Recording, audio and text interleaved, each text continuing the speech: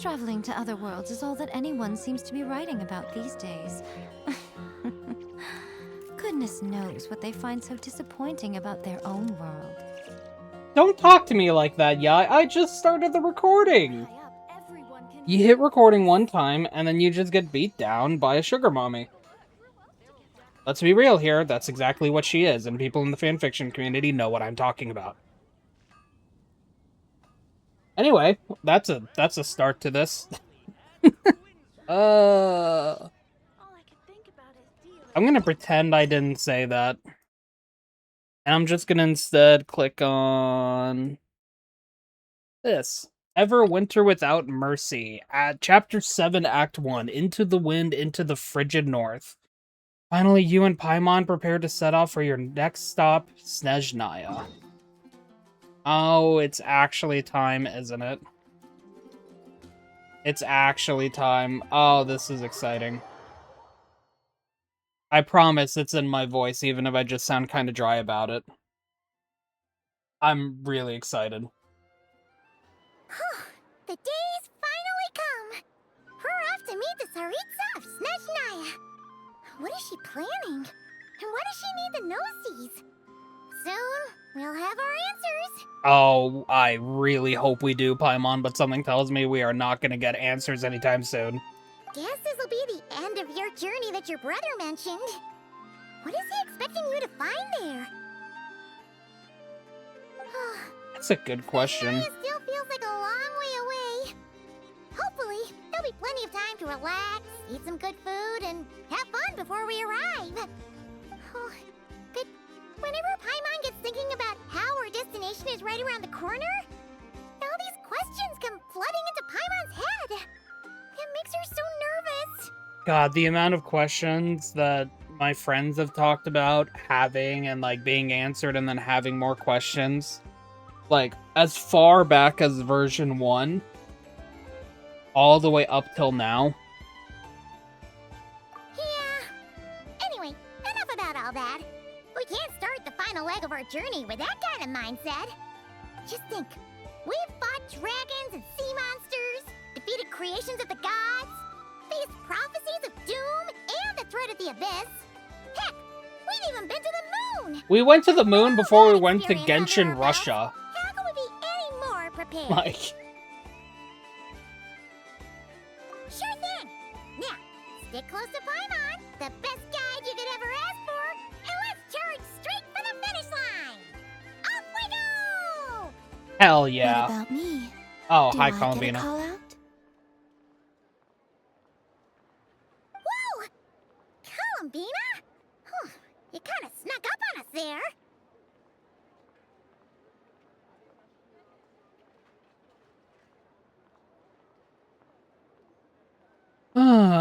So, I'd be curious about how Columbina knew I was there, but I have a feeling the answer is quite obvious.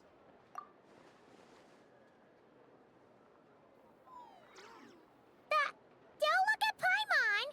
Paimon didn't sell you out this time! I'm on... Luanatar! Oh, so it was you! Alright, guess there's no hiding it now. All your friends have gathered at the flagship to see you off. I invited Sandrone, too, but she said she had to go back to Snezhnaya. She must be busy. She had some nasty things to say about you before leaving. Would you like to hear them? First off, always, that is my kink. I'm joking. Second off, I love how you would be very confused hearing that Columbina invited Sandrone if you did not do the Summer Fontanalia event. Because we don't hear a lick about Sandrone at all in the actual, like, world quest involving the moon. Yeah, also, like, imagine if you just didn't play last patch at all. You just hear Paimon talking about how we've been to the moon, and you're just like... What?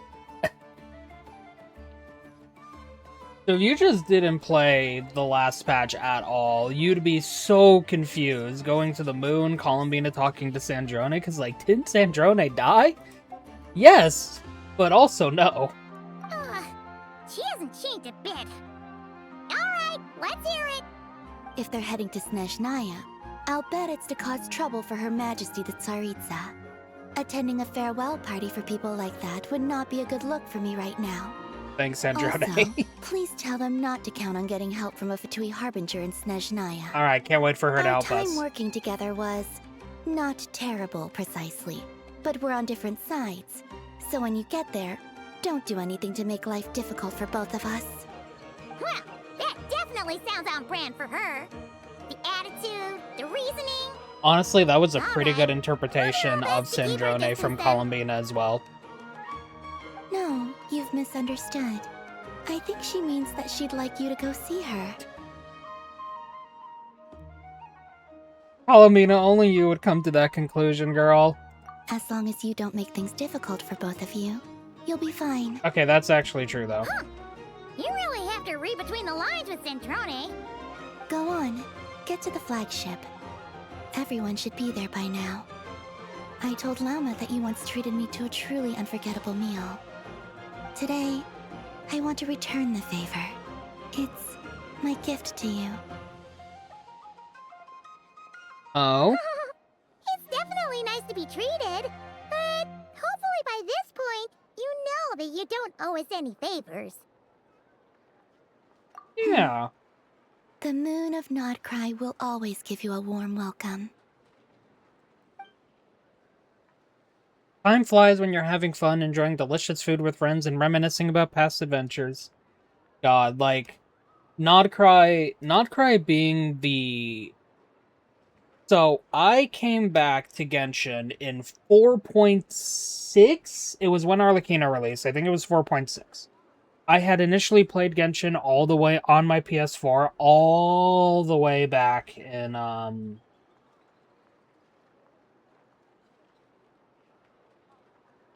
the way back in 1.0. And I remember just being, like, really excited to play it because, like, to me, it was just a different flavor of Breath of the Wild. That's all it needed to be for me. And I could, like, earn these things to pull for characters. Like, yeah, that sounded really cool. And then I ended up stopping playing it just because I didn't have the time to. And then I came back in 4.6. This was, you know, after Star Rail had released. And, you know, I came back for Arlecchino, and then I dropped the game again after getting her. And then I came back again for version 5. And then it was version 5 that I started just, like, actively playing the game. I didn't beat the story, but I did watch someone else play the story, like, you know, they were streaming it to me on Discord. And, you know, I remember vividly the memories that we had about, like, some of the core and climactic moments of the story. And then Nodcry comes out. And that was the first time I was really able to, like, sit down and play. Like, obviously, like, you all saw me play through the Nodcry story in its entirety. Besides, I think it was the art of the first part of the story. Pretty sure. Because, like, I did the first part of the story to get access to Nodcry, and then I just stopped playing. And then I came back to play it for stream, because, like, that was the first... I'm pretty sure it was actually the first gacha story that I played on stream.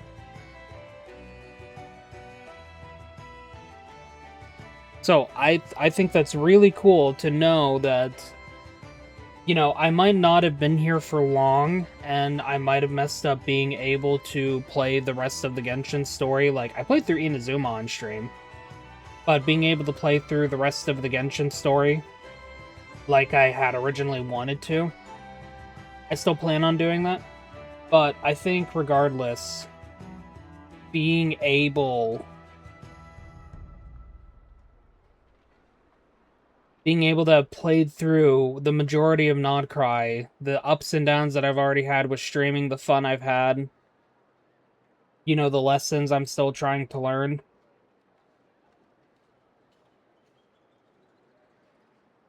All the memories already. It's good. I know that might seem kind of like an underwhelming answer to that, but I feel like I feel like that's all that needs to be said sometimes. It's good. Simple, easy. You know, not everything needs to be overcomplicated like my mind tries to do.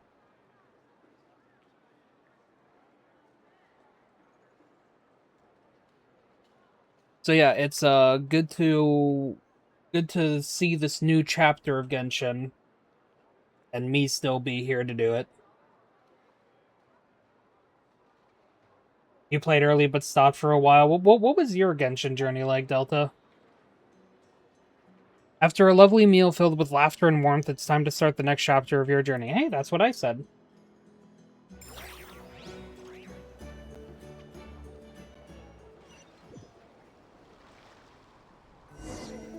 Okay, they just teleport you all the way out here. All right. Wow! Pure white as far as the eye can see. It's so pretty. Pure white. Everwinter without mercy. Oh boy. Watch a streamer play it and got it before stopping after leeway for a while. That was kind of just like me with Mondstadt. I just played it for a while because I didn't like... When it comes to gachas, they obviously like want you to keep playing and whatnot, but like back then for me at the very least, I just treated it as another game. I'd play for a bit and then stop for a while. They look similar to the ones in Nocturne. You know, just minus the effects of Kawaki. That's a sure sign that we're officially in Snezhnaya now. Is it? But yeah, it's like when you don't treat gachas like something that you like invest in daily like they want you to. It's just like you just play it. Treasure chest around here somewhere. You stop for a while, you come Adventure back. is complete without a chest or two. Same, but also free to play. Yeah. Oh my God, Paimon. Paimon. What the hell?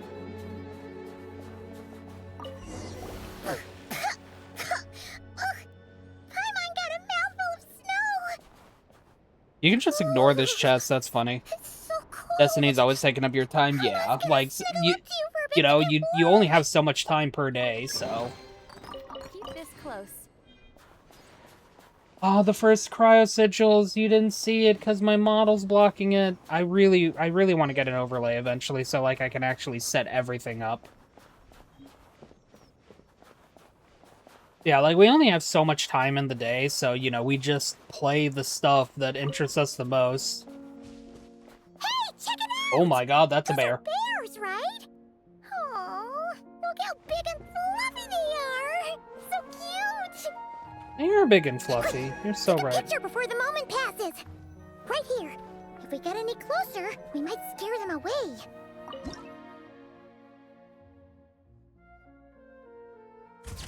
There we go.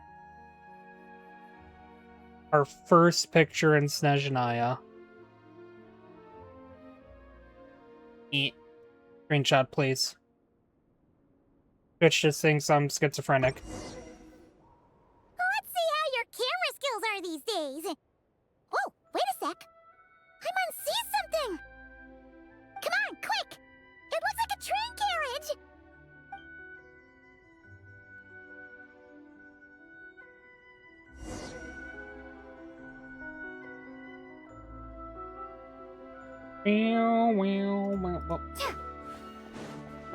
Paimon, wait, I'm sorry. No, come back. Wait, defunct train. I missed something. Oh, right, the thing to our right. Paimon's That's heard pretty that obvious. Snezhnaya has loads of railways and trains. This must be one of them. But why is it abandoned? Because the squirrels have taken over. Oh, it's still so cold. Oh, I don't know. Maybe. Oh. Also, is it just Paimon or is the snow getting heavier? Nope, it definitely looks like a snowstorm's incoming. Yeah. So it can't just be because of the cold. It's hard to describe, but Paimon feels so weird. She's never felt like this before. Everything feels heavy. Getting kind of dizzy, too. Paimon, no. Oh, no need. Paimon's just feeling a little low on energy. That's all. It's nothing serious. Not worth ruining our travel plans over. Yep, sure thing. Snezhnaya, here we come!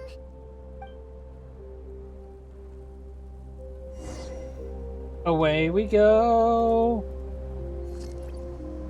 Oh. Oh, it's the return of this. We have the return of the freezing mechanic from all the way back down here with Dragonspine. God, Dragonspine was so long ago. I remember, like, Seems like the snowstorm is getting worse by the minute. after the end of every Friday, I would always get excited to go back and explore more of Dragonspine.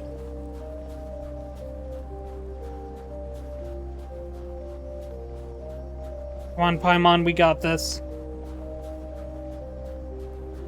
No, please, snowstorm. I love you, snow. Ah. Rah.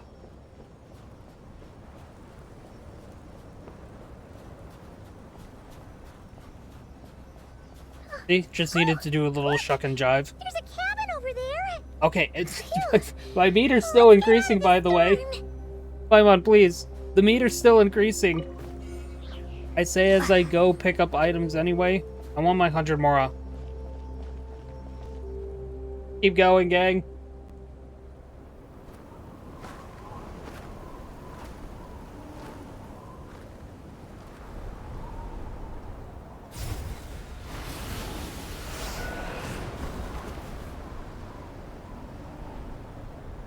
Oh, alright. Well, What is this place? glad that went smoothly. Where's Paimon? I need to find her. Fast! I love how you can tell when they intend for you to fight with the Traveler, by the way, because I'm level 40. I'm still my level 40. I need to increase the Traveler's level up to 90. Oh my god. I need to do that eventually.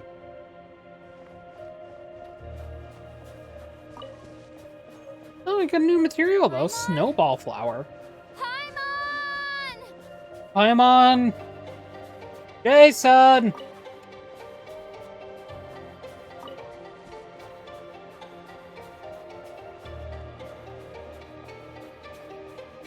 Hello?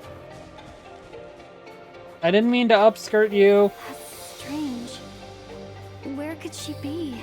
One of your mains I guess is... I'll try further Yeah. ahead. Hang in there, Paimon. I've heard a lot of good about, I've heard a lot of good about, the Traveler, especially after Nodcry. Because, you get a buff to each of your elements, when you complete Nodcry. Is that a train carriage? Maybe I can get up from the inside. Ah! Sorry, my phone fell.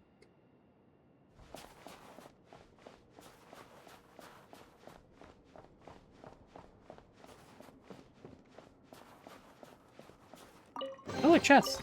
A reward on the road. Good to know that... who is lighting these little fires, by the way? Who is stuck down here?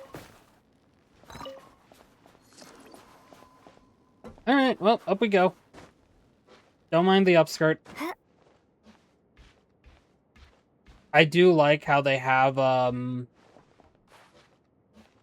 ways here where you can just drop down to rest to restore your stamina, so... if for some reason you also teleported here and you're low on stamina as you're climbing this, you can just fall down onto those boxes.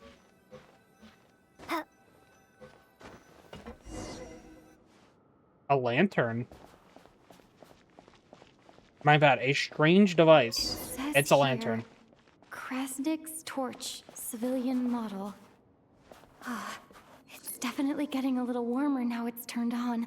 I really hope Paimon's okay. Weep. Weep. It. Explore the train carriage. Well, I A got reward loot. on the road.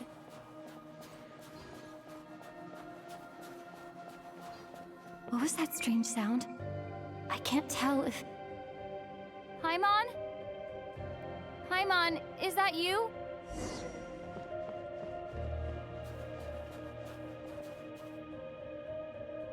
Ooh. What is this thing? Incoming entity detected. Authorization granted. Initiating original.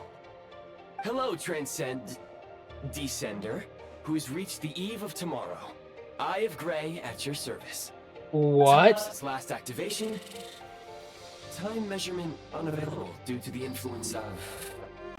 Anyway, it must have been a very long time.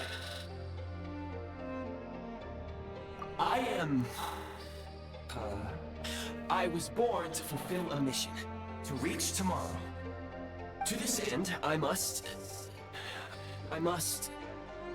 Strange. What was it? Wait, my body? Huh? Why is my body like this? So you weren't born like this. I have been like this since I was created. And yet, I also have memories and an awareness of a physical form that I once had. But this contradicts my current status. Anyway, I was created so that humanity could reach tomorrow. But I am unable to load further details at this moment. Nevertheless, serving humanity remains my primary objective. I have detected a drop in your surface body temperature. You cannot remain active in this state for much longer. Watch me, In I love the accordance cold. with my preset programming, upon reactivation, I must ask the one who awakened me the following question. Will you accept me, Transcender? I will assist you, protect you, and fulfill my mission until we reach tomorrow. The illusion of choice. Let's go, Eye of Grey. How do you pronounce your name again, actually? Let's listen again. I need to. Hello, Descender, who's reached the eve of tomorrow. Eye of Grey at your service. Okay, Grey. Alright. Eye of Grey, I got you, fam.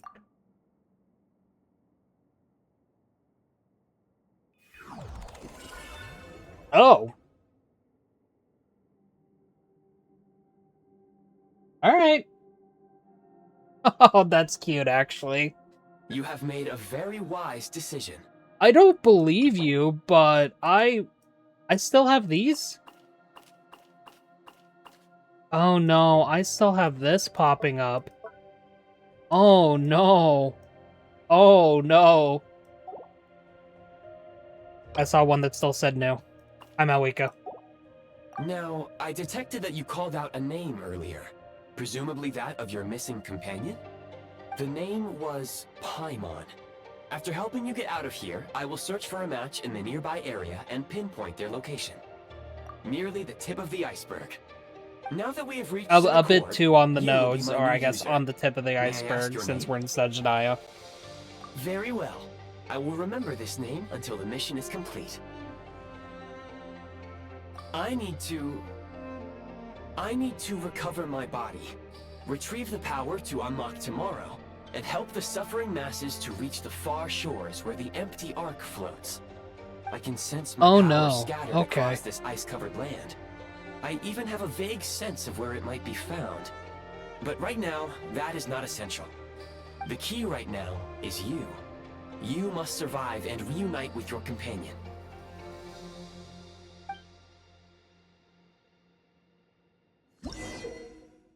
They live. Alright, where's Roddy Piper? How to remove a prime ice construct. Tap on Fab Vision. Genshin Cortana. Honestly, yeah, there's a bit of similarities between them, isn't there? Tap on Fab Vision to enter the build prime ice mode. When a preview blueprint overlaps existing prime ice or a prime ice construct, the affected item will be marked red, which is seen on the left. At this time, pressing build will remove the corresponding prime ice constructs in prime ice. Removing prime ice refunds prime ice resource, while removing prime ice constructs will only return the corresponding fabrication materials and not energy to the Eye of Grey. You may now execute the command. That was a lot of Demolish. words. Use it to remove the prime ice blocking the path and obtain prime ice units.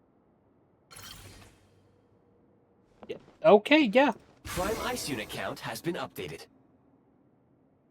I can just place this block. Alright. I'm not gonna place it for now. I do not trust myself. So, can I get rid of... Oh, I have to build the cube anyway. Okay. To create a prime ice construct, first place the preview blueprint on the desired location. If the area is marked blue, you can press build to complete building. You may now execute the command build. Use it to create a prime ice construct to prop up the door. So you can hold up... Do you have a maximum amount of energy? That's what this is down here. It will cost 5% energy and 20 out of the 110. This also looks like it refunds the energy, by the way.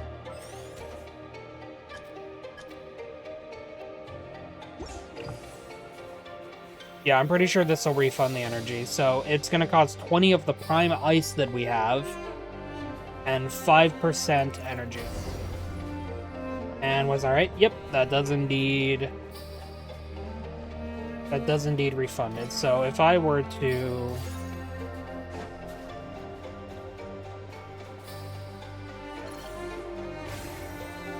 Oh, not only is it energy, it's my heat source, I'm pretty sure, because it's going down in the cold right now.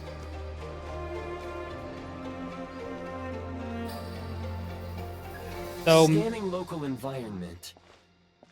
Exit has been sealed off with ice. That would not be an efficient approach. One moment. Usable construct blueprint detected nearby. Why is pyro You can not use an this efficient to clear approach? solid ice ahead of you more quickly.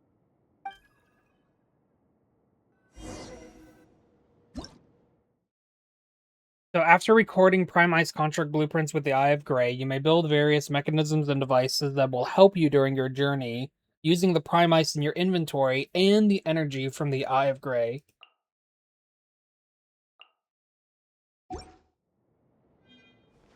Two. I know I could have gotten more. I just didn't. Alright, so it looks like that you can hold a ton of Prime Ice, thankfully. A reward on the road.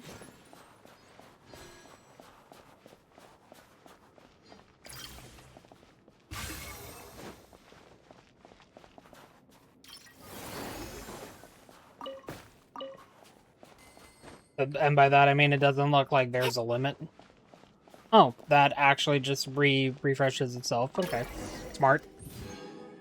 Basic heat source, 40% energy, and 25 prime ice. Heat source constructed out of prime ice that generates an easy-to-use warming flame. When within range of a heat source, you will no longer need to draw energy from the Eye of Grey to keep warm. Okay, so I was right. The flame can follow you around within a certain area, however, do note that once you stray too far from the pedestal, the flame will automatically return to its base. Oh, you can change the appearance, maybe? Yep. Cute. Construct blueprint added to records. You may now execute the command, build heat source. Generate a temporary heat source to rapidly melt the solid ice.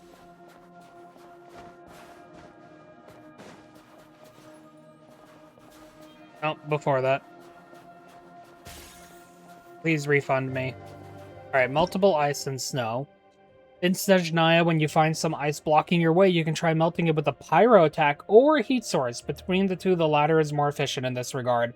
The latter also takes up precious energy.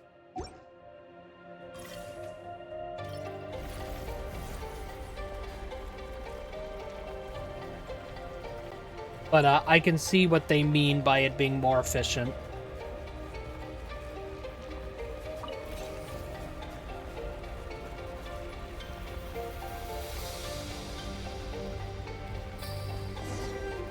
We did it!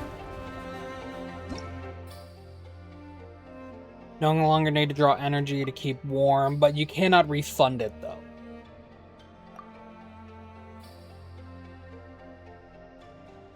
Though it is warm enough to melt snow and ice, it does not affect prime ice construct.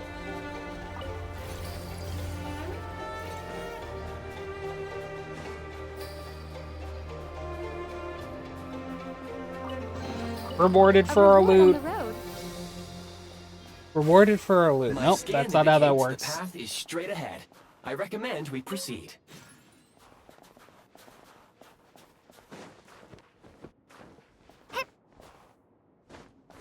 I think I might need two. Okay. Alright, we'll just let you melt. We'll just sit here, let it melt.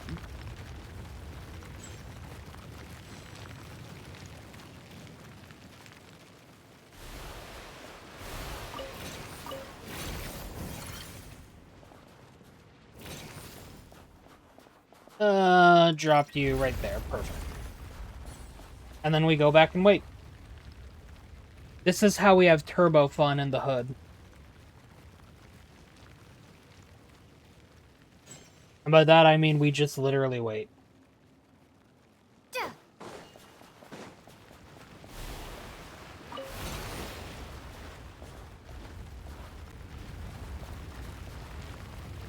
Now we can wait up ahead. I wonder if they planned you to have Pyro Traveler at this point, because, you know... Because that'd be really funny, personally. I would like a refund. Always get back your stuff. Ooh. Kresnik Crystal located. Please collect at your earliest convenience. Kresnik The recent Crystal. construct you built provides highly efficient heating by utilizing the unique properties of Kresnik Crystal. Unfortunately, prime ice constructs have a very short lifespan and cannot be stabilized during the development period. Hence, the authorization to use Kresnik Crystal was granted. That said, I have already forgotten what warmth feels like. Well, that's just depressing. Yes. Perhaps then, we can warm ourselves by the fireside together. But for now, all you need to remember is this. If you collect Kresnik Crystal, I can extract the energy within and use it to maintain your body's surface temperature. Alright, here we go. The bitter cold of the land of ice and snow. Thanks, I appreciate it. When moving about in a low-temperature location, the Eye of Grey will expand energy to keep your body warm. When the Eye of Grey's energy is exhausted, your body temperature will drop rapidly depending on how cold the environment is. So that's the blue outline.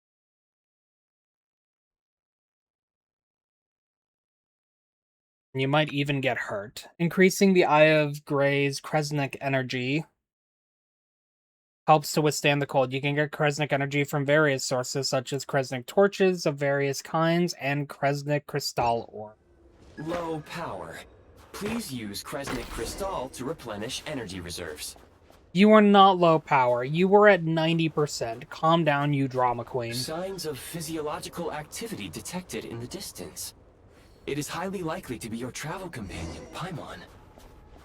Go. Go now. Be reunited and sing together. May all the people be united as one. May all of life rejoice in unison. Yeah? Yeah, buddy? Like...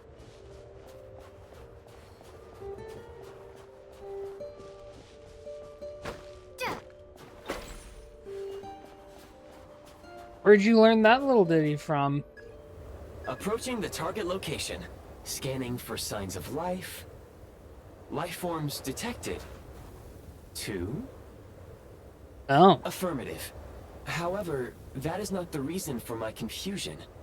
According to my database, this location is a train station, meaning the number of life forms is unusually low. Who's gonna tell him? Real-time environmental data suggests that the train station Chad, who's may gonna no tell him? longer be in use. But whatever the Ooh, situation, okay, never mind. You figured it please out. exercise Thanks, caution. chat. Whoever telepathically told the Eye of Grey here, thank you. Well, let's go inside.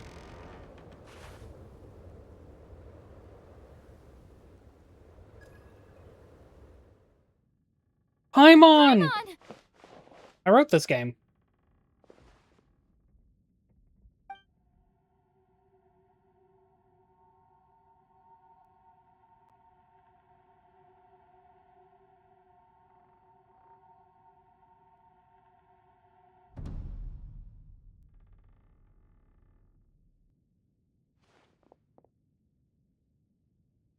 You? Who are you?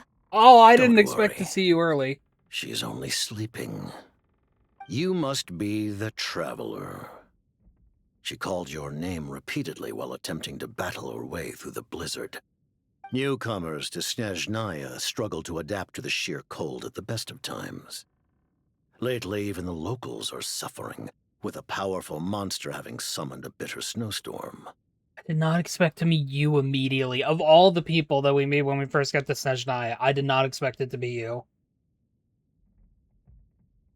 You two must be very important to one another. You should take more care not to get separated. Your eyes. Are you Conrian? There are indeed some Conrians left in this world who survived the cataclysm. But I doubt that is news to you. It would be unwise to interrogate my identity here. Focus your attention on your travel companion instead. We will meet again very soon. You know, it's honestly only fitting that the first person that we run into is him, but that is still surprising to The me. unidentified subject has now left the area. He appears to be an individual of great significance, but my search has yielded no relevant data. I will try searching the database again. I have a rough idea. Against the odds, your companion is safe and sound. The other person even left a blanket for her. Time to go boil some water. Hopefully we can get Paimon back up. I need my travel companion.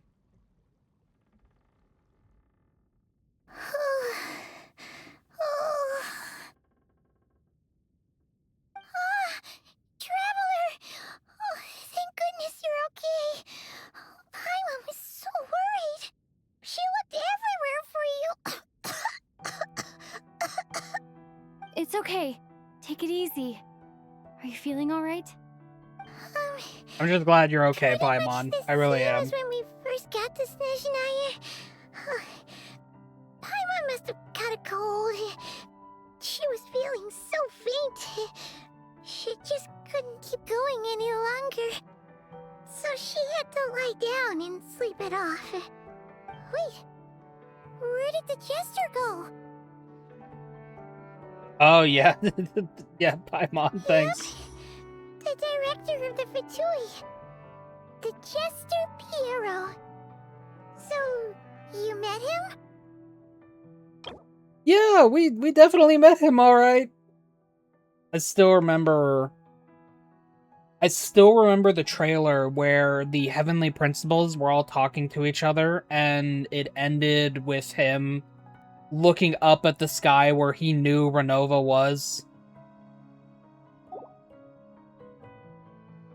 The Jester must know everything about the Tsaritsa's plans.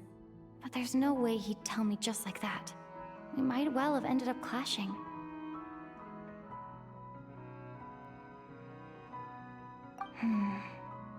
Well, he was right about one thing. Right now, the most important thing for me is to take care of Paimon while she's unwell. He had no intention of explaining his motives, and he left in something of a hurry. Hey! What the? Who is that? It looks like half a pair of goggles. How amazing! A self-aware, talking pair of goggles. Snezhnaya I was mean, once it's the more of a land the monocle, Fae. Paimon, There I'll are be many honest. ancient creations here that I'm sure would broaden your mind further still. Mind you, my database is also expanding as we speak. You must be a rare creature yourself. Paimon certainly is a rare creature. Oh, wow! Well, thank you so much. You've earned yourself some of Paimon's favorite candy.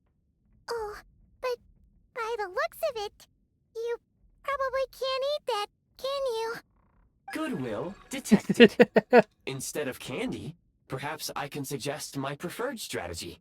Please clean me regularly to keep me operating at peak efficiency. Oh, that makes sense. Every pair of goggles needs wiping clean once in a while. Sure thing, mister. Anyway, back to the Jester for a second. Paimon's still confused about something. When he first showed up, he already knew Paimon's name. And he acted like he expected Paimon to know who he was, too. Paimon could tell that he was conning him from his eyes. And he definitely seemed like someone pretty important. But beyond that, Paimon didn't know anything about him. It was only later, after he rescued Paimon from the snow, that he properly introduced himself. That's the only reason Paimon knows he was the Jester. The fact that he knows Paimon says a lot. That means that, some fan theories are still alive and well, we'll say. Oh, seems unlikely. He ran into the snow following the sound of Paimon's voice, with a really anxious expression on his face. He didn't act like someone who knew she would be here in advance. And after bringing Paimon here, he just stared out at the snow.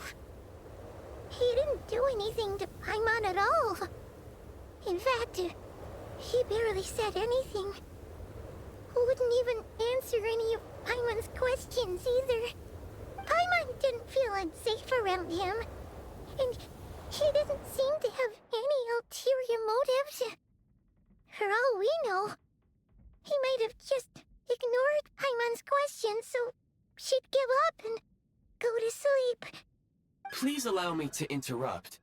Fatui and The Eye of director Grey are is so unfamiliar long terms. ago. May I ask for clarification? Wait, you've seriously never heard of the Fatui? Oh, they're like the Tsaritsa's inner circle. Really powerful people. And the director is their boss. Understood. Since they hold elite positions and serve their god directly, it stands to reason that they would conduct themselves with due decorum. I am inclined to agree with your assessment, Miss Paimon. I did not detect any ill will from the gentleman in question.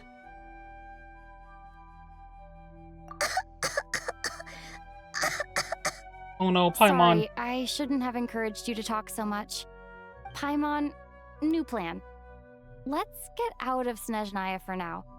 We can come back after the weather clears up and you're all better. The Jester mentioned that this snowstorm being the work of a monster is worse than most. Even if we made it to Snezhnograd, we'd still have to wait out the storm before we could do any exploring. Oh, well, it's really nice of you to look out for Paimon, but she doesn't want to hold you back. We were really psyched up for this journey when we first set off. Just think of all the burning questions we have.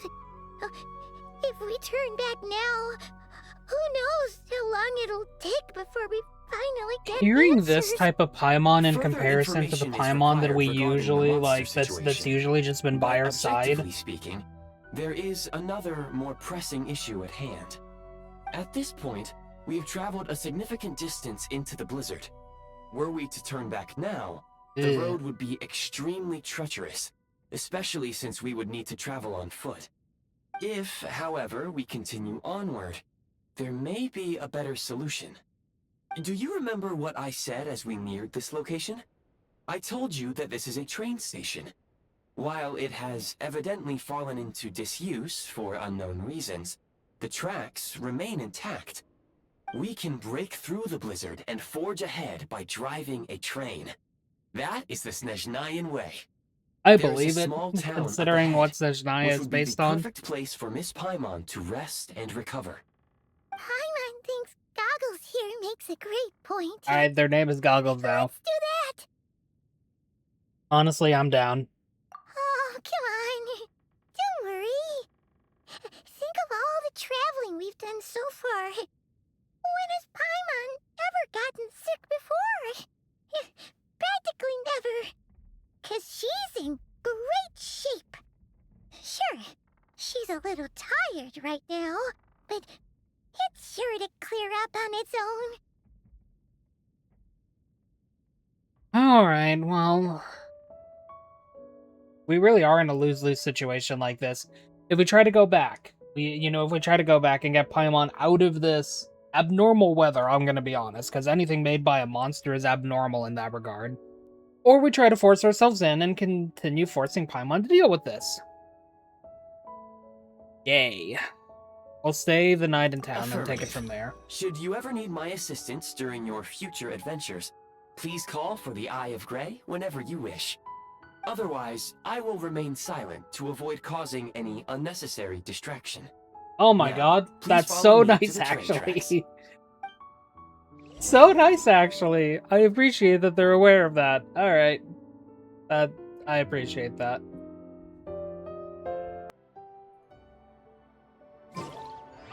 Okay, that was weird. I'll keep this close.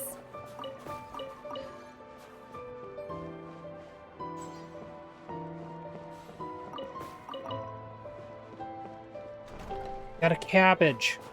I really like the music here. Please confirm when you are ready to depart. I'm sorry, what? When standing next to a railway track, you can pull up the Eye of Grey's HUD to call a train to your location at any time. Alright!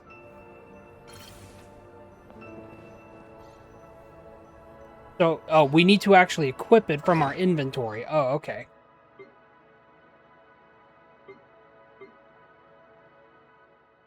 There you are. Z. Messages from the Eye of Grey. Okay, thanks. And then this is where we can check our Prime Ice construct, and now we can just call a train. I know so many people that would give to call a train. Okay. Thank you, Astral Express. Heading north from here, we will soon arrive at... Wait, there's an error message. Could not detect clear tracks. What exactly does clear mean? Brace for impact, friends! Preparing to enter impromptu flight mode. I'm sorry, what do you mean impromptu flight mode?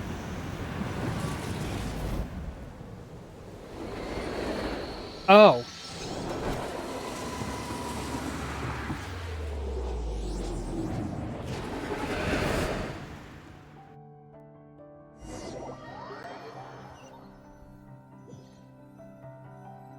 What? How strange. Not only was the station's status different from my records, but even the railroads and the terrain itself have changed substantially. Yeah. Thanks to your quick reflexes. I got My thrown sincere too, apologies Chief. for putting you in danger. I'm afraid I'm as confused by all this as you are. Yeah, we need to find a way to update your databanks, Chief. Agreed. This is likely a consequence of outdated railroad data. The discrepancies between the old data and present God, how reality far are back is the Eye of Grey far talking greater than about, I though? anticipated. Like... Fortunately, our crash landing has at least brought us much closer to the town. According to the data, anyway. Your data had better be right. Hey, this you think they time. heard the crash? I can Or... assure you, it certainly is. Please look this way, and you will see a Kresnik's torch. Oh, that's... So that's what our a ill-fated big train torch ride looks was a like. blessing in disguise. We have taken the shortest possible route. Not very comfortable, though. Rest assured that I will take user preferences into account next time I plan a route. Next time, I will get it right. Thanks, Eye. Goggles, I guess.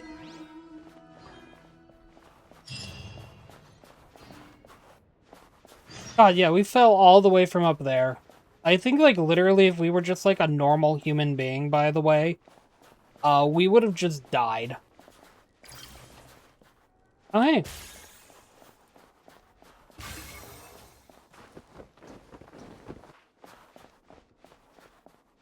You know, it'd be really funny if there was just any remaining loot in here. No, nothing down there. Oh, look at them!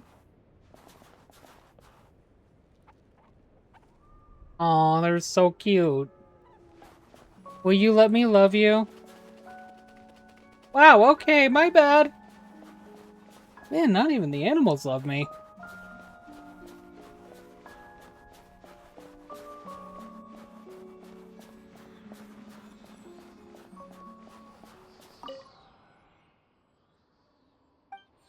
Oh yeah, what does the statue look like here? Ooh. Well. Here's our first proper look at Snezhnaya.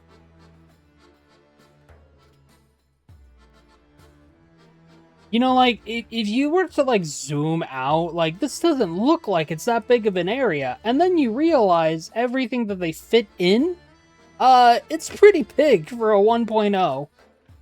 Because, like, what? I think 1.0 of... Well, 1.0, a 0.0, you know what I mean. I think Luna 1, 6.0, the opening, like, everywhere that you could explore was here. All the way up to here, and the Kuvaki Experimental Design Bureau. Speaking of, never actually explored everything here. Now that I remember, well, that's what happens. Big gulps, huh?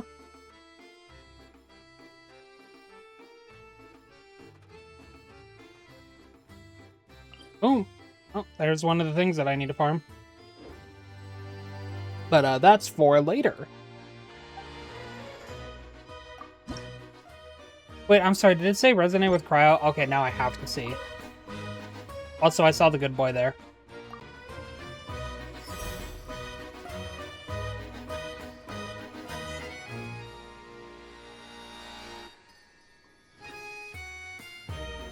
What?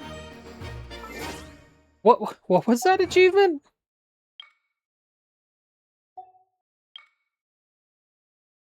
Did I really?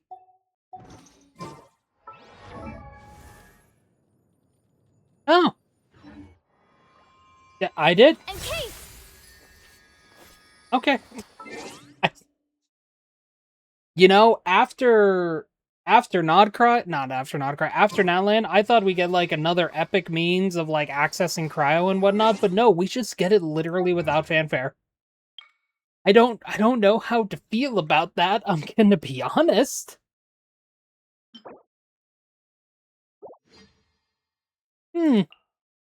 Awkward. We have it though. So I've heard Cryo Traveler's actually pretty freaking good. I need to build them, you know, before I can confirm that, but...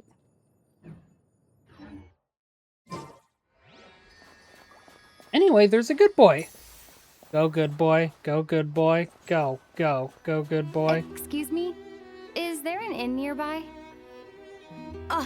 I'm sorry, but they've all closed. Oh.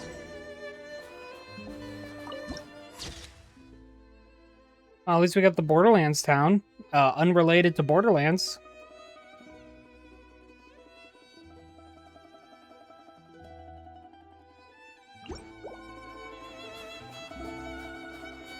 Oh, sorry to interrupt. We're looking for a place to stay. I can't even afford to warm my own house, let alone run a business. Okay, my bad. You don't need to get angry at me for that, bro. That's not my fault.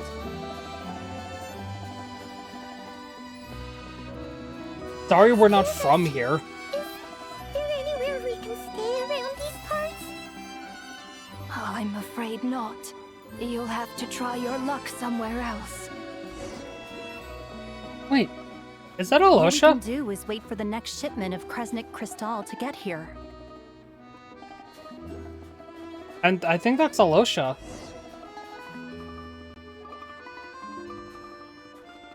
Hey, it's Alosha! Hi there. Do you know if there are any inns still taking guests in this town? Doubt it. They're probably all closed. No one has enough Kresnik Crystal to heat their own homes, let alone a business. Oh, what a bummer. I clocked you a while back. You adventurers or something? We don't get many tourists in inland Snezhnaya these days. Why is that? Because of the snowstorm? In part. But the bigger reason's Project Stuja. Since it's Her Hey, Majesty's it's Project will, we Stuja. have to put up with it whether we like it or not. Oh, sorry. I assumed it was common knowledge by now. Basically, the Tsaritsa is planning something big. Something that requires an enormous amount of energy. I guess let's go... Let's go and read about Project Stuja.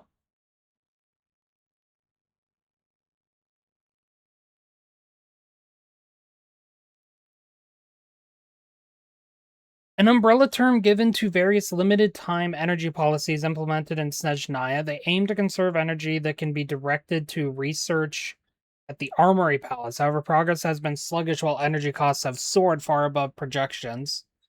And so the project's duration has been extended time and time again, arousing displeasure in many circles. Many of the disagreements in Snezhnograd Vesh revolve around this issue. Even if they used all the surplus Kresnik Crystal in Snezhnaya, it still wouldn't be enough to meet demand. So, the Vetcha passed a resolution requiring all factories and households Vetcha to reduce their energy consumption. The policy has thus been charmingly named Project Stuja, meaning bitter cold. Bitter cold? So, like, it's gonna be a cold winter, folks? You're all gonna have to find a way to get through it? That kind of idea? Pretty much. When you're broke, you scrimp and save. When it's cold, you huddle together for warmth. There's always a way to stretch things out to make ends meet. Trouble is, if you stretch someone out like an elastic band for too long, who knows if they can ever bounce back.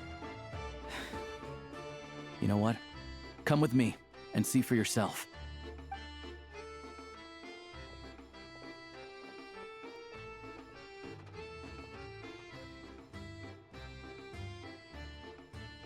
Can you please explain to me why the price of Kresnik Crystal has gone up by 1/3 again? Even as our purchase quota has gone down. Uh-oh. You only come here twice a month. This won't even last us a week. The supply and pricing of Kresnik Crystal are based on current production volumes and price data. We Fatui are only responsible for delivery and security. I'm not in a position to explain to you how the figures are calculated, but I assure you, they are as fair and reasonable as possible. Oh, so our lives mean nothing to you? How can you expect anyone to survive a single night in this weather without heating?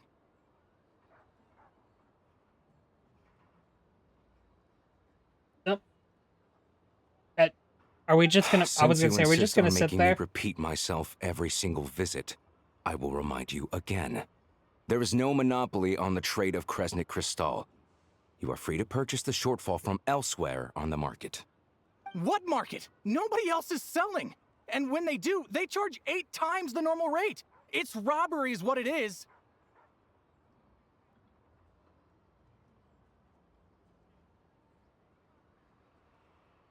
Which is why the Snezhnograd Veche passed a resolution to support border communities, without which you wouldn't even be able to buy crystal from us to begin with. So if you're here just to argue, move aside and let the next person in line come forward. Everyone's feeling the cold here. You... All right, everyone, let's calm down for a second. A few words, if I may. We're all subjects of Her Majesty the Tsaritsa, and I'm sure every one of us is dedicated to her great cause. We all know how cold it is, and the more it snows, the harder life gets. Everyone's struggling already. Let's not make things even more difficult for each other. But Liaison Shishkin, there's clearly something wrong with this quota. I have a family in Marepasak who tell me they can buy at least double our crystal allotment. Oh, believe you me, I had the same reaction when I first saw the numbers. Couldn't believe what I was reading. I even wrote a letter to confirm the true figures, but I'm afraid the quota really is as low as you've been advised. Economic Still, you must issues understand that and calculating these energy policies. quotas is a complicated balancing act. They have to factor in population, town size, industrial application. Our top priority must be to keep the largest Kresnik's torch burning continuously. Only then can we sell the remaining crystal for household use, and in doing so, we must make sure that everyone is treated fairly. As our Fatui comrades said, they are only responsible for delivering the goods. They need to keep accurate records, and they do not have any authority to modify the rates or quotas. So do you think behind closed doors he's gonna absolutely agree, like, no, yeah, this is bullshit and I hate it too?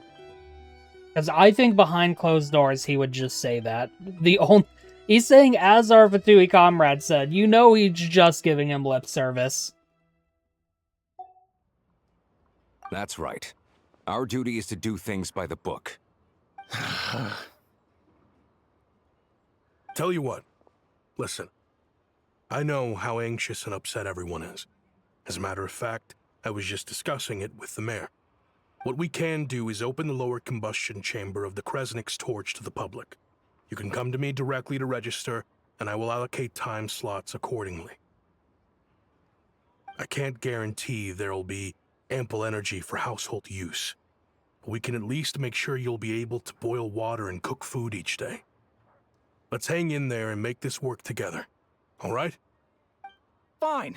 I don't see any alternative. So, this is Project Stuja in action, huh? Oh, no wonder nothing's open for business. People are barely getting by. You were looking for an inn, right? For your, Fae friend? Oh, Paimon's not a fae. Just Paimon. She must have caught a cold or something. We only just got to Damn, people know about Snezhnaya. faes out here, huh? We're Alright. still getting used to the climate. I have a small place in Stratomaros. I don't stay there very often, though, so it's pretty basic. But if you're not picky, you're welcome to rest there for now. It's not much, but I've got blankets and a warm fire. Are you sure? Oh, that's really kind of you.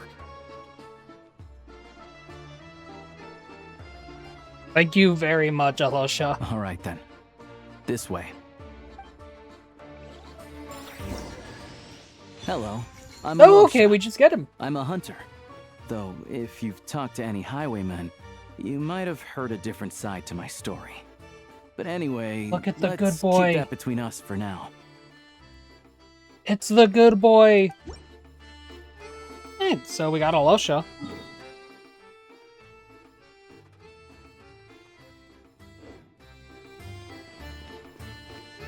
And now we technically have free reign to roam around Snezhnaya as we please.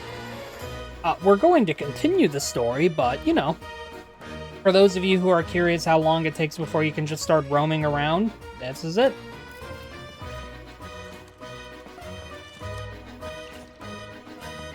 Oh, what's this?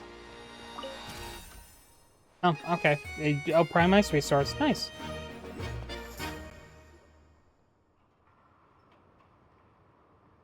Oh, so cozy and warm. Paimon's getting nice and toasty. Oh, wait. Paimon only introduced herself so far, didn't she? This is Paimon's best friend, the Aww. Traveler. Good to meet you. Thank you, Paimon. I'm Alosha. Most travelers find the Snezhnayan climate to be a shock to the system at first. But as long as you keep yourself warm, you should be fine. Still, you should keep an eye on your condition. When people are too quick to dismiss a cold, it can easily end up turning into something more serious. Don't say that. Paimon's too young for chronic health issues. You know, we never really discussed how old Paimon is, did we? Do we know how old Paimon is? Has Paimon ever talked about her age before?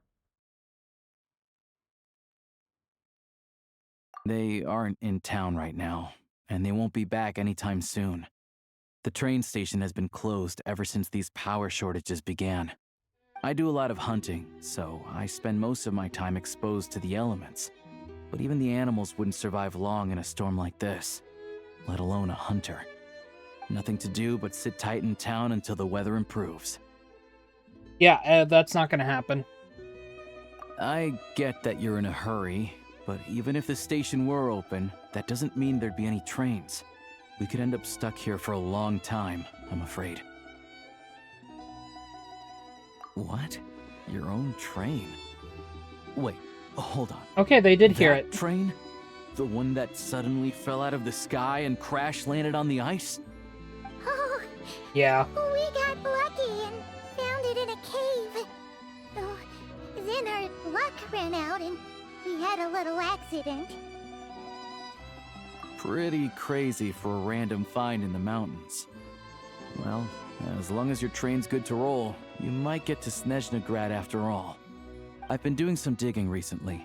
Also, he just Turns accepted out that. the He's not real gonna ask reason how, for the really? current energy crisis in Stratomeros is that some of the supply is being seized for a private stockpile. But to expose what's going on, I need to catch them in the act. So, I'm heading off to catch a rabbit. Yeah. That sounds about right. Huh? Wait, a rabbit stole the crystal? Not It's literally. a figure of speech. Real rabbits couldn't pull this off. They'd prefer carrots to Kresnik Crystal anyway. Shishkin. Mr. Positive Oh, Attitude, never mind. let's all get along now, Hey, shall remember we? my earlier question of you think he, Really? says behind their backs, like, I hate this I too? never would have guessed. No, he definitely keeps his mouth shut, because he's getting rewarded for it, basically. Huh? You're coming with? Well, solving the energy crisis will help get this train station running again, then we can get this Snezhnegrad. Oh, okay then. Just give Paimon a second to get ready. Nope, you stay here and rest, Paimon. Alright. Guess there's no point pushing myself. Paimon will stay here and hold the fort then.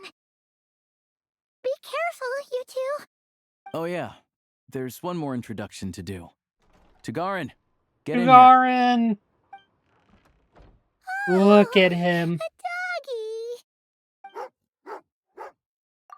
I love you, Tugarin. I love you so much.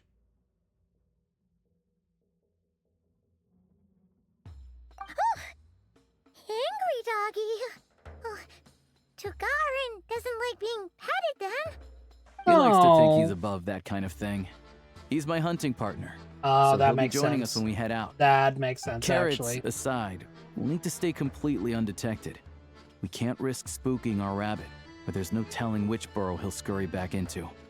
First, we need to find a way into the train station and see if we can find any real freight data. Shishkin's figures can't be trusted. Then, we get Tugarin to catch a scent and find out which way the crystal went. What are you eating? What is he eating? Check it out. When you're all out of carrots, try jerky. You know, honestly... Yeah, honestly, that's fair. You're out of carrots, try jerky. Thanks, Paimon. Good doggy.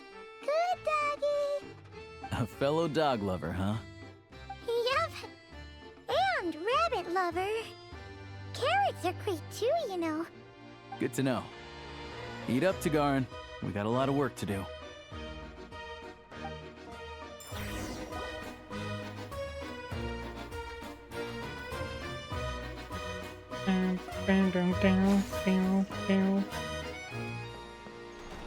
Alright, hello, Shell.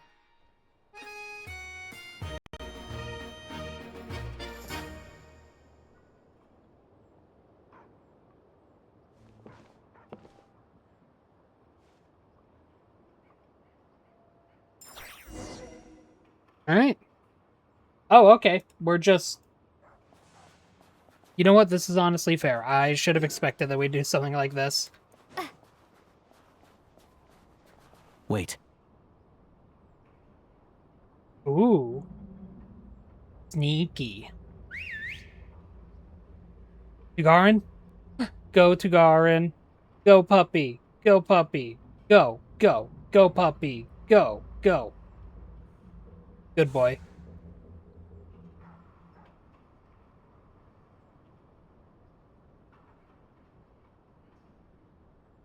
Nice work, Tugarin.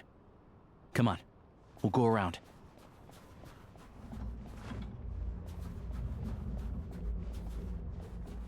On this way. Oh. There's another person there. Oh, right. I can actually crouch.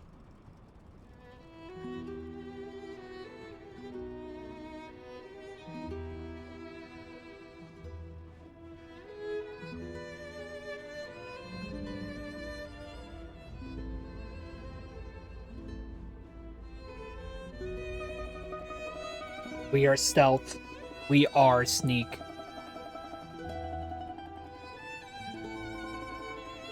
But why stand up?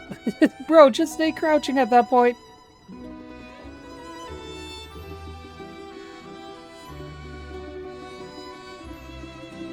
Sneaky snakes. Oh, I can combat roll? Hell yeah.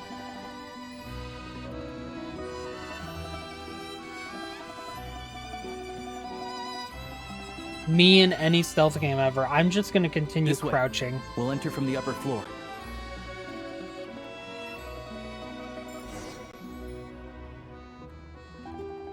Oh, okay. I thought I was gonna have to do it myself. No.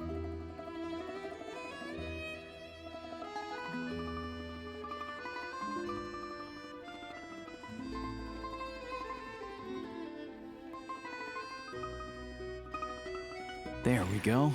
A freight list. Straight from the Fatui. So Shishkin won't have had the chance to doctor the figures. Looks as new as the day it was printed. I guess no one bothers reading these unless they have ulterior motives. Sorry about that. Yeah, this is all we need. Come on, let's get out of here. Then go track down the crystal. But how? Tugarin's a keen hunter, and catching rabbits is his specialty. That's fair. More rabbit metaphors. Tugarin has caught the townspeople's attention. Think of a way to allay suspicion.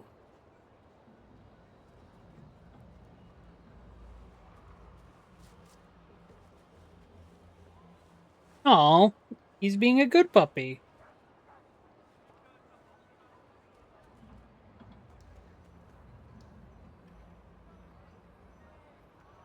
We play as the good boy. We sniff.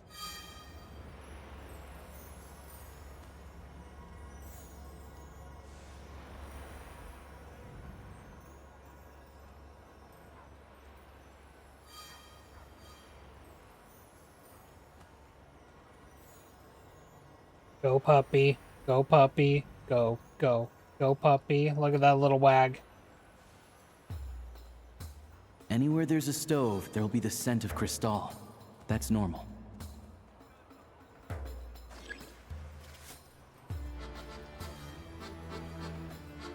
Oh, what about back here?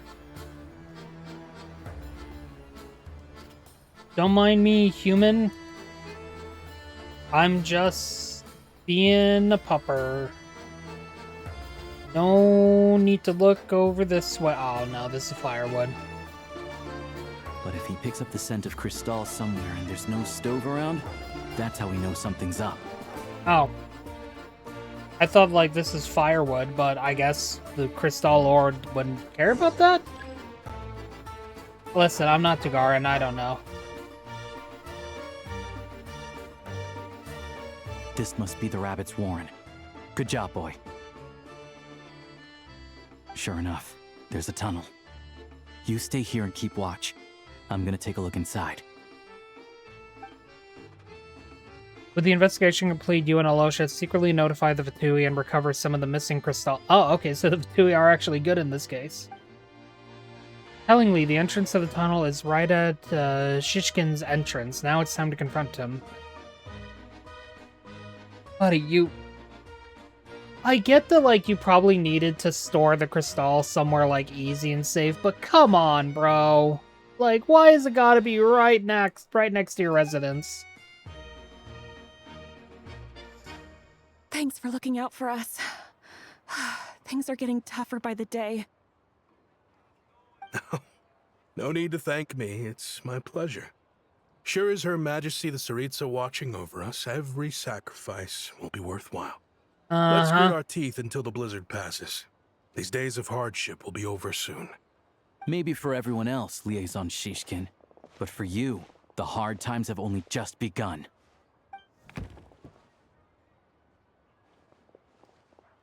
Huh? Who are you? What's the matter?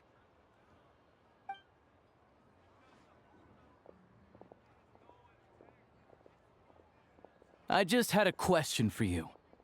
Why, when times are as tough as this, would someone hoard more Kresnik Crystal than they could ever use? Because they're All a the greedy crates here are rabbit. from the most recent shipment, but they weren't brought here for sale. Instead, they were secretly stashed away. Would you be able to shed any light on the situation, Mr. Shishkin? Me? Why, I have no idea. But look at how much there is. It's quite a godsend. Now there will be plenty to go around. Yeah? This godsend was found in a cellar adjacent to your residence following a tip from Mr. Alosha. And this is only a fraction of what we found down there. We're still taking a full inventory. Man. The official figures will be finalized shortly.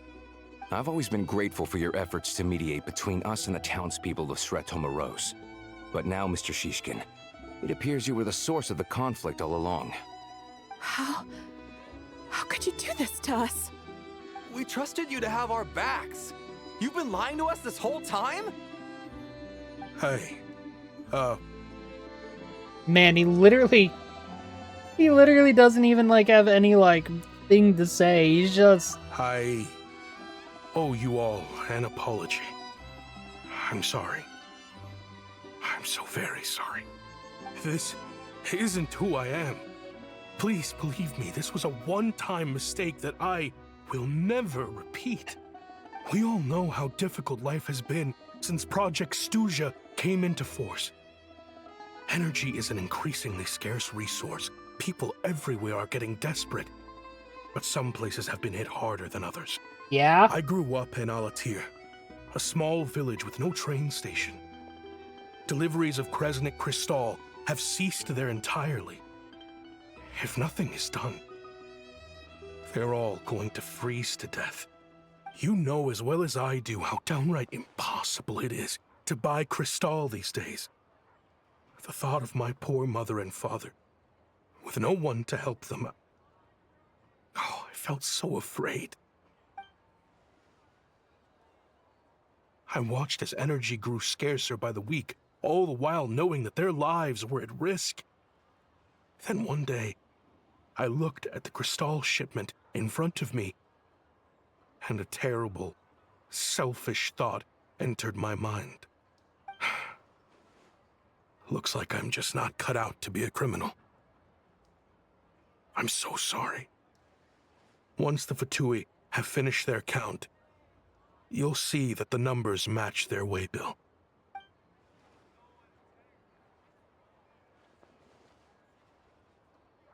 I have the official Snezhnayan quotas here. Anyone who has already purchased energy, please make your way over here to correct your transactions. I'll make a batch purchase of Crystal worth 3 months' salary for you all to use free of charge. As for Alatir, I'll think of something else. You don't have to go that far. Yeah. Don't tell me we're Owning gonna up to let your the... mistake is enough for me. This You've done guy's still plenty a of good for the criminal, by the community in way. past. I'm not looking for a handout. Drop the act. You claim this was a one-time mistake, but the real reason there's only one shipment's worth of stolen crystal in your basement is that you have an accomplice. Reporting in, sir. We've conducted a full search of the mayor's house. As expected, we found many crates full of crystal, half of which were still in their original shipping containers. This wasn't your first time at all. You've been colluding with the mayor of Sretomaros for a long time now. The train station's currently out of service, but it does open for a short window every time there's an energy delivery. And every time a train pulls in, you're there on site to take inventory and oversee the workers unloading the cargo. Which, The to be mayor fair, does make handpicks said sense. Workers. Per his instructions, they transport the crystal by tunnel at night to the mayor's house, and he sells it out of town. But since he can't get the goods out of town by train, he had to arrange an alternative method of transportation. This meant slower sales, which gave me plenty of opportunity to catch him in the act. Wait, the mayor's involved in this too? Because the mayor's always involved in it. Preposterous. What proof do you have of any of this?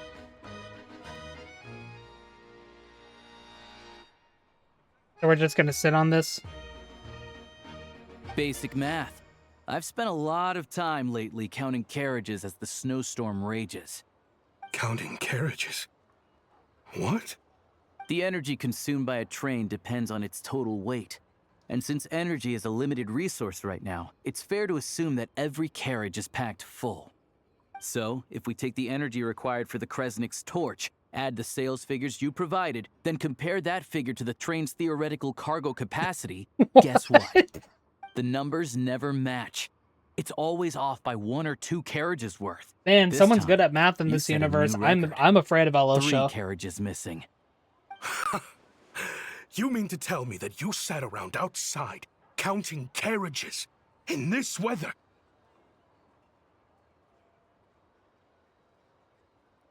Yes. I'm a hunter. I have 2 options. Hunt or starve. Well, I've heard enough. The evidence speaks for itself. Take Shishkin and the mayor into custody and escort them back to Snezhnograd. Womp womp. What a really convoluted way to expose that micro plot point. You cocky little brat. Oh, and then the act business. drops. Just you wait.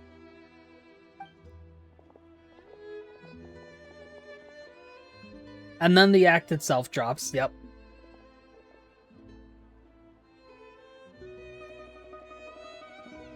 Yeah, something felt off. So I just followed my gut. Math isn't my strong suit, though.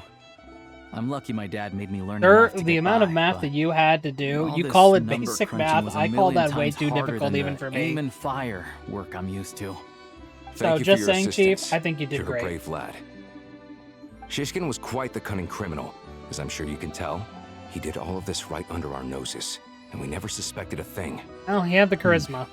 A wolf in sheep's clothing. He had everyone fooled. Even with that sob story he fed us. He was probably trying to keep the mayor out of it, not just mask his own motives. Without the compelling case he put together, even I might have fallen for it. Alosha, was it? Tell me, are you really a hunter? We can go find some wild animals if you want. I'll fire off a couple of shots, and you'll see whether I'm the real deal. Doesn't even need to move I his didn't mouth mean to prove cast it. suspicion on your identity. It's just, well, I'm sure you've heard of the Rokot. Recently, they've been recruiting people with your kind of talent. They hide in plain sight under false identities, working against Project Stusha, sometimes directly opposing the Tsaritsa herself. They aren't a violent organization, and their goal is to improve the lives of the common folk. But still, as a member of the Fatui, I wouldn't be doing my job if I didn't keep tabs on them. First I've heard of this. I don't really keep up with what goes on in the city. He's a member of the Rokot, All isn't I he? know is, people who don't mind their own business in the city end up paranoid about everything. As for me, I just couldn't stand Shishkin. I'm from Alatir myself, and I can tell you, nobody's lived there in years. Why would an abandoned village need Crystal? Of course, no one really cares about the fate of that place. I'm guessing today is the first you've heard of it. I see. It does sound quite tragic. Really. Well, thanks again for your assistance, and your friend here too. I will report this incident to Snezhnograd. The Fatui will take over energy distribution until new officials are appointed. We'll also ensure that the train station resumes normal service as soon as possible. Hell yeah. Looks like it's my turn to brush up on math now. I never liked it as a kid either.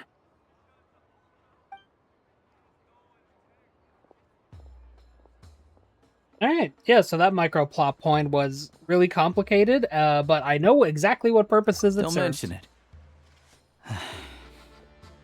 Isn't the soldier overseeing the delivery supposed to verify the quantity of the goods?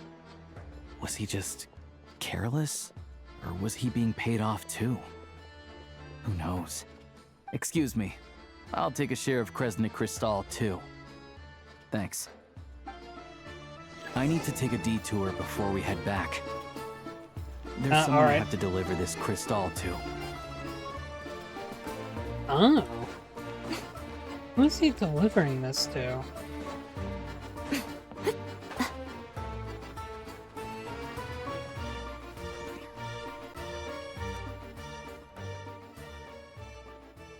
Hang tight for a moment. This old lady, she doesn't really know who's who anymore. Oh, okay.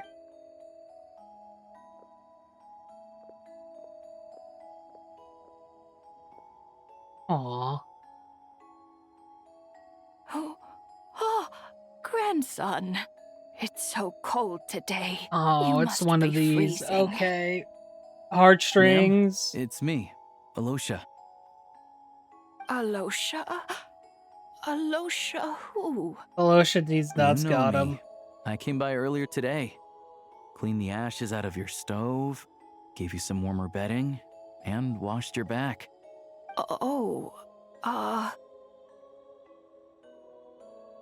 I'm sorry, I don't remember. Now, how often do I get to see my grandson? Hmm? Come on, take a seat and relax while I fix you something to eat. It's okay. You just rest. I'm fine. Oh, you. It's nice to come and visit your old granny once in a while, isn't it? Sretomaros, a good town. All sorts of things to do and people to meet. And the local officials are good to us. Sit down, come on, take a seat. I still have some fruit left. Stories like Let me these get it always make for me you. sad. Please don't get up on my account. You need to rest. Where's the fruit? Right under the basket by the door. Or maybe it was on the bedside cabinet.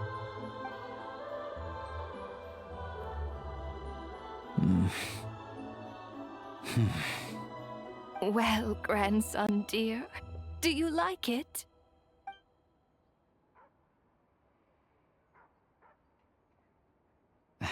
Very much, ma'am. It's delicious.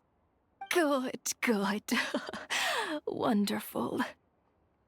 You don't need to save any more for me next time, all right? Fresh fruit is hard to come by at the moment. You should eat it as soon as you get it. Oh, I don't need it. I'm fine. But if you like it, come back for some more soon. After a long chat, Alosha, okay. There's no chance. Some kind soul must have given these to her. But she always saves the nicer things for special occasions. How do you know her? I met her at the market back before her health began declining. She was a lovely old lady. We're from the same hometown. Not many people have heard of Alatir. And if they have, it's usually for all the wrong reasons. There's a gang of highwaymen that came from there. Now that it's an abandoned village, it's rare to find anyone who shares fond memories of our hometown. So after we got talking and realized we were from the same place, we decided to keep in touch by letter. I first learned of Sretomaros' energy supply problems from a passing comment in one of her letters. Then, after her health went downhill, I started visiting more often to check in on her. The town's been in decline for a while now, but because of her memory problems, she thinks of it as the bustling, prosperous Sretomaros still in its heyday. That said, I kind of appreciate her optimism. There's not much of it going around in this world of ice and snow. It's fine. Everyone grows old. In Snezhnaya, some people believe that in your final moments, you'll sense a familiar presence by your side. You turn to look at them, but their face is blurry. So you focus hard, trying to make out who it is. And when you finally see their face, the Grim Reaper reaches out and takes your life. Thanks, Chief. She I didn't need to know still that. calls me grandson, though. so at least I'm not a blurry face in her world just yet. Come on, let's get back and see how Paimon's doing.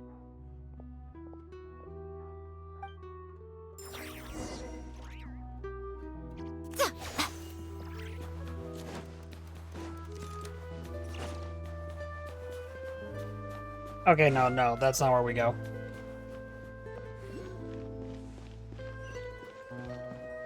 All the way up there. Oh yeah, I forgot. Look how cool these look. These Cryoculus? They look so cool.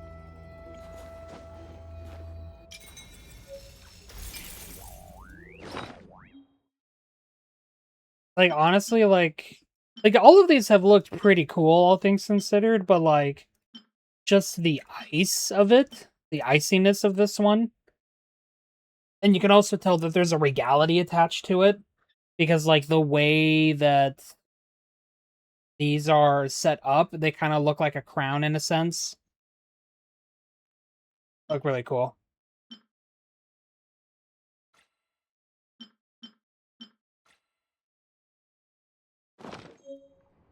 Most humans could have the entirety of their fleeting lives chronicled in but a few short lines.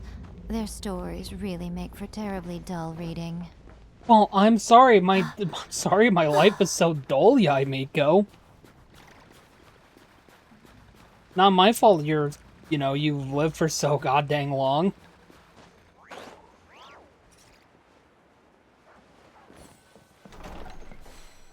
I mean, like, to be fair, if you listen to mine, it's I wake up, I eat pizza, I go to bed, the end. Paimon, we're And then I die from Are overeating, you from feeling any overgorging better? myself on pizza. Yep. Paimon's not cold anymore, but she's still a little dizzy. Flying probably isn't a good idea right now. Paimon might lose her balance. But Paimon's sure she'll be fine. It's probably just from getting hit on the head by that pile of snow when we first arrived in Snezhnaya. Her complexion's looking much better. Let's keep an eye on her. I think we should still see a doctor when we get the chance. Enough about that. How did everything go on your end? Are you all set? Did you have any trouble? I'll explain. It's a bit of a long story.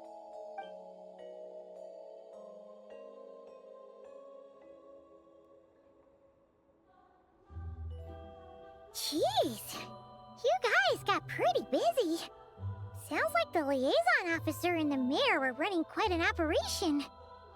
Good riddance to both of them. It's a good thing you managed to catch them. So, you said the train station will open again soon, right? And everyone has enough crystal now? Yeah. Well, enough to survive at least. Project Stuja isn't going away anytime soon. People will still have to scrimp and save to make ends meet. That being said, what is the Tsaritsa exactly trying to achieve? Don't know. The goal of Project Stuja is to gather energy for the Tsaritsa, but no one knows where that energy's going. It's never been made public. The thing is, we were told that the project would only last for 6 months, but time and time again, they keep extending it. Extending it? Does that mean the Tsaritsa's plan isn't going very smoothly? No, Paimon, it That's means what it's everyone going suspects. great. In principle, any proposed extension needs to pass by majority vote in the Snezhna Grad Veche. But even though opposition has been growing, any detractors end up caving in to political pressure from the rooster, Pulcinella. He's the chair of the Snezhna Grad Veche and a key figure in the voting process. He has the backing of many powerful and influential people. Yeah, that sounds normal for the Fatui. How come the Fatui are picking on ordinary people even here in Snezhnaya? I don't see it like that. Fundamentally, the Fatui will always think and act in the Tsaritsa's interests. But that doesn't mean they don't care about the plight of the common folk. The only reason Sratomiro still receives crystal shipments is because of a relief proposal put forward by the rooster himself. Then there's the Fatui soldiers providing support in every corner of the nation. Even the Northland Bank provided some mora for disaster relief, and they're as conservative and indifferent as they come. It's just that the rich and powerful in their fancy palaces live in a completely different world from us. There's always gonna be some conflict when those worlds collide. Reminds me of the Rokot. Yeah, well, even though we all believe in Her Majesty the Tsaritsa, there are still many differences of opinion on how best to tackle the big issues of the day. Regular folk don't have an easy way of getting their voices heard in Snezhnograd, while the rich and powerful are either unwilling or afraid to speak out for all sorts of complicated reasons. The Rokot provides the disaffected with false identities and an outlet to vent their frustrations. Let's read more about them. One of the many civilian political organizations in Snezhnaya, its members all hide their identities and go by code names instead to avoid the effects of status on their freedom to express their political opinions. They say that this organization was founded by a young chancellor, who was ousted from their seat, even though the identities of the organization's leader and administrators have yet to be disclosed to the public. Of course, an organization like that exists in a gray area. The moment the Veche think they've crossed a line, there's sure to be a crackdown. As there always is. So far, they've been doing their best to help the common folk. Sound a lot like you. Like us, don't you mean? You didn't hesitate to join in. You're not new to this, I can tell. That's because we're adventurers. It's our job to help people out with commissions and get to the bottom of things. Gagarin, look at the good boy. Sounds like we're going to get along. So, I mean, you're definitely going to be used in my team. Aside from taking your friend to see a doctor, of course. I want to meet the Tsaritsa. It's complicated. I've had run-ins with many of the Harbingers along the way, and I really need to know what the Tsaritsa is up to. Her ultimate goal, what the Gnosis mean in all of this. Since I've made it this far in my journey, I have to find the truth. Whatever it takes. Wait, so... No way. Are you who I think you are? Sounds like you've heard of us then. We're getting more famous by the day. Yeah, we really are. God, again, everything, if you like stop to think about everything we have actually gone through. It's been a lot. I didn't realize I was in the company of giants. Honestly, we're all as curious as you are about what the Tsaritsa's planning, and why it has to involve us freezing to death in the snow. But getting in the same room as her won't be easy. The common folk aren't permitted to meet her at the best of times, and right now, she's probably not even in Snezhnograd. Word is, she's heading east on a campaign to slay a monster. Probably the one summoning the lizards. Yeah, so you've heard of it. A wild, unpredictable monster with the power to summon snowstorms. It also absorbs everything around it into its body, so it's growing constantly. Now, it's so big that the Tsaritsa has deemed it the #1 threat.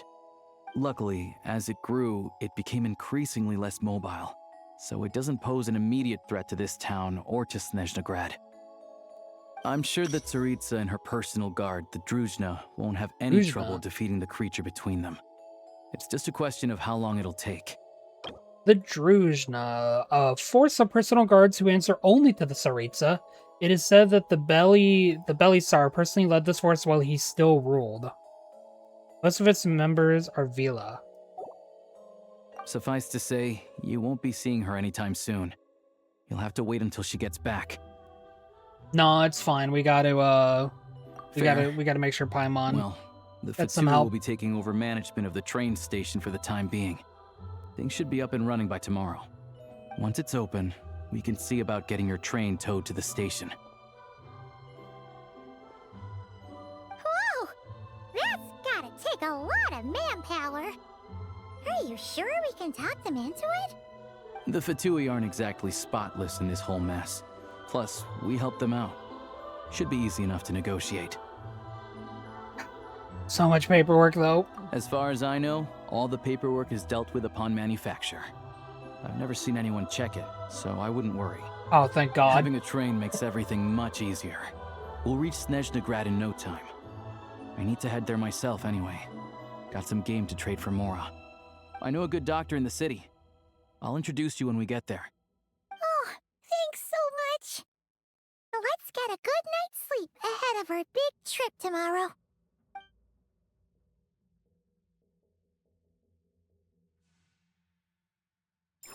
Alright. We're on our way. We're on our way backwards.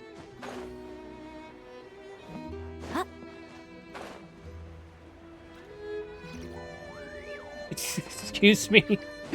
Didn't mean to land there. My bad. This has been a fun start to Snezhnaya so far, methinks. Bit of a slow start, and you know, that little micro story bead was pretty complicated, and yet also fixed pretty quickly, but I mean, it did immediately tell us some things that are very important. Alatir, you know, Alosha, the Rokot. After explaining the situation to the two soldiers, they readily agree to help. Soon the derailed train is back on it. Drive carefully, all right?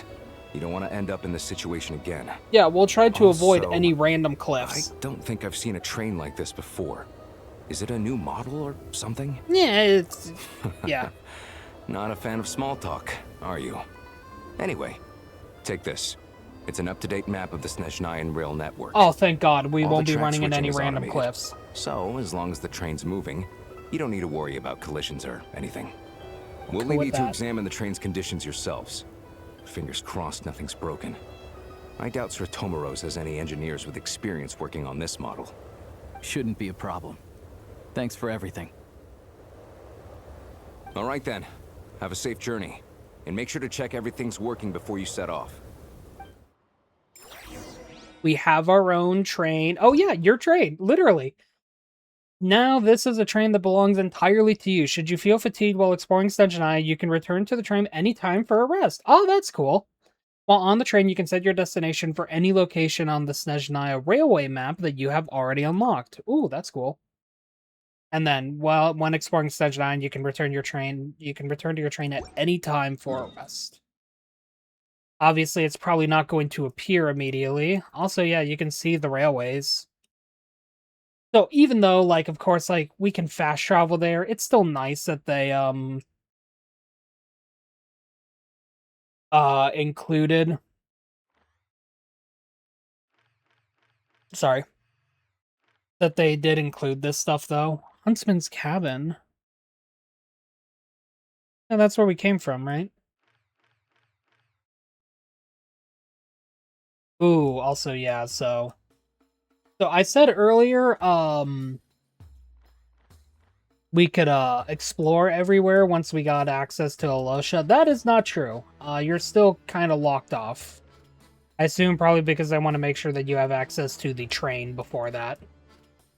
Which would make sense, I would admit. Yeah, again, fun start so far. This has been a fun start so far. I'm still excited to see where this is going to go. But we're going to also wait for an ad to roll on through before we continue. So, YouTube, I will see you all in a moment. Alright, before we set off, because of the delay that I'm dealing with, or something, I will just kind of walk around and explore a bit. I kind of don't like give myself too much of an opportunity to explore anyway. I don't think there's going to be much here as well, but okay, that was weird. But hey, kid, I don't think you should be doing that. Just saying.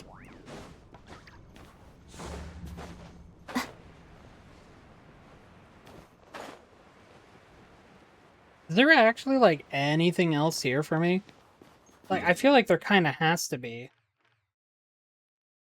Because this is the Volkodlok. Volkodlok. Do not know how to pronounce that. I am sorry. Tundra. So it's like, you know, not everything can fit into this space. But, you know, sometimes you just want to kill time, want to have some fun.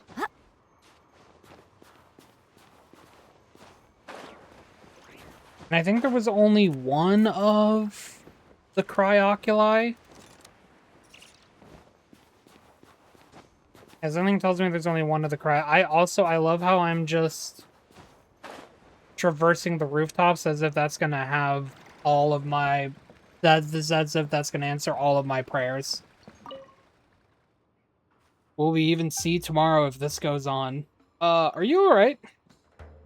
May the Saritsa protect you, stranger. Times are hard, but not desperate yet. We can hold out a while longer. But these days, it's hard to see any hope on the horizon. The crystal grows scarce, and no one in Snezhnaya seems to spare thought for Sretomorozk anymore. We've seen hard times before. In these past 60 years, there's been enough hunger and cold for all of us, but we have the Saritsa, and we were always able to overcome every difficulty that came our way.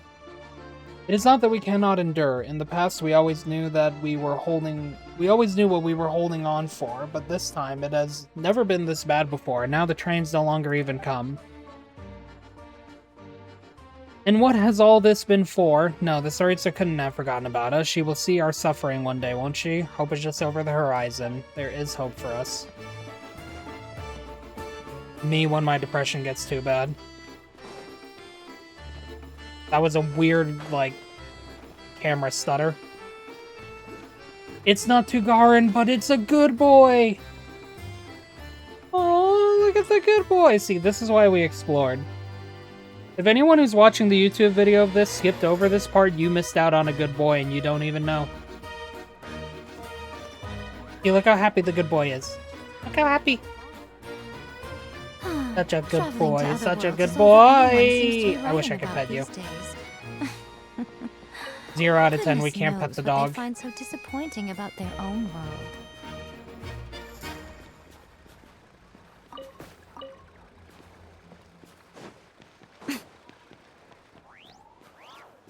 Hey, you were one of the ones. Is this an inn? No, you're the Transport Bureau conductor. Wait, didn't I literally already explore this? You know, I'm not sure I have. Is there actually even an inn here?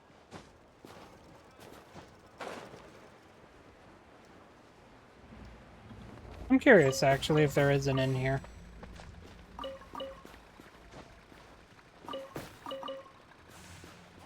Found iron chunks in the crystal.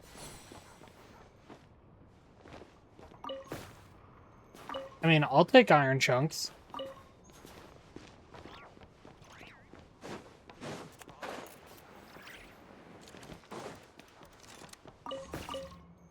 Potato. Potato! Okay, yeah, I do not think there is actually just anything else here.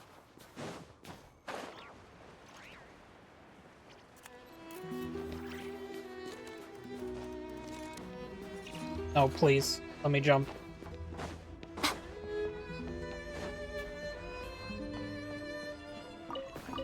Well, I found a radish, so I guess that works. But no, yeah, I do not think there is anything else here.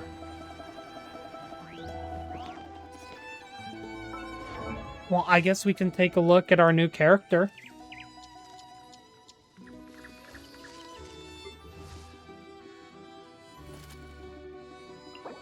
Alright, let's see what materials you have. Oh, yeah, I don't have these. I don't have these either. Don't have that. Not really that much of a surprise. He's got a rifle, but he uses a spear. Yeah, surely he wants this, right? No, he wants this.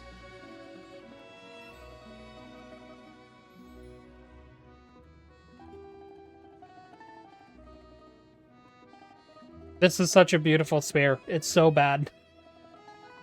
You know, I've said this before to a friend. This spear would be amazing on Don Hong Permansor Terre. This is literally what he wants. Why is this weapon good for a character in another game? Like, I don't understand. I just don't.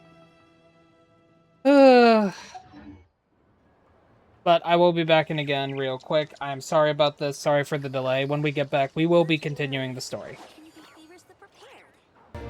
Alright, now it's finally time. I am sorry for the delays about that. Let's board this train. Wait, there is another... I'm upset.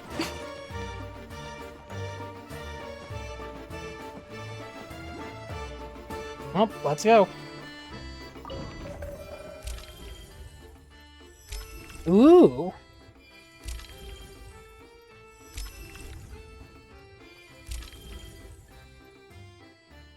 So I guess we just click Central Grad? And now we travel. Alright. Looks like our destination settings have been applied. Let's give this thing a final once-over and then head out. Goggles, your time to shine. Over to you. Affirmative. Running vehicle diagnostics. Auto got turned off. I forgot about this? that. Autopilot. Engine, green. Wheels, green. Frame, minor damage, but no impact on function. Gee, wonder where that Diagnostics minor damage complete. came All from. systems nominal. Neat! Huh. Paimon still can't get over the fact that you just found this tech lying around in a random cave. I've Look, that's lived one in word to put it. Snezhnaya my whole life, and I've never heard of an interactive talking train autopilot. Strictly speaking, I wasn't designed purely to drive trains, though I doubt you have any interest in navigating the practically unreadable operator's manual yourself. All configurations are complete. Should you require any further assistance, please call for the Eye of Grey. I didn't even select that, by the way. Nope. Paimon's gonna find a warmer seat.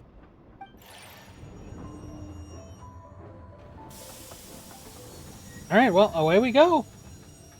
We have our very own train now. Huh? What's going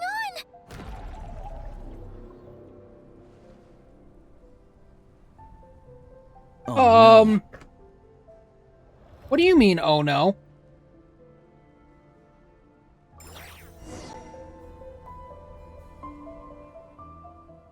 Sir, what do you mean by oh no? Unequipped! What is this place? Traveler, are you okay?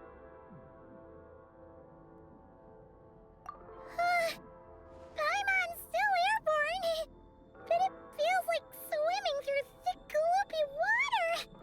Ugh, it's horrible. Just our luck. Of all the things that could have gone wrong. Halosha, you're Snezhnayan, right? Any idea what the heck this place is? It's called the Shadow Realm. A place We're in where no Yu-Gi-Oh! wind blows, no light shines, and no elemental energy flows. Even time itself doesn't exist here. It's a world where everything seems to come to a standstill. I've only seen it a few times before, and this is my first time inside. It's a dangerous place. Most people who get sucked into the Shadow Realm are never seen again. Oh, And cool. the few who do make it back, they're never quite the same. Huh? Then what the heck do we do now? Oh, maybe Goggles knows something. Goggles? I don't see it anywhere. Great! Now we're done for. Hold it together. Let's not get ahead of ourselves. I heard a story once about the world of shadows. If it's true, there's a way to escape. We just need to find the exit. Come on, let's explore. I'm afraid.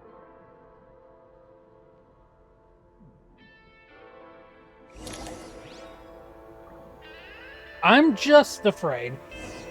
Oh, we're level 90. We're probably going to be expected to fight. Be the opponents who have become twisted by the Shadow Realm. What do you mean? It's like they've lost their minds. Their shadows have been devoured. They're no longer amongst the living. Fight them. Leroy. Ready to drop. I can't channel elemental energy here, but I have a few gadgets that still work. It's just the good boy. The goodest boy was here to help. What in the hell? Well, this is really cool.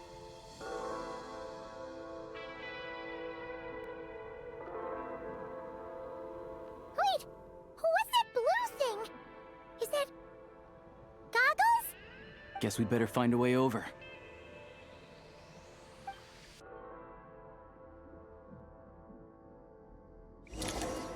Okay.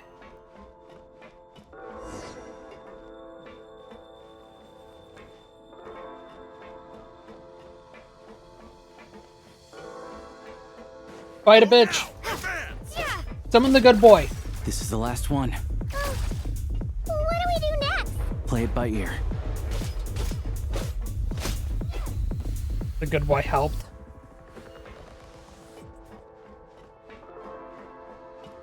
Wait. You all saw that too, right? He was just floating? Alright. All fear Alosha. He who can float.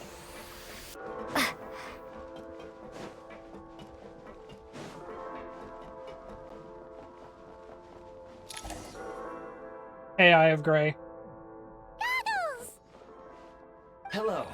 I am glad to see the three of you safe and sound. For now, at least. But things aren't looking too good. Correct. We are now inside what is known as the Shadow Realm, the darkest space in the shell, where even the Most High is loath to cast its gaze. Time and space hold no meaning here. It intersects with the world of the Light Realm only rarely, like an air bubble that rises to the water's surface. We must leave this place before it sinks back down into the depths once more. Sounds like you have a plan. Yes. In fact, the very purpose of my creation was likely to... from the Shadow Realm. It appears that key data is currently inaccessible, but now is not the time to resolve that problem. I have marked the exit to the Shadow Realm for your convenience. In addition, I have prepared some equipment to aid you as you traverse the Shadow Realm, traveler. What? I'm so confused. There's specialist equipment for this?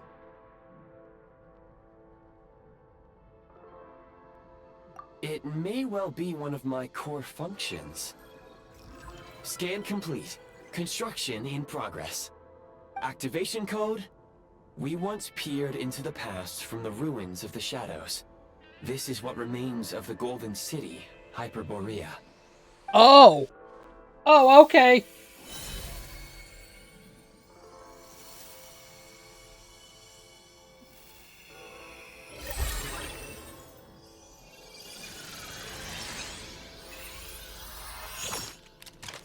Oh, that's a gun! Okay, okay, you just have a gun!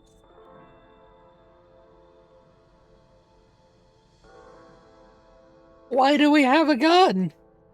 Why are we so happy to have a gun? Whoa! Now go. Arm yourselves with weapons of the spirit. Bring down the walls of the stronghold, and extinguish the flaming arrows of the wicked. Is this a gun? Yeah! In the just Shadow have a Realm, gun. where humans cannot channel the elements, there once was one who, after much research and many Sorry if you attempts, heard that. found this to be the most effective means of attack. Yeah, I too Let's would go. just... We don't have much time. I too would find a gun as the most effective means of attack. What do you mean? Okay, yep. So we have controller presets. I say control presets. Okay, so preset 1. I'm gonna use this personally. Based on the original basic... Oh, the original basic controls. Okay, so if you wanted to, like, keep it similar to Genshin. I have ammo! What do you mean? This is so weird. I'm so lost right now. I love this. This is hilarious. When you encounter small obstacles, you can simply clamber over them. Cool. I'm so glad. Where can I pew pew? Is there headshots in this game? Through low, narrow tunnels. obstruction ahead. Press the button while You sprinting may to be slide. able to use Okay. the explosives nearby. Shoot the explode.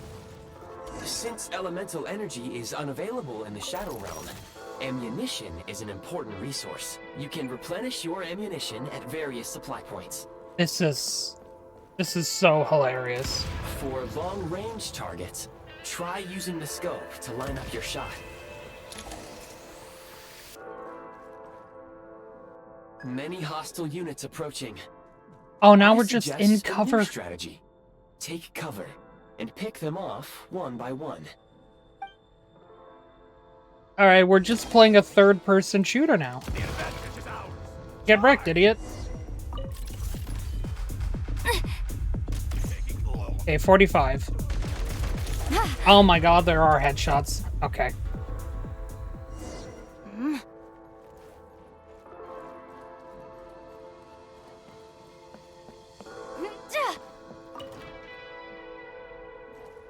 More enemies detected.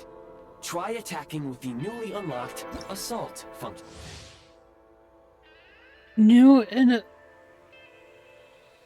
Normal attacks charge the firearm with a special energy known as Frigid Glory. Once sufficient energy has been stored, press the elemental skill to switch to Breakthrough mode. In Breakthrough mode, the firearm consumes frigid energy to launch high-powered ray spears, piercing through opponents along their path and dealing crowd damage. Just that one Genshin animation with guns? It is. Do you think they got royalties, or...? Switch mode. Oh, literally never saw that. It's high...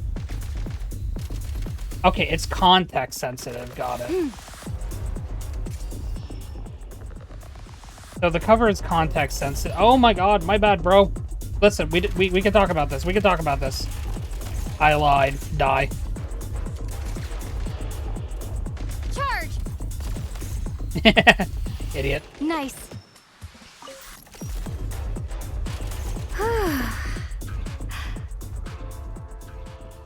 Yeah, it really is. To be fair, that Genshin animation really got a lot of mileage. It was very well done.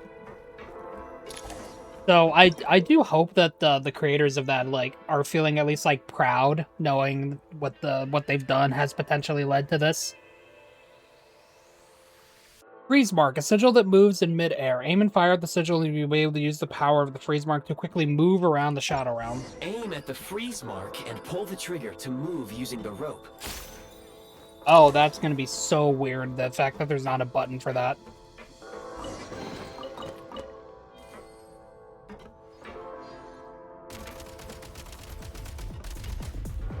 Pew pew pew.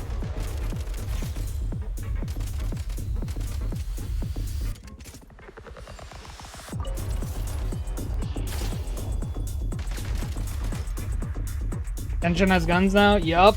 It has guns! And honestly, the controls for it aren't too bad. Some supply points can restore a small amount of stamina. Press on.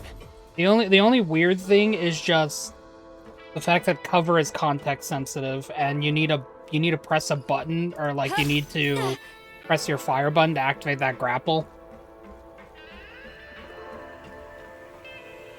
Oh my god, this is so weird. But this is so hilarious, I love it. Whee!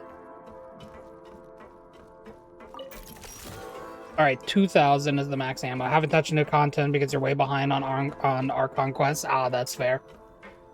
You should be able to use the prime ice construct left here to cover long distances. Yeah, there is always a quick start option for those that just like want to start it. I just finished Umar route today though. Congrats. On to Fontaine then.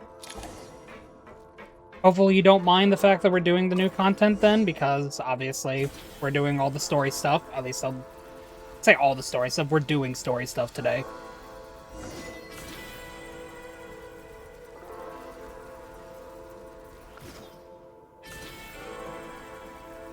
We're just a little guy. How do we get over there now? I recommend using this grappling gun. Such devices were originally used to secure structures in the Shadow Realm. If you detach What the connected hell hook, is the Shadow Realm where we have to use guns? Fire a rope to another nearby hook. I love this. So, we just removed this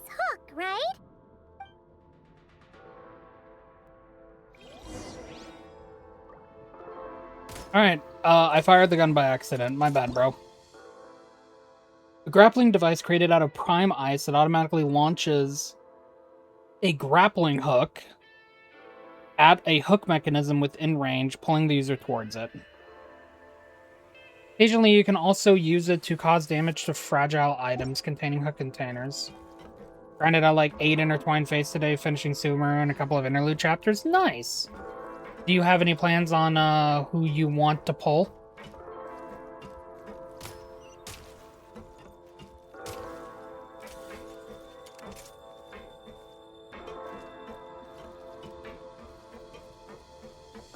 Am I dumb? I think I might be dumb. What button was I missing? Oh no, I'm missing.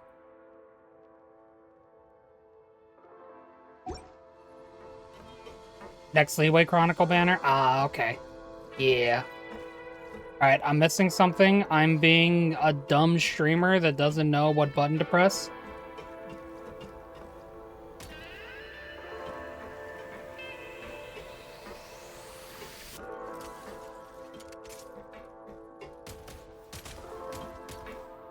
No, please. I'm being an idiot. Oh. I needed to use that. My bad, bro. Man, it was right in front of me. You're a streamer.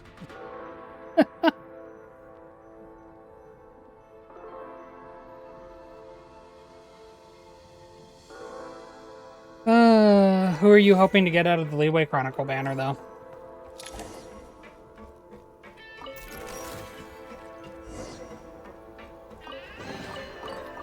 Oh, never mind. You said waiting for Shenhe. I'm dumb. Yeah, you just want Shenhe. For some reason, I just didn't read. I just skipped an entire line. I'm sorry. Yeah, so you want Shenhe. I hope you're able to... I hope she gets a rerun soon in general, so... Hopefully you're able to get her, however you do get her. Very nicely with Escoffier and Charlotte. Ooh, nice. May the gacha gods smile favorably upon you on that day. Change of tactics. Bye, idiot. That was probably really unnecessary to do that. Okay, they're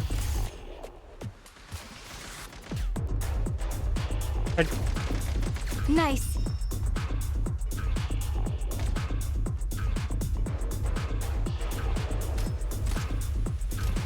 I'm just gonna put that guy out of his misery. Oh, there's another one just running straight ahead. They're just a family. They're just a family. Plan on having at least 150 polls ready for that banner when it comes. I believe in you. I know you can do it.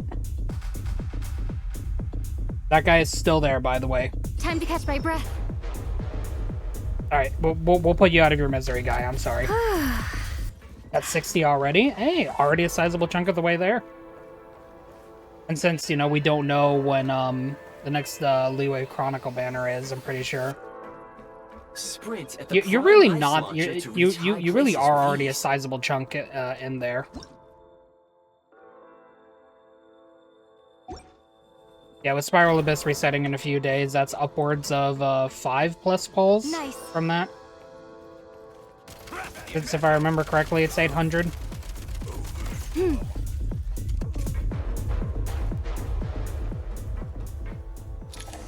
Usable munitions detected. Frag crystal. Are we just gonna get a frag grenade? We're just... okay. Creates an electro field that deals AoE damage to opponents inside the field periodically. The field will also slowly move forward along the crystal's line of travel and slow down further when it comes in contact with an opponent or an object. Oh, there are different types of them, too. Try this!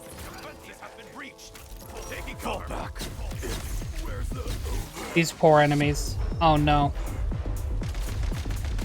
Need a refill. Oh, okay. My bad. Try this. Press the advantage. Where's the? Just, it's okay. That's...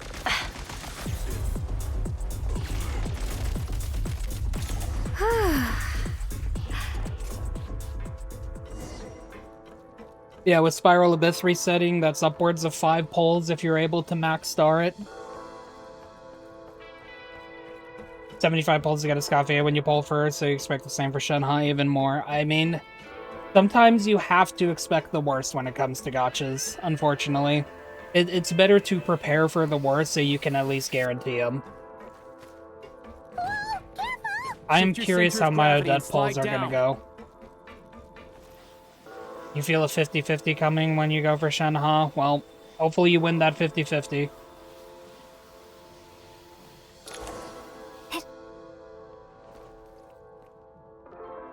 Okay, goodbye, train. There it goes. Goodbye. How much longer is this gonna take? Oh. The exit is right ahead. We are very close now. However... It's like they're trying to keep us trapped here. That platform and the carriages are swarming with undead Fatui. Guess we gotta storm through. Plus your first 50-50 to June, like 10 pulls in on a Scafia banner, so you do for another as soon as you pull again.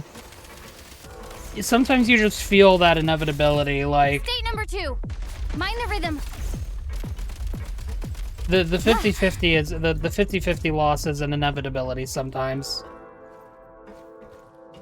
It doesn't matter how good you think you're doing, you just get this gut feeling like, yep, I'm ready to accept my fate. It's fate. At least you lost a 50-50 to a character you wanted a constellation on. Hey, honestly, why do we have a grenade launcher? Anyway. At least when you lose the 50-50 to a character you wanted, it stings a little bit less. Balsog's Sunwheel is a semi-automatic grenade launcher that lobs grenades of different elemental types in an arc. Each grenade deals damage matching its elemental type, and any opponent struck is treated as having been hit at a weak point. Ooh. Normal attack to launch a grenade. Aiming displays the grenade's flight path before firing. Press the elemental skill to switch the firearm to a different elemental type. This is so hilarious. Switching to assault mode makes your attacks more effective. So we got Hydro, Cryo, and Pyro.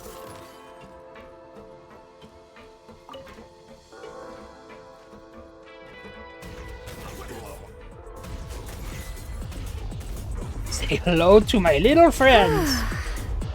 How's Cryo Traveler, by the way? I haven't actually got an opportunity to use them yet. You get Cryo Traveler, like, immediately.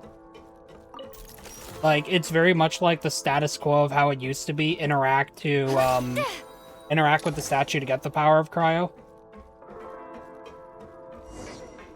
But, I haven't actually had an opportunity to use them yet, because you get pulled into this, like, very soon after.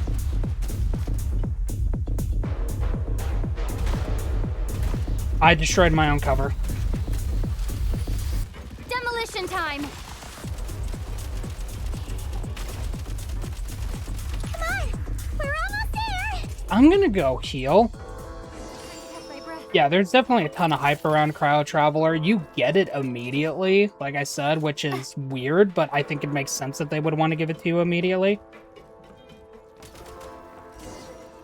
Oh, Shadow Realm Core. And I have heard a lot of good things about Cryo Traveler in terms of, like, actually being able to use them as either a main or, like, a sub-DPS. The exit is right here. So I'm excited to build them, since this will be the first time I actually build the Traveler since starting the game. No time to think. We just gotta go for it.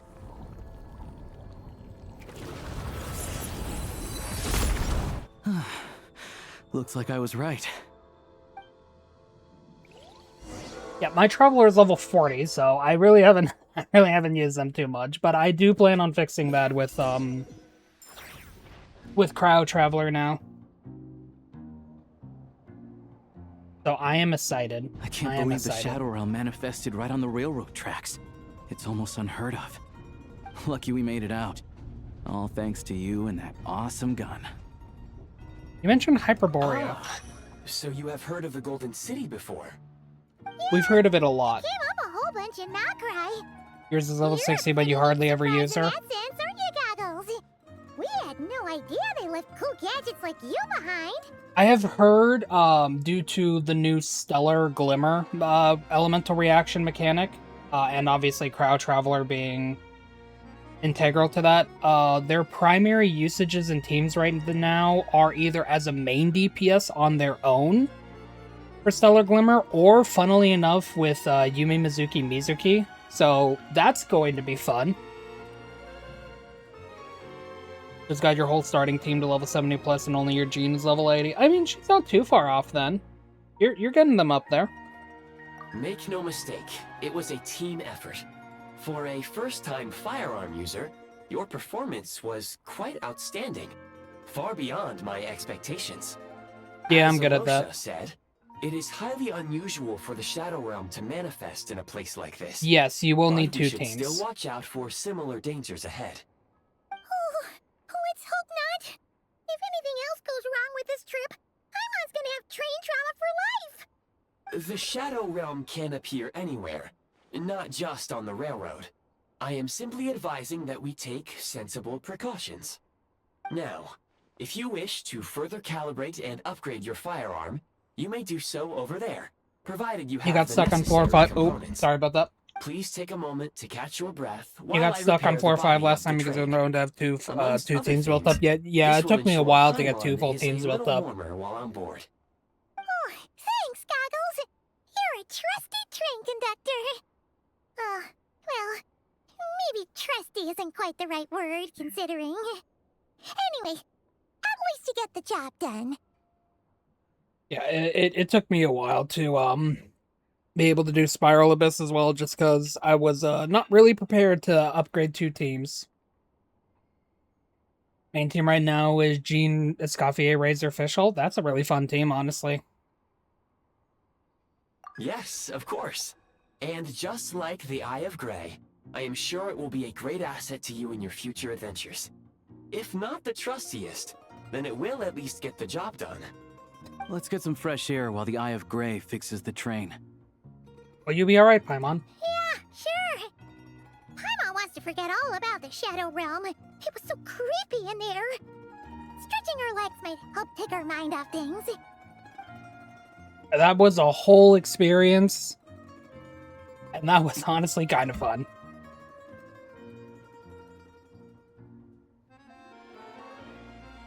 Wish you had a different main DPS because Razor takes a minute to set up and really only does damage with his burst. Yeah. Person in sight.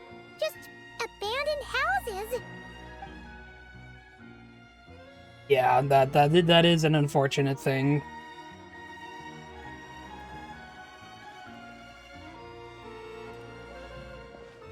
Huh? So much for repair. You've swapped our train out for a whole new model. My plan was to restore the train to its original appearance per Oh my records my. as quickly as possible. Now that the repairs are complete, the train offers optimized performance and a significantly improved trendiness level. I would agree. That's pretty... Didn't know trendiness was a parameter. Trendiness is always a According to my parameter with pop culture, calculations, Paimon. I'm gonna be honest with you. parameterization is the most effective way for the Eye of Grey to understand trendiness. Hyperborea, huh? I'm sure I've heard of that in a story somewhere. What an incredible little gadget you are.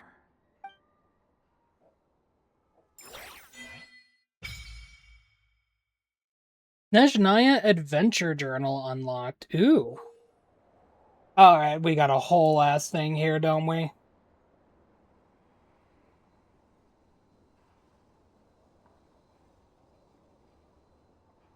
Sorry, I'm just fixing this real quick. In the Snezhnaya Adventure Journal, you can view your ongoing and available quests in Snezhnaya. Alright, so they gave us our own little thing. That's definitely good, honestly. This is also where you can collect corresponding rewards after completing Archon quests and World quests. The experiences section of your Snezhnaya Adventure Journal. Here you can find the meeting points you have discovered while exploring Snezhnaya. Additionally, you can also view this in this section, any special recruitment projects that can be done this week. Ooh. Shadow Realm History section.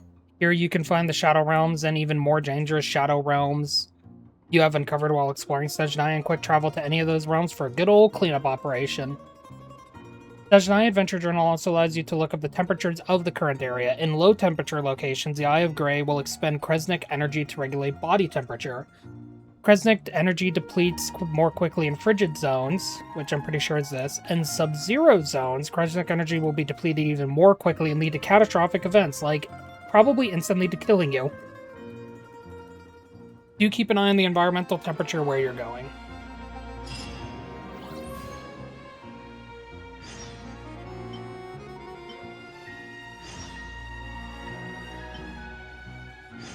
So now we got a link mechanism, a grappling gun, launching platform, a storage device? Huh. Ambient bollard. Okay. Sign, yep. And a text sign. So I'm pretty sure we're going to be able to run into areas, chronicled in but a few run into things other people have left, by the way. Really make for terribly dull reading. Place is abandoned, isn't it? Alright, well, let's look up the adventure journal.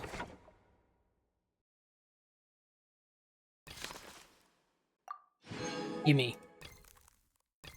Oh, okay, so this is where it tells you what you can work on next. So obviously Great Deeds on the Tundra is indeed what we want to work on next. Let me check something before we...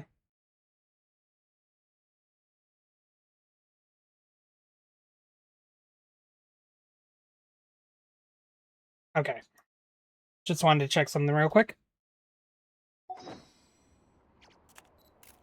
Well, let's go back in here. So now we have experience. And then we have the Shadow Realm. Okay, so obviously we have nothing else unlocked here. Hold Zone. Does it tell us on the map as well? No, ooh. Oh, this is so cute that you have a meeting point, that the meeting point chronicles are snowflakes. So adorable, honestly. Hey, new reputation quest. I will get that done literally not now.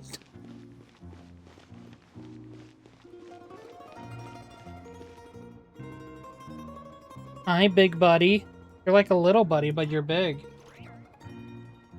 Why did my phone do that? Sorry, my phone did something, and it's being annoying. Sorry about that.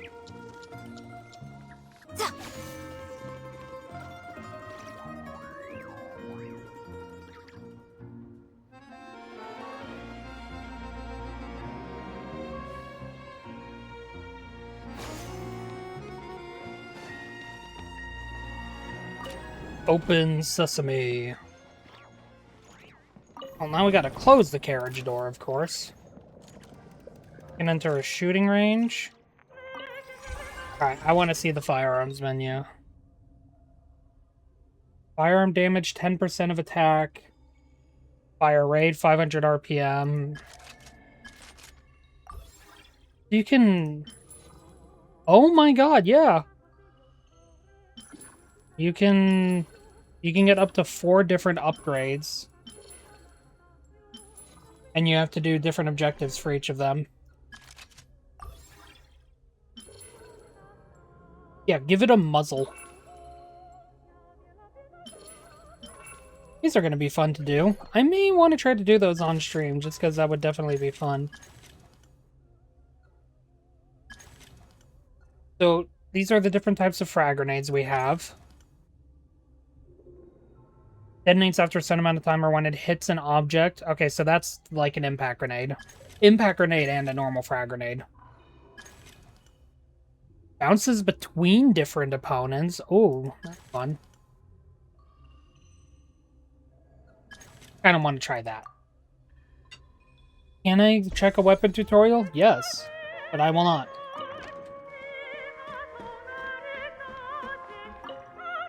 Start to train to Snezhnograd.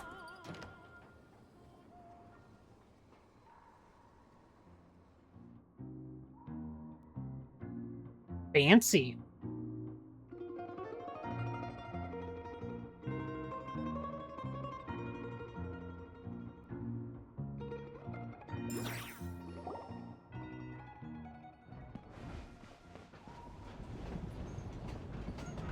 Okay, so I don't think we can exit the cars while...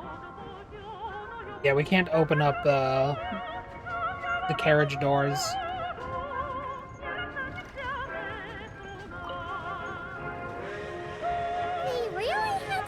Did that bird just fly through?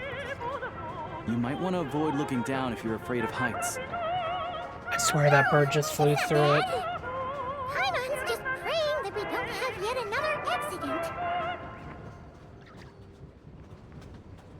Oh boy, I can't wait to get into another accident. It's gonna be fun! That mountain is breathtaking. Reminds Paimon of Dragonspine. I was around to Dragonspine too when I first stepped in here. Snegovic Lord. A lot of the Snegovic retreated there to live in seclusion, so it's a pretty mysterious place. You hear all kinds of stories. Even the residents of the nearby town of Svietlo-Lidovka steer clear of the summit, and they make a living off of harvesting prime ice. Did I understand really a single word of what he just said? No, because I don't understand Russian. Snezhnograd's just up ahead. Oh, that is a big enemy.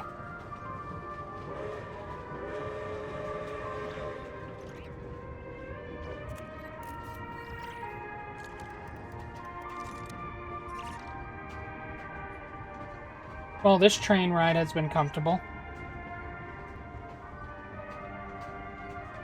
It's been nice. And now we can GTF the O out of here.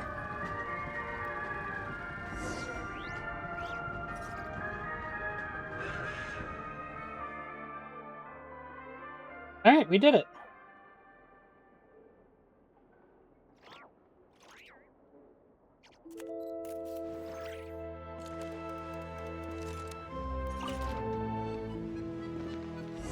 No, I wanted to avoid that. It'll probably give me control back over here anyway.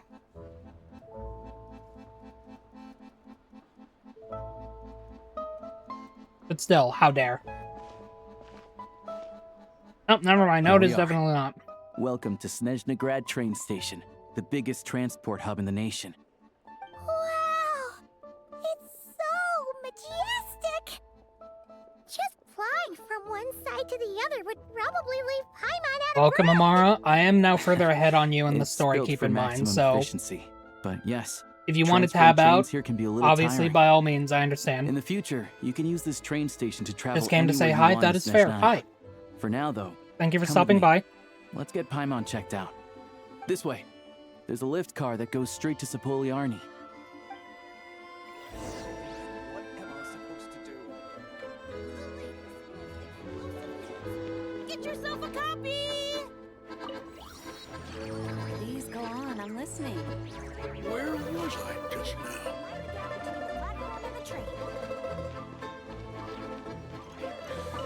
Give me this viewpoint. Oh, that is a gorgeous shot. But I'm being lied to, though. Where are the people? You know, I kind of wish that some of these pictures that they let us take here, these viewpoint pictures, kind of wish that they also, like, just let the people stay in, because, like, some of the fun of taking these pictures is the populated areas.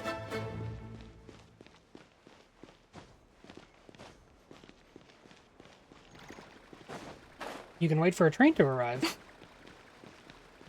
Look! They have really funny-looking heads! And those ones are about the same height as Paimon!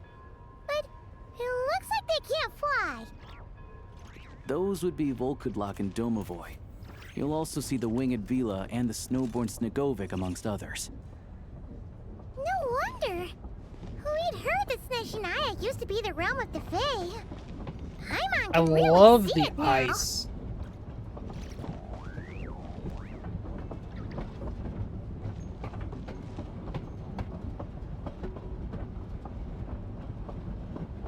Whoever left this here heard Paimon say that they were the same height as Paimon and just called them food.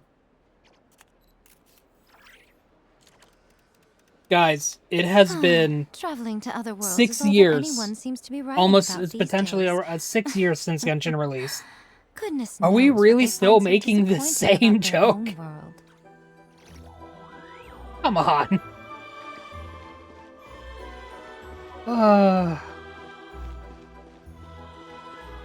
You see, I'm a talented person.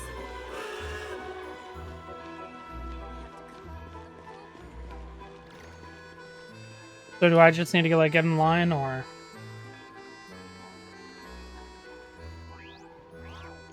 You waiting here for a while too, buddy?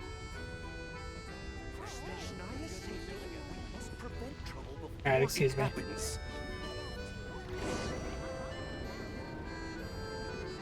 There's no place to sit on the elevator ride up, by the way. We're riding up for a long time. What do you mean there's no place to sit? To the left is the Market of Zolny. They sell everything there. You can often find some nifty little trinkets. To the right, you'll see the Korolievsky Theater in the distance. Yep, that I can definitely see. Incredible! Kitsune pouncing headfirst into the snow, scavenging for food. Hmm? You'd like to see me do that? Haha, I'm sure you would. Statue of the Seven. Holy. Okay, yep, Snezhnograd. That's the Zupolyarny Palace. I did hear that right. Let's go. Oh, you can fish. Where's that enemy there? Oh my god. Oh hey, some of these are actually really nice because they tell you where chests are.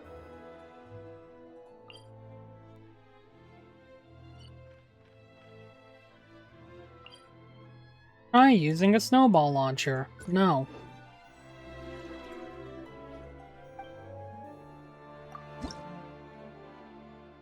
Oh, yeah, I need 20.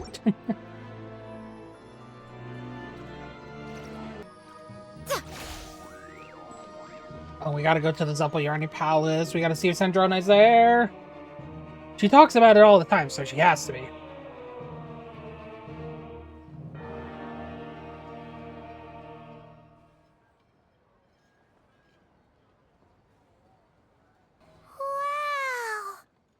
Snezhnograd is stunning! Seeing it with our own eyes makes all the trouble we went through to get here worth it! I found it pretty stunning when I first came here too.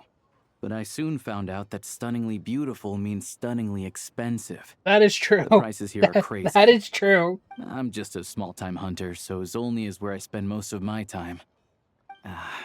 This way will take us to Podvorier Restaurant. They offer food and lodging there, so you can get settled in while I fetch the doctor. Is that gonna be stunningly expensive too? Paimon, I have 37 million mora. We will be fine. Yeah, I mean, there are places to stay in Zolny, but I highly doubt they'd meet your standards. Most of the stoves are out of crystal, the windows are drafty, and at night, four-legged roommates come out to play, sharpening their claws on the roof beams and floorboards. Sounds fun. Yep, no way. Not a chance Paimon's staying anywhere like that. Maybe we can split the cost of the room between us? Paimon still has some savings left. What happened to sponging off me? Come on, it's tradition. Fine then. It's your treat. Paimon will save her money for buying a nice little cake. Don't worry, you'll get some too. I'm glad to see you've perked up. If you find yourselves in the mood for some sightseeing later, there's a few places around here worth seeing. This way leads to Zapoliarny Palace, which serves as the Tsaritsa's audience chamber and also her personal quarters. The adjacent block is kind of a city in its own right.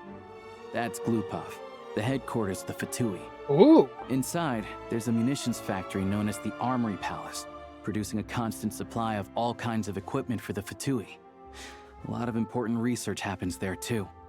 And over there is the Snezhnegrad Vecha, where all the big shots meet regularly to make policy decisions. These places are best admired from a distance. I'm sure I don't need to explain why. Yeah, they probably have super strict security. We're not looking for trouble right now. Right now. The downtown area is near the center of Zapoliarny. That's where you'll find the restaurants, bookstores, and gift shops. Another place of interest is the Northland Bank, which is over this way. Oh, and I'm sure you'll want to make contact with the Adventurers Guild at some point, right? That's right here. Ooh, speaking of adventuring, we use alchemy quite a lot. Do you know where we can find a crafting bench? No one practices alchemy at Snezhnegrad, I'm afraid. Apparently there's some historical reason for it. Oh, we'll just have to use the one on the train then. Kinda inconvenient. Wait, how come there's one on the train if that's Snezhnayan too? Oh, we can look into the historical reasons. Banning later. Yeah, I don't know. Not my area of expertise. Still, I wouldn't say the absence of alchemy makes life here any less convenient. Anyway...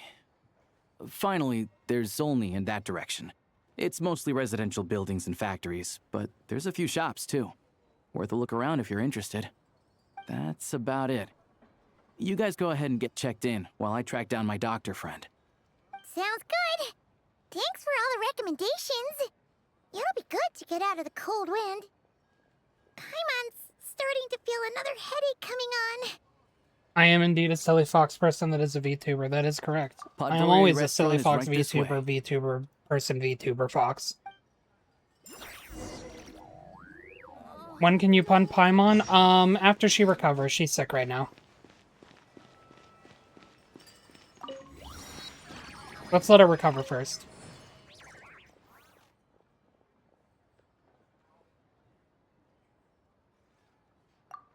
Welcome to Snezhnegrad, traveler. The Adventurers Guild is at your service. Whether you're seeking adventure, hunting for treasure, or tracking down a nemesis to hone your skills, the guild is ready to help. Adventurers Guild does have a certain feel no matter where you are. But there are differences here and there. As you've seen, the land of Snezhnaya is vast and its weather and terrain challenging. Given the circumstances, it would be highly impractical to require adventurers to return all the way back to the guild just to turn into... Oh, okay. So now we have a way to just turn in our commissions. Time Ice Communicator comes in. With this device, you can turn in your commissions directly from the field instead of trekking all the way back to us. I will still do that. As for your remuneration... There you go. Rest assured there will be no delay, as the guild will also arrange to have it sent to you through various means. What do you mean by that?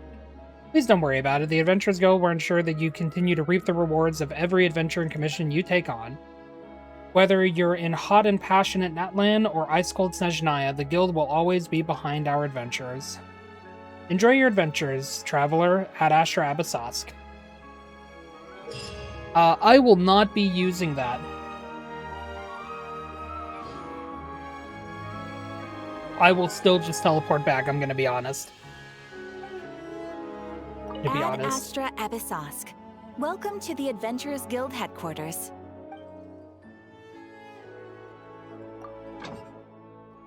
Alright, so let's see the things that we can explore in Snezhnaya.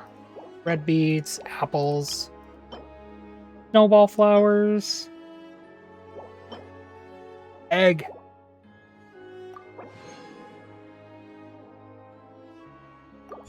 Alright, we're gonna go ahead and recall the Leeway cast. We're gonna have them go explore in Snezhnaya. And I don't have any... Really? Not even Alosha? Alright. That's so weird, that not even Alosha. He's still gonna go, though. You go, Alosha.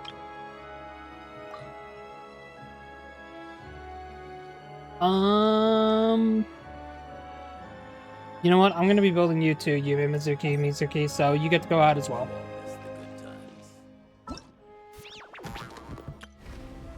The godforsaken plans. I still love that so much, honestly. All geared up. Alright. Now we pretty much have access to explore the entirety of Snezhnaya, at least what's available right now.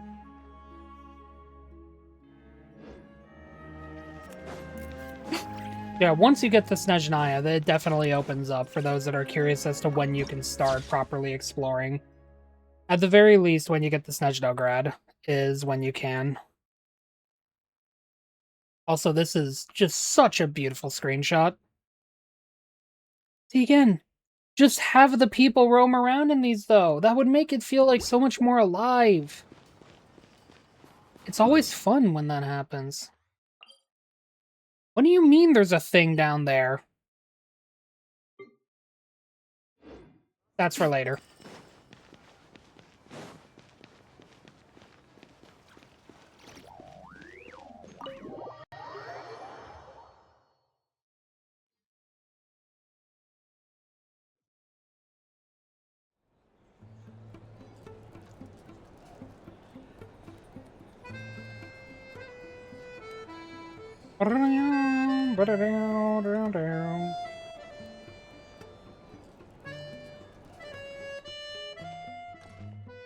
Looks like you get God, what you this pay is for, so huh? cozy. Paimon likes this room a lot.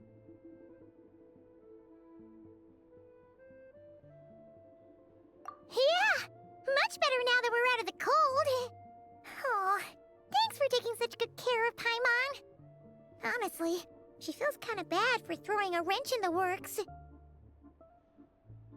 Paimon, I'm gonna be honest with you. Something tells me that, this was preordained by the gods themselves.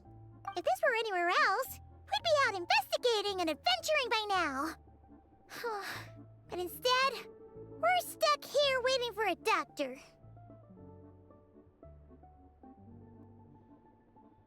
You're right. No need to push ourselves too hard for no reason. A lot happened on our way into the city. Let's review what we've learned so far and try to figure out what to do next. Obviously, a million more a question is, what is this Saritsa planning? Everything else leads back to that. Yeah, that was our main goal coming to Snezhnaya. Sure was. And so far, we've learned that in addition to the 7 Gnosis, her plan also requires a ton of energy. But we won't get to see her anytime soon. Alosha said that she went east to fight that big monster. It must be a pretty powerful one if it can blanket the whole of Snezhnaya in a snowstorm this awful. Yep. To be honest, what we're really lacking right now is information. The kind of information that only the higher-ups in the government would know. Not word on the street type of info. Well, here's this terminology coming from Think Paimon. of a few people who might be able to help us. But Yeah, they're all Fatui, unfortunately. Like, literally, especially the Harbingers. right. And when we left Nocturne, Sandrone specifically left a message reminding us which side we're on. So, it's unlikely they'd tell us anything confidential about the Saritsa's grand plan. I mean, maybe there's some non-confidential info. Besides, that Gloop-Off place is right nearby. We've got nothing to lose, so it'd be a waste not to go. There's gotta be someone there willing to talk to us, right? Maybe Arlecchino or Sandrone? Or possibly Tartaglia. Oh, yeah, Tartaglia. It's unlikely we could sweet-talk Arlecchino, let alone Sandrone. She basically told us to stay in our lane already. Yeah, the last time was all the way back in Fontaine, right? Too bad we missed him in Nocturne. Apparently, he came to help out. He did, I remember Hello. that. Is there a traveler and Paimon in there? Come in! Room service. Hello, I'm Dr. Luneva. Alosha mentioned that one of you is feeling a little under the weather. We'd be grateful if you could take a look at her. I see. So you're my patient today, yes? And you're a Fae, I presume? Good question. Paimon's not too sure either, but she's definitely not the same kind of Fae as the ones we saw at the train station. Is that gonna be an issue? Not exactly. It's just, I'm used to treating human patients. Fae tend to be far more resilient than even the healthiest and most long-lived of humans. But don't worry, I do have some experience treating Fae. I've even diagnosed plenty of cats and dogs in my time. Oh, hell yeah. Safe to say, I have a fairly She makes eclectic sure range of all the expertise. good dogs and good cats get taken care of. Paimon's basically the same as a human. I can't wait for that to be proven wrong. We're no different when it comes down to it, are we? The biggest difference is probably your appetite. More like you don't eat enough. The more talking you do, the more you need to eat. What? I mean, she's not... Okay, in fairness, technically, to some extent, there is a probability that that is true due to the fact that you are consuming energy to speak. I don't think you can speak that much, Paimon. I don't think that's how it works. The Traveler agrees. Look at that face. That face says everything. Now, please take a seat.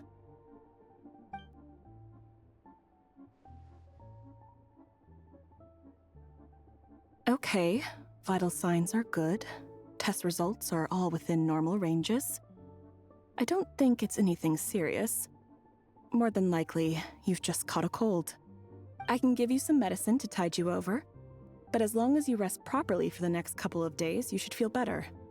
Make sure to keep an eye on your temperature, though.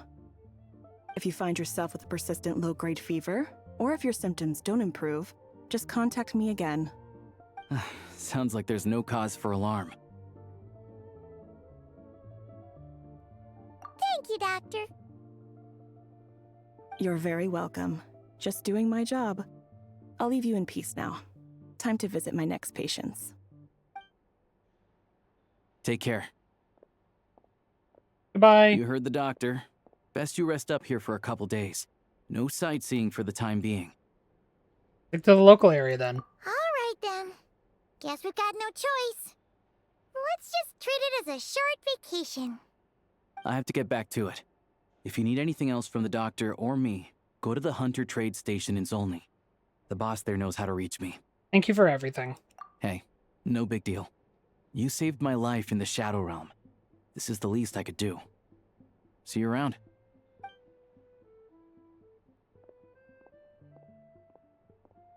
All right.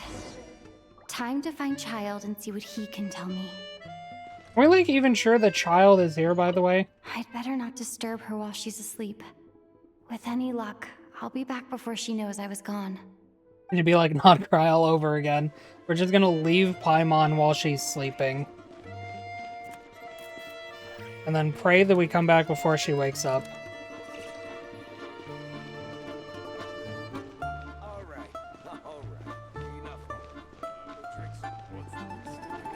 So I'm not gonna lie, this is what I saw from this angle. It looked like this guy had the ears. You know, honestly, they don't look too bad on him. You could rock them, random person.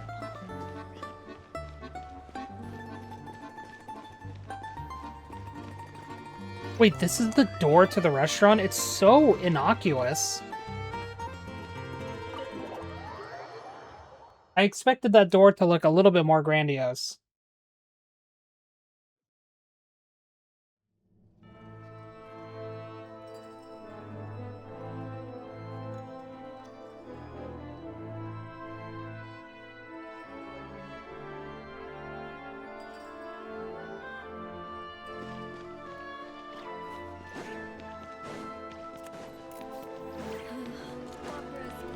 Running, running, running. Oh my god, it's on the other side.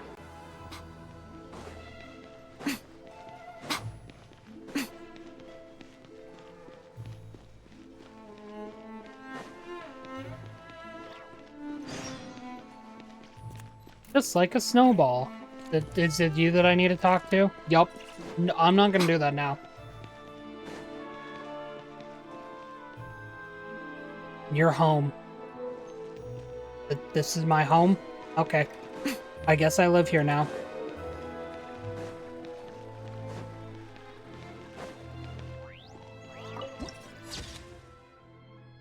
Citadel of Fools? What?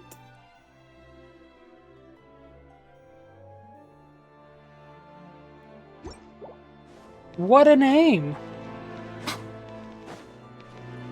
I mean, like, yeah, I know names like that always have, like, a double meaning associated with them, but just, like, yeah, this is where the fools live.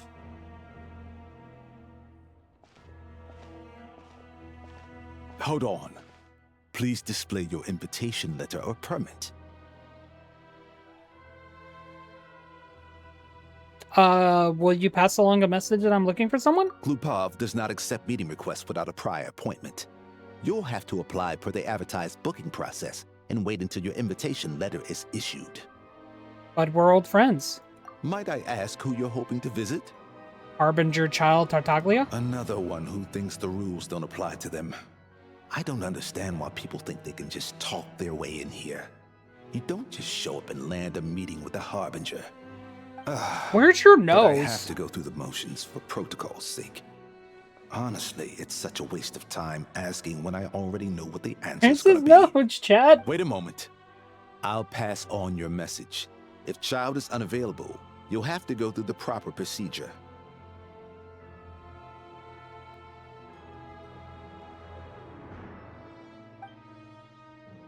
After a slightly awkward wait outside Glupov. Lord Child is a busy man. He's probably not in Glupov at the present. If I were you, I'd cut your losses. No point waiting any longer. Please. Even if you two are old friends as you claim, please understand that the Fatui Harbingers are often busy with their official duties. They tend not to stay I just want to see this guy's for reaction extended when Child periods. pops in like, hey, Next old friend. time, stick to the rules. You'll make Oh, hey, life Sandrone. easier for both of us. Greetings, Lady Marionette. Hi, I'll Sandrone. take care of our guest here. It's her first time in Snezhnaya, so it's no surprise that she doesn't know the rules yet. I trust no choice words have been exchanged. No misunderstandings I should be aware of. No, we're no, good. Lady Marionette. No incidents to report. Whew, that was a close call. Good thing I played it cool. No, he's been very accommodating. Is that right? Good to know. Wait, where's Paimon? Under the weather? That's hard to imagine. She's always buzzing with energy. I take it she's still adapting to the climate. Happens to a lot of people. It's even colder here than in Nodcry. Has she seen a doctor? I can get you one if you need. No, she's fine. All right, Just a then. couple days rest, hopefully. Let me know if you run into any other problems. Did you come out here specifically to see me? Why else? I was just about to sit down for some much-needed tea time when I heard that an old friend of Tartaglia's had shown up outside. No appointment, nothing. Yeah, I'm good at that. And, as obnoxious as it may be to show up uninvited at Glupov, I couldn't help but take pity on the poor soul who was waiting outside in vain. So I had no choice but to abandon my freshly brewed piping hot tea and come to see this mystery guest for myself. Girl, let's be real, you already knew it was me. Well, I felt our time working together in Nodcry warranted some courtesy. I couldn't exactly let you freeze to death out here in the wind. Unfortunately, I can't invite you inside either. The rules of Glupov wouldn't allow it, and as a harbinger, I have to lead by example. On the plus side, Snezhnograd actually has some class, unlike Nasha Town. Torchlight Books has a very nice selection of teas and cakes, so we can catch up there. How dare you say Nasha Town Your doesn't have treat, class? Of course. Why is it my treat? Because I already wasted one perfectly good cup of tea today. That's why. Couldn't you have taken the tea with you? Like... Also, I'm going to ignore your rules. Thank you. I can't invite you inside. Can I get the... Can I just get the teleport point? Oh, that? Yeah, sure. Thanks, Sandrone. Everyone remember to say thank you to Sandrone. Oh, God. Alright, that didn't happen.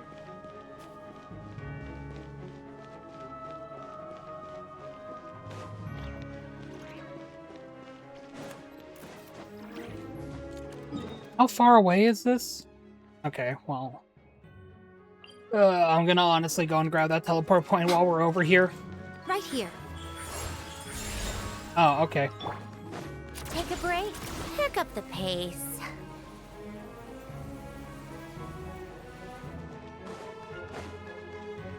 There's a chest nearby? Where is it?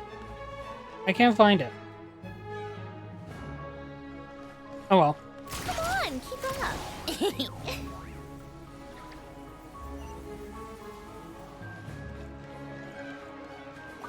Okay.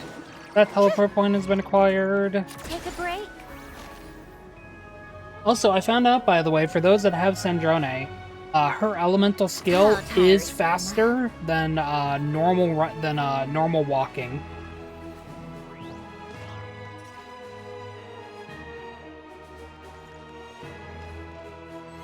Thanks. I don't know what that means.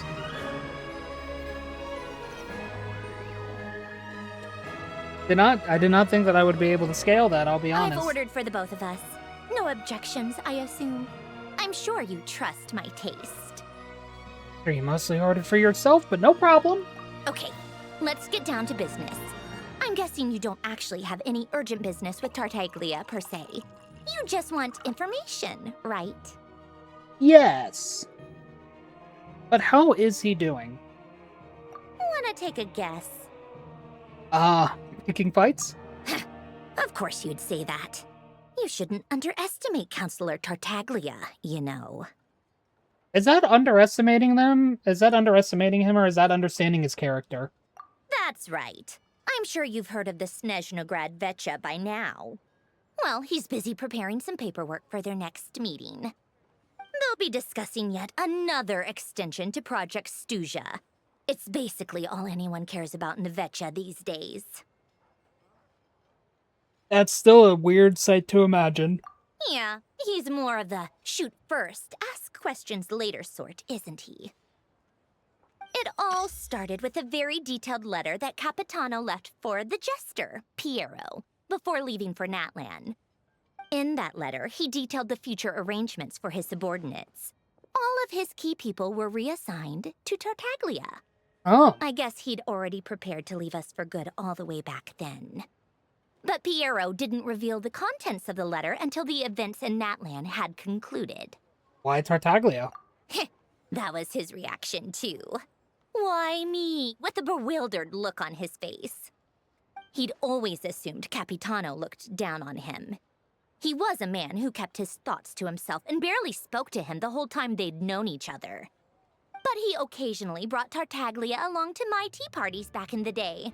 So to the rest of us, it was clear that Capitano had quite a lot of respect for his I wonder young if we're gonna get a comrade. playable Capitano. By I still the hope rest so. of us, I mean my tea party regulars. Arlecchino, Rosaline, and...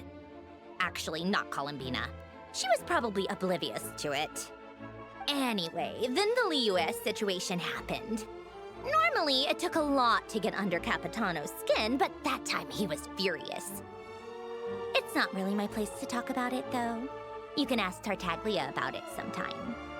Basically, Tartaglia probably had the wrong idea about Capitano all along, right up until Piero revealed the letter he'd left behind.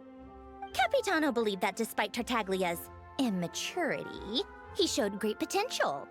Plus, he possessed a kind of purity rarely seen among members of the Fatui. That I can agree with. Yeah, it's one of the few things that I'd agree those two have in common.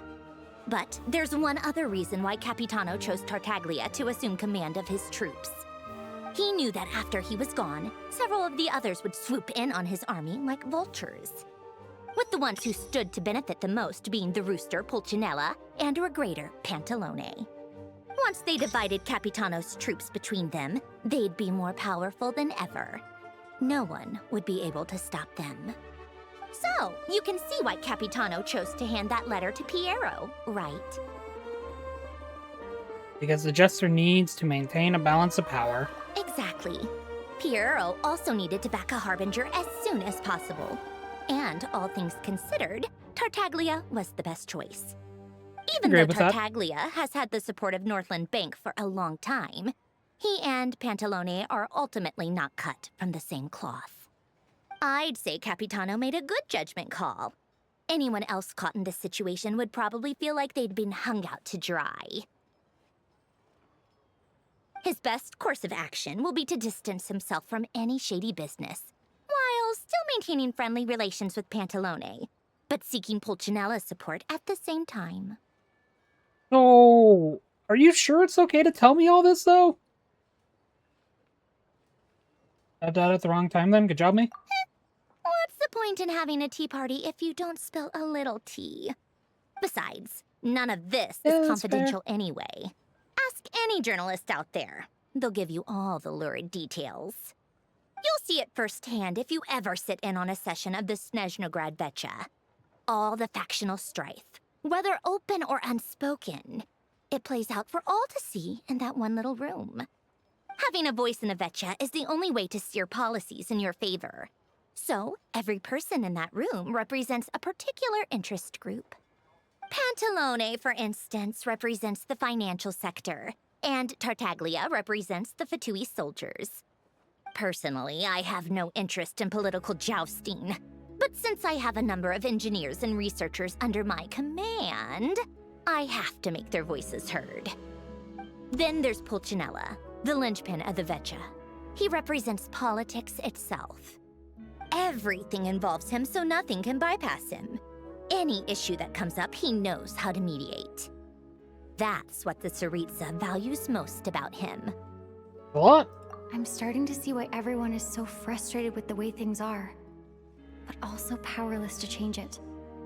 A complex web of interests connects all parties involved, and the Tsaritsa sitting at the top adds another layer of complexity. It must be nearly impossible to come up with a perfect solution. All right, I'm done carrying this conversation. Time for you to answer a question of mine. You must have known that you can get the info you needed from me. So why was Tartaglia the first person you asked to see and not me? Androni, did you forget that you literally told him to stay in our lane and not cause issues? Like... I mean, I get you're a tsundere, but... You're not jealous, are you? Huh? Jealous? As if. Wait. Oh, I think I know what it is. Columbina passed on my message to you before you left Nocturne, right? I only meant you should be mindful of which side you're on. Is that actually why you didn't ask for me? Because you took that to heart?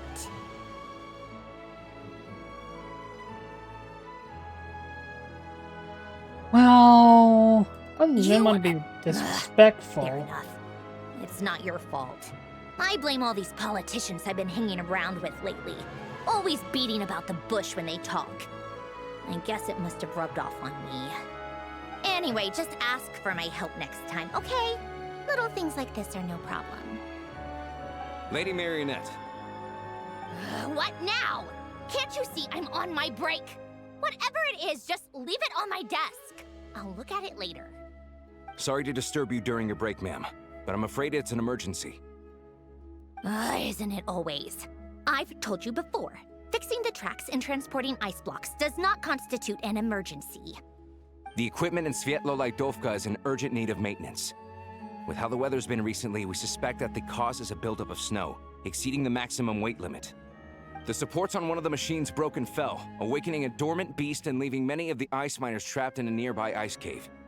Luckily, Odette's team was nearby and launched a rescue operation, but we're still facing a severe manpower shortage for both the rescue and engineering teams. I guess that's it then. Our tea party will have to end here. I'm the only engineer you'll need. Wish I could go with you. Do you actually want to come with, or are you just saying that? I owe you for the tea you shared with me, and, you know, I can't just stand by when people are in danger. Nice of you to return the favor. I'll have a couple of people look after Paimon. They can let her know that you had to step out for a while. Given how urgent this is, I'm sure she'll understand. And honestly, I'd rather have your help than anyone else's. Between your skills and experience, you'd be reliable help. Sounds like a plan. Then let's go. You, take 2 people to Podvorier restaurant. Find her room and watch it like a hawk until we get back. If anything happens to Paimon, you'll be answering to me. Yes, Lady Marionette. You do not want to answer to Sandrone. You don't, Chief. You're gonna die. Alright, so we have to rush all the way out here. So we can just take the train to teleport there?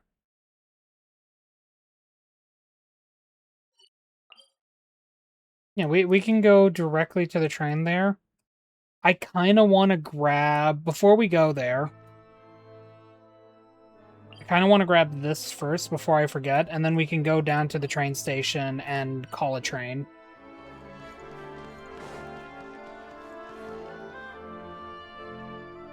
I like her design. I like her outfit.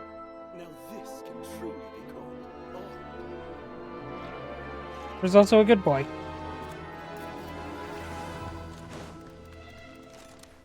Take a break.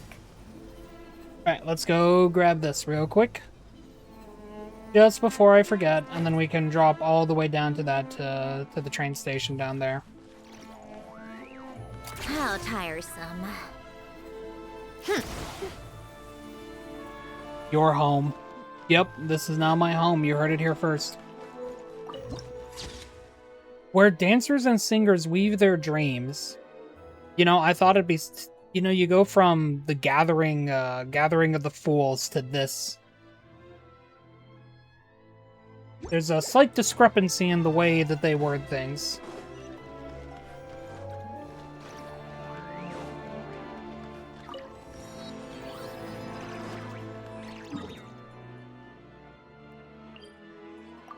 Plus, you know, I kind of really like taking advantage of the trains while they...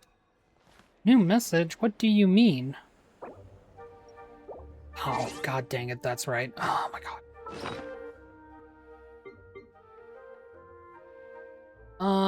Oh, what the hell is the thing called? I can equip. Okay, yeah, there we go. Oh! Oh, I clicked on the wrong thing and now we have to...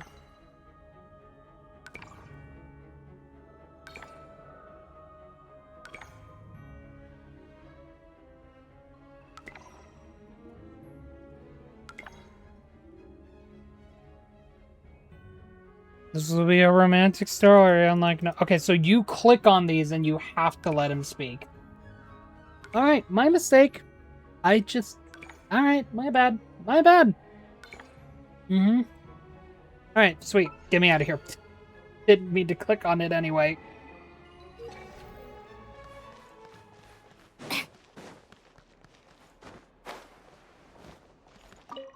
Train. Look at my train! Actually, I don't think this is my train at all.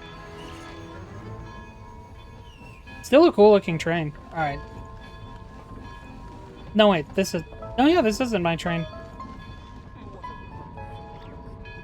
It's cool that you can actually, like, hop on a train.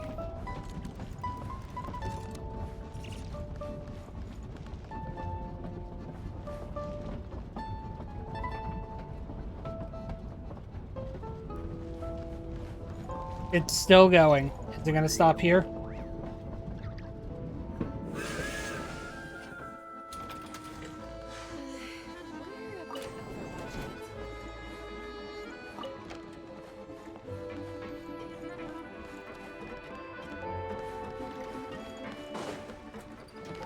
No, let me out. I didn't expect this to happen. Alright, I guess I'll just call my train.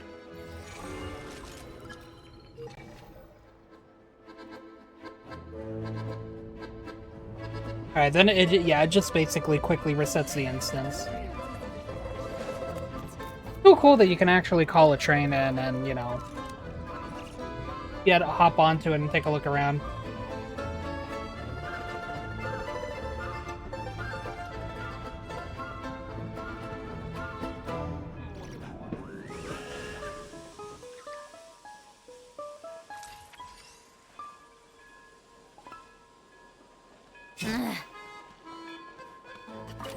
Alright, well now we can go where we want to. Paimon, you're not here.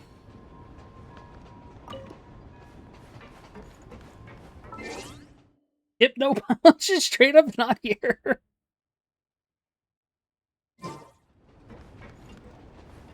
Alright, anyway.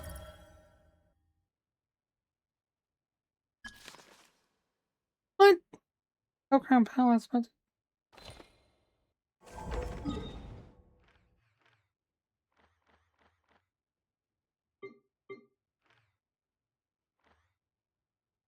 Okay. We travel. Again, I know I could have teleported there. I just really wanted to, like, actually go on the train, though. And here's the alchemy station. I know why they put it here, by the way. I understand that. But I'm not gonna use it. Can you fall off? Oh, I think you can. Okay. Maybe we'll get some people in here. Oh.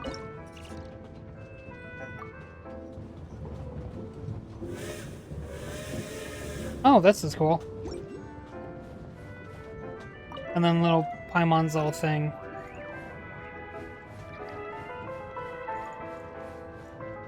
Alright, bye, Note. Hopefully we'll actually get to, like, invite people on here and whatnot.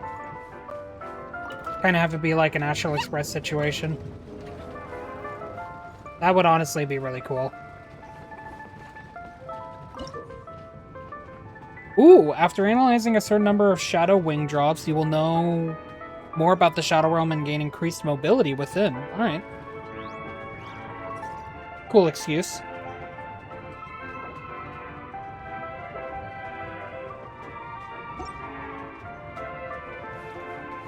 Yeah, honestly, like, I've talked about this in an Arknight stream, about the difficulty in making a place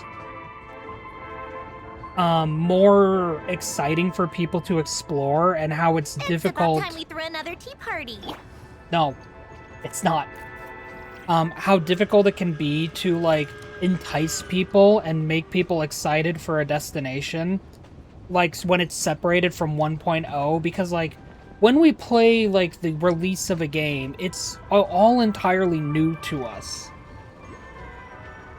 And it's all entirely new to us, and, like, we might find it difficult to get excited about a release and a destination as much as we did. Okay, good job, me. When a game first released, and, like, I'm, like, some of the stuff that they're doing with this makes me excited.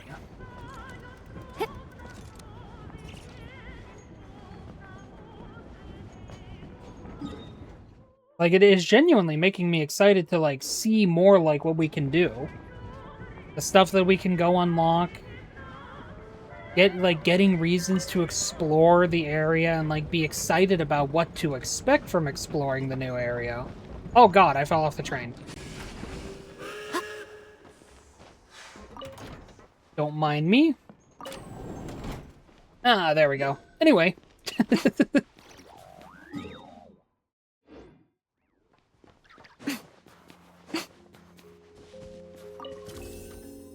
Pretty sure that's up there. I'm not gonna go that way.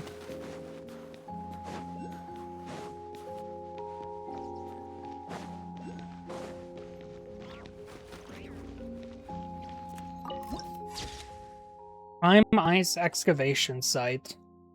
Very pretty screenshot. Once again, populated. I want to see the people here.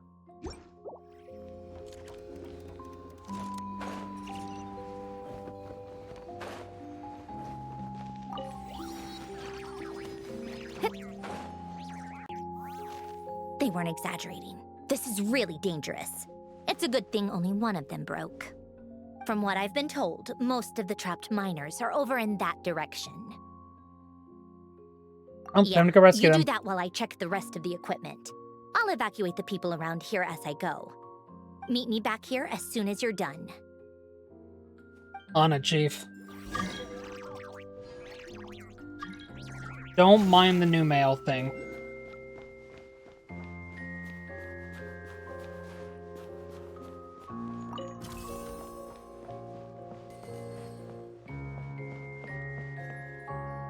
Did I just...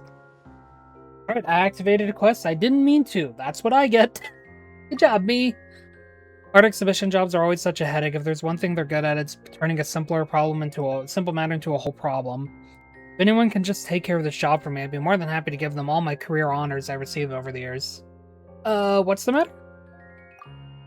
Are you talking to me? As you can see, I'm currently suffering through this pitifully paid job dressed up as art. I have here a job from the people at the Master Exhibition in Snezhnograd. You can never say no to these Snezhnograd jobs, even though they're always technically demanding and pay very little for the trouble.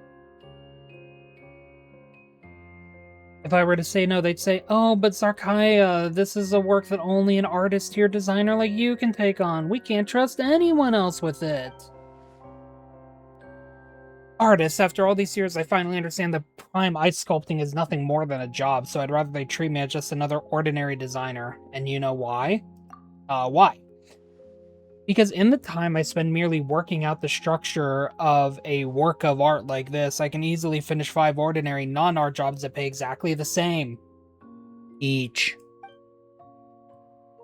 Also, Paimon here. We really stumbled into this quest at the wrong time. Sounds like a bad deal for you. That's right, so whenever I get a job like this, a saying popular among us prime ice designers comes to mind. Art or a full belly? That is the question. I suppose Paimon would go for a full belly. Hey, if Paimon already has enough Mora, art is always an option, okay? Oh, in that case, I have a proposal that may interest you.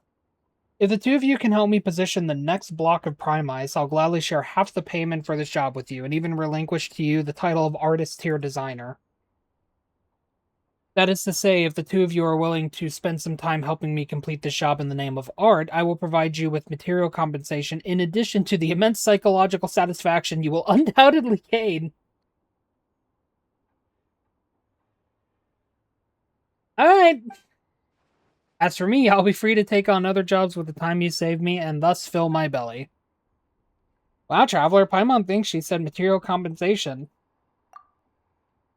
Wonderful, then you are absolutely the right people for the job. We have to place another block of prime ice on top. She also just float. Oh.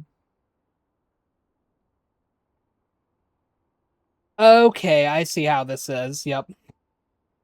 So 1 is from the front, 2 is from the side, and 3 is from up top.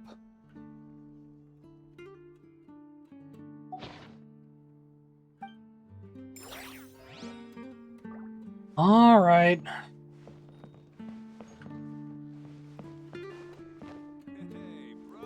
Can I see that again?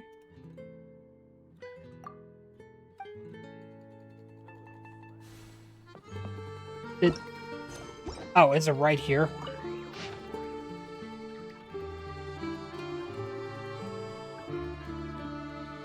The 1 is from the front, so that means it's this way.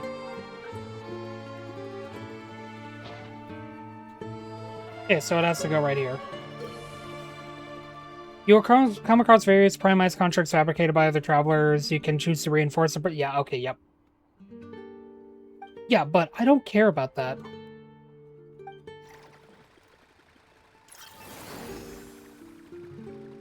Wait, that doesn't look right. Alright, hold on. I clearly messed up.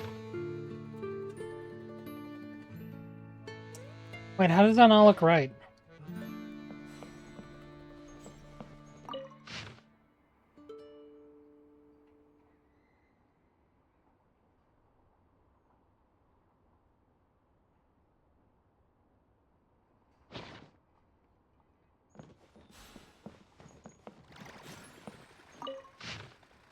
Am I blind?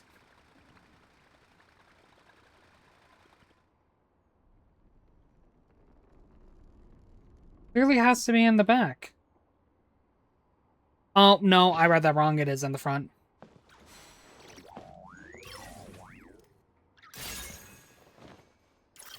There we go. Other designers around town are probably also mired in art making right now. Oh, okay, yep, there we go.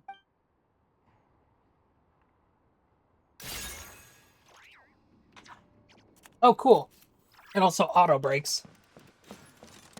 Alright, so that was an accidental work on that. Open it up. Show me what's I inside. honestly, I don't disagree with that, I'll be honest. Ooh, yeah, they really want us to drop down.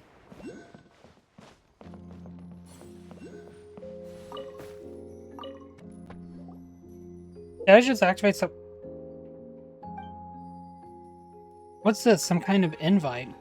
Yes, it's an invitation. Pavlina, Grand Duchess of... Say that word, I'm sorry, is inviting whoever's holding this invitation to attend a wedding. Wedding is being held at House of Hess something up on the snowy mountain. Hesperides, who was once home to the sovereign who ruled over Snegovic. As for Pavlina, the name does sound faintly familiar. Oh, really old, got it.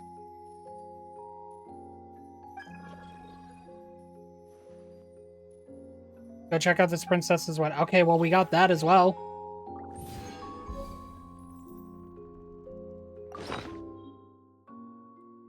Oh wait, that updated this. So we grabbed a quest? Yep.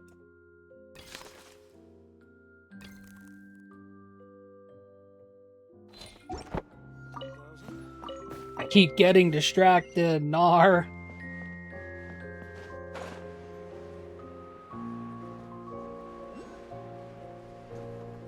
Right, I wanted to drop down here.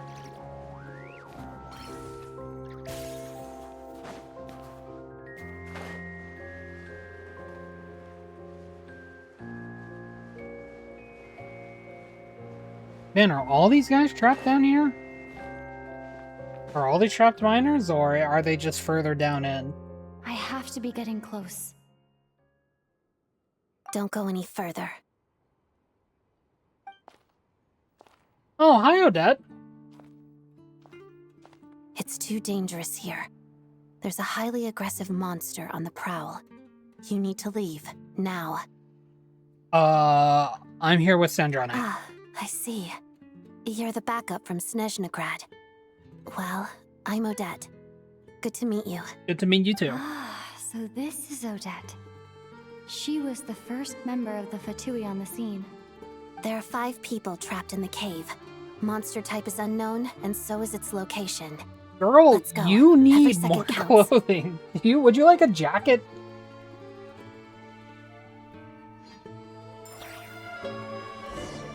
Oh, we get to play as Odette too.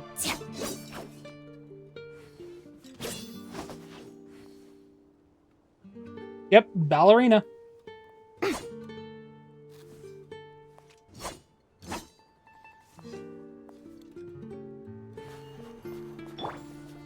Oh, Electro Traveler? Oh, no, yeah, they definitely want you on Electro Traveler, so you can use her,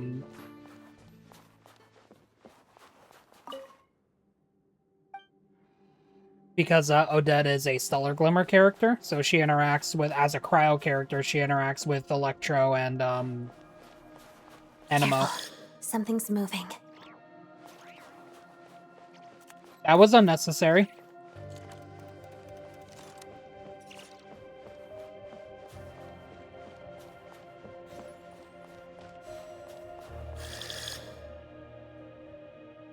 This that must be the Capitano? monster's shadow. Looks like a tough opponent. Looks like, that looked like Capitano's, silhouette. Let's begin.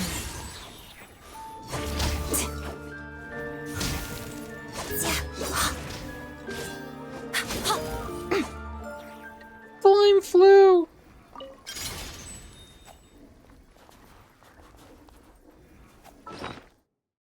What is a Starlight Prism? Starlight Prism will also generate a Prism Mirage that lasts for a short time at the location. Same location when advantages.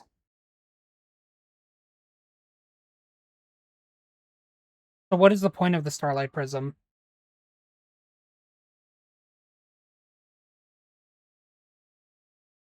Oh, you create a pole star field. Okay.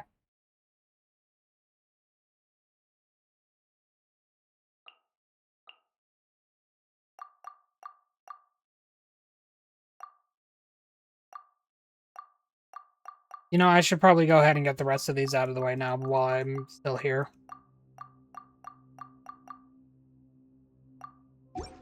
If a simple response will do, Oh, 17 why waste Primo your breath Gems, on that's so anything good. longer?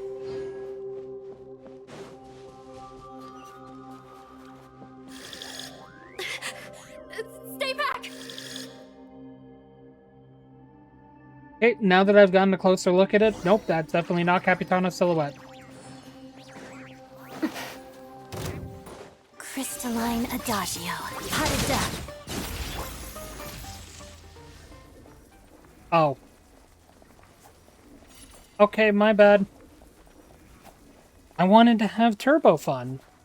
I did not get to have Turbo Fun.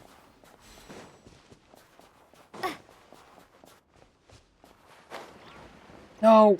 No! I wanted to activate that. Well, down I go, into hell. Whee!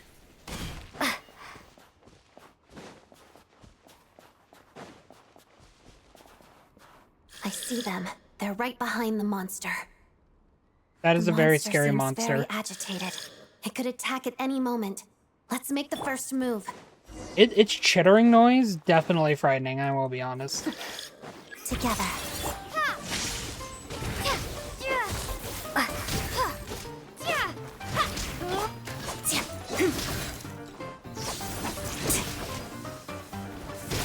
It's gonna take a moment, sorry gang. Shadow me. Take this! Witness the snow swan's grace. Man, Electro is just not good.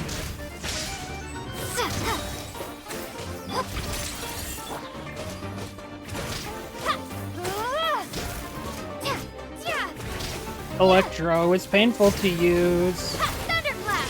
Lightning slash!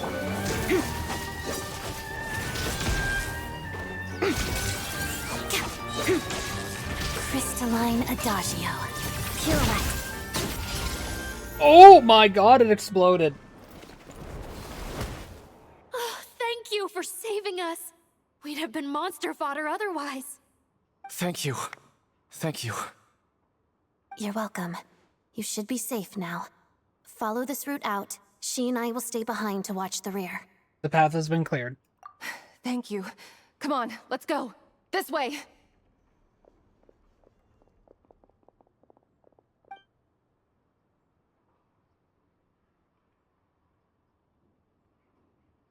I've searched the area.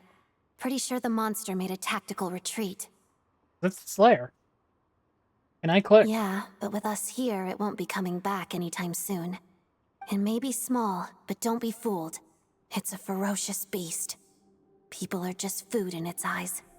It's lucky we got here when we did. The trapped miners have been successfully evacuated. Time for us to leave. Wait, this place... There's something unusual about it.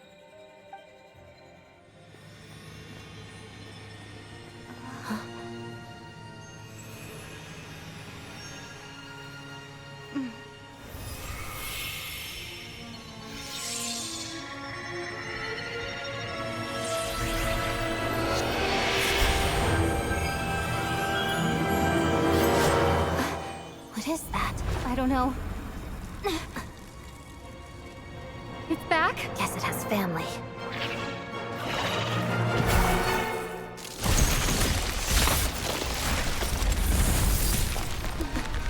This way. Run!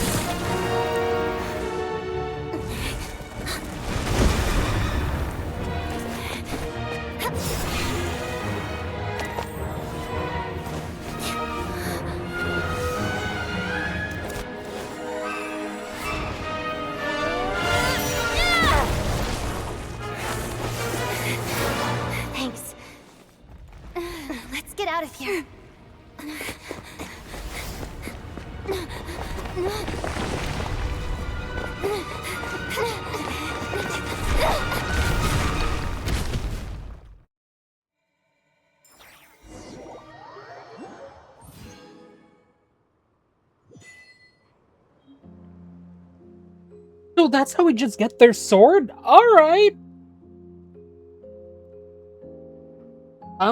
That makes me curious to learn more about it. That was honestly really cool. So this is the Cryo Traveler's sword. I mean, I assume you're just meant to use it.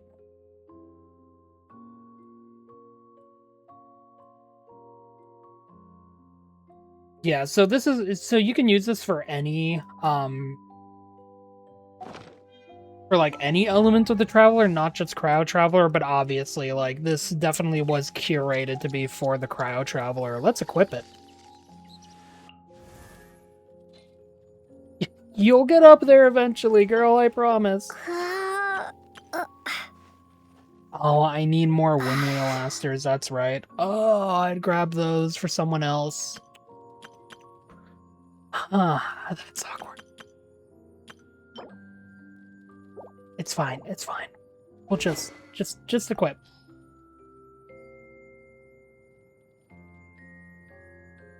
Traveler's handy sword. Yeah, that's what I was reading. Alright, well, there we go.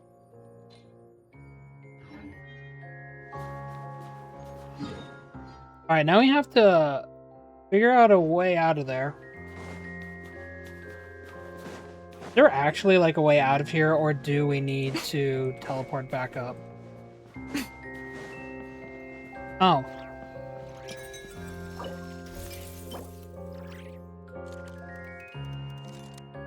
Alright. Alright, so we're gonna have to teleport back up.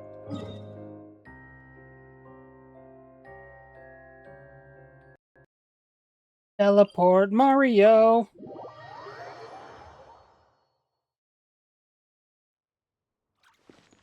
Okay, 2 steps forward. I knew that would happen. Everyone's accounted for. We managed to rescue them all. We also placed a sign at the entrance to the cave, warning people to stay away. You really held your own today. I still don't know your name. Hello! It's me. Don't think I've seen you before. I'll remember the name. Alright then. See you around. Hello, Lady Marionette.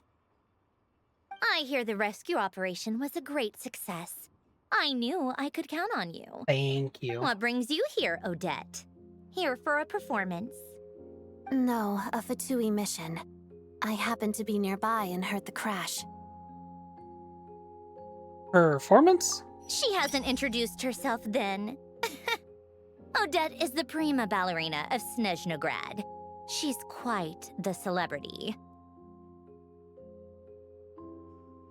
If you ever hear people mention the 2 crowning jewels of the Korailievsky troupe, they're talking about Odette and the prima donna, Vodianitsa. Vodianitsa. On top of There's that, her name. Odette's also a rising Fatui star. It's looking likely she'll inherit the title of the Fair Lady. Oh, yeah. Either the Fatuing Harbingers bearing the blades of a crowned butterfly. She pressed through on the howling snow after losing the place where her heart had once found rest. At last upon the frozen earth she found another place to shelter. Yeah, she's dead.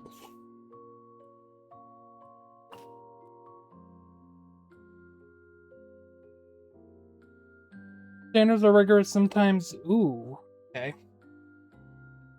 Every detail is weighed and refined for one purpose alone. The moment she spreads her wings and presents beauty to the world. Okay, that's good to know.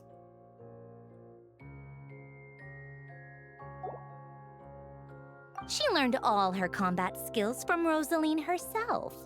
Used to be one of her most valued subordinates, too. You flatter me, Lady Marionette. If she's Rosaline's protege, that makes me...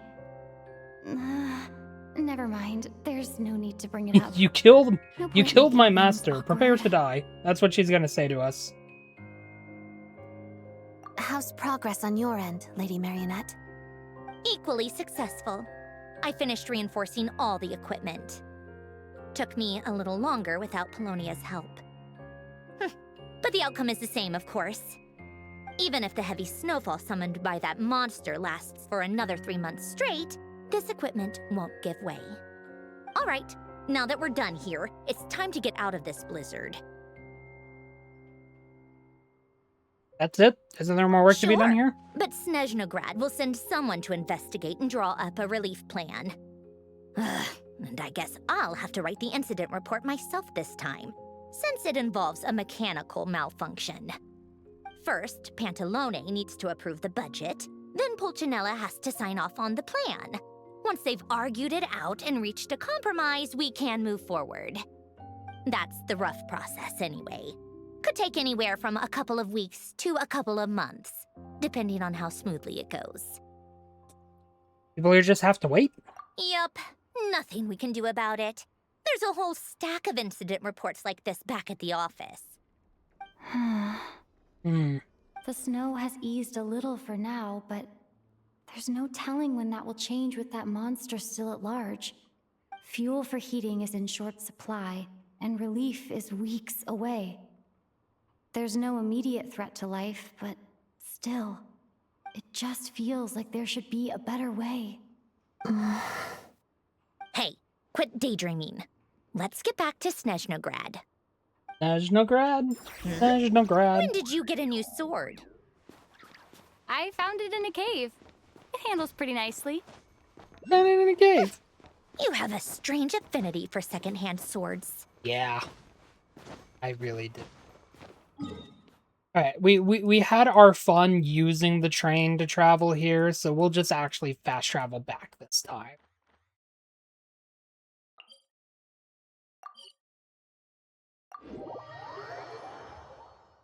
Snezhnograd. Snezhnograd.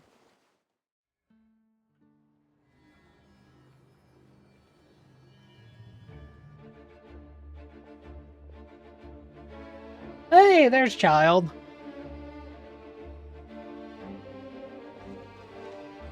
Huh. Well, if it isn't Counselor Tartaglia, Mr. Big Shot himself. Go easy on me, all right? I'm still recovering from the interrogation the real Big Shots put me through. Hey, comrade, it's been too long. I heard you came looking for me earlier. Nicest surprise I've had in a while. Yeah, but Good you to weren't see there. You too, Odette. I'm guessing you guys just got back from Sviatlo Lajdovka. How'd it go? Crisis averted? I don't know how to say It went fine. How about you? Any new Can't developments? speak that name. Not really. Same as ever.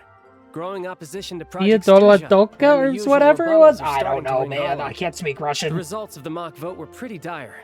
Pulcinella was fuming. I've never seen the old man so angry. That's not good news.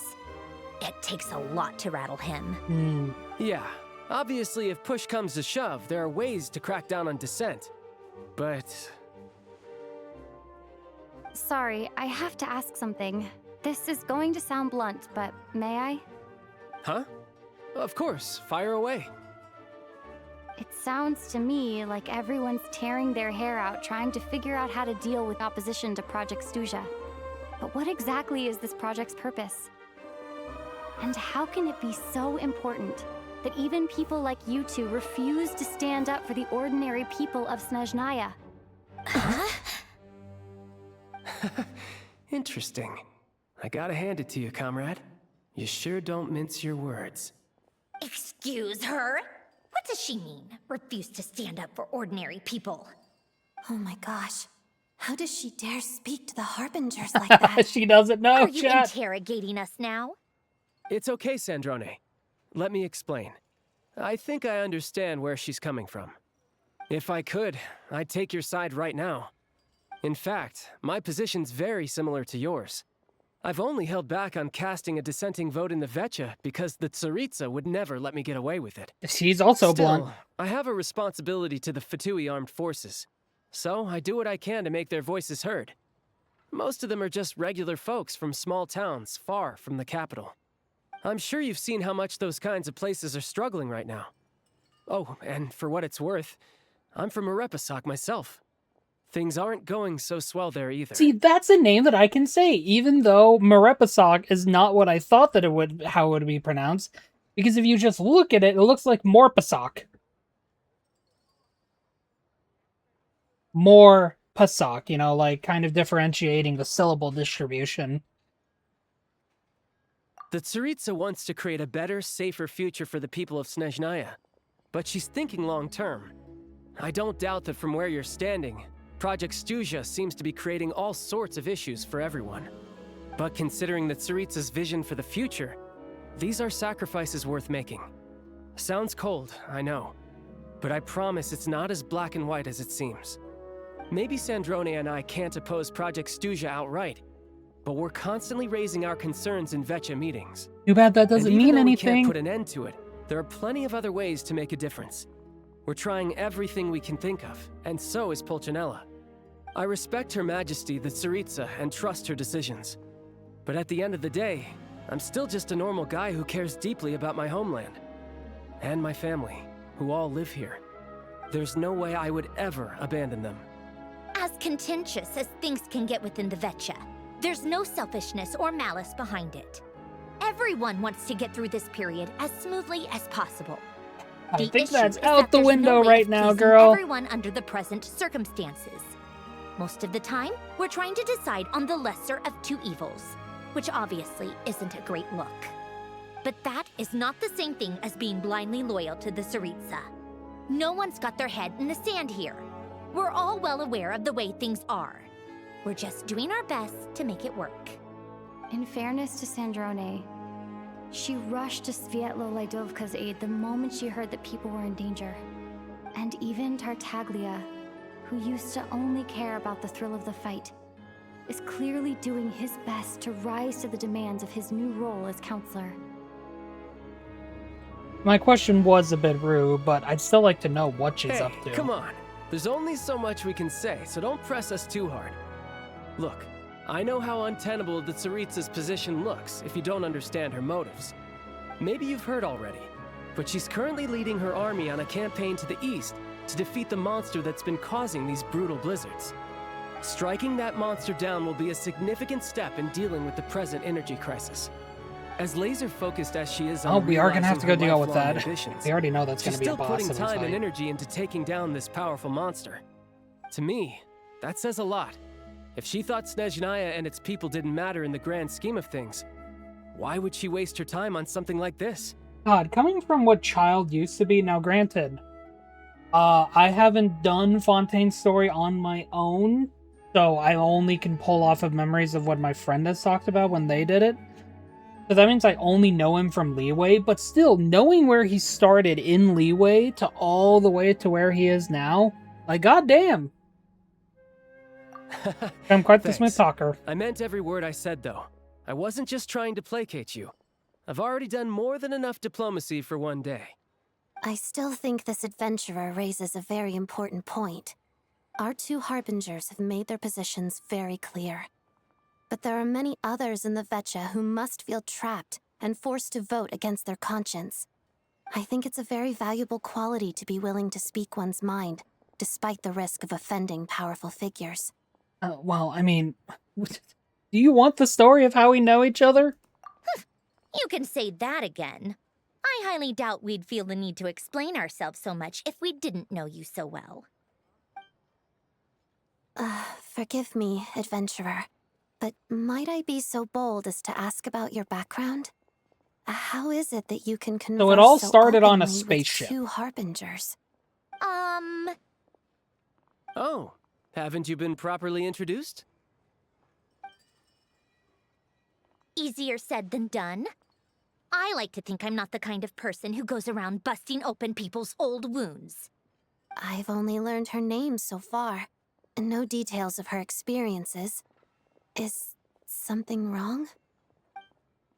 Uh-oh. Is there no avoiding the subject of Rosaline? No, it's just... all right. I guess there's no getting around it. This is the world-renowned traveler who helped resolve the storm terror threat in Mondstadt, cleaned up after the mess I made in Liyue, and then went to Inazuma, where there was a duel before the throne in which the traveler defeated Rosaline. Oh. I'm sorry. I didn't think you two would be seeing much of each other, so I figured it wasn't worth bringing up. It's fine. It was a long time ago. It's fine. Sorry, I just remembered that we have a rehearsal coming up. Please excuse me. I should get going. I like that they're bringing Rosaline back into the story.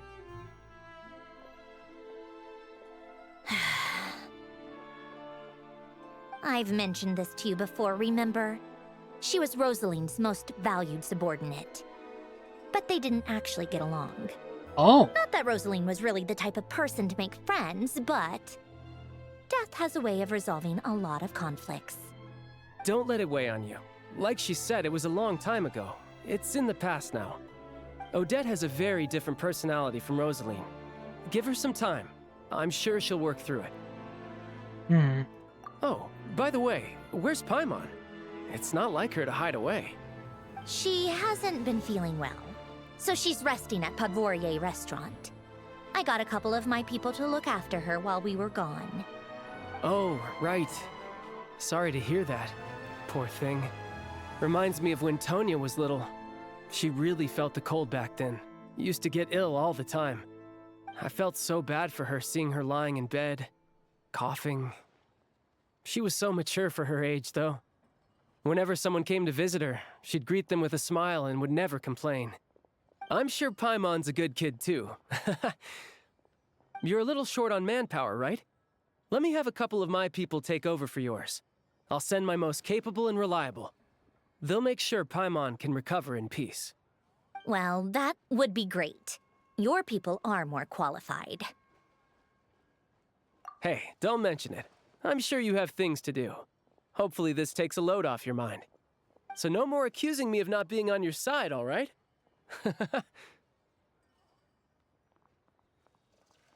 Oh yeah, by the way, I met the Jester. Already? That was quick. I'm afraid I can't help you there. Our director's recent movements are confidential. Even we're not in the loop. If you hadn't told me, I never would have known he'd gone south. I assumed he'd been in Glupov this whole time. Well, I guess I'd better go sort out Paimon's security situation. I have some other work to catch up on at Glupov anyway.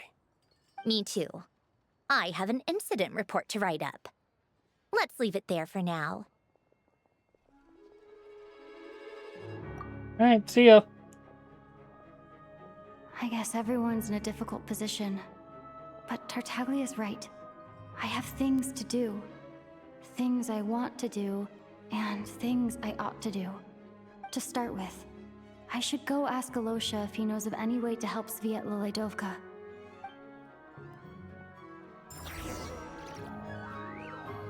Man. So, like I said, though, I am glad that they're bringing Rosalind back into the story. I guess I can go ahead and, go grab this teleport point while I'm talking about it. Because, when I first played Genshin, all the way back in 2020, like I said, on my PlayStation, I immediately ran into Rosalind, and I was, like, really interested in her character, and because not only was she just, I mean, hot, you know, they knew what they were doing with her design, let's be real here. So I don't think I need to mince words about that. But I was also just still excited to see where she would go, because they immediately placed her in as, like, a really big antagonist that we would be dealing with. And then when we get to Inazuma, and I explicitly remember this, having been able to finally see it myself, like, I remember people being upset at, like, just what happened with Rosalind. But, like, when I finally got to play through the Inazuma story myself, the main Archon quest story, I was really disappointed in how they treated her character, and I feel like we just got deprived. Because the way that they like treated some of the characters back then isn't the way they treat these same characters now. And it really, really sucks that a lot of her lore, which apparently people were saying, like, was all things considered pretty good, but her lore was just trapped in the Crimson Witch set, which really, really deprived people that really enjoyed her character, like, a good send-off for her. Because, like, the send-off itself was fine, but it was just hard. Like, even as someone who knew about Rosalind by that point and, like, knew more of her backstory, it felt like just a really awkward and unfortunate send-off for her that I think she just really deserved better. So I'm happy she's getting some type of redemption, being brought back into the story for this purpose. And, of course, the animations and other videos that we got featuring her with, you know, the Tea Party gang, as my friends and I call them. It's a bit belated. This sword seems to be vibrating of its own accord. It's a bit belated, but I'm happy that she's getting a decent bit of redemption here. It's a very faint vibration, but it's getting stronger as I get closer to the statue of the Seven. Does this sword have some connection to the statue? But all it does is vibrate, even when I touch it. That place I got this sword from was definitely out of the ordinary. Maybe I should try channeling the power of cryo?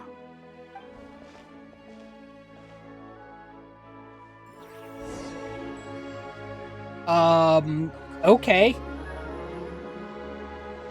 Use the power of cryo on the statue of the Seven.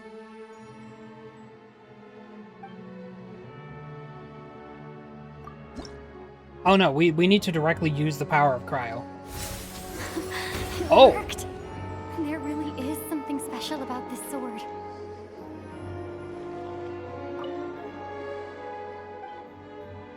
Ooh! Okay, we can enhance the blade here.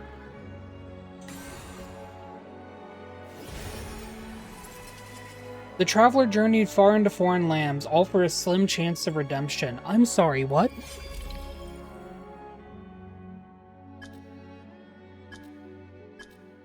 Ooh.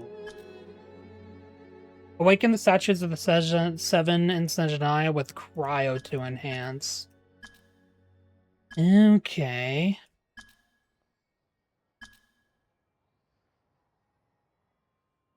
Minor affix is unlocked. Traveler's Path. I don't really understand what just happened, but I'm pretty sure this sword just got a little more powerful. I'll have to try the same thing again when I come across another statue of the Seven. In the meantime, I better go find Alosha.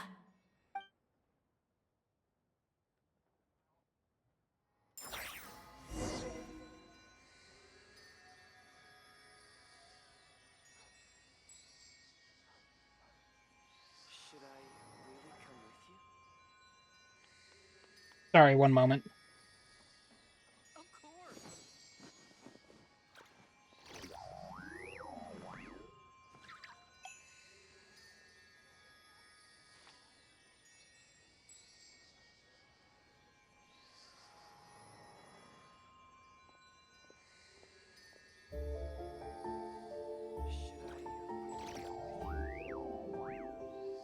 Most humans could have the entirety of their fleeting lives chronicled in but a few short lines. Just sending a message, I'm sorry about Their this. stories really make for terribly dull reading.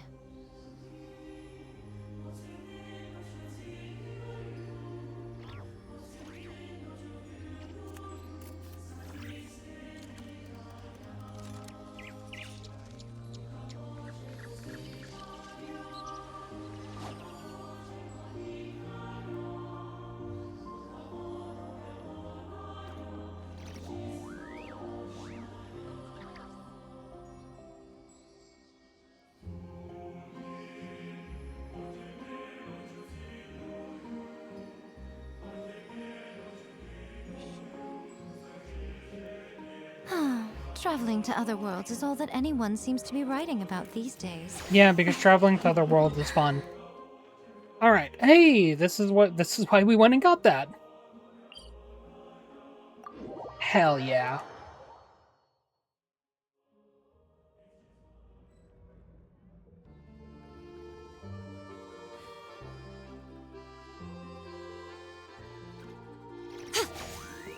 Chess!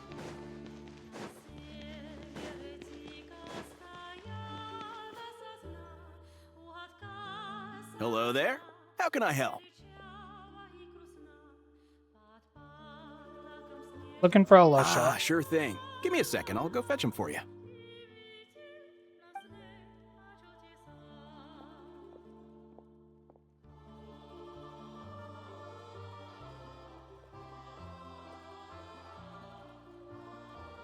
When Alyosha arrives, you tell him about what happened in that ward.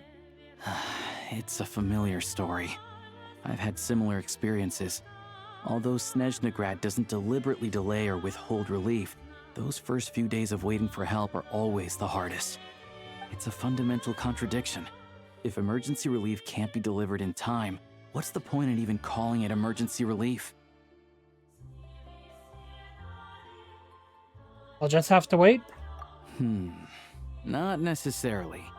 I think there's a good chance that Kresnik Crystal from Stratomeros will start flowing into the market. Why is that? When we resolve Stratomeros' energy issue, it's like we open the floodgates. A huge backlog of Crystal is now available to the townspeople. There's no way they can use it up at once. Aw, that's good. A lot of them will probably stockpile it and slowly work their way through. Probably a good idea, since energy prices are only going to keep rising. But there will always be people who urgently need Mora. And they won't sell it to the highest bidder. Exactly. At the current prices, selling Crystal is an easy way for an ordinary person to make a fortune. Hey boss, how much do I have left in my account? 1 second, let me check. So, you're planning on buying the Crystal out of your own pocket? Yeah. I don't know if I have enough, so I'll chip in a little extra and buy as much as I can afford. No, let me cover this. No, it's fine. You're new to Snezhnaya, and you have your own living expenses to worry about. Besides, you're already providing the train. I volunteered for this, it's fine. Here's your Mora. See what you can find at the market. But I doubt there'll be much Crystal left. Yeah, well, can't hurt to take a look. Let's see. Huh? Oh. Hi, Odette. Look at her head bob. I love that you can see her head bob because it's in-game, so the models are still, like, using their standard tracking.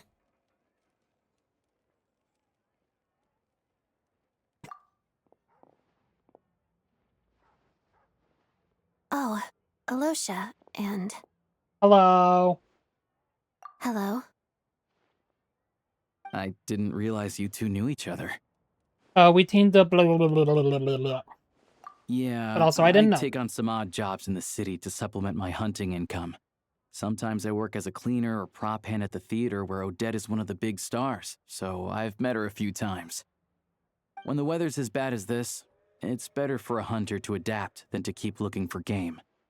Yes, and we sometimes need extra help. Mm.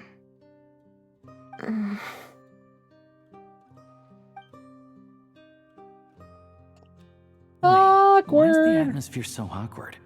I thought things went pretty smoothly in Svietla Lidovka.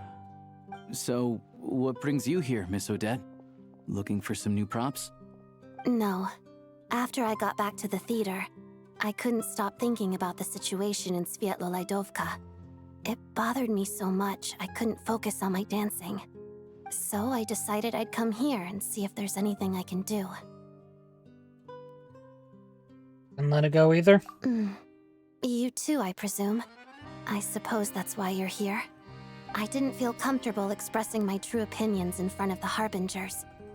Not least because ordinary Fatui like me don't even know what Project Stuja is all about. Without knowing the full picture, I can't make sense of it. And at some point, if things aren't making sense to me, I can't just keep going along with it. So many people feel the same way. They wish they could do something, but all kinds of reservations hold them back. Explains why groups like the Rokot are springing up to fill the gap. Yes. Well, that's one option. But there are risks to consider with organizations like that. The Fatui does not encourage their activities. Right, because things can get out of hand, and it's hard to hold the right people accountable when they do. I've heard about a few cases like that. Yeah, especially since they're Sandrone all... said Odette was on track to inherit the title of the Fair Lady. If so, she'll be able to find out what Project Stuja is really about. Still, Thanks, the Rokot are probably a all little soon to ask her classified, about that. basically. There may be more to the story. What's on your mind? Oh, nothing. Just spaced out for a moment. I think we can both agree that no matter which side you're on, it can't stop you from doing the right thing. Where there's a will, there's a way. Yeah. I know what Rosaline did while she was abroad. You made the right decision, so no hard feelings. Oh, that was quick. So, what's your plan? Oh, we were gonna buy some crystal. I heard there's some on the market right now. Funny. I had the same idea. In that case, let me pay. I can claim it back as mission expenses. Alright, so The who's real actually issue here paying? is that government relief is behind schedule. Which one of us? Surely it makes more sense for the state to cover these costs than for us to pay out of our own pockets. True. It's a huge expense after all.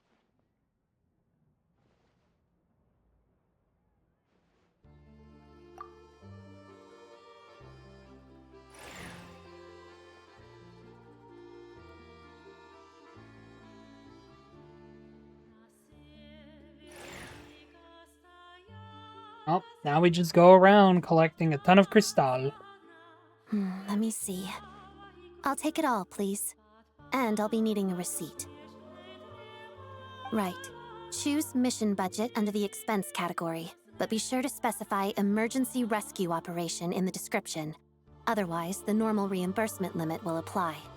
Let's book this train. Regulations say that if we need to transport Kresnik Crystal during Project Stuja, extra carriages can be added 1 hour before departure.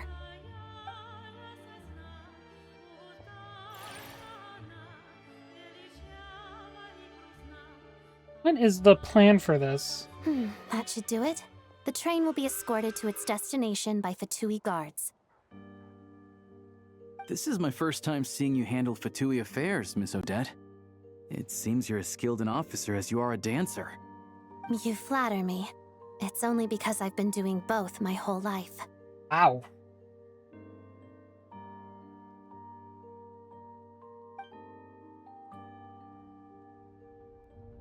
Goodbye, Crystal. Have a safe trip.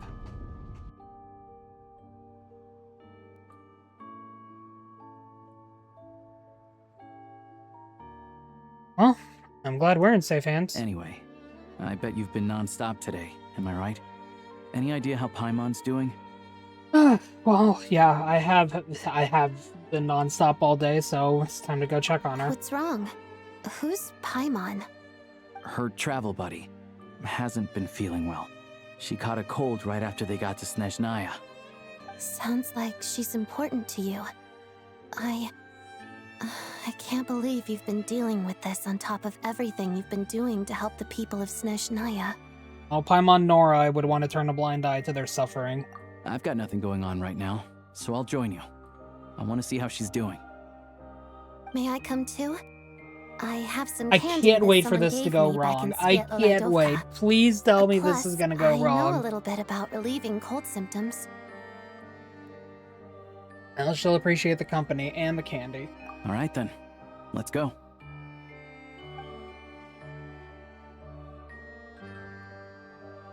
I still don't know what the deal is between these two, but at least the tension seems to have vanished. A good sign, hopefully.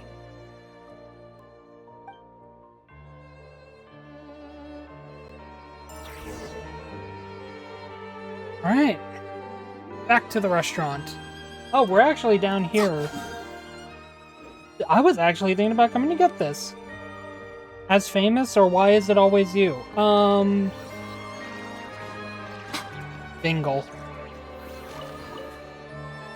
Probably don't need these snowball feathers too much, but might as well grab them. Alright, all the way back up here. All the way up top. Right now.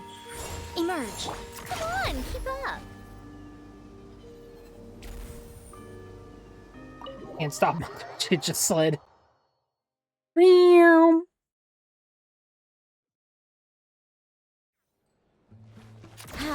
tiresome. I agree, Sandrone. I am very tired. Hello.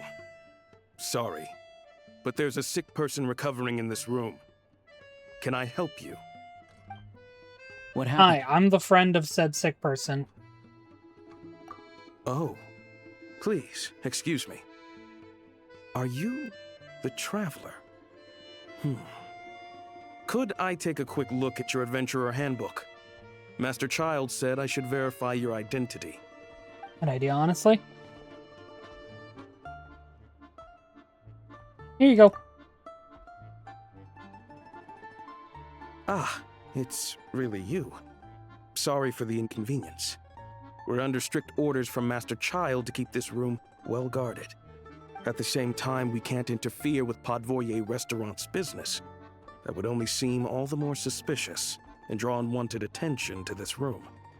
Besides myself, a few of my colleagues are stationed in and around the restaurant, in plain clothes, of course.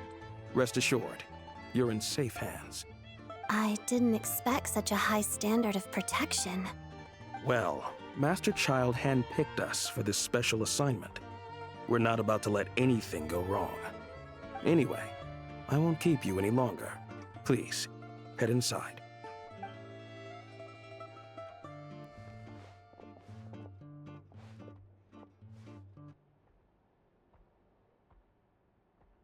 Traveler! Alosha, you're back! Oh, hey! Who's our new friend? This can only go one of two ways I'm by this Odette. point. The Traveler and I crossed paths a few times. She's a member of the Fatui, but she's solid. She's solid. I don't know why, but terminology like that always makes me laugh. Another friend from the Fatui, huh? You're practically a member yourself by this point. How are you feeling, though? Paimon's definitely on the mend. We should be back to our usual travels in a few days' time. Seems like that doctor was right. It's just... Paimon's limbs are still feeling a little chilly. I have just the thing. Whoa! What's this? Is that a flame inside an ice cube? Wait, is this real ice? How's it not melting? And how does the fire keep on burning? All keen observations. You're right. This is called Core Ignis. Whenever I've caught a cold in the past, I found I recover much more quickly if I place this by my bed. You're welcome to borrow it. Awesome! Wow! It's so nice and warm! Oh, it's like magic. Your name was Odette, right? How did you two meet again? Oh, you Looks know. like she's in pretty good spirits. That's a relief. Any progress with your investigation yet? Nope. Haven't got anything out of them. No surprises there, I'm sure. They're not likely to let anything slip. Need to try a different approach. Need to look into the The Rokot. Rokot, huh? They might really know what's going on. Let me think. Members of the Rokot keep their true identities hidden, but I think there might be someone I can introduce you to. Leave it with me. Meet me at the Korolyevsky troop tomorrow, and I'll tell you how it goes. Would anyone like a drink? I'm gonna head to the bar. Paimon will have... maybe some hot milk? Hot milk. Yeah! Paimon's in the mood for something warm. Enough with the secret chat, you two! Let's catch up properly in a minute. Paimon wants to know everything that's happened today. Yes, ma'am. It'll be kinda like Tabletop Troop. No reason why listening to a story can't be an adventure.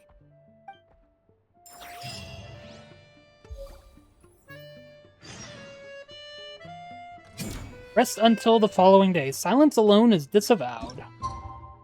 Wonder how close we are. 808.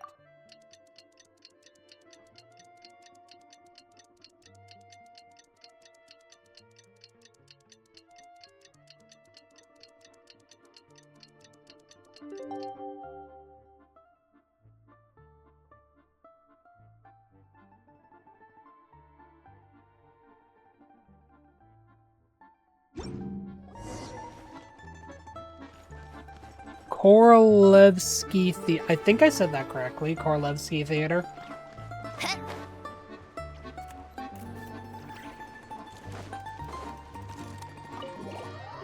Korolevsky Theater. It's gonna be a fun place, I'm sure. Nothing can go wrong here. I'm quite sure about that.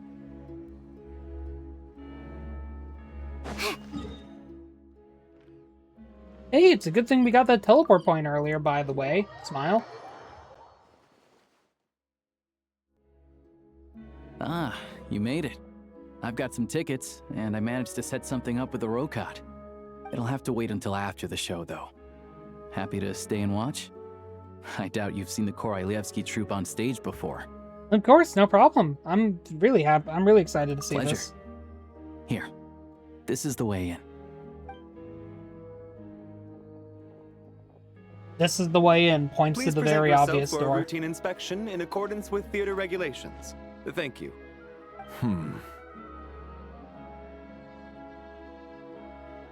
That's a man. Is that guy with the fatui? Looks like he's waiting for something. It's a man! Okay, I remember him from one of the all done. trailers. Thank you for your cooperation. Please proceed through to the theater.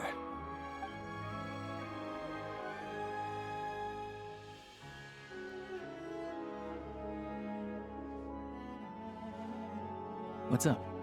Everything okay? I wasn't expecting such strict security here. Snezhnaya's business and political leaders are always passing through here, so it makes sense that security's tight. Still, it's a little unusual to see the Fatui's Armory Palace guard here. You saw him, right? The guy right at the back. Strong, silent type. His name's Valeri. Valeri. He's part of the Special Assignments Battalion, but I only ever see him here for one thing. To look for a guy named Mitya. Mitya? Who's that? Supposedly a researcher, though he never seems to put much time in at the office. The theater is one of his favorite places to hang out when he's playing hooky from work. But Makes that's sense not for us then? to worry about. Let's go. The show's about to start.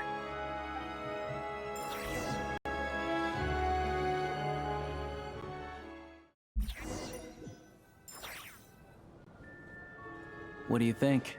Pretty impressive, huh? God dang.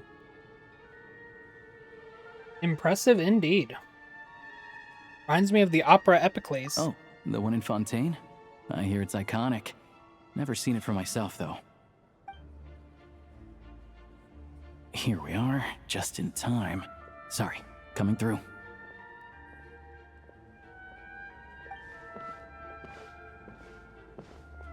Jesus.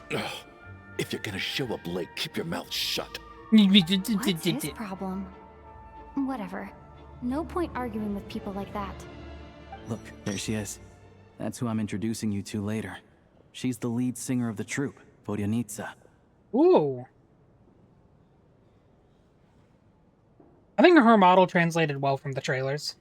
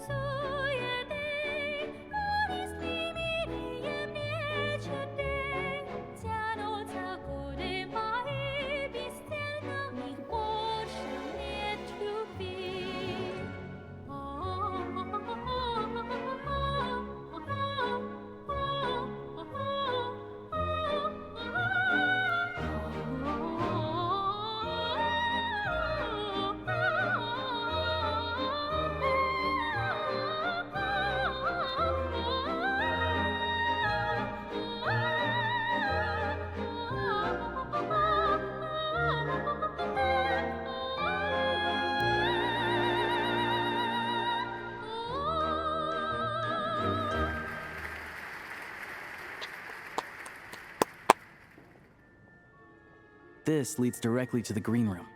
They're expecting us. Vodyanitsa will be waiting for us there.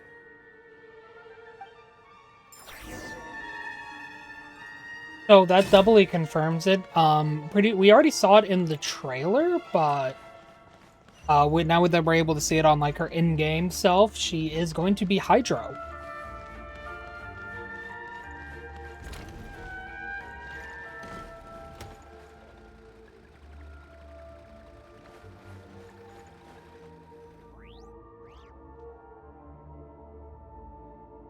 Hey there.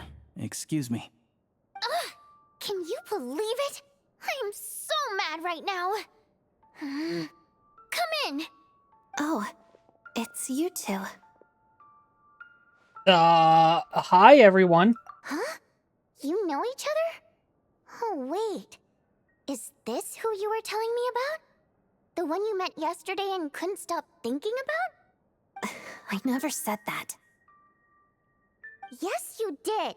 Why are you denying it? It was right before What? I went She on looks that like she's rant floating. about the moody factory owner. Oh, I remember it so clearly. Might I ask what brings you two here? Oh, I just brought her here to see the show. And when it finished, she was full of praise for Vodyanitsa's performance. So I thought I'd try my luck, see if we could get the chance to chat for a bit. Maybe get an autograph? You work here. You of all people ought to know that's against the rules. It's not what the green room is there for. Oh, what's the big deal? Come on, don't be shy. I can give you an autograph. You can take a picture too if you want. Do as you please. I finished all my shows for the day. I'll leave you to chat.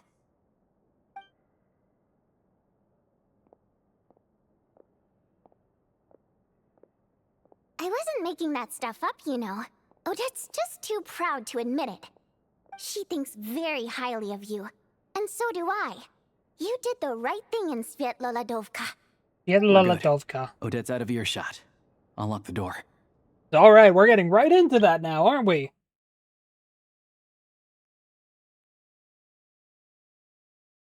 Just immediately. Confidentiality, of course. The Rokot is very strict on that. Whoa, Alosha! Not out loud! Not with an outsider here! Relax, I've taken care of it. Look at this. The President's reply sent this morning. Wait, so she's been approved to join? Huh? You told me last night that you wanted to get intel from the Rokot. Unfortunately, Rokot intel is only available to members. But ever Makes since you sense, set actually. foot in Snezhnaya, we've been working together. I've seen the way you work, your character, and your motives. Everything about you is perfectly in alignment with what we're trying to achieve in the Rokot. Yep, there it is. I was right. So I figured He's I in might the as well cut to Rokot the gang. chase. I wrote a letter to the President explaining your situation, including just the right amount of detail. His approval came very quickly. Of course, it's still your decision whether you want to join or not. We'll respect your choice. That means you and Vodyanitsa are both members? Well, assuming Odette was telling the truth and she didn't misjudge you, I guess we don't need to worry about you blowing our cover. Still, you gave me a real fright. I didn't know that's why you came looking for me. So, that stuff you said about admiring my performance, was that just because Odette was here? Did you actually mean it? Oh no, I enjoyed your singing. I clapped. Stream heard it. Now Oh yeah, you're you're on talking. stream, by the way, That's so the what I like to Rokot's hear. been exposed. The Anyway, Fatui will let me want to give know you your a quick location rundown very of how shortly. things work. Like I said, the Rokot is a covert organization, and we hide our identities. Members typically don't meet in person or even know each other's identities. This helps us maintain a high level of independence and secrecy.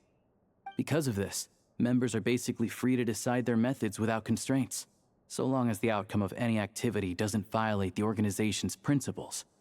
After all, we don't have any ostensible contact with each other. This way, if anything goes wrong, no one else will be implicated. So why are you Beyond two the in freedom contact to with each choose other? How you operate, it's also your choice whether to act at all. We have plenty of members who have yet to take any action. In short, joining the Rokot in and of itself won't place any restrictions on your activity in Snezhnaya. There's a code of conduct you can read if it interests you. But basically, as long as you don't plan on using your anonymity to go around doing evil, you'll be fine. Evil! I tried reading it 5 or 6 times. Never made it all the way through. Even the most lackluster script makes for more interesting reading. Well, I'm in. Great. Then I'll go grab an official application form. Be right back.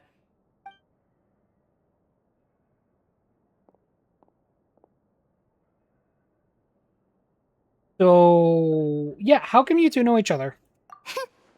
Well, Alosha has this pet dog, you see. His name's Tagarin, and this one time, Alosha brought him backstage. Tagarin took quite a liking to me, so I played with him for a little bit and fed him some treats. Then, the Rokot was out on a mission one day, and even though we were all in disguise, Tagarin recognized me right away. Yeah, the Just good boy a will do that. coincidence, really. We didn't report it to the higher-ups, though, to avoid dealing with the fallout. Like... my job at the theater, for instance. I really need it to make ends meet. By the way, what were you complaining about just before we came in? Did everything go okay with Chuganov?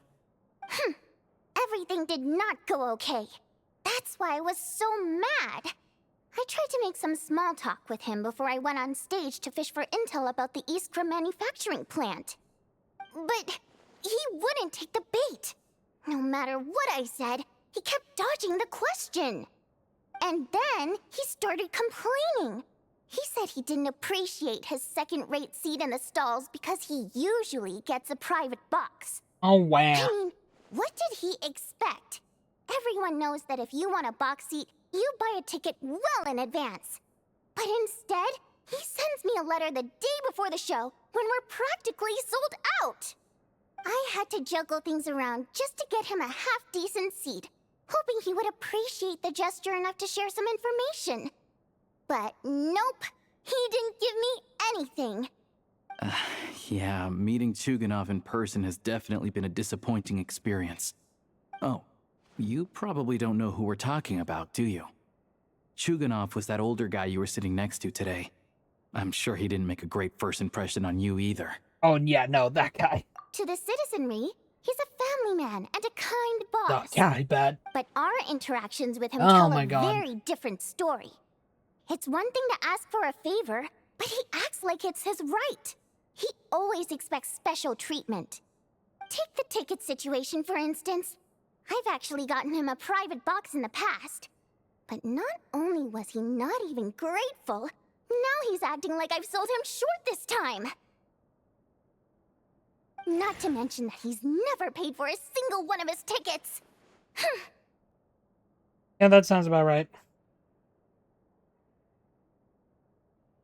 Oh, look at that pout, though. Oh, hell yeah, what a pout. And another thing, if he's such a big family man, why doesn't he bring his wife and daughter to see the show once in a while? That's actually a good I've question. never seen them here, not even once. Calm down, Vodyanitsa. If you won't do it the easy way, we'll have to try the hard way. But first things first. Here's your application form. Go ahead and fill it out. Finally, I can get a job.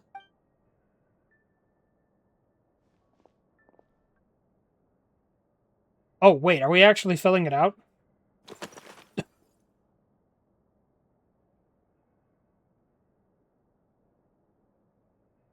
All right.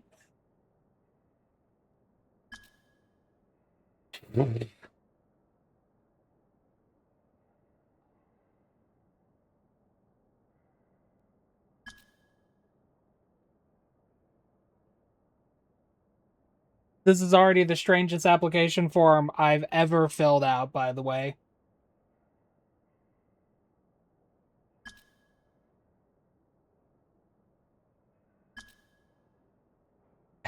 Oh, okay, here we go. So, my name is Jenny Lilbell. My race is Primogem. My codename will be King Jabberfries. And my reason for application, Mom told me to give it a try. You guys think I'll be hired, or...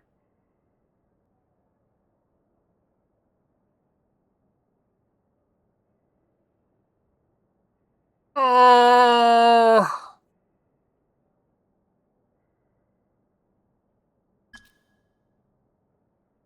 Why would they want to know my real name anyway? Like, let's be real here. I want to ordinary people.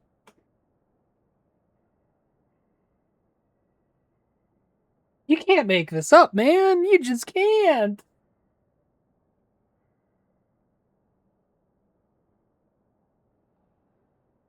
I'm not changing my race from Primogem, by the way.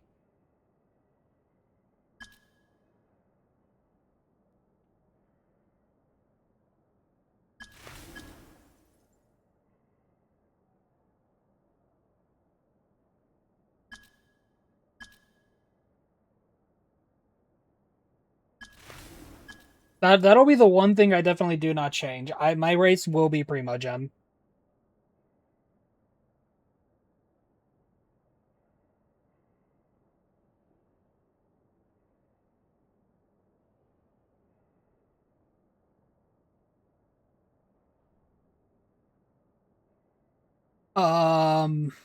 Lord of the Seven Calamities. Yeah, I think the Fatui will appreciate that one.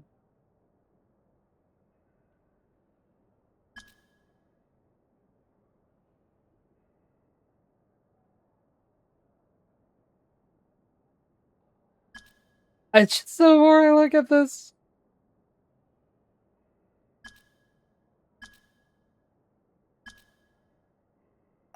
Perfect.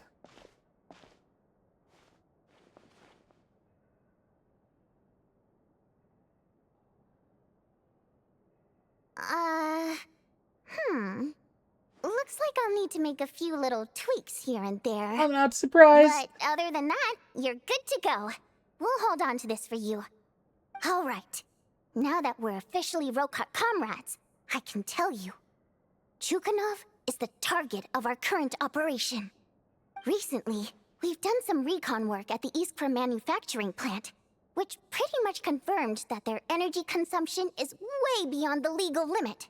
Oh. All we need now is some direct evidence to present to the Vetcha, so we can demand that they shut the plant down.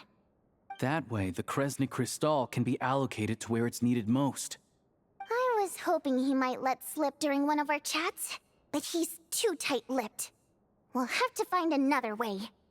I'm meeting another regular theater goer tonight, Mitya. Alasha mentioned that name earlier. But Valeria's here too, and he's probably looking for Mitya, so he may end up being a no-show. Don't you worry.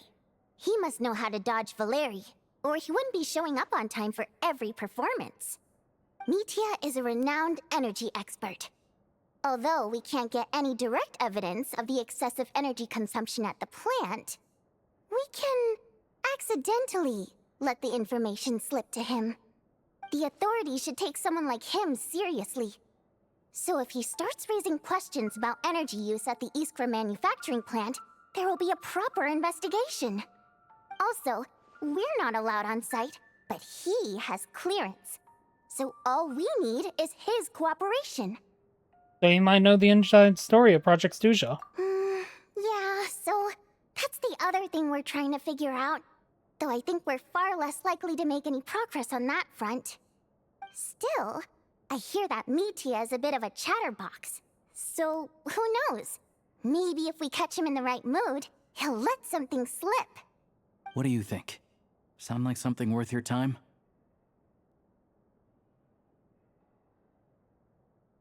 Okay, in that case, you guys find a seat somewhere nearby.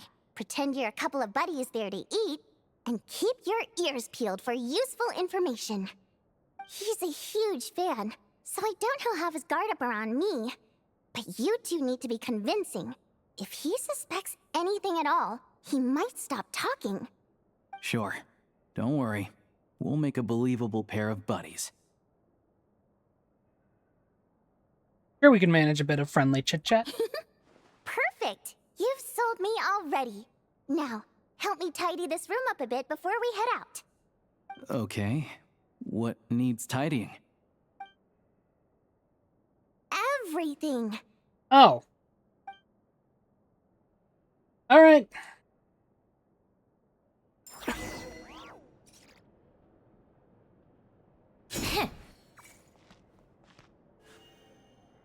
All right, well, I'm going to assume we tidied everything up then. All right, we did great, chat. To the restaurant. We're just going to teleport back. Whee!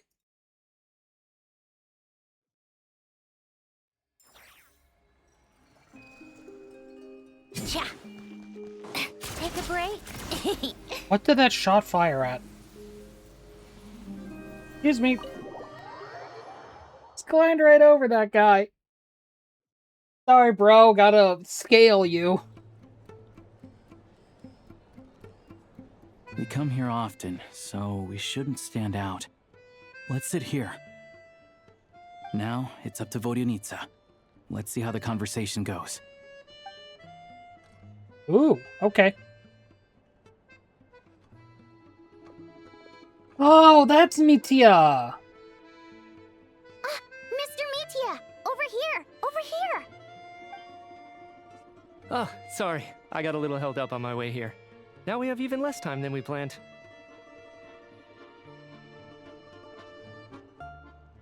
Go ahead and order some snacks and drinks. Whatever you like. Let me see. According to my schedule, we still have 25 minutes left. You're really pressed for time today, huh? I was imagining this would be a leisurely chat. If you'd prefer, we can always reschedule for another afternoon when you have more time. No need. Getting to meet the lead singer is a very precious opportunity for me. I'm not about to pass it up. Little does he know. I've already had to decline your invitation several times because our schedules rarely align. If I don't grab this chance while it's here, who hi, knows when random the next one hand. will come around. Well, it's very kind of you to make time just for me. What's going on with this scarf? I'm not too sure, to be honest.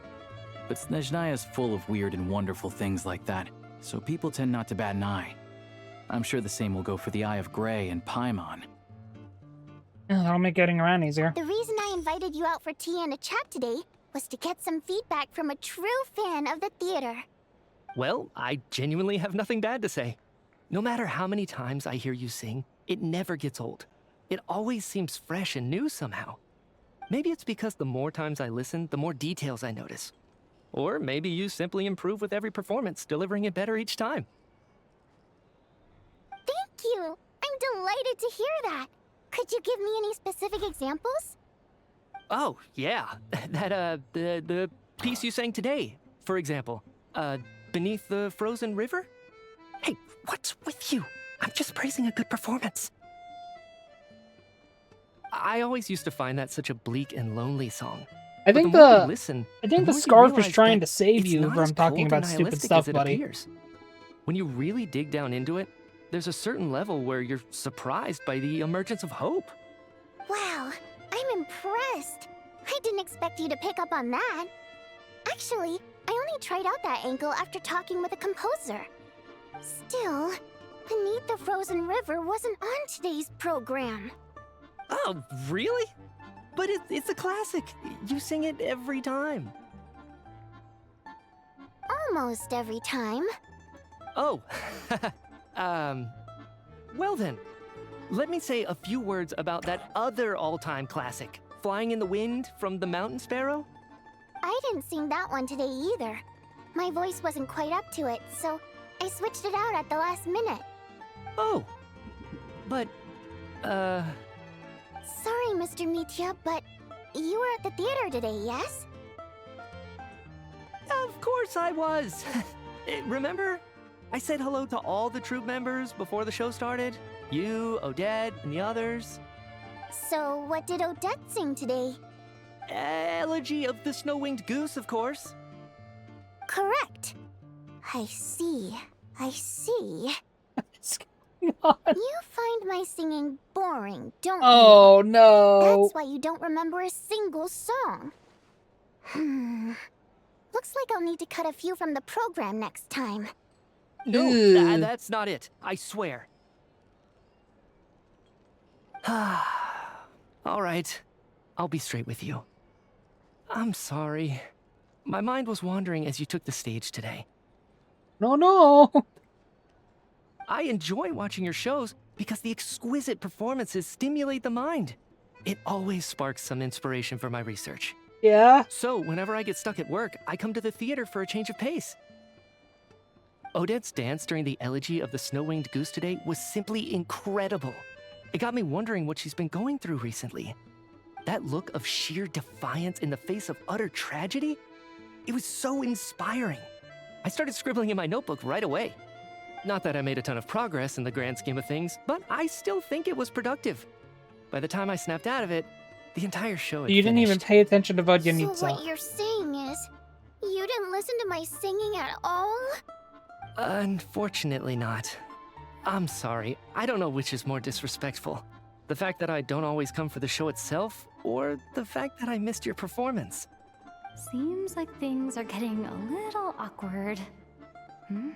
You look nervous. What's up? Mitya just stepped into a conversational minefield. If there's one thing Vodyanitsa doesn't like, it's people who show disrespect for her performance.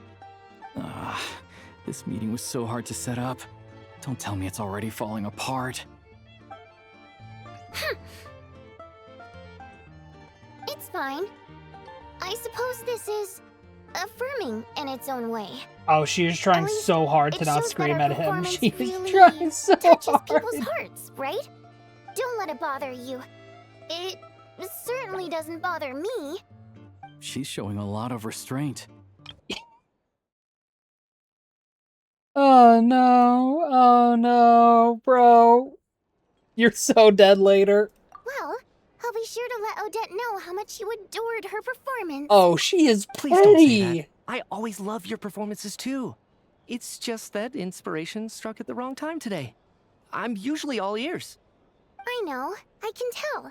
That's why I value your opinion. I'm sure some people can't stand it when others praise their coworkers right to their face, but not me. No, sir. Ma'am, there is anger behind your eyelids. Would you like to open them so we can see the wrath of God?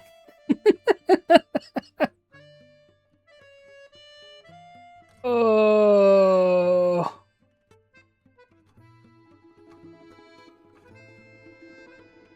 Fair enough. I still feel kind of bad though.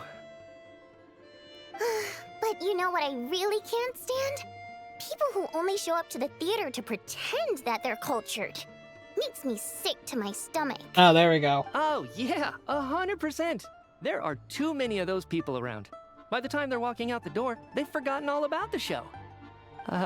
What's wrong? You look furious. I don't know if you've heard about the boss of the Iskra manufacturing plant. He isn't even a theater investor, but he always demands the same privileges as actual investors.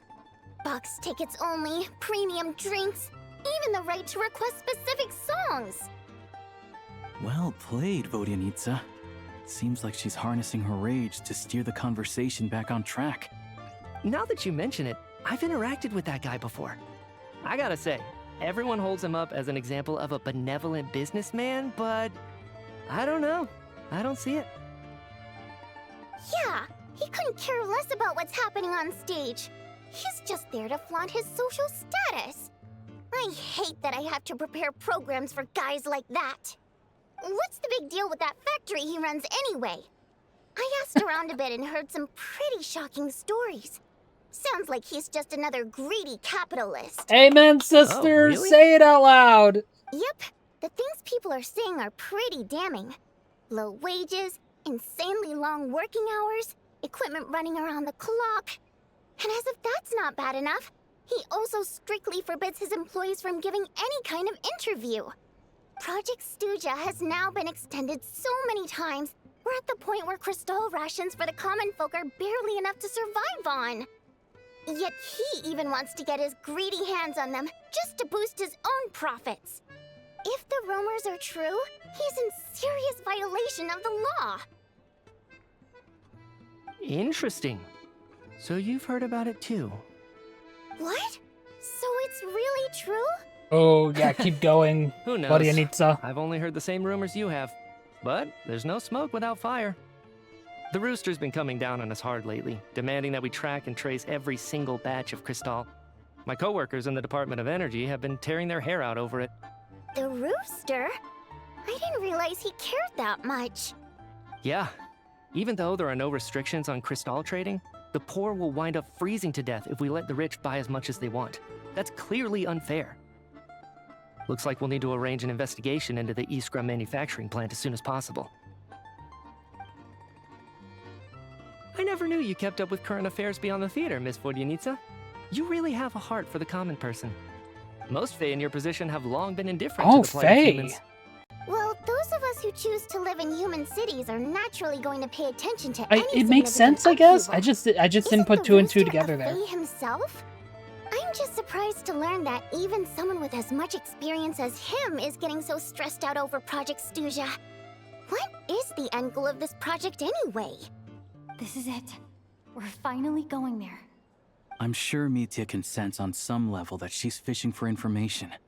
But since their conversation is so relaxed, he might just let something slip. It's stressing me out too. If I'd only made better progress with my research, things wouldn't have dragged on this long.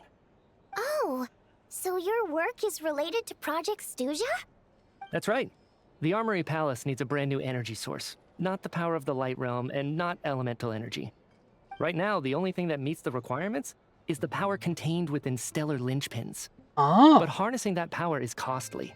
Each step of the process requires enormous amounts of Kresnik crystal, from extraction to quantification to attempts at conversion. Progress has been painfully slow, and the team is getting burned out as time goes by. Sometimes, I see people staring into space as if in a trance. That has to do with the Shadow Realm. That this new energy source has side effects? No, it doesn't affect us, because the energy is used for...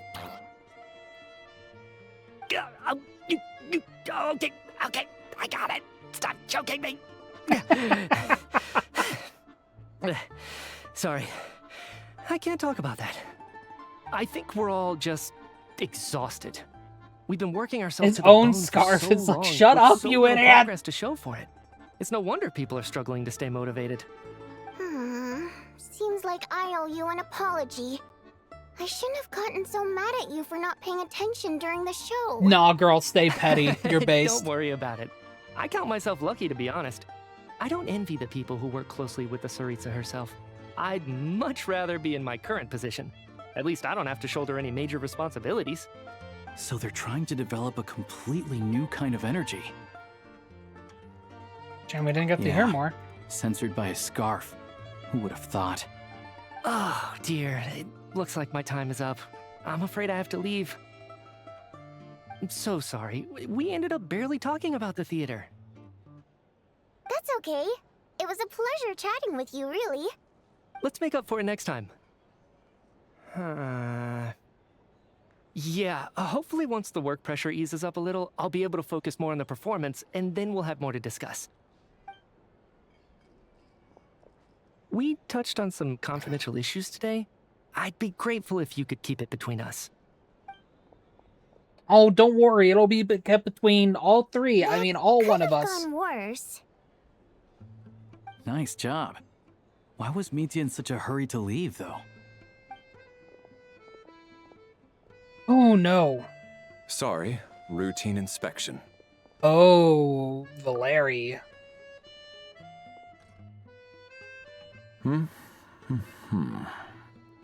Okay, let's go. Ooh, no issues with us. They really are just after He Mitya. wasn't rushing to get back to work. He must have calculated that Valeri would find him here in exactly 25 minutes. That's frighteningly accurate. One of the main duties of the Special Assignments Battalion is to ensure that important figures stick to their schedules. Mitya's arch enemy, then. All right, time for us to get going too. Excuse me, check please. We'll settle our check too, then. Hello there. Mr. Mitya paid the check before leaving. That's not a good thing. He also asked me to pass on a message. He said it was an honor to share his tea break with Miss Vodyanica and her two friends. Yep, he knew. Wait. So he knew we were here all along? This raises a lot of questions. His scarf definitely had something to do with it if he didn't know already. Maybe his work isn't confidential after all. Maybe the key here is the purpose of this new energy. I guess that's the next thing to look into.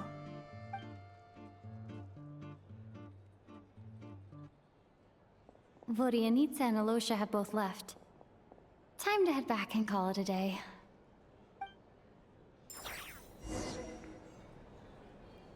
Alright then. More questions. More questions, no answers. Hi, Sitian. You're back! You're pretty early today. How are you feeling? Paimon was just gonna mention that. After she woke up today, Paimon felt like her temperature was completely back to normal. But her strength still hasn't returned. Still, there's some good news. Paimon thinks she might have figured out the source of the problem. It's like there's some kind of mysterious power affecting Paimon. Paimon's never felt this way before during any of her travels. Do believe She it. only started feeling this way since we arrived in Snezhnaya. Kind of mysterious power, you say? That's right. The Armory Palace needs a brand new energy source. Could that have something to do with this? What is But it? he can't know about You're making that Paimon. face again. You know, the one you get whenever you have a light bulb moment? Well, I've got some news for you, Paimon. It's definitely some fun news. So, they're trying to develop a new energy source here? And you think that might be why Paimon's feeling unwell? Yes, because the residual effects could be impacting whatever species you are. Well, Media denied that the energy they're researching has any side effects. And in general. Although, he did say that people working on the project have been having issues with their concentration and short-term memory. But even so, those are completely different symptoms from Paimon's. Can you sense where it's coming from? It's pretty faint, so it's kind of hard to tell. But if anything, it seems like it's coming from roughly the same direction as the Armory Palace. Well, all the more reason to find out the purpose of their research. Sure, Paimon's with you there. But how, though? The Rokat only has a limited amount of intel. There's still one avenue we haven't explored, the Snezhnograd Veche. Oh, great point! They argue about Project Stusha every day. If we could sit in on one of their sessions, we might pick up some new leads. Alright, well, I need to get this letter to Alosha. Good idea! Oh yeah, while you were out, Paimon tried all the yummiest looking desserts in the Potforia restaurant.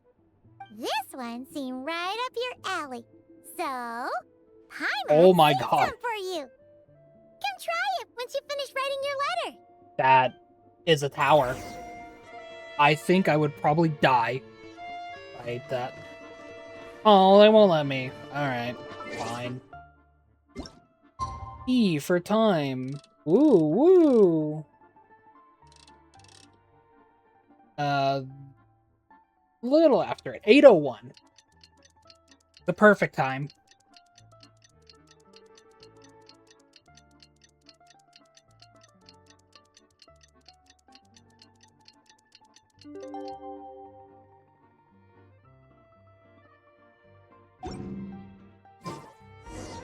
Alosha replied.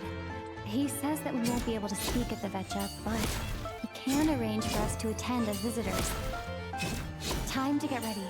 Then head to the Snezhnograd Vecha. Nope, no Paimon. You're back! Paimon's been working on the crossword puzzle in the newspaper. It's actually pretty fun. Oh no, Paimon, you're old. Oh, shoot! Paimon forgot the next word. Oh, she had it a moment ago. Think, Paimon, think.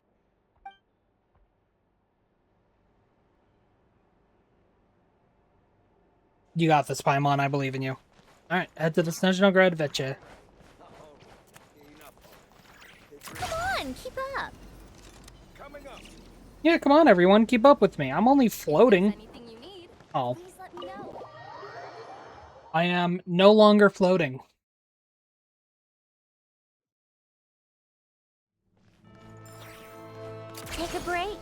Oh, thankfully it's only right across. How tiresome. Oh, tiresome. Take a break. Take a break. Oh, Vodyanitsa. Ah, Miss Vodyanitsa, prima donna of the Korolievsky troupe. What a surprise meeting you here. Will you be sitting in on a session of the Vetcha? Sorry, I'm not taking interviews today. Oh good, you're here. The session's about to begin. Let's get inside. Please wait, Miss Vodyanitsa. Could you introduce me to your new friend? Nope.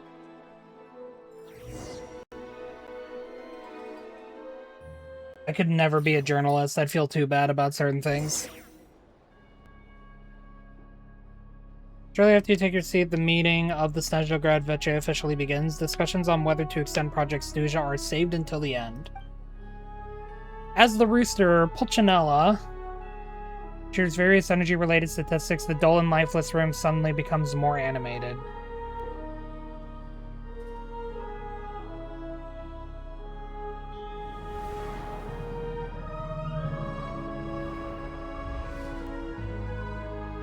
In summary, the energy management commitments made for the outgoing period have been delivered upon. Furthermore, both the production and consumption This is the first time I get to see him. Crystal show clear signs of stabilizing. 5th of the 11 Fatui Harbingers. This is our first meeting of him. The relevant agencies have assessed the present circumstances and determined that the status quo can be sustained until the next period. For detailed statistics, I would refer you to the industry reports that have been distributed to all persons present. It should also be noted that while the recent blizzards have led to a significant increase in people's energy expenses, this is strictly a short-term phenomenon associated with a remotely located monster. Her Majesty the Tsaritsa is giving her full attention to this matter. We should have every confidence that it will be dealt with swiftly and conclusively. A financial report on disaster relief is also present in this report, courtesy of Pantalone. They keep getting noisier in here. Yeah, surely. They cover the same old ground every single time. The rooster never seems to mind, but everyone else is getting tired of it. There's a general lack of trust. People aren't seeing any tangible benefits that affect them directly. Of course, none of that will be reflected in any of the reports on the table. Yeah, if it weren't for these hard copy documents, I could have at least made something up. Why are you still here, by the way? Oh, don't mind me. I'm just out here trying to hit my interview quotas. Bring out the kvass. Ever read it? Best-selling newspaper in town. If I remember correctly, you guys don't even have a sales permit. You have to sell from stalls on the street. Oh.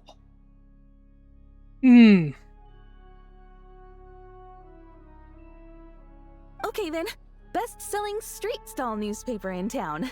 Still counts. Gotta give her credit on that. I will give her full credit on that. Even if Vodyanitsa is not amused. Order! We will now open the floor to the representatives. If there are no further substantive issues to discuss, we will then proceed to a vote on this motion. Snezhnaya has a long tradition of treating members of the Fatui armed forces and their dependents favorably. But recent surveys shows that Fatui families in remote areas have access to 15% less crystal than the average civilian family in Snezhnograd. It's been said many times before, but it bears repeating now. There needs to be a clear and consistent rationale behind how crystal is allocated, or we will soon face immense public backlash. Perhaps you wouldn't need to keep repeating yourself if you would hear me out for once. I say again, true consistency exists only in principle. In the real world, fairness is relative. That doesn't You help your appear to case for treat greater. resource allocation as a simple function of production and population. So what about when the equipment used in production breaks down? Have you factored that into your equation? And do you even know how long it's been since Snezhnaya last conducted a census? If I knew the answers to questions like that, I'm sure I'd be a very wealthy man. And I doubt I'd be going by child. I'd like to bring the focus back to the specific issue I raised. Or do you wish to deny that favorable treatment for Fatui dependents is our long-standing policy? It's easy to be a critic when there's no accountability. That seems to be a running theme in the anti-Project Stuja cohort. Defeat the ringleader and all other problems will magically resolve themselves. That's what they seem to think. But in case you aren't aware, not one jot in my report would change whether Project Stuja continues or not. Stuja. So you have no intention whatsoever of finding a solution to this problem? On the contrary, I'm the only one here who ever brings solutions. Child opened by speaking up for the armed forces. Regrator struck back with style and a war of words ensued. Thanks, Marinova. Did you just... Our reporter was live on the scene to get the audience's reaction as it all unfolded. Who do you support?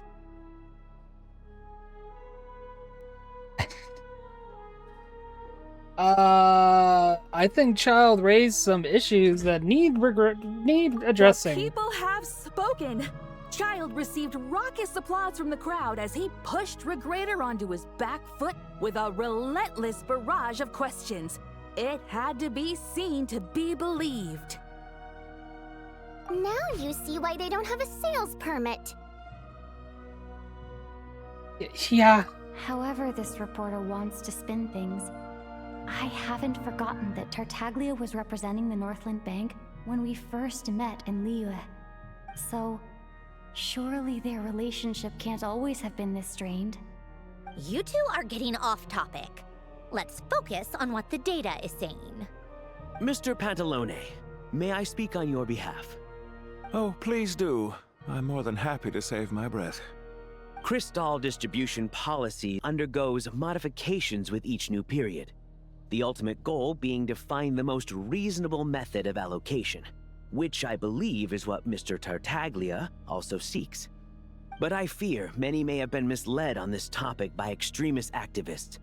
To clarify, Project Stuja is not the root cause of the problem. It is merely a framework for resource distribution. The most recent reports all point to Snezhnaya's resilience and adaptability during this period of fine-tuning. No, bootlicker. And Bootlicker. give clear indications that a distribution framework is improving with each iteration. To make drastic adjustments without first considering the risks would likely do more harm than good. It would be a waste of the hard-won experience we've gained to date.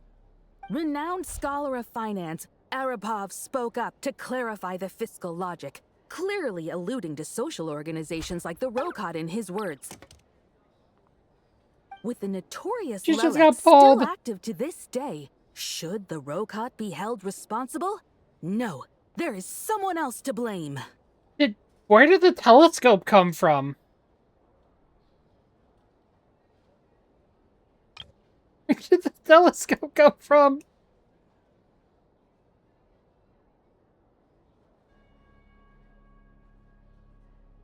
She's just rephrasing what Mr. Pantalone said. The Rokot are the critics he accuses of taking no responsibility for their actions. As for Lelek, you won't have heard of him yet. He's currently the most famous member of the Rokot. Well, more like infamous. Ending Project Stuja has become an obsession for him. Unlike the more decent ones among us, he believes that votes in the Vetcha are all that matter.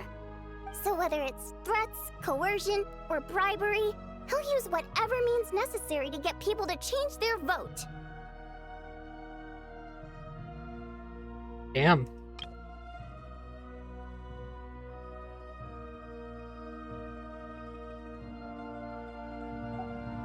And since we're already on the subject, what do you think of Lelek's methods? Are you for or against? I mean, I would call him extreme, but at the same time, there's clearly a lot more to the story than what's being presented. I would also like to argue that even if we learn more about him, we can still argue that his methods are extreme, because that's... Well, whatever the story is, his actions benefit us all. We stand with Lelik. Okay. At least someone here wants to take this discussion seriously. I've been considering that issue myself. What you really need is more precise regional data, right? I think it would be easiest to let the Fatui handle it, since they're already in charge of Crystal shipments anyway. We may as well get them to collect some data while they're at it. Whatever you need, you can ask the Fatui to look into it for you. In terms of supervision, I think the Druzhna would be a good fit. I had hoped to discuss this with Miss Vesna, but sadly, I know that she's not character. present. I will be happy to take a note of your suggestions and present them to Commander Vesna for a decision upon her return. The Commander has always taken a keen interest in Project Stuja. However, given the Druzhna's demanding workload, I'm afraid it may prove difficult for them to provide any practical support. Let us refrain from jumping to conclusions until a concrete and actionable plan is in place. He's My right about that. apologies, Lord Rooster. There are numerous issues to address here, including manpower, time sensitivity, and reporting lines. Nevertheless, I support drafting a proposal.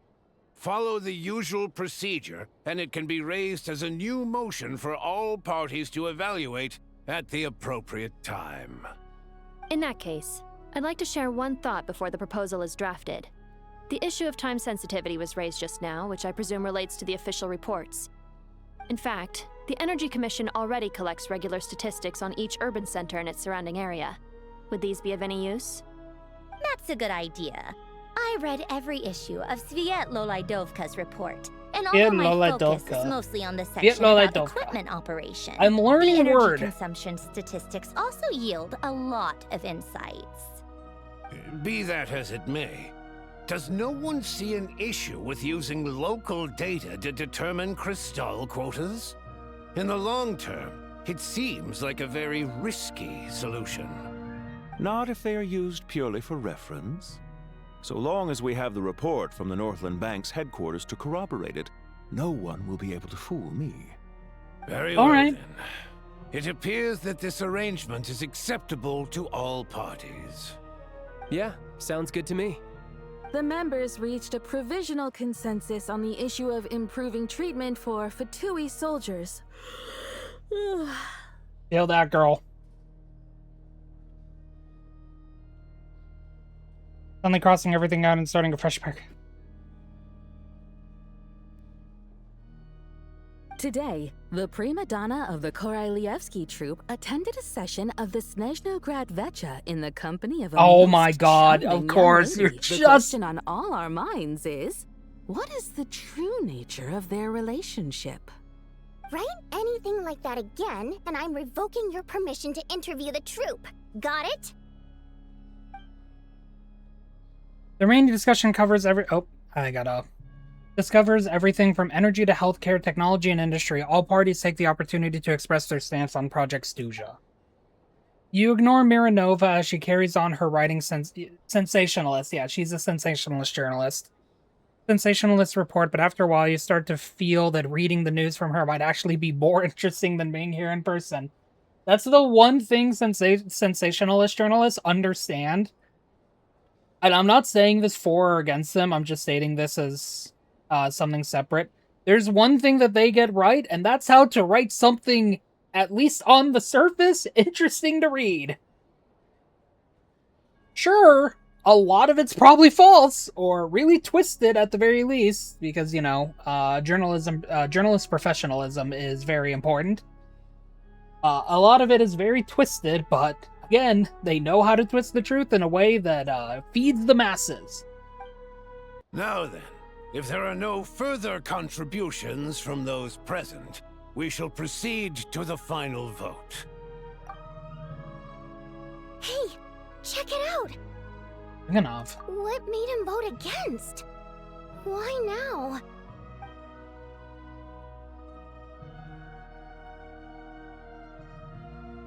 The votes have been tallied. Those in favor of continuing Project Stuja total 61%. securing a clear majority. That was too close. The margin has shrunk yet again. Chuganov was a huge loss. I'll bet Lelek is behind this. I wonder how Pulcinella will respond this time. I really like being able to hear their dialogue. I see. Lelek strikes again. Yes. Oh, yeah. Go, Lelek. Once Project Stuja is defeated, our unwavering support at Bring Out the Kvass will finally pay off when we make our comeback. I can taste our victory already. It's nice to be able to hear accordance with these the result their of thoughts this in their vote, heads. Project Stuja will remain in effect until the next Vecha period. Finally, may I remind us all, we debate only for the greater glory and solidarity of our nation. May the aurora shine ever on, and the tundra always stand firm. The session is concluded. That was a very civil discussion, I will admit. No, Sandrone didn't sit up here. She sat down here.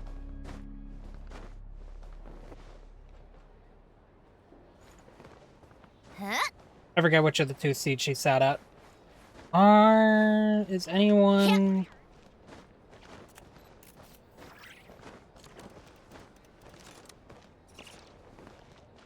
Okay, no. We don't get to see. Come on, keep up.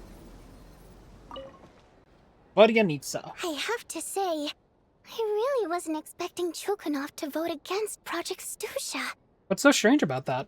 Well, in principle, Snezhnaya's business and political elites ought to be the ones least likely to oppose it. As we heard, Project Stuja is basically just a resource distribution framework that requires everyone to cut back during the winter. But even if the policy got cancelled, the Tsaritsa's energy needs wouldn't suddenly go down. The extra demand from the public would have to be filled from somewhere. So logically, the factories would have to take the hit. This does, yeah, no, that makes sense. Checks out.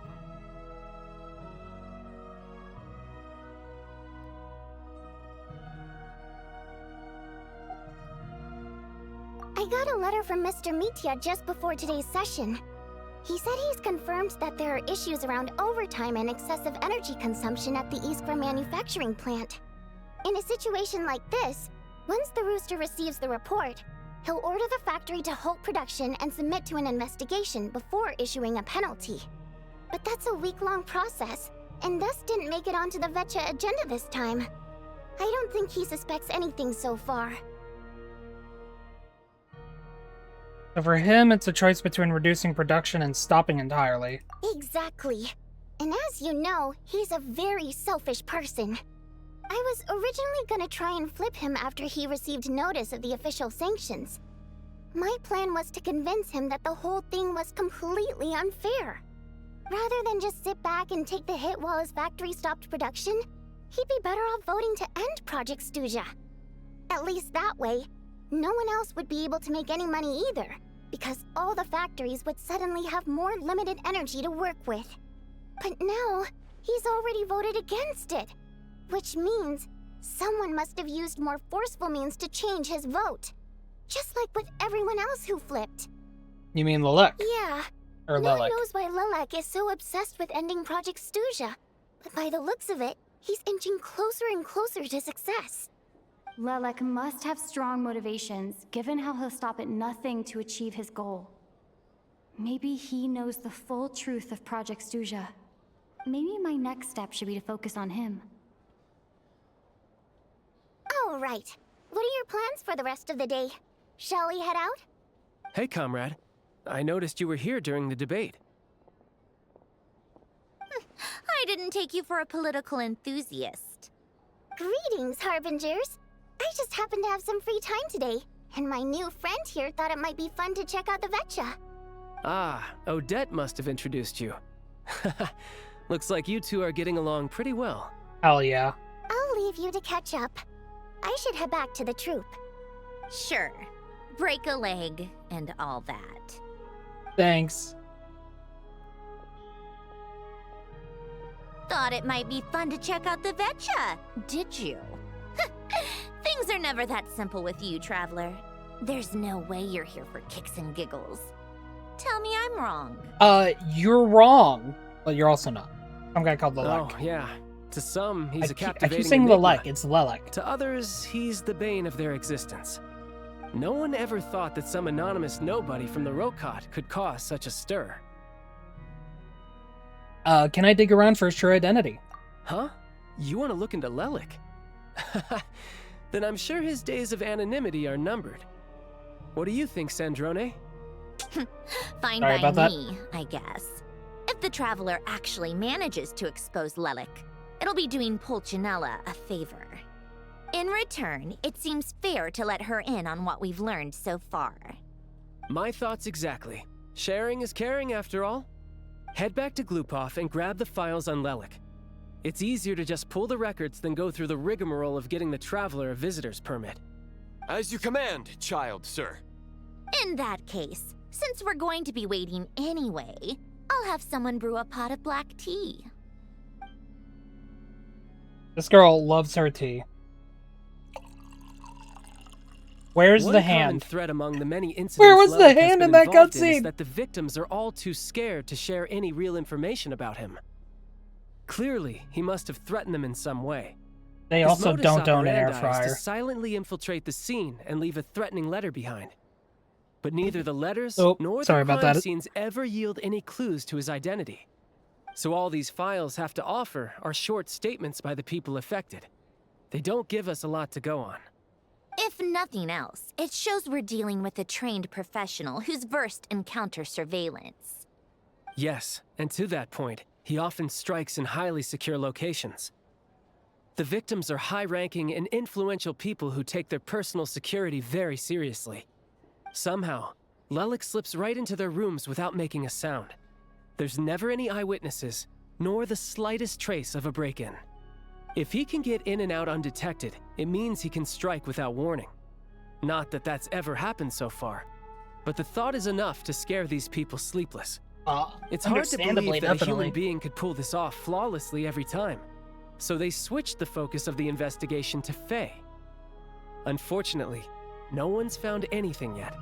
Even you can pull it off? Careful. Don't underestimate me. Although truth be told, I'd probably find it hard not to blow my cover. Direct confrontation is more my style. We haven't ruled out the possibility of Lelek being human. It's just, there can only be a handful of people in all of Teyvat who'd fit the profile. They, on the other hand, plenty would have the ability, but few would have the motive. Someone as strong as Tartaglia, but even more meticulous. No, not as strong as me. You'll never find the culprit with criteria like that. Let's go with a little weaker than me. Dirk? There's no denying that Master is strong, but meticulous. We can only hope. She's just trying to find a reference point. Stop getting fixated on who's stronger than who. But that's the most important thing. In my opinion, anyway. Alright. Oh my god. How about Odette as a reference point? She's someone we all know, and I've seen her in action. Odette? Yeah, that seems about right. Her skills are solid, and she's always calm under pressure. Except she's Fatui, so the likelihood of her working against us is pretty low. But yeah, much more accurate than your previous example, at least. No, wait a moment. Maybe we should interrogate that assumption. What do you mean? Which assumption? Her Fatui identity doesn't necessarily exonerate her. And when you think about it, the Rokot would be precisely what she needs to conceal her identity. Uh-oh. Plus, she wouldn't need to be such a pro at covering her tracks. She'd already know where the Fatui will be and when, so she could choose the perfect time to act. Oh, yikes. I was just thinking out loud. Why is this starting to sound like such a convincing theory? Still, what reason could Odette possibly have for trying to call off Project Stuja? Arlecchino would be the best person to ask. She knows Odette best. Unfortunately, she isn't back yet. Why Arlecchino? Rosaline used to open up to her in private about her struggles with Odette. As I'm sure you can imagine, Arlecchino is quite a lot better with children than Rosaline was. Yep, that sounds about right. Can't imagine why. Let's just take a look at all of Arlecchino's lore. She gave her some tips on how to handle the situation, and Rosaline managed to reach a settlement with Odette before leaving. So I suppose there were at least no lifelong regrets left behind. Beyond that, I don't know the details about that side of things. But I do know that Odette definitely has a motive to hold a grudge against Project Stuja. The reason being, her father passed away during the early stages of the project. That was back before it had been named Project Stuja, when things were still being worked out. But in essence, it's remained the same ever since. Huh. The more you know. Rosaline was always so self-centered. I never understood why she started paying so much attention to Odette. Even you didn't know about this. Is that such a surprise? If you cast your mind back, you may remember that Rosaline and I weren't exactly close. We had tea together a few times, but that was about it. Odette's past is no secret. Her father was a fatus and her mother was a very famous ballerina. On the surface, it looks like she followed right in her parents' footsteps.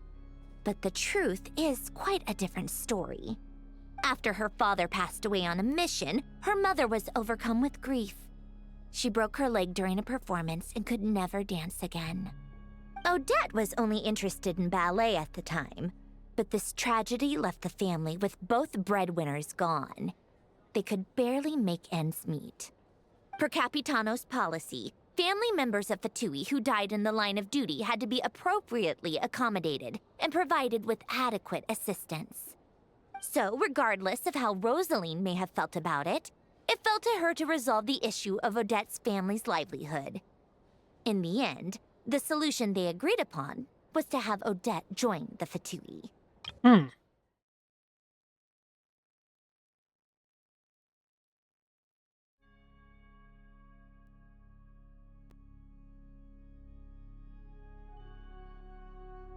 No, yeah, that checks out, honestly. It would certainly give a good reason for it. Right, because the alternative would have been a one-off compensation payment, I guess. In that sense, joining up was definitely the better option. Still, she must have had mixed feelings about it, right? If she doesn't even like the Fatui. It's just a theory, a possibility. But as a motive for Odette to become Lelik, it holds up. That said, I have no idea where Odette's head is at right now, or what her conflict with Rosaline was about. Plenty of people were on bad terms with Rosaline. I have no intention of trying to figure it all out.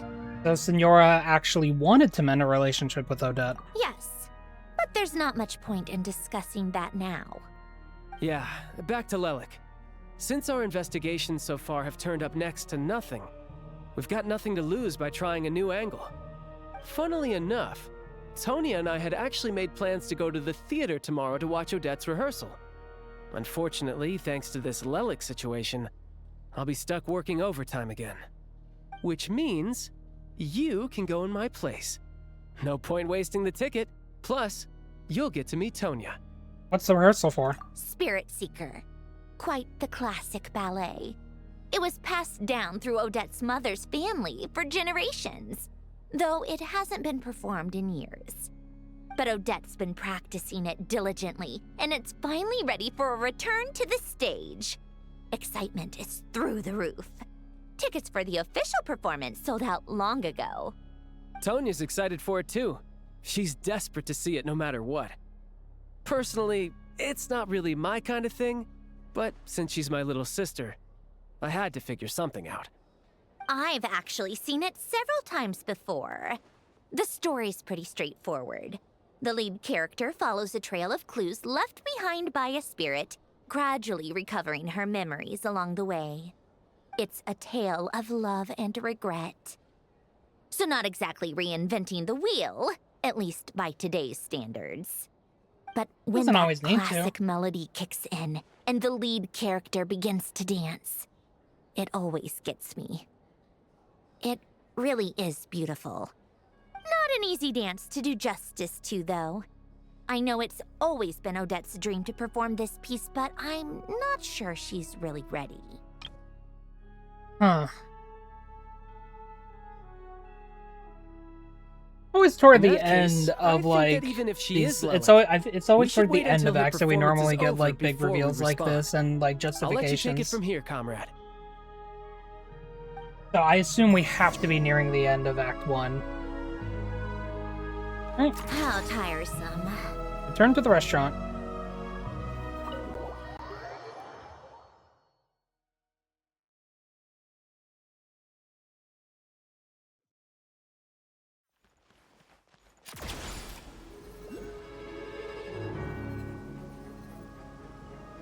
Look at me go.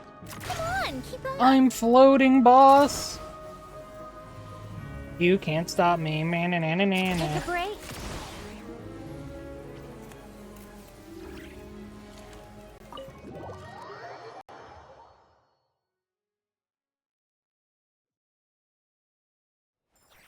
Come on, keep up. I'm also still waiting for something bad to happen the moment we enter.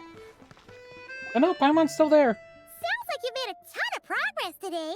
I'm just always expecting something bad to happen when we enter a room like this. Next step is to head back to the theater and get a clear answer from Odette. Could be easier said than done, especially if she's the one. Even if she's the one, she won't necessarily admit it. Either way, Paimon doesn't get the sense that she's a bad person. Sure, she might have done some pretty extreme things, but Paimon bet she has her reasons. That's exactly what I said. Story's always more complicated. With everything she's managed to do so far, wouldn't it make more sense in theory to be even more, you know, heavy-handed? Why leave a letter when she could, well, we know there are plenty of other ways to keep people in line, right? The point is, she could have gone further, but she didn't. So, if it is her, she's got some principles at least. I want to believe her too. Yeah! Well, all you can do is follow the facts wherever they lead. How are you feeling today, though? No change, really. But that thing Paimon told you about yesterday? Paimon feels like she can sense it more clearly now. Hearing you talk about your day makes Paimon itch for an adventure. If only she could be there with you so we could experience it all together. Yeah, I wish you could be there too. I'm not used to adventuring alone. But don't worry, we'll get to the bottom of this. Guess it's just one of those things. Never mind. Paimon will behave herself and keep resting.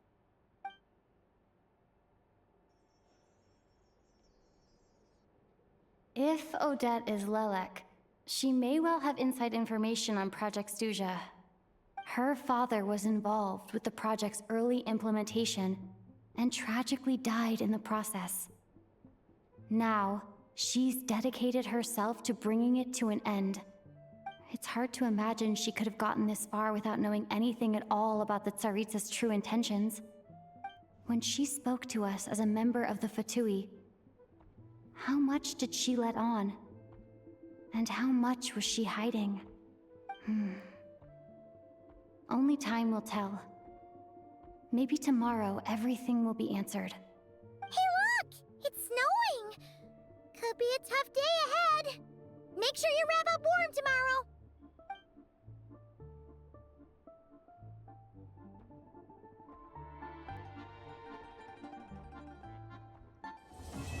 Okay, yeah, that's Act 1 done.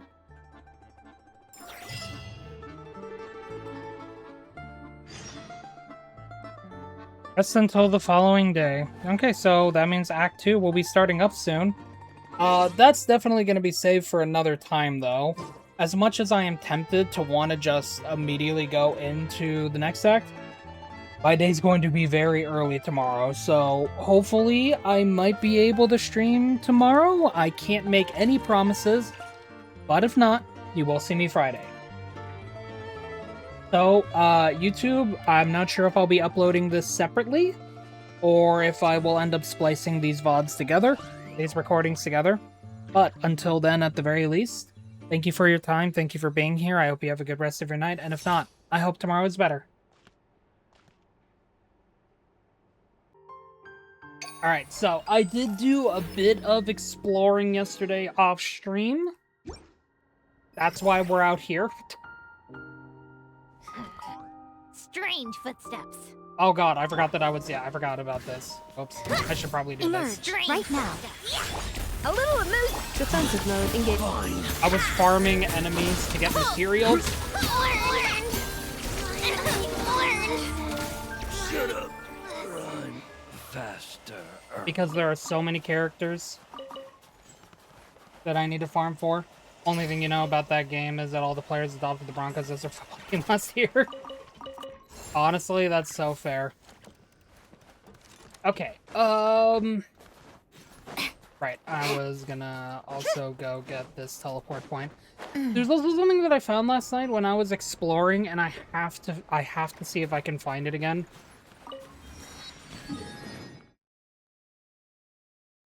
I'm gonna need to track, but I forget what I'm gonna need to track exactly. I forgot to.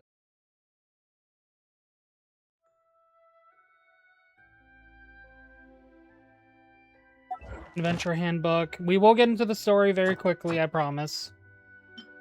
It's this. I think it's up here.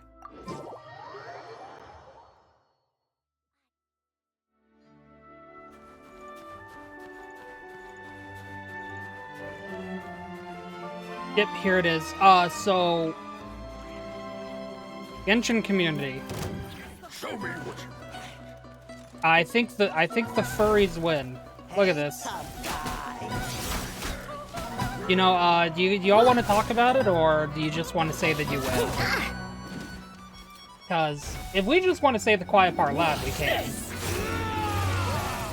The furries have always won. Yeah, that's absolutely true. Yeah,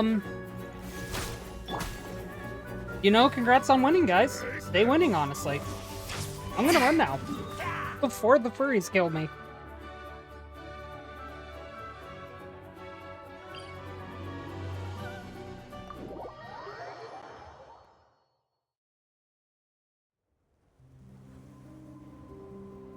Alright, well, now that we've had that bit of fun,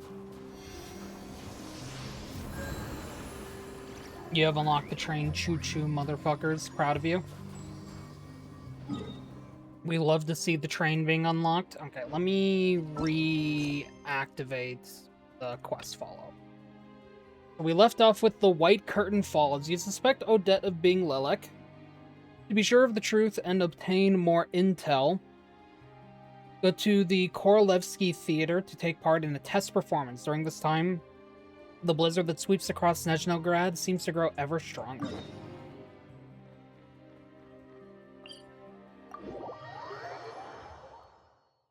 But, talk a bit briefly about today. I did have, like, a super busy morning, so I was worried that I wouldn't feel up to streaming. But thankfully I do, and it is just due to the power of really wanting to get this story done. And also, I always see these non-sentient kitsune pouncing headfirst into the snow. It's a good boy. Scavenging for food. We always love to see good You'd boys. like to see me do that? Haha, I'm sure you would. And you know, we even look down at the good boys.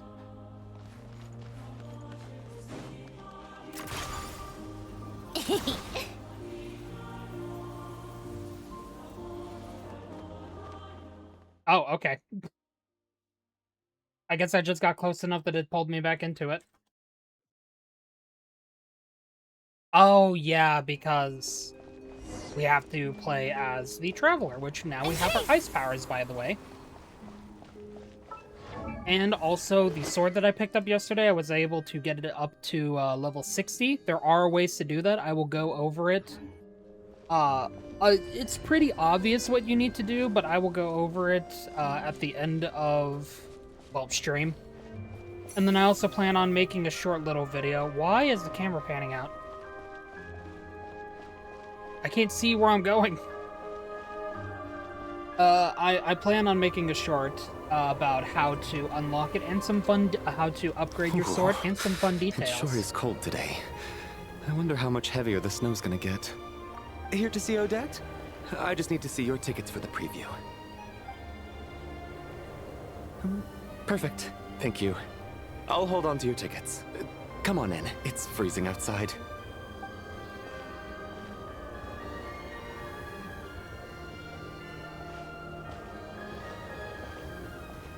Here we go.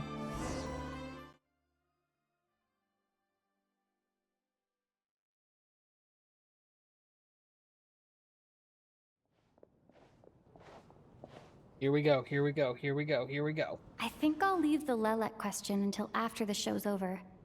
Then I'll go find Odette. I mean, I'm going to assume Odette is very obviously Lelek. They set it up pretty well. Also, sorry if you heard that noise. So I'm guessing Tonia's already here somewhere. They do set it up pretty Is there anyone obviously here who as looks that. like a Tonia? Let's see. It's a small audience. But that makes me curious to see if they're going gonna bait and switch us. Oh, But wait, I do see some familiar they faces. have more Fatui in here. Mr. Chuganov's back again by the looks of it. Valeri, that's his name. Oh, and is that Mitya? And that Fatui officer, Valeri. Guess he must be playing cat and mouse with Mitya again. Oh no, it looks like the show's starting, and I still haven't found Tonia. Never mind.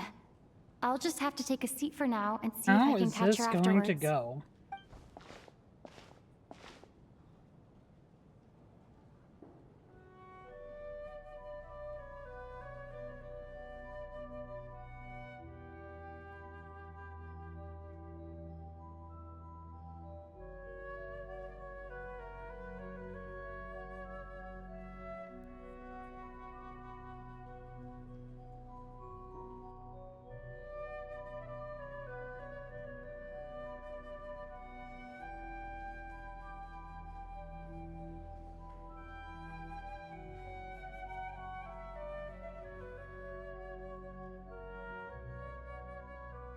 Trying to make you focus on everything. What's going to be the cause of what might happen next?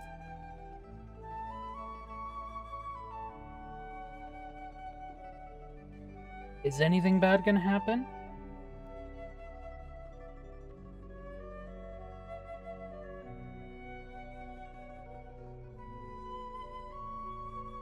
Someone's shivering.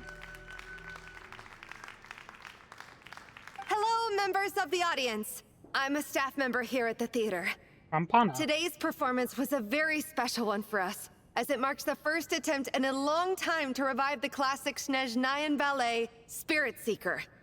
To commemorate this occasion, we would love to take a group photo of the cast, crew, and audience members present today. Could I kindly ask the audience to please come up onto the stage? I am worried that something All right, bad everyone, is definitely huddle in a about to little more. happen as we get this Now, picture. look at the camera. Because Alosha's here as well. Like, One, two, he works here three. part-time. Aww. So you're telling me we got this picture, but we couldn't get a picture of everyone in Nodcry? Playovers, please. Did you only have a budget for one picture in the update?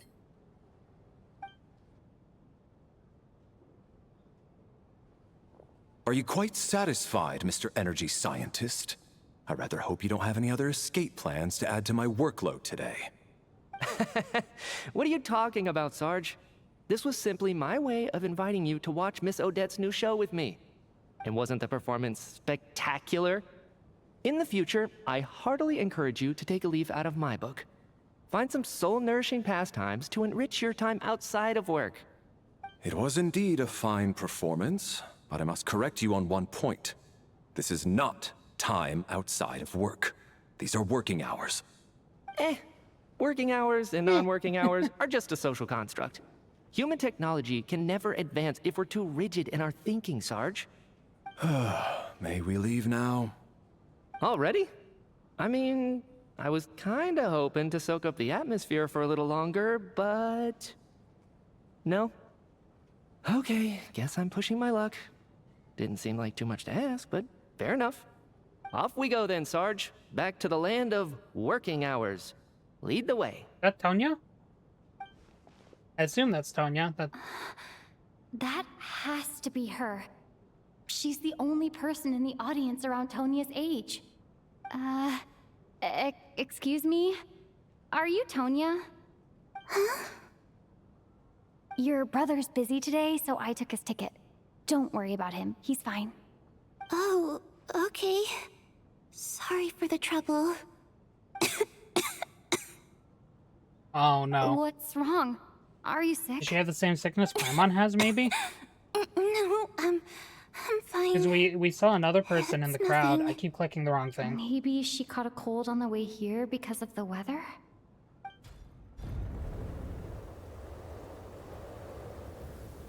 I haven't seen snow like this in a long, long time. It's most unusual. I know. It's completely white out there. You can barely see a thing. I've never seen such heavy snow in my life. Let's wait it out for now. You'd be lucky not to freeze to death in this weather, let alone find your way. Well, look at that. Maybe we shouldn't be in such a rush to get back after all. What do you think? Let's wait and see. Why do you need to take it so seriously? Fate has given us this wonderful chance to take a break. We owe it to ourselves to make the most of it.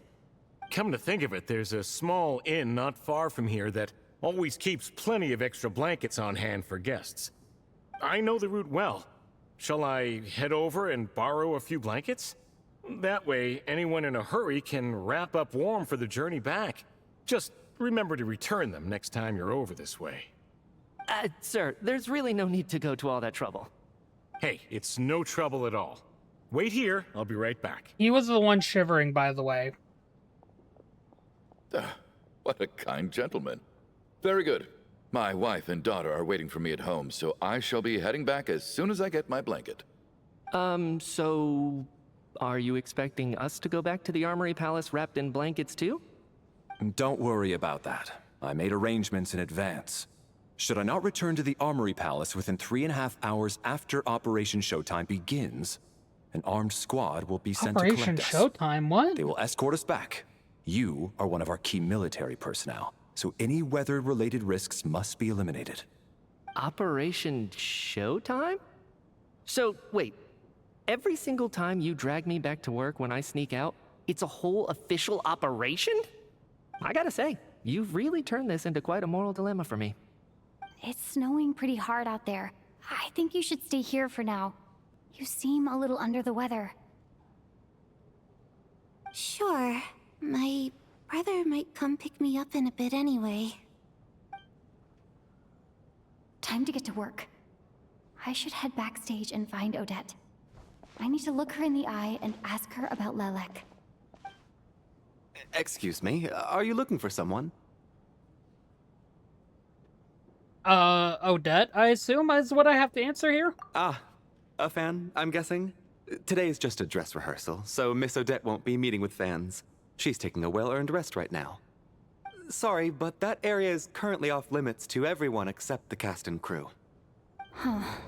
Bad timing, I guess. Well, I might as well stick around. I doubt Odette will be leaving before the snow lets up in any case. An hour goes by, but the snowstorm shows no signs of stopping. Also, yeah, that guy's not back yet. What happened to the gentleman who went to fetch the blankets? How has he still not returned? I was thinking the same thing. It's still snowing very hard.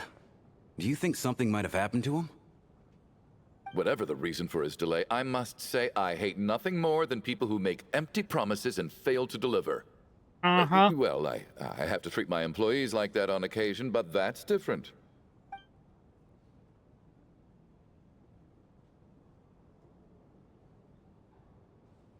You seem anxious, Mr. Valeri. It's been nearly 4 hours since I left the armory. The army should have arrived to extract us by now. They know how much I despise tardiness and disrupted plans. There's simply no reason that they shouldn't have shown up by now, barring exceptional circumstances. Surely a snowstorm like this one counts as such. Few things in this world can stop the Snezhnayan army, Mr. Mitya. And a snowstorm is certainly not one of them. Why don't you go out and take a look? They might be right outside, waiting for your orders before they dare come in. An absurd hypothesis. I have no intention of leaving your side for even a moment until I have escorted you back to the Armory Palace. This doesn't look like an ordinary snowstorm to me. That guy who left earlier. It looked like he just vanished into thin air. Either that, or my eyes were playing tricks on me. A Wanna play man-eating Gears in your snowstorm? Weeb game? Hell Come yeah. on. Night Hope hasn't you even enjoyed the fallen yet. third-person shooter. Spare us the ghost stories. I don't think it's just ghost stories. It's something different. He was shivering Traveler, before he arrived. Didn't know you were coming today. How come you didn't say anything? I'm here to see Odette. Oh, right. I assumed you were looking for me and Vodenitsa. Odette's still backstage. Whoa, that's quite a snowstorm out there. I've been working backstage this whole time, so I didn't even notice. No wonder the audience hasn't left yet. Huh. Is weather like this rare even in Snezhnaya? Yeah, snow like this. I'm sure I've seen it out in the wild before, but never in the city. Actually, I take that back. I don't think I've seen snow this bad even in the wild. This is something else. It's not normal. If even Alosha thinks snow like this isn't normal, could it have anything to do with that monster people have been talking about? We can't stay cooped up here forever. Someone needs to go out and take a look. Should I go with you? No need. I have plenty of experience with snowstorms. Besides, I work here while you're an audience member. I should be the one to do it.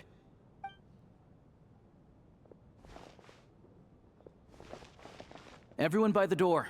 Careful not to let the snow soak into your shoes. In a snowstorm, you gotta look after your toes above all else. Heading out, my man? He's right. Be careful. I mean... I've been told the snowstorm eats people alive. Thanks for the advice. I am planning to be careful. I just want to take a quick look at the situation out there. He has turned into a woo mode. I wonder if we're gonna get to play as him.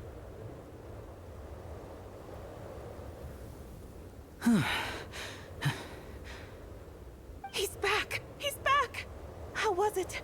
What's going on out there? We were not gonna get Did to you play see as any him. soldiers patrolling the area? Something about this storm isn't right.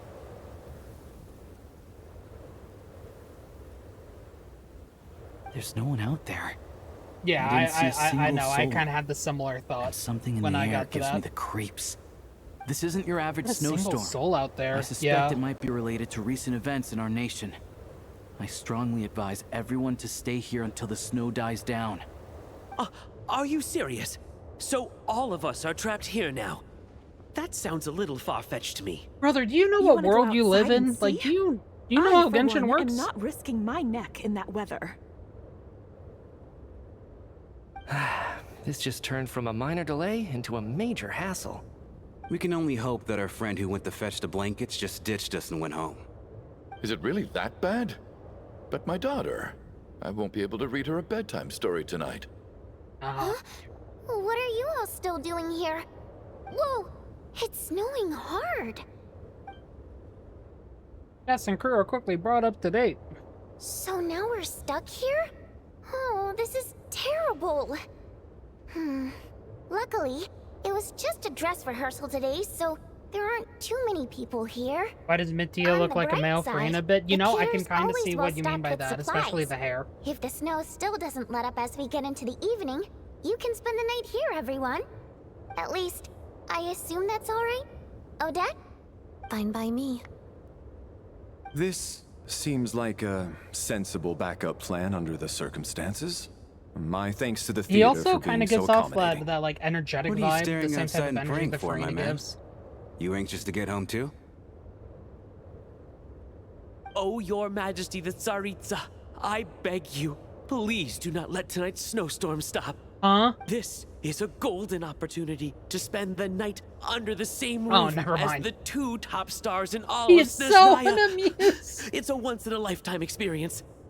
I think I've Congrats changed to my Farina mind. on the transition. True. Sir, if you so Congrats, much Farina. as look at us funny, you'll be seeing stars in a whole other way. Behave yourself, or you'll be begging for that blizzard. It's getting colder. We need to keep the indoor temperature up. She's Close just the door collapsed now. and lock it tight. Let's head somewhere warmer.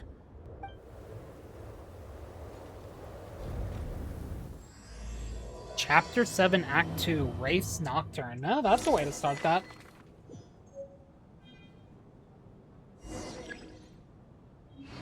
Wait, what? Oh. We get to, like, learn about these people. Okay, hold on. It's, yeah, not Locust, not Locust.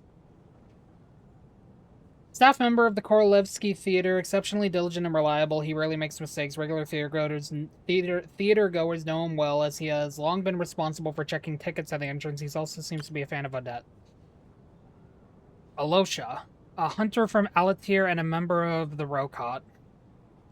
He often takes part-time jobs at the Korolevsky Theater to make ends meet. He may well have been the first friend you made after arriving in Snezhnaya. Related, but yeah, you know, I hope E-Day is good. I hope you enjoy it. No details on this person yet. You know, couldn't tell. We don't even have his name, since technically we don't know it. Like, we as the player character know it, but not we as in the Traveler. So this is going to be updated as time goes on. Okay. Shuganov, owner of the Iskra manufacturing plant and a member of the Snezhnograd Veche. He carefully maintains the image of a devoted family man and deeply loves his wife and daughter. The factory he operates is known for excessive energy waste. Anya, I really hope nothing bad happens to her. I really hope, or I'm gonna be sad. The younger sister of Tartaglia. He talks about her so often that this is the first time you've actually met her in person. Though in poor health and prone to coughing, she's excited about spending the night away from home. Me! Thanks. Thanks for telling us we're the 4th Descender, by the way. Odette. The principal ballerina of the Korolevsky troupe, also a member of the Fatuian candidate to become the next harbinger of the Fair Lady. She is additionally suspected of having another identity, Lelek, who operates from the shadows. Valeri, head of the Special Assignments Battalion, Armory Palace Royal Grenadier Guards, 1st Regiment. As a soldier, he places great importance on planning and timing. He is currently assigned to protect Mitya, an important figure within the military. Vodyanitsa, the prima donna of the Korolevsky troupe, a mysterious Rusalka, whose extraordinary singing has captivated countless audiences. Member of the Rokot, she cares deeply about the welfare of ordinary people. Mitya, an expert with the Energy Commission and a prominent figure in the military. He has an exceptional command of all manner of energy-related technologies. Though he can be rather talkative at times, his scarf more than makes up for it. No details on her yet, obviously. But she is the one that was a bit superstitious, so we can potentially rely on her. No details on him yet. He's the one that was like, what do you mean, like, what's going on? And then also the one that really just wanted to be here. Rampana, a staff member at the Korolevsky Theater. Drawn there by dreams of a celebrity lifestyle, she now handles duties such as announcing performances and hosting events. She can occasionally get a little too fixated on things. Okay, we're missing someone here. Yeah, that guy didn't get a picture with us. That guy that was shivering before.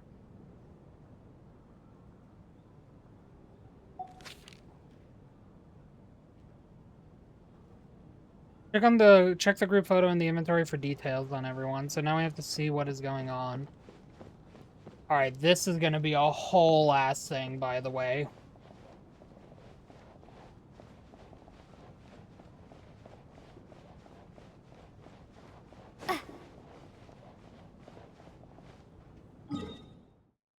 Okay, no, yeah.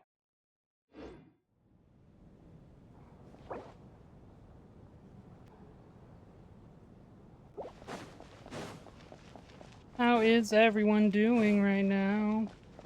Oh yeah, they're all back here because we needed to go deeper. Alright, I guess we just start right here. And then there's the aristocrats.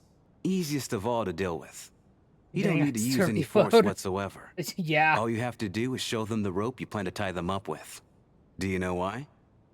I don't. Do tell. Because nothing horrifies them more than the thought of a cheap, coarse rope leaving creases on their precious million more coat. They'll do whatever you ask to avoid that fate. Unexpected, but funny nonetheless. Tell me another one. Well, look at that. I got myself a new listener. Hey there. Let me introduce myself. The name's Shram, and I'm a mercenary. The kind that gets paid to do odd jobs for rich folks. And I am Chuganov, an entrepreneur. If my name is unfamiliar to you, you will no doubt have heard of my factory, the renowned Iskra manufacturing plant. Mm-hmm. I see. I see. Are you really that Well, famous, I'm the Mr. traveler. Chuganov? How come I've never heard your name before? Excuse me? Is that a joke? Or are you being serious? Oh, I'll have to ask my rope later. It's probably tied up more entrepreneurs than I've ever heard of. Damn, get him. Tracked. Obliterated.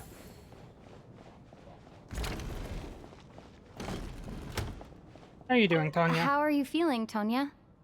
I'm fine. Sorry to worry you. I'm used to it by this point. I take medicine for it. My brother usually helps to get it ready for me. Child must take great care of his sister. He's never mentioned Tonya's illness, though.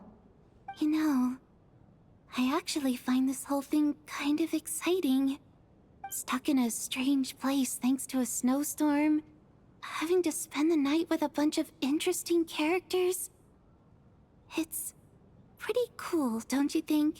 Honestly, yeah. I definitely agree that, it's definitely something that, a lot of kids would want to experience. But I mean, as a kid myself back then, yeah, absolutely. Exactly. It's like one of those stories where an ordinary school trip turns into a magical adventure. I've always wanted something like that to happen in real life.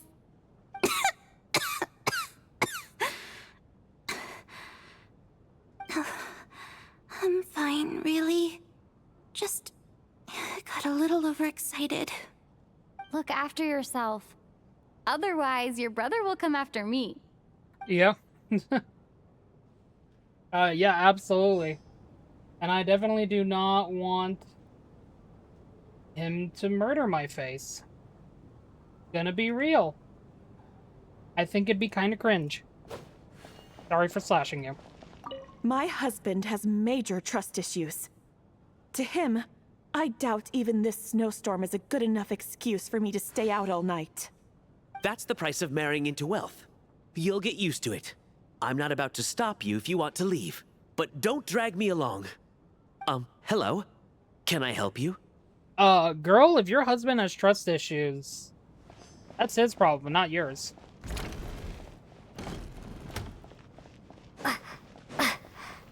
What is down here? Alright, storage room. This will probably come in handy at some point.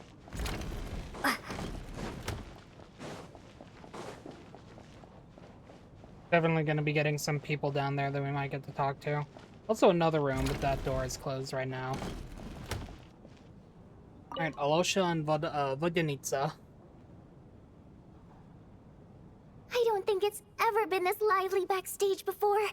I didn't know you were coming today. Nope, that was the point. Have you seen Chuganov? I heard he was coming today. Have you spoken to him at all? I mean, I just did. I'm with you. This could be just the chance we need. Sorry if you heard that. Yeah. I gotta figure out a way to coax some more intel out of him. I want to know why he suddenly changed his stance on Project Stuja. What exactly happened before the most recent Vetcha vote? For the Rokad, or just out of personal interest? Shh! There are other people around. Don't say the R word. Yeah, exactly. Battle OSHA. No. This is highly irregular. A delay of over an hour during an operation like this theoretically warrants a Harbinger-level response. I wonder what the issue is. The storm, or something else. Sarge, the day you learn to let go and just enjoy moments like this is the day you'll finally understand the meaning of life. Ah, why, hello, ma'am. I believe you were the one sitting at a nearby table back at Podvorye restaurant. Yep, Any friend of the theater's star performers is a friend of mine. It's a pleasure to meet you. I'm Mitya from the Energy Commission. Hello. Greetings. Major Valeri, head of the Special Assignments Battalion. Armory Palace Royal Grenadier Guards, 1st Regiment. I am here to ensure Mr. Mitya's personal safety. Please let me know if I can be of any assistance. I am a Primo Gem. Miss Traveler, I cannot help but notice that Miss Odette is stealing glances at me. Any idea what that could be about? Damn, he's really I've racked my brains, but I can't think of anything I might have done to offend her. He's a Perhaps she little bit noticed me dense, but spacing he's out during her very performance. observant. No idea. So, Mr. Mitya, is your work related to Project Suja? Yes, that's right. The higher-ups in the Fatui transferred me from the Energy Commission to the Armory Palace because they wanted me to... Really? I can't even talk about that? Pretty sure it counts as part of my private life. All right, I won't say anything. Sorry, Traveler. Thumbs up in the back. As you can see, I'm afraid this pleasant chat will honestly, have to one end of the here. best characters in this update is Mitya's Scarf. I'll say, one of the best characters is definitely Mitya's Scarf. I have to say, even though today was a rehearsal and there were some hiccups along the way, Miss Odette's performance was one of the best I've ever seen, even compared to an actual show. Oh, I couldn't agree more, especially considering the weight of the subject matter. It takes a truly seasoned professional to do justice to a theme like love and regret. Do you think we were coming on too strong? Odette's ignoring us again. What about you? What did you think of today's performance? I thought it was pretty good. Oh my, that's very flattering of you. Thank you. I'll make sure to save a ticket for you when the show's performance ready. This doesn't seem like the time or place to bring up the subject of Lelek. I need a chance to speak with her in private. So unfair. Talk about double standards. What? And now it looks like I've been spotted.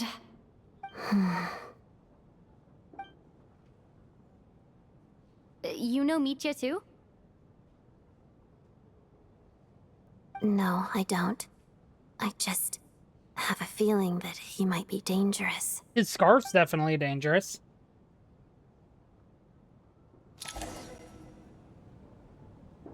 Time flies as people make lighthearted conversation and gradually get to know each other. No change from this afternoon. Heavy snow with no sign of slowing down. May I have your attention, please? The storm is unlikely to stop tonight, and it'll be even more dangerous outside at night than it was during the day. We at the theater owe everyone here a duty of care. Therefore, we strongly suggest that you stay on site overnight and avoid going outside unless absolutely necessary. In a few short moments, we'll give you a tour of the theater's various quarters. You can choose to sleep in the VIP room, the office, or backstage. Or on the stage if you'd prefer. We won't mind. I'll pass on sleeping on the stage. What if the snow is stopped by tomorrow morning? The early birds in the audience might think we're part of some experimental new show. A drama about sleeping? That could be fun. Maybe we could come up with a title for the production. No, Sleeping Beauty. Slumbering Heavenly Principles. Slumbering... Yeah, What? Slumbering Heavenly Principles. Gotta admit, I didn't get that one. Anyone who doesn't wish to sleep on the stage, please follow me. I'll show you to the rooms.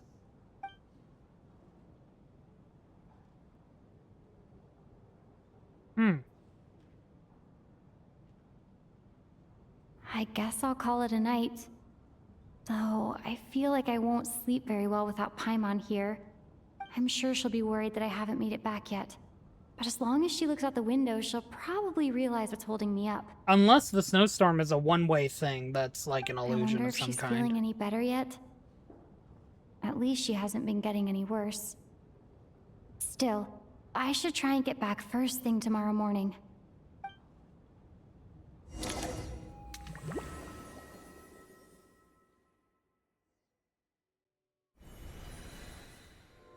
Okay.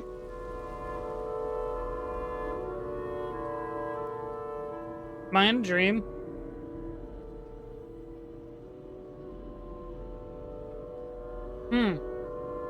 Ah, finally. Welcome back to the world of the living, lazy bones. I was about to wake you. The black mist is almost on us. What? Still waking up, huh? You know, the black mist. It's been chasing us from below ever since we were born. You're just dozy. There's no way you've forgotten. Come on, let's keep heading up. Onwards and upwards is the only way to survive. Don't listen to a word those black mist cultists say. Here we go again. The endless march toward survival. What's going on? That black mist down there is creeping me out. And it's rising. Guess I should head upwards and get away from it. The black mist cultists believe that being swallowed by the black mist leads to everlasting peace. But if you ask me, they're just lying to themselves. We're the only heretics left. The only ones who refuse to give in. We have to keep going. But how do you actually know that they're wrong? Dangerous question there, Torgov. The moment your faith wavers, you start a chain reaction that ends in the collapse of your will. Put the question out of your mind. Stay strong and believe that the black mist means certain death. Okay, but it's not my mind that's the problem. My body's about to give up on me. It's already starting to falter. It really is just climbing after us, isn't it? But before that, didn't mean to click that one. It said that I could check this photo, by the way, so can I? First off, of course.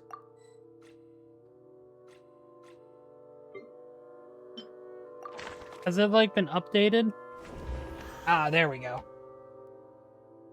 It has been updated. So there were only two unknowns. Now we have Shram. Independent mercenary unaffiliated with any mercenary organization. Flexible in the jobs he takes. He often works for Snezhnayan nobles. Outgoing and humorous, he has an endless supply of mercenary jokes. And then her. Soboleva. A wealthy businesswoman who began her career selling fashionable cold weather clothing. Later, she married into a prominent family to expand her business. Nowadays, however, it seems that her business has instead been absorbed by that family. Oh, no, my bad. We had three unknowns. Torgov. Wealthy businessman who made his fortune in the energy industry. With support from the Northland Bank, his business grew larger and larger. At some point, however, began to feel the Northland Bank had become the one truly calling the shots.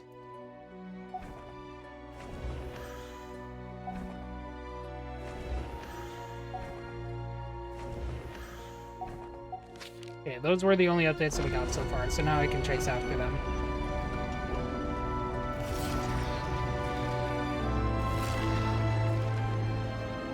Oh yeah, no, that mist keeps rising. Okay, nope, gotta run, gotta run.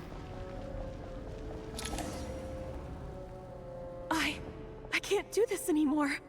I've had enough of being forever on the run. What's the point of it all? All this will pass eventually, I promise. Keep fighting. It will be worth it. You can't just keep saying that, though. You accuse the Black Mist cultists of being liars. But you're lying, too. There is no end to this path. It keeps going up forever. There was never any hope to begin with. The cult of the Black Mist has poisoned your mind, Soboleva. Are you thinking of giving up as well? I am. I think I'll take my chances with the Black Mist over this perpetual torture. As much as I detest the Black Mist cultists, I'm just too weary. Then I bid you both farewell. Let me put my personal opinions aside for a moment and say, I hope that you both find peace within the Black Mist. All right, we're just gonna give up on them. Fate always appears so impossibly complicated.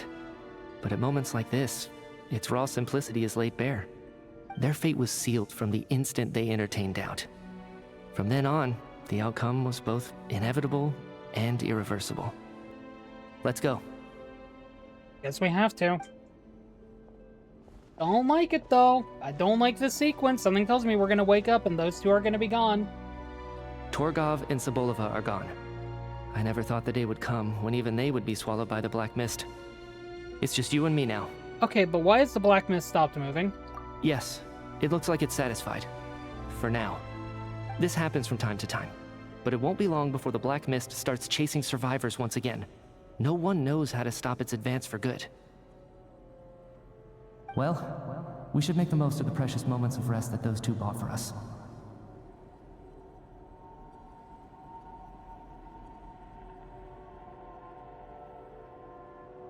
I don't like this.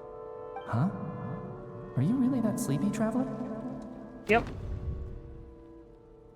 Okay, bye. I'm probably gonna wake up in the real world now. I don't like that dream sequence. I really don't. I'm kind of scared of it. Ah! Help! Somebody, come quick! Oh, no. What is it, Chuganov? What's wrong? Huh? Is it morning already? What's all the commotion?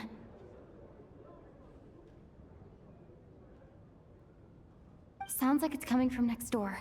I should check and see what's going on. We're gonna see them both dead, aren't we? I'm just gonna go back in here. I'm gonna find that picture. Where is the picture?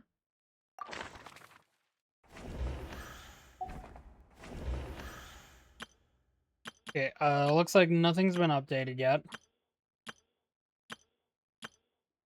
Me!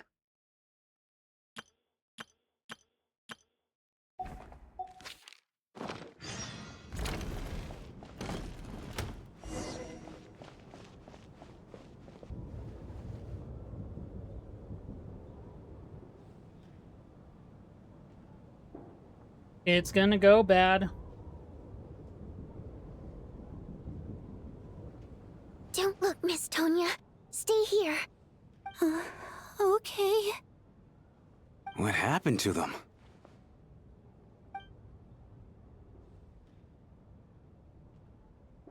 Oh, yeah, that dream sequence was real. Two people are lying down in the room completely still as if they're asleep. But your gut tells you they are not sleeping. Somehow you can sense it in your bones. This is what death looks like. Alright, death looks like sleeping. Now we know. These two people have passed away. And the strange thing is that somehow I knew this was going to happen. I knew that they would be the ones to die. Have I seen this moment before? Or did I have some kind of premonition? I can't remember what it was. I love this, that they're blurring the people in front. Let me take a look.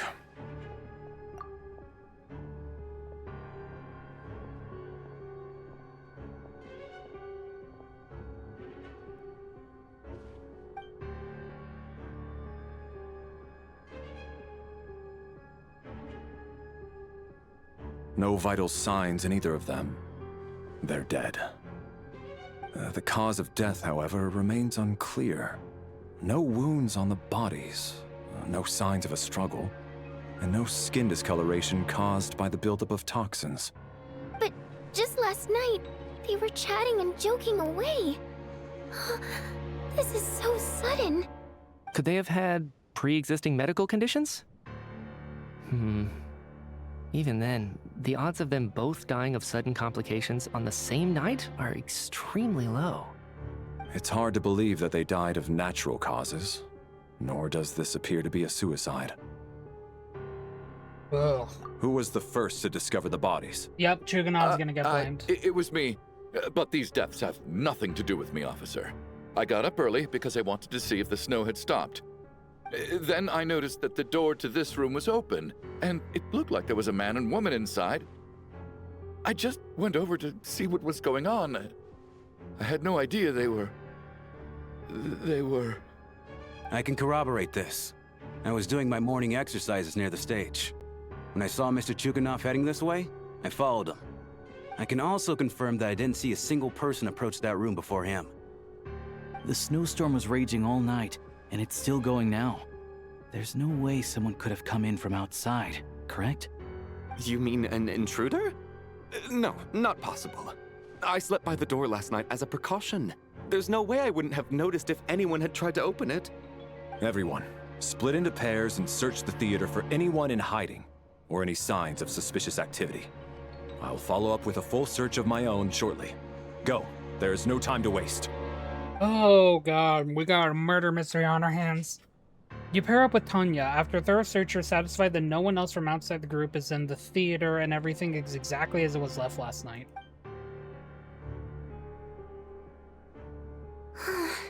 Nothing on your end either? Backstage is clear. No signs of suspicious activity. We checked the basement. Also clear. I don't think there's anywhere here that a living person could hide. I didn't find anything either, apparently. Are we certain that the theater doesn't have a back door?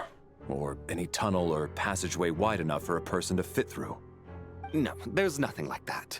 If people were sneaking in through some secret tunnel to avoid buying a ticket, we'd have sealed it off ages ago. I also checked the windows. All of them are locked from the inside, and there's no sign of anyone entering or leaving. It sounds like we can safely rule out the intruder theory. If anyone came in during the night in this weather, there'd be no way for them to avoid leaving footprints or water stains. This can only mean one thing. It's like one of those murder mysteries you see in novels and plays, isn't it? The ones where the killer is one of us. We can't quite jump to that conclusion just yet. I'm gonna agree with Valeri. It's hard Like, to jumping imagine something directly like to a that happening in conclusion real like that life. is not a good idea. Set in He a theater understands on a during a militaristic snowstorm? level. A murder takes place and the killer is among us. It's such a Among classic Us? trope that it seems Oh no, this is Among Us, isn't it? unbelievable. Looking at who the killer targeted and the clean entry and exit, it all adds up. I know what this is. It's obvious now that I think about it. What is? What have you figured out? Both victims were wealthy, well-known local merchants. And the door was deliberately left open, so I would discover the bodies and witness the crime scene first thing Oh in the my morning. god, okay, this guy is gonna be an Such idiot. Ruthless methods. This was your doing, wasn't it, Lelik? Lelik? You mean Lelik is among us? And he's the killer? Lelik. I know this code name. Member of the Rokot, anti-Project Stuja. Always works alone. I've read the case files at the Armory Palace. Walk me through your reasoning, Mr. Chuganov. What do you know about Lelik?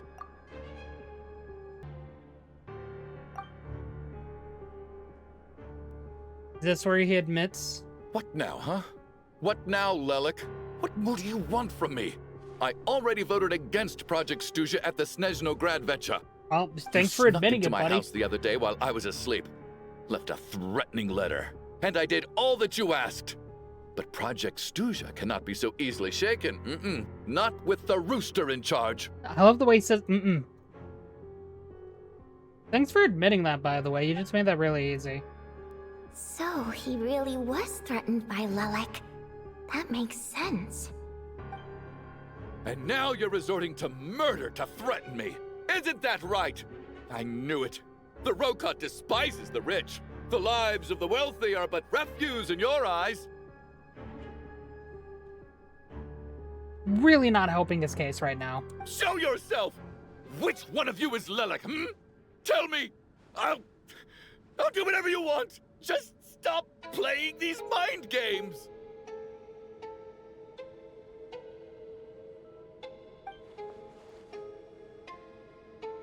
Was this really Lelek's doing? Would Odette really do something like this? If Odette really is Lelek, this seems out of character. But then again, how well do I really know her? I'm probably the only one here with a compelling theory about Lelek's true identity. But if I reveal it now, I'll be putting Odette in the line of fire. What should I do? I don't think it's likely that Lelek killed anyone. Oh, At here we least go. from the stories I've heard, he's never killed anyone before. And his name has never come up in connection with any murder cases. Besides, even if Lelek did want to threaten you, why resort to such an extreme and roundabout method? It's not his style at all. Vodianitsa doesn't know that Lelek might be Odette, but her assessment is pretty much identical to mine. Miss Vodianitsa, why do you suddenly feel the need to speak in Lelek's defense? He's just making everything worse. Defense? Oh, no, it's just... I'm worried that we're jumping to conclusions here, so I wanted come on, to share my point Vodianitsa, of you're view. making it kind of obvious, Also, aren't you, girl? I don't think the Rokot is as bad as you're making it out to be. No, just stop. Well, if you think I'm so wrong, what's your theory then, Why don't you tell us It looks like who it was the killer pointing is? above her head. The case is still evolving, Mr. Chuganov. Please do not prevent others from expressing their opinions so early Valeri on in the is so discussion. smart. I love. Even so, there's no I love denying that the- the recent threat received by Mr. Chuganov may well be an important clue. I love that Valeri's character is the exact type of person that just shuts down stuff like this. Welcome, Amar. Thank you for stopping by. Hello. I hope you're doing well. But I'll give you a few seconds to tab out and mute and whatnot, so you don't have to listen to this.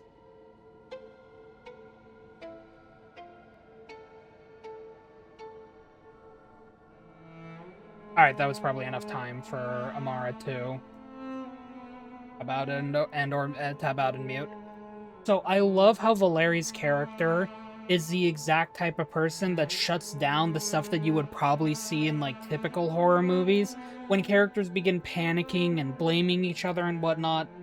The immediate thing that comes to mind is the horror movie Bodies, Bodies, Bodies, I think it's called.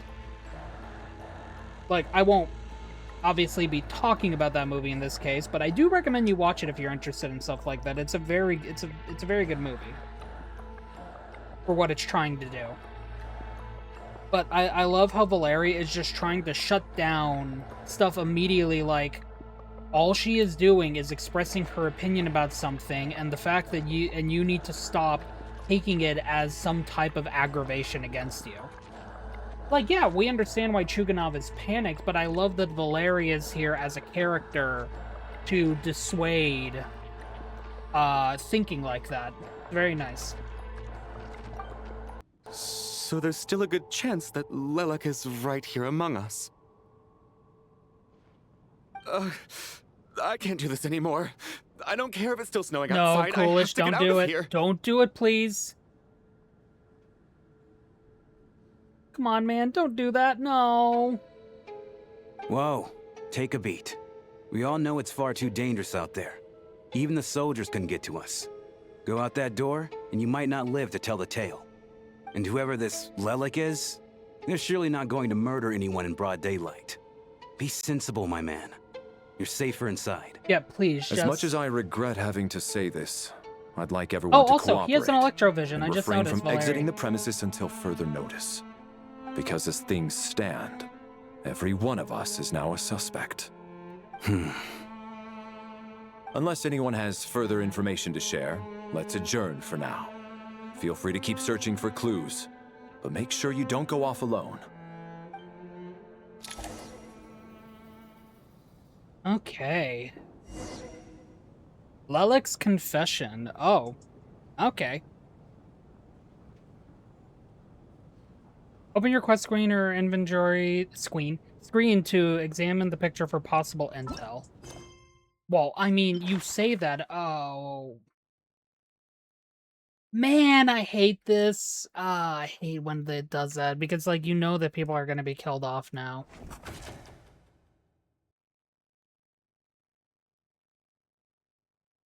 Like, obviously, like, that was definitely part of their intention. And it sucks that they do it. Because, like, it just taints what was otherwise, like, just a nice picture. And, like, you know for a fact that, like, Well, like, let's be real here. We know who, like, the main characters are. We know it's Mitya, like, especially if you've seen the trailers. We know it's Mitya, Vodyanitsa, Valeri, Odette, obviously us, the Traveler, and Alosha. The expendable characters we know are going to be the two. Like, you know, I could have easily said this at the top of this before this happened, but Torgov and Soboleva, we kind of knew that they were going to be expendable. Their objective was to effectively just be fodder, you know. We know that Shram is probably going to be expendable. He's definitely probably... I wouldn't be surprised if he didn't make it out. We knew about Chuganov beforehand, obviously, because that was the target of Rokat. Specifically Vodyanitsa. So, he's kind of up in the air, like, is he gonna die now? Is he gonna be deceased, like, before the end of this? Or is it gonna be something else? We're not 100% sure. I wouldn't be surprised, but we have to wait and see. Obviously, and then the other two potentially expendable characters are Rampana and Coolish here. So, one of them, Coolish, was already ready to just take his chances with the snowstorm and potentially die. You know, it's not for a lack of understanding, it's just that he is very afraid right now. So I wouldn't be surprised if these two passed away either. And then we have Tonya. This is definitely the character that they wanted to include to make you feel the weight behind everything that's about to happen. Because you know that their setup with this is that they're going to be willing to do something like that. So is Tonya, a character that we've only heard about, is Tonya going to be one of the ones impacted by this? Or is she going to make it out? Realistically, the big question is Tonya going to make it out? Everyone else, you can kind of be able to, like, say one way or another if they're going to make it out. Especially, like, again, like the characters that we just met for the most part. Probably not. But what about Tonya? What's going to happen with her? Like, that's the big worrisome question here.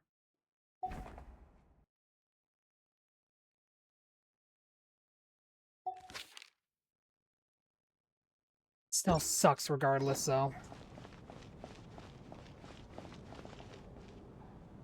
You seem to be very comfortable taking charge, Major. You took the reins as soon as things went south. I simply made an executive decision that someone needed to take control of the situation on the military's behalf. Does this offend you?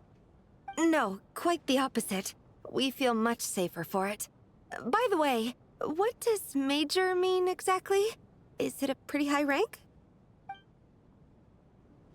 You seem to be very I simply made No, quite the opposite. What is a major? Frankly, Ground control is to it Major Ryan. Or Major Tom, my bad. Ground control to Major Tom. I have a situation. I still find it hard to believe there's a murderer among us. Just last night, I imagined we were like Yeah, for classmates Tonya out it's on a even hiking worse, trip. because she thought this was just such a fun experience, potentially. There's no guarantee that you can trust your classmates. Especially not when you're locked up together. Say the quiet part louder, why don't you, Chief? Just say it out loud. Why did they do this? Was it for money? Even then, they could have just kidnapped the people. They didn't have to die. They really didn't.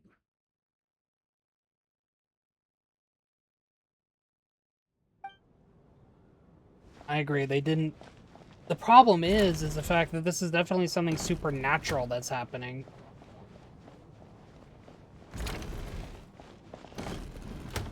That's the problem. You're right. That was my bad. It was a knee-jerk reaction. I didn't think it through. Luckily, no one suspected my identity. I love the way she says that.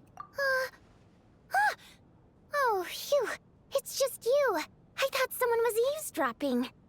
Since Vodyanitsa and I were on the same page earlier, I think I should share my thoughts with the Rokat members first. You tell what you need to send Alosha about Child's intel on Lilac and your views on the current situation. Whoa, whoa, whoa. Are you serious? I don't know if this counts as gossip, but it's definitely on track to be the juiciest this whole year. Odette? Really? Odette? Oh god, how dumb does this make me look? Lilac has been right under my nose this whole time, and I didn't notice a thing. Actually, it's exactly what you'd expect. Sometimes, hiding in plain sight is the best strategy. And now that you mention it, the more I think about it, the more sense it seems to make. It all adds up. What are we up to now? We've connected the dots. 1, 2, 3, 4... Are we counting how many dots? Odette's identities. She's my coworker, specifically a ballerina, and also a Fatus, a member of the Rokot. Now, Lilac. It must be so exhausting. Why she I just want do to give that? her a hug. I guess since I've always known her as a member of the Fatui, it never even crossed my mind that she could be involved with the Rokot, let alone be Lilac. I don't understand. If she's with the Fatui, what reason could she have for being so opposed to Project Stusha? Probably best if you ask her that in person. Well, since you waited until now to bring this up instead of announcing it to everyone earlier, does that mean we're all on the same page here? Yeah, she definitely doesn't come off as that type of person. Yeah. Lilac may not follow orders from the Rokot leadership, but as far as I'm concerned, she's never crossed the line. If anything, her actions benefit the poor. We need to confront her face to face. Do you think she'd really admit to being Lilac? I don't know. We'll have to see how it goes. For now, we'll work on the assumption that she didn't kill anyone, and see how much she's willing to tell us.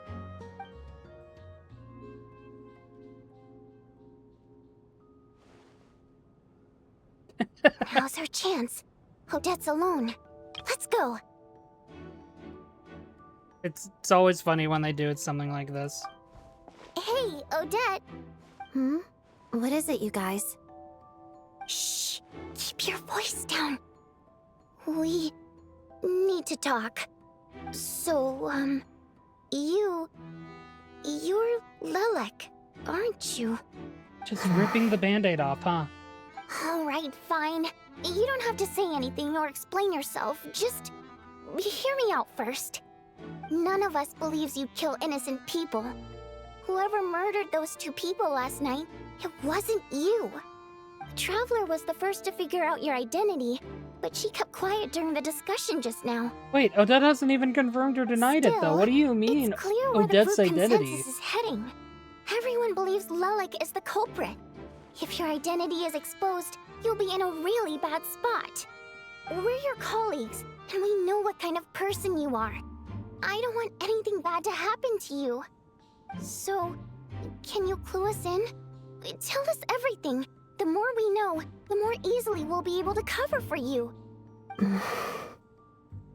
Alright. Yes, I'm Lilac. And no, I'm not the murderer. That was simple. And thanks, but I don't need you to cover for me. Actually, I'm planning to reveal my identity. Oh. Huh?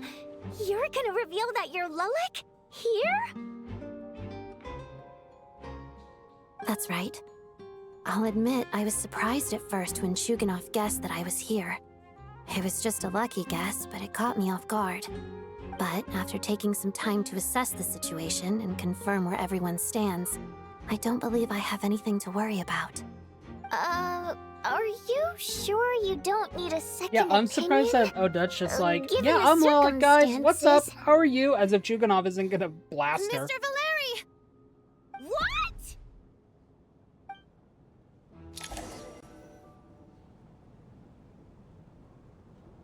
Oh.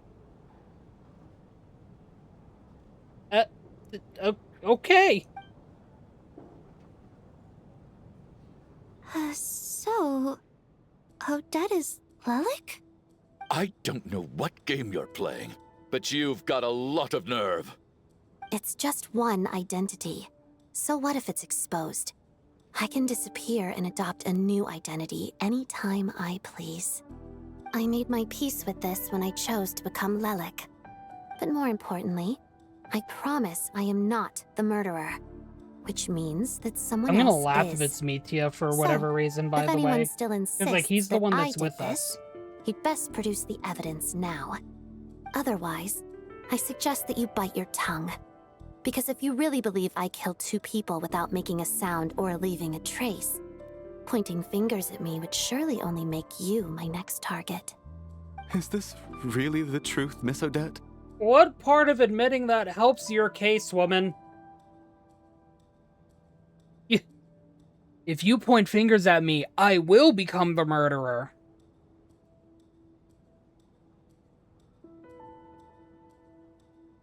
So you're just gonna be the person that people thought you already were, like... I get you don't care, but like, that's just weird reasoning to just admit that. That's confidence, all right. I believe you. A real no-nonsense attitude. I can see why Marionette I said just that always she's on find track it to funny. inherit the I title don't, of the like... Fair Lady. It probably Are is you just that seriously simple. buying this? Hey, officer! She just admitted to being Lelik. Aren't you going to do something about this? I do have one question, Miss Odette. Why have you chosen this moment to come forward and reveal your identity? If I didn't say anything, everyone would be focusing all their efforts on finding Lelik. That is And true. that is exactly what the real culprit wants. I don't want to be the scapegoat who lets the murderer get away with this crime. So you're still fine with threatening people so Despite that all you the can be the murderer accusations, people think she you made all the are? smart choice. A still remarkable don't get display it, of I'm rational sorry. thinking under pressure. Clearly, Odette's talent extends far beyond the art of dance. She thought so far ahead. Ugh, why do I always feel like I'm one step behind her in everything? You've convinced me. Dealing with the murder case remains the top priority right now. Let's put the name Lelik and all related incidents aside until further notice. Nevertheless, the group still considers you the prime suspect. I assume you have no quarrel with that, Miss Odette? I understand. You're welcome to keep an eye on me around the clock. I have no objections. Mr. Chuganov? For my wife and daughter's sake, I'll let you off the hook for now. But don't think you're forgiven for breaking into my house and threatening me. Just wait till we get out of here, Lelik. We'll settle the score then. Chuganov. Chuganov.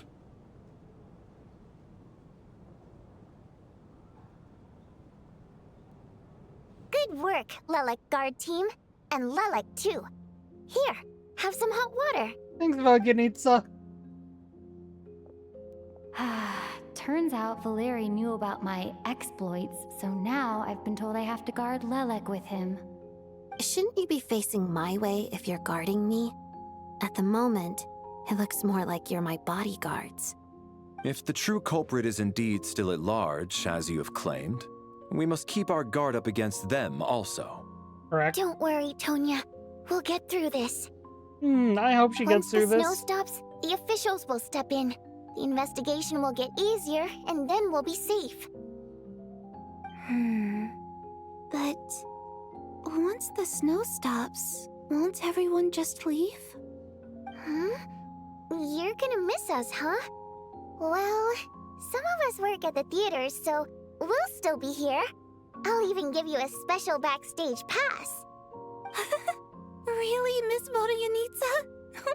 That's awesome! You've made a fan for life. Please don't let anything bad happen to her. I beg of you. You're so cute, Tonya. All right, Aw, that's let's cute. swear to it. I promise to give you the pass. No, and okay, something bad's gonna happen to Tonya. You promise to never change your mind about being my fan. Promise. Don't indulge her, Tonya. You don't have to swear an oath over things like that. You really do get carried away sometimes, don't you, Miss Vodyanitsa? Hey, mind your own business.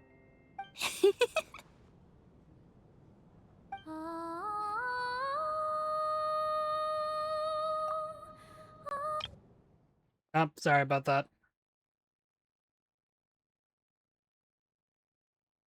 I'm cringe and interrupted it.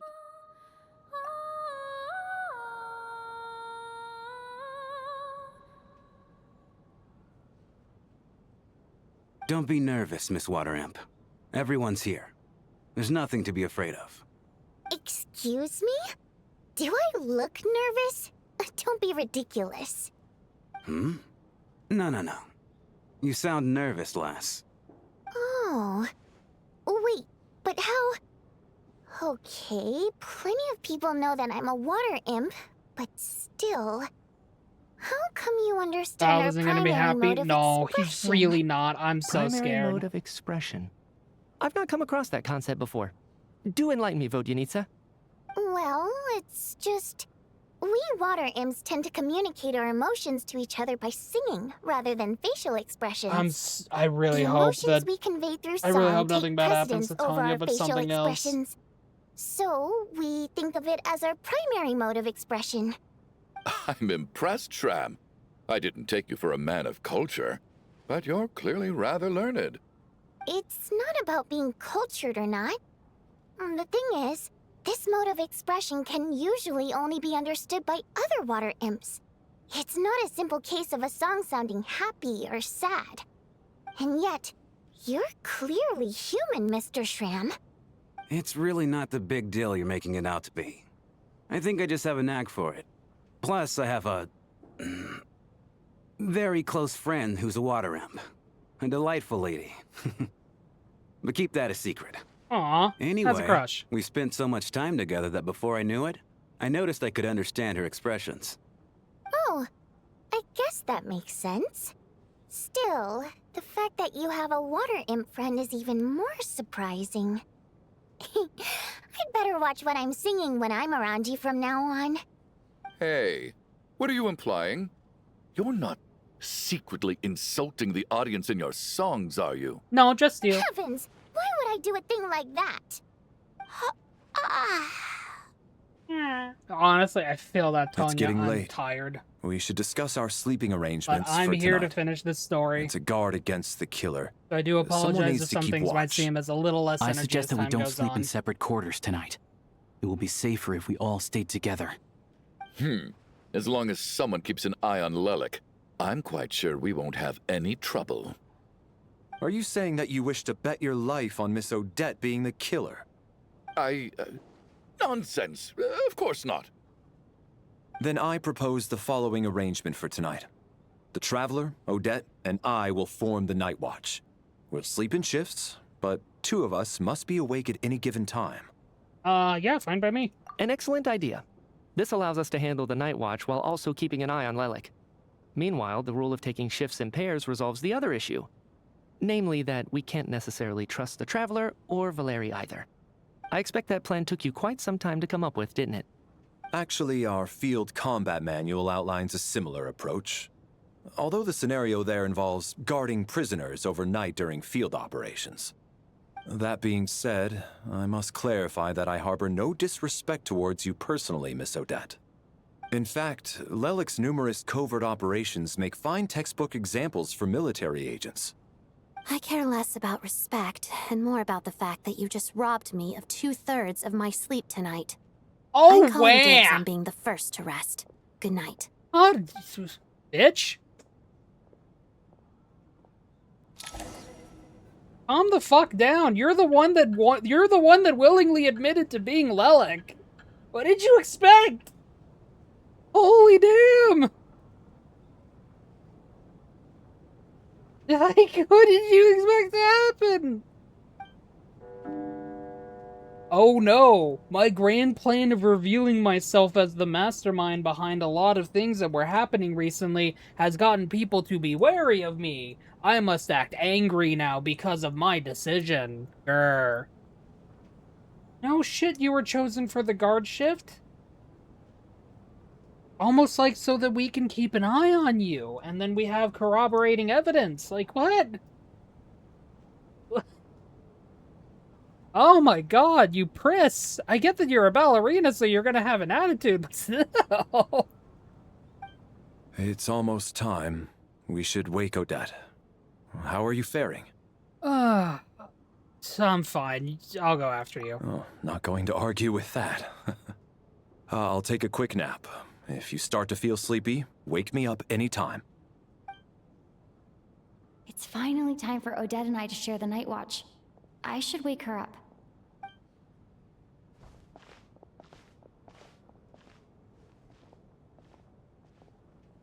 I came here to get information from her in the first place. Maybe I should think about what questions I want to ask before she wakes up. How long are you gonna keep staring at me?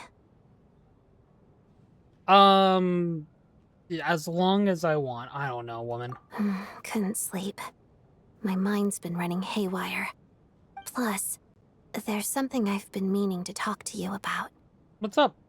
I had a hunch that you wanted a conversation, too. Let's take this chance to clear the air, shall we?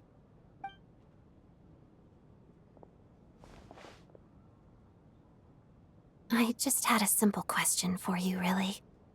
It's, I'm sorry, Rosaline, I'm taken. in her final moments, did she have any last words or anything? Oh, you know, that makes more sense to ask that. I see. Well, that was all. I have no other questions. I actually don't even remember what Rosalind's last words were either. You know, I'm curious. I'm gonna actually look it up.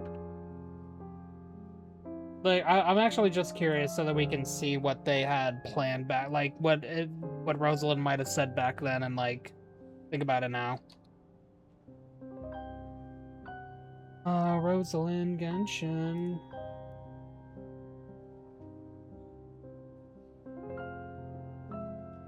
There it is.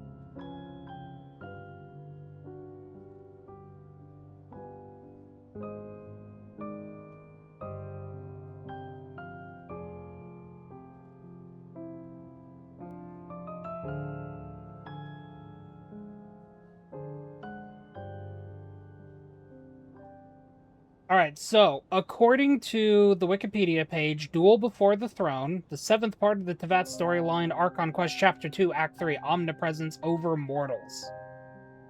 Her last words were, according to the last block of text, so strong, but how? I'm a Snezhnayan diplomat. You know what happens if you lay a finger on me. I swear if you strike me, I will make sure. The Fatui will make sure that you pay... that you're precious Inazuma. Stop, I order you. And you, filthy rats, all of you! And then she was killed. I don't think she's gonna want to know that those were her last words, I'm gonna be honest. No. Oh, okay. She was utterly ruthless in pursuing her goals. That kind of person should be hard to miss. Yep. And yet, even though I never approved of her methods, and she was an abrasive person, the fact remains that I am indebted to her. I did hear about that from Sandrone. Oh, she told you. I guess that makes sense. I think she and Rosaline were on pretty good terms. Oh, she didn't know the full details. Yes. Rosaline wasn't the kind to gossip about this sort of thing. Not that it's any huge secret to me, though. When I was a child, I had to join the Fatui for the sake of my mother and me. I trained under Rosaline. It was extremely grueling, and it didn't exactly come naturally to me. All I could do was try to ignore the biting cold and practice, practice, practice. I was a newcomer who'd managed to make a good first impression on a harbinger. There was pressure to live up to her expectations, to be worthy of the fair lady's reputation. Every day was a struggle against the cold, pain, and fatigue. And most nights, I struggled to fall asleep. After enduring all that, I've become almost immune to the sensation of pain. I suppose that was the cost of survival. Surely, any child who had to experience that would grow to hate her lot in life. Don't you think? You really paid an enormous price. So, I put an equal amount of effort into my ballet. Because in my young mind, that was the only way to defy my fate. Also, shout out It to was the my Valeri way of just being telling back her, here. The Fatui's demands and your expectations of me are not what I wish for. One day, I will leave. I think she probably blamed my poor performance in training on my passion for ballet. She knew my heart wasn't in it. One time, when I was secretly practicing a dance at night, she suddenly showed up. I knew she was there to catch me red-handed. I told her, "You don't deserve to watch the dance I learned from my mother." She looked stunned. I guess she was surprised that I lashed out first, before she had the chance. But strangely enough, on that occasion, she wasn't fierce with me like she was during training. Instead, she fell silent for a moment, and then left. After that, she never interfered with my dancing or asked me how it was going. She never came to watch me dance again either. Not even once. Yeah, she was a very proud person, as I recited in her final words. She was. But even now, whenever I take out this core Ignis, I can't help but think of that night. Of the look on her face. Oh, this was a gift from her. That would make sense. Sort of. Although gift might be too kind a term. This is her flame sealed within ice. A symbol of her favor, yes, but also her way of keeping an eye on people. She knew the location of every piece of core Ignis. If any recipient started acting suspiciously, she'd be on to them immediately. Trust her to make even a mark of approval feel suffocating. So, when news of Rosaline's death reached Snezhnaya, many people immediately crushed their core Ignis. It gave them a profound sense of relief, like they'd broken free from her shackles. But I kept mine. With my sensitivity to pain being as dull as it is, the warmth from this core Ignis is one of the few things I can still feel clearly. I still wonder, did she really come to stop me that night? I wasn't sure, but I was scared. So I said some really awful things. I guess she didn't leave anything behind. Not that I expected her to. It's fine. It's just a bit of a shame that we couldn't settle our differences before the end. Sandrone told me that you two had settled some things, though. Mm-hmm. She did. Are you sure she was talking about this event? Well, she said Arlecchino gave Rosaline some advice and that Rosaline went to see you. No, she didn't. I didn't even find out that she'd gone to Mondstadt until a while after she'd left. Wait, in that case... Oh, yeah, I think you should go and see the knave. Okay, I will. Thanks for letting me know. She couldn't say it in words, so she probably left something like a note. I'm beginning to suspect that Paimon's mystery illness is being caused by the energy research behind Project Stuja. Paimon's very important to me, so I have to get to the bottom of this. I figured that since you're Lelek, you might know something about all this. The ultimate goal of this energy experiment is to create a weapon for the final battle. The weapon's construction was completed in Nocturne. Now, all that remains is to arm it with a sufficiently powerful energy. That's what they were doing at the Experimental Design Bureau. Yes. The weapon's development and all the related experiments are overseen by Lord Piero, the Jester, and the lab is located deep within the Armory Palace. I'm not sure why this experiment would be making Paimon feel unwell, though. The best way to get to the bottom of it would be to go there in person. Once we get out of here, I'll help you apply for an entry permit. Well, let's not forget that you're also Fatus. And I'm hardly the organization's proudest member, as you know. You answered my question about Rosaline. I want to do you a favor in return. It's that simple.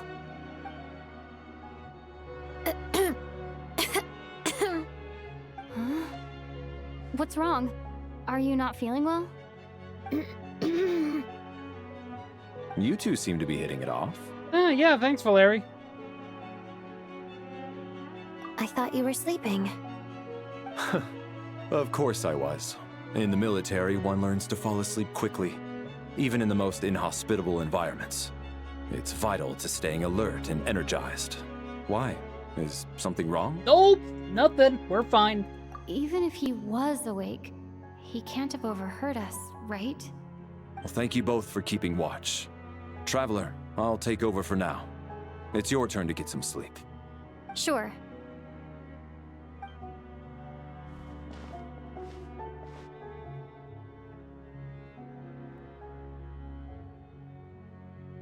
This is our second night here, but at least I found out a little more about Paimon's condition. I hope she's been sleeping well the past couple of days. Huh. Why do I feel like I'm being watched? Hi. Seriously? Is this payback for when I stared at her earlier? But I thought she was asleep. Never mind. I'd better try and get some sleep myself. Alright.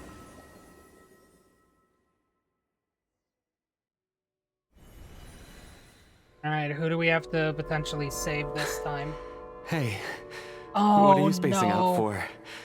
Are you reaching your limit too? Oh no. How long have we been walking for? Do you remember? Time's lost all meaning. Ever since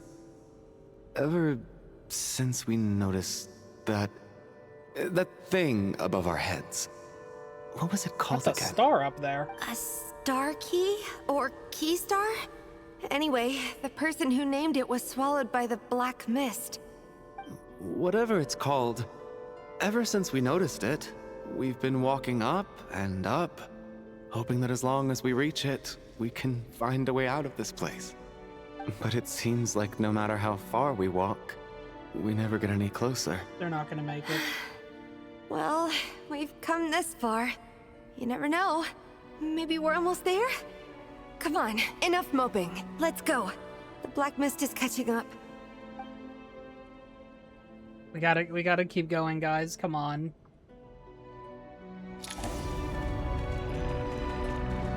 Oh, we can actually be in combat now, okay.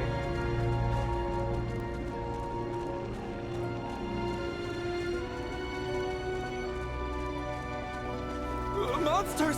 Watch out! Not again! I've lost count of how many times we run into them. Be careful.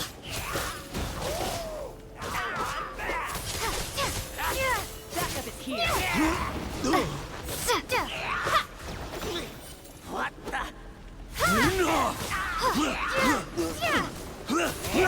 Nope. I'm being bullied. I requested you stop bullying.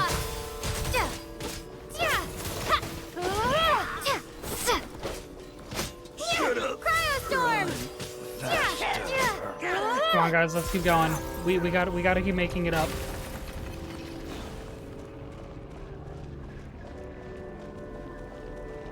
Come on, everyone. Oh, we gotta be faster than this. Come on. Oh my god, of course. There's more. Here they come again! Get ready!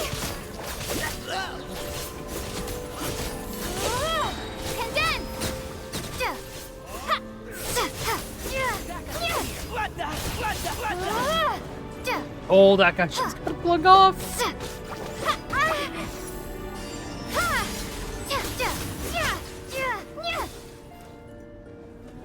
We got this, guys. Come on. I believe in you both. Just keep going. We're so close to the star. Monsters ahead of us. The black mist behind us. It feels like there's no escape. No, there is. There is. Come on. No, don't spawn. I'm trying to give them help, please. You don't need to spawn.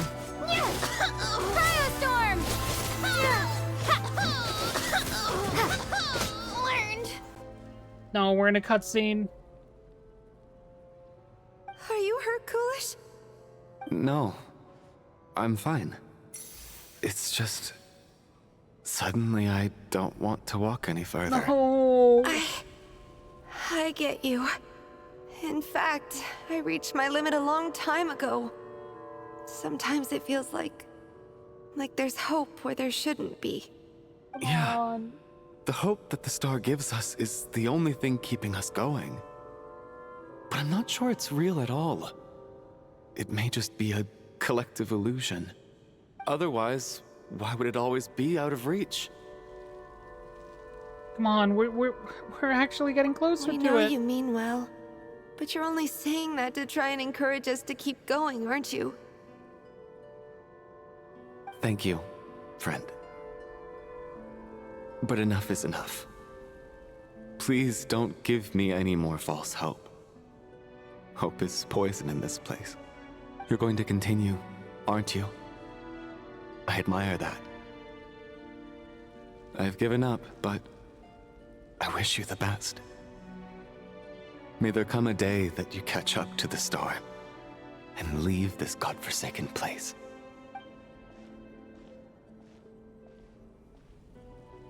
Goodbye.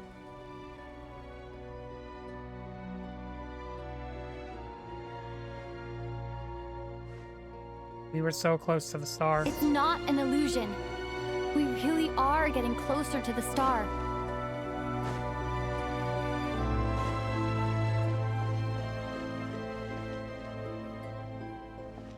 Man. They were so close, too. Literally just one more flight of stairs and they could have made it.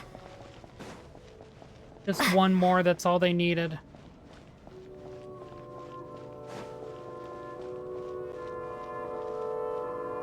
Congratulations. You're the first person to make it here. Why are you here? Core Ignis. I'm the star's envoy. Cool. The black mist has stopped rising. Its hunger is satisfied for now, having devoured your two companions. You mean having given me This is a depression? good opportunity. I'll let you get some rest before we continue. Continue? What do you mean, leave? The star represents the starting point. It's the waypoint for the beginning. Congratulations on reaching the starting point. Once you are ready, we will head out and walk upwards. I will be right by your side the whole way. Everything I just went through to get here, this is just the start? Oh, okay, yeah, no, honestly, that'd be my reaction too. What's wrong? Hey, don't give up before the journey's even begun.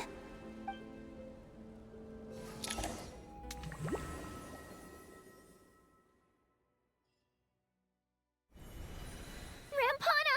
Rampana! She's dead. God damn it.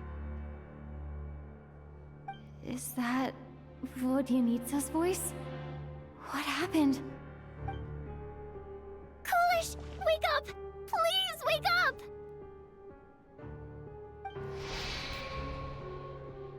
A dream about sleeping, which began as a joke the other day, is now playing out on stage. No one counted on it being a tragedy. Or drama about sleeping, not dream. Everyone is gathered around the two sleepers in the center of the stage. Without even inspecting the scene, you already know what has happened, as if someone had told you in advance. Why is this the first time that you're popping this up like this? Why didn't we get this for the other two?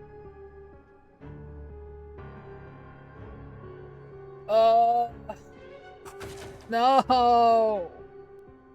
The situation is identical to that of the two casualties yesterday.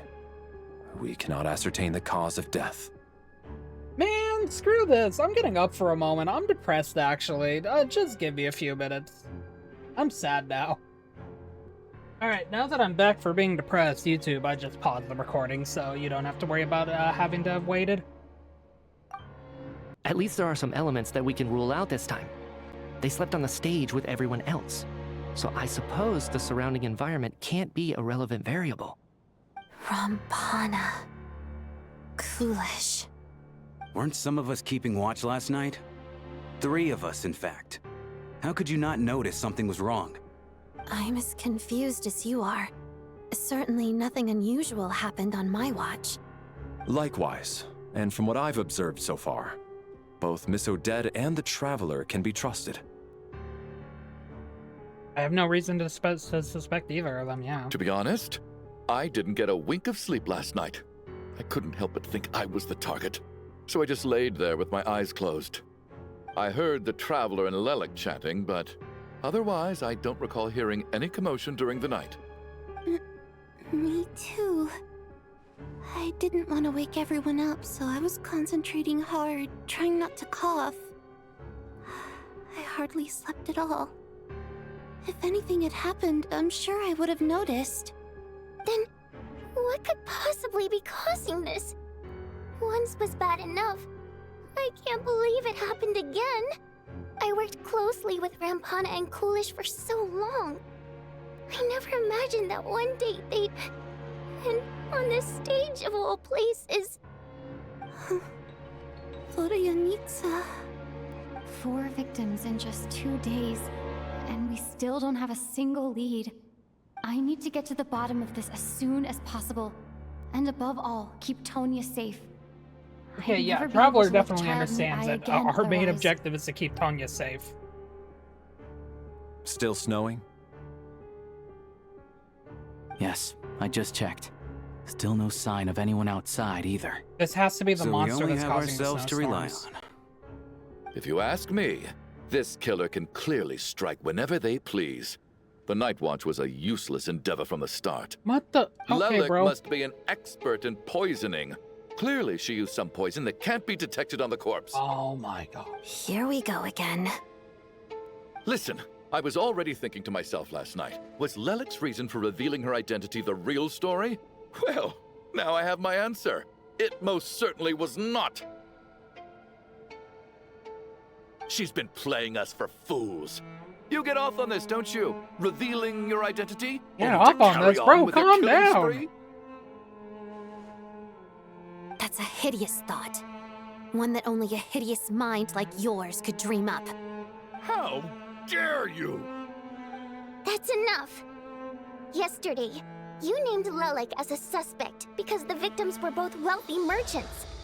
Lelik might have had a motive then, but today's victims were just ordinary people. Not to mention that they were colleagues of Odette and mine. What reason would she have to murder them? Let me guess. Just to scare you? Who knows? Maybe you don't know her as well as you think. Bro, them's fighting words. I implore you all to ask yourselves, how many people are there really in this world that have what it takes to kill another person? Not many, I'd wager. So if we narrow that down, how many people are there really in this room? We'll narrow it to this room that have what it takes to kill another person. There's obviously me, the Traveler. Because we have literally done that. Odette, we can't say for certain, but I would argue that she does have what it takes to kill another person because she is a member of the Fatui. Let's be real here. As, you know, as much as it might be untrue in this specific instance, in general, she would. Shram, I definitely say so. He is a mercenary. He knows what type of, like, position he's in. Could definitely easily argue that, like, he knows how to kill someone if he has to. He may not want to, but he has to. Valeri, he's a member of the military. He objectively understands to some extent that these things are going to happen.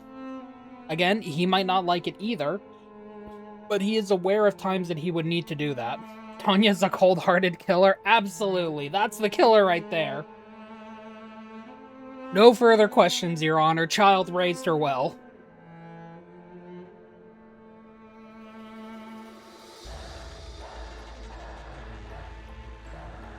Alosha is a hunter, though, so definitely, like, he hunts game and whatnot, but I don't think, like, if he had to put someone down, I think he might be resistant to it, but he would do it. Mitio, we don't really know a lot about his combat prowess. I'm not 100% sure I can say for certain if he would have what it takes to kill another person. Chuganov's a bitch. Just a bitch, that's about it. And Vodyanitsa, I don't think she has what it takes to kill a person, at least in this context. Again, I think if it comes down to it, she would if she absolutely had to. But I think for her, it definitely would be, like, an experience that she would have to, like, prepare herself for. So a good amount of people in this room at the very least. Chuganov is, again, just a little bitch. Lelik is well known to be a ruthless operator, and now she has revealed her identity. How could it be any more obvious? None of those things say that she Everything kills. you've said so far is still just conjecture, which doesn't constitute a concrete lead. I love you need to back Valeri's up your claims character. with I some really evidence. How can you defend her, officer? What did she say to you while you were on night watch? Maybe I shouldn't be so surprised. You military types are always colluding with criminals to target the rich. Bro, I hope you die next. I hope Tonya becomes a cold-hearted killer and just RKOs you through the floor and into hell. All so you can get your grubby paws on our hard-earned fortunes. Then tell us to fall in line. The Fatui, the Druzhna, and the Rokot. Thugs, the lot of you. Smack him. Don't you dare. Back him. Tonya, no. Sir, but you were the one who told us not to stop other people from expressing their opinions yesterday. But this guy's a little people bitch. have already died. Only yesterday I was chatting with Mr. Coolish. Then we woke up in the morning and he's... Turning against one another is the last thing we should be doing right now. Little girl. Even if Mr. Chuganov is a puffed-up, pig-headed windbag who doesn't have a clue what he's talking about. Speak your truth, bestie. He's still one of the victims here, isn't he?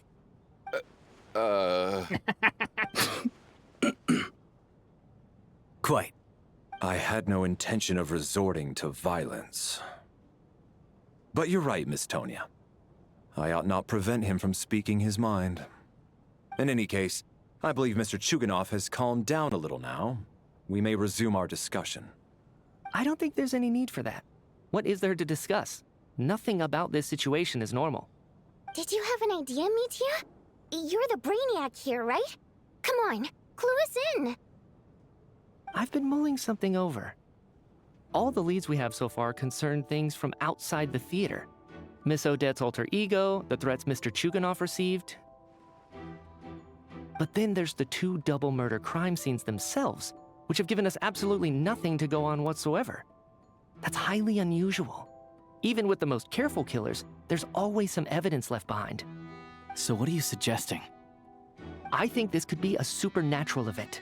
It Yeah, isn't exactly. characteristic of human-on-human homicide at all. Correct me if I'm wrong, but aren't you supposed to be a scientist? That doesn't sound like a conclusion someone like you is supposed to make. Girl, we live in a world with magical fae, elemental harnessing, and motorcycles.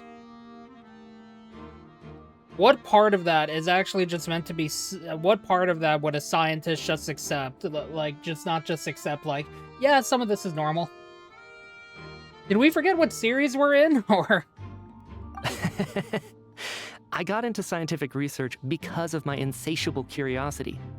But if the present situation defies all known scientific explanations, I don't mind shifting my curiosity toward the paranormal instead. He's smart! Now that you mention it, I remember when I first came to the theater. I heard rumors about this place being haunted. Haunted? Don't scare Tonya. We don't need that right now. Yeah, I think Sorry about I that. heard the same thing. No, come on! They're only rumors, right?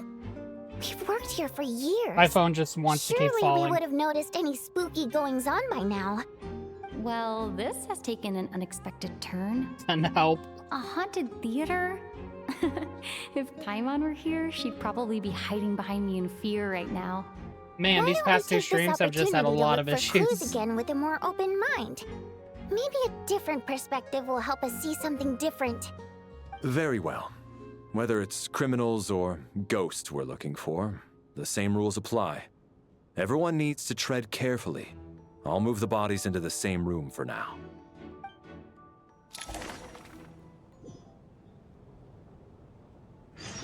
Fuck you.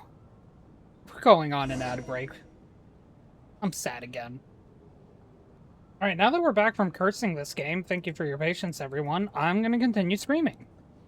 Because we're down to literally only one person mattering that I would want to keep alive, and that's Tonya. And if she dies, I will kill everyone in this room and then myself.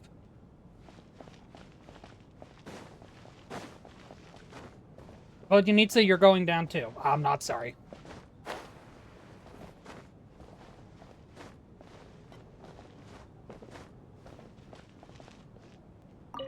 I need to think very hard about whether there's anything that ever needed hiding. After all these years, there must be some things even I've forgotten about.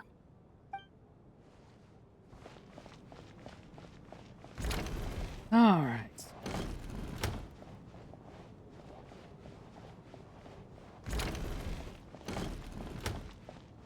Tonya, are you okay? Tonya? Did you find anything? Not yet. Still looking. So... Are we supposed to be looking for something paranormal? I think I'd prefer teaming up with you than looking around on my own. This looks like somebody's notebook. Shall we read it together?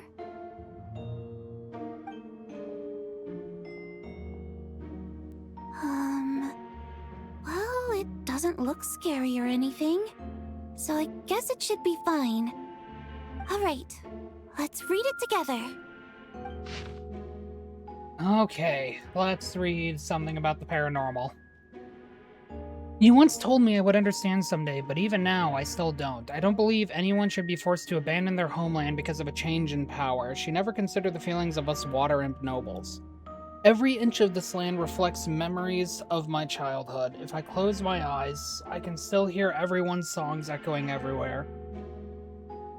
Does it almost feel like nothing's changed at all, though? Something to think about. I'm so dumb.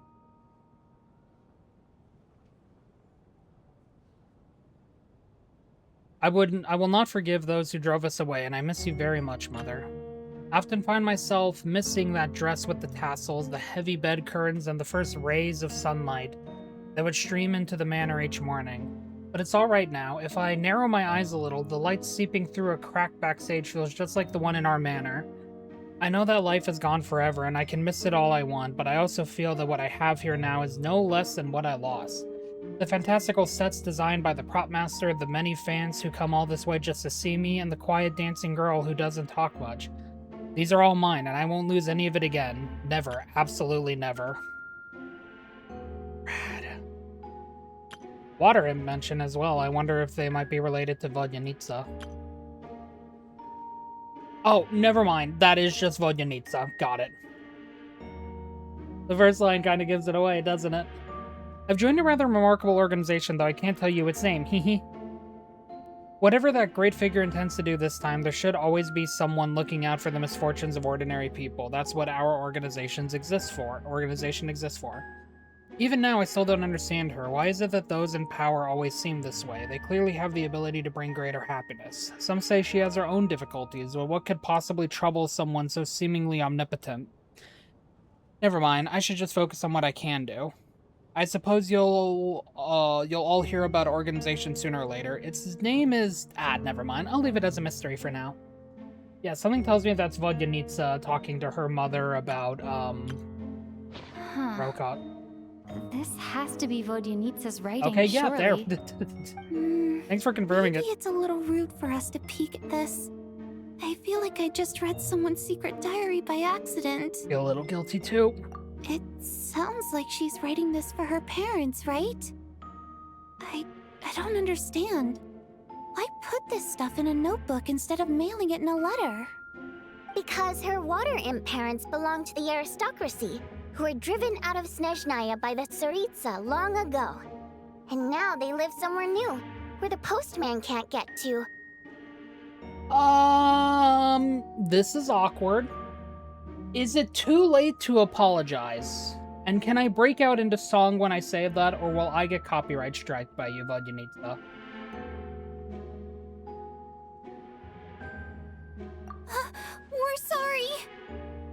fine. My fault for not storing it properly. I can't leave things lying around and expect them to get ignored when everyone's scouring the place for clues. All right. Glad you're Give reasonable. me my notebook back. I'll take over the investigation in this room.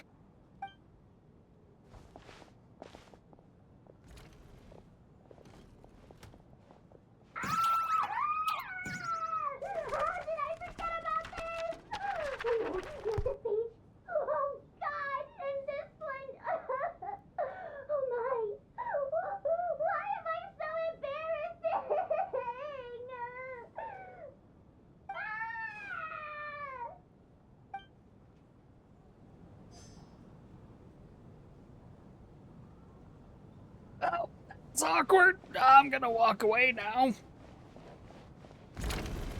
We're gonna go talk to these two. Valeri, come take a look at this. You too, Traveler. Some sort of notebook. What is it for? It's the on-duty logbook for the theater. Coolish was the main person to use it. He mostly used it to record any unusual incidents during a show, audience numbers, exit times, and so on. Oh, Coolish at the entrance before coming in. I think he was holding this book at the time. Yes, he'd always have this logbook with him when he checked tickets at the entrance. This should confirm a lot of key details about the recent show. So, you find anything unusual? Yes. The number of people. I've checked and double-checked, but the numbers just don't match what's recorded in the logbook. Huh. Apparently, we have an extra person among us. Are we certain that logbook is accurate? Could someone have sneaked in without buying a ticket or something? Unlikely. Coolish took his duties very seriously. I've rarely seen any errors in his work. Not to mention that this was a dress rehearsal, meaning smaller audience numbers and tighter ticket restrictions than usual. Everything would have been well within his control. We no longer have our tickets with us, do we? They got collected on entry. I assume there's no way we can check them again. Unfortunately not. The theater recycles tickets. Once people are in the door, they don't tend to leave until the show ends. So we collect the tickets at the point of entry. Could have been able to ask Coolish. Still, I'm inclined to believe that this discrepancy in the head count is significant somehow. Did an extra person just materialize out of thin air? At this rate, if we know we're dealing with the supernatural, then I would honestly argue yes. Maybe. Ugh.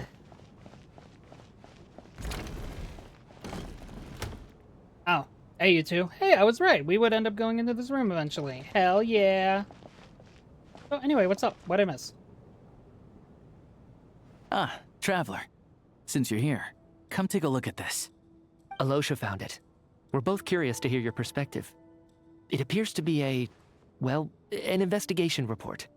And the focus of the investigation was the rumors of haunting we heard about earlier. Okay, supernatural sightings at the Opera House. Okay. So this commission is clearly not as simple as previous... Sorry. As previous cases... Previous cases involving only folklore studies. There we go. It appears to be connected to something far more mysterious. An extinct civilization, the creation of ancient gods, or powers from beyond this world. The possibilities leave ample room for speculation. From now on, we should take this as a lesson. A simple surface does not imply that what lies beneath shares the same level of existence or nature. Leylines themselves possess a powerful ability to either devour or guide souls. In most cases, once the soul and the body of the deceased are separated, the soul is drawn directly into the ley lines, leaving no room for lingering existence. However, evidence shows that the connection between the theater area and the ley lines has been obstructed. Ooh, that's not good. Yeah, that would make sense for, like, a lingering soul to be caught.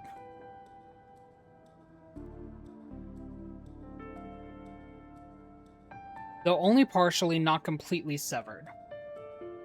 Still, this has granted certain souls unwilling to return to the ley lines an opportunity. If their resistance is strong enough, they may even linger within the theater indefinitely. In theory, however, these souls within the theater are incapable of influencing the physical world. Only under extremely rare circumstances can they produce phenomena observable to the human eye. Overall, they can be considered harmless. This assignment may be conveyed in advance to the theater's management to reassure them.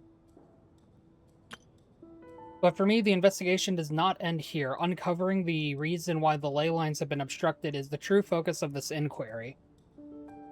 After consulting multiple sources, the most reliable hypothesis at present appears to be the existence of an angel civilization and its preliminary attempts at ley line renovation. There's too little information available here. I must return home as soon as possible. Okay, so angels? Is that what we're dealing with? An investigation report, huh? Sumeru Quite origin. old. Huh.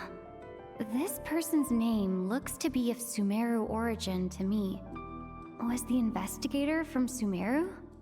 The theater manager must have hired an investigator once specifically to look into this issue. But it doesn't look like anyone ever looked at the report. Presumably, the manager wanted to know if the supposed haunting was dangerous, while also being fearful of word getting out in case it affected the theater's business. Anyway, the bottom line is, the haunting is actually real after all.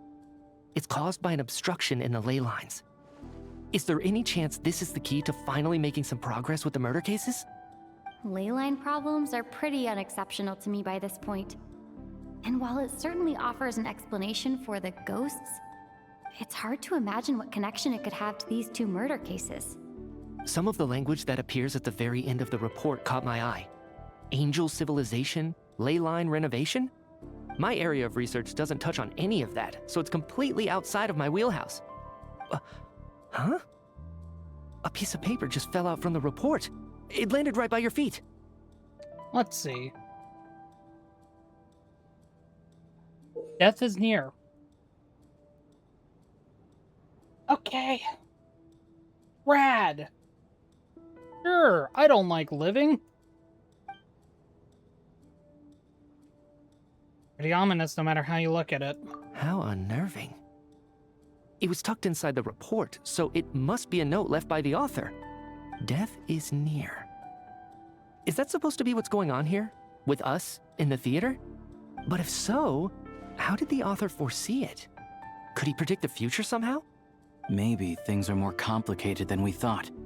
No, wait a second. If we take the report and the note at face value, they completely contradict one another. The report definitively concludes that the hauntings in the theater are harmless and cannot affect the real world. But the note seems to be warning of potential danger. The question is, what exactly does the note mean by death? I mean, death is near. It has to be the perpetrator. The various ways we could interpret this keyword lead in completely different directions. Let's pause our analysis here for now. I think we need more information. Yeah, that is true. I don't like this at all. If we take all this together, it's not impossible, is it? If anything, it's the natural conclusion. Oh, I beg to differ. This sounds to me like a product of a researcher's vivid imagination. And perhaps it's because I'm still viewing this through the lens of a typical murder investigation. But still, then maybe I'm you struggling should to be persuaded by your theory. Does it really sound that far-fetched? All right, well, let's treat that as speculation for now. I do agree with what you've said, so let's go with your idea for now. Good. Okay, now that we finally have some meaningful leads, I think it's time to reconvene. Let's get the others. Does it almost feel like I'm fucking depressed?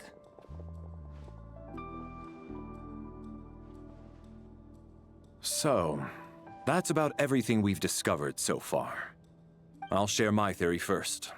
Based on what we've learned from the logbook, I believe the extra person among us is most likely the killer. If the killer had simply bought a ticket, it would have greatly increased the risk of their identity being exposed. I expect he or she either hid in the theater ahead of time, Could be the guy that left a or while found ago a way to slip past the ticket and just inspection. never came back They because then he was blended in shivering. with the group and waited for an opportunity to strike. All right, this is my theory now that I say that. So when that guy was shivering earlier, he might have gotten possessed by the spirit that he might have gotten possessed by the ghost that was not able to return to the ley line. That's my best guess right now. What about the note found in the investigation report? Any thoughts on how that fits in? The killer may have simply planted it there as some sort of sick joke. I've seen my fair share of psychopathic killers. They love playing cryptic mind games.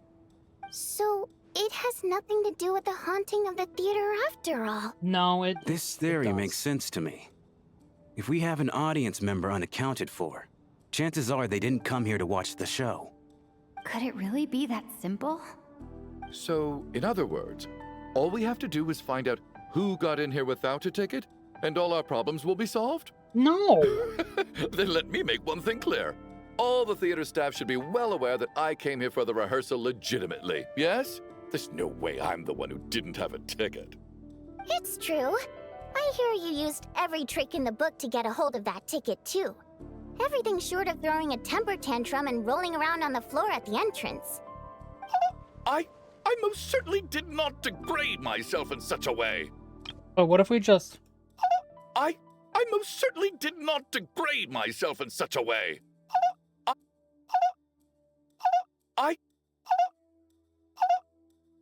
Nice not degrading yourself, by the way. What was that noise?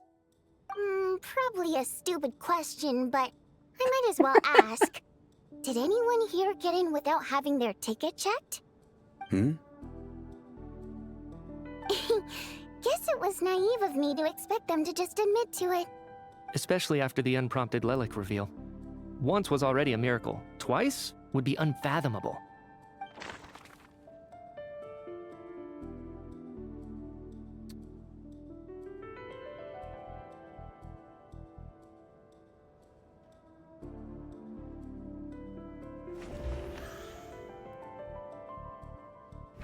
Tonya received her ticket the same way I did.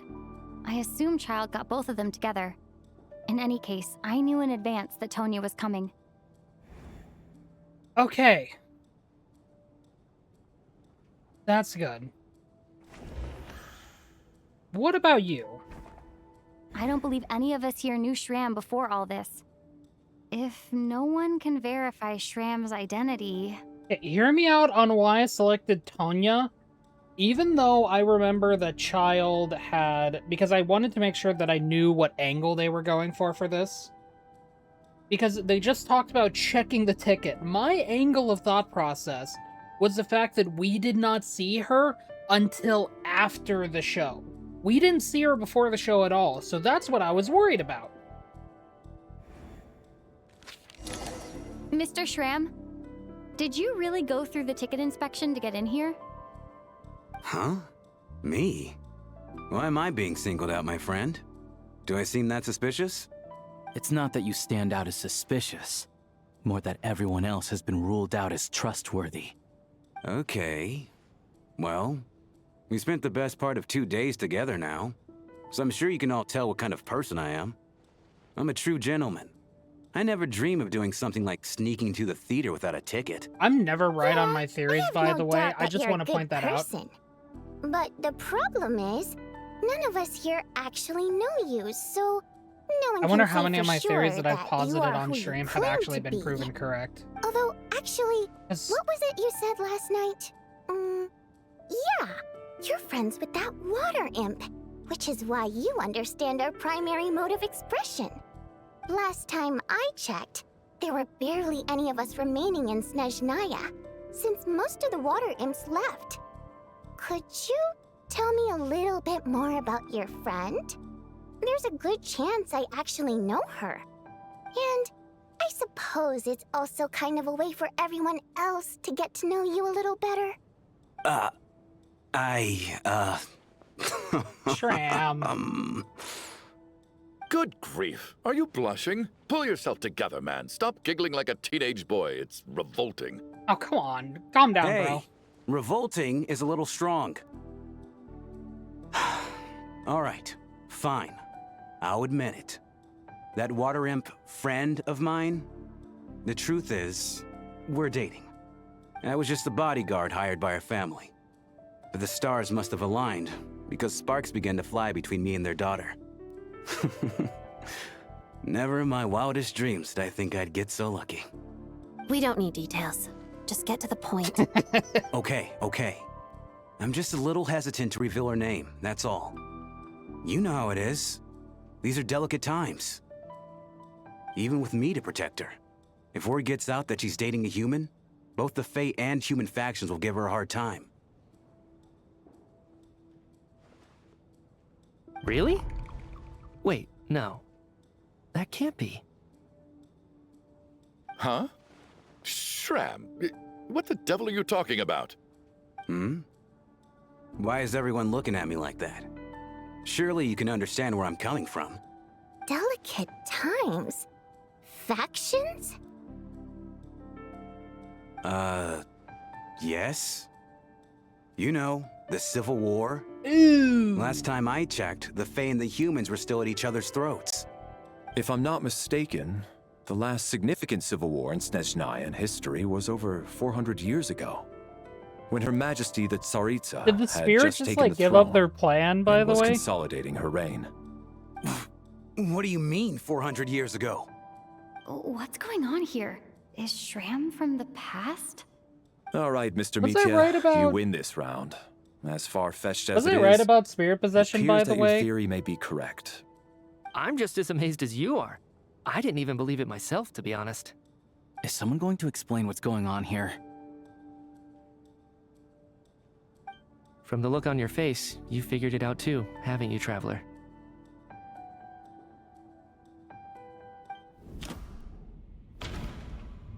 Ooh, okay. So,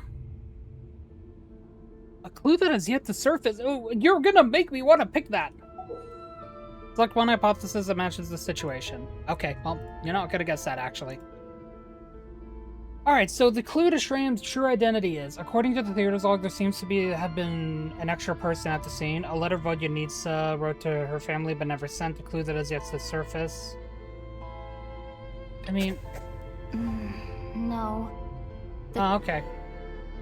I mean, a theater haunting. That's obvious. I wanted to click option 3, modified to block souls within its grounds from returning to them. Some souls can even wander this place forever. Mr. Shram's statement proves he's from hundreds of years ago. And according to the investigation report on the theater hauntings, Mr. Shram is very likely a lost soul. Alright, so wandering once the again, theater. my theory has been proven wrong.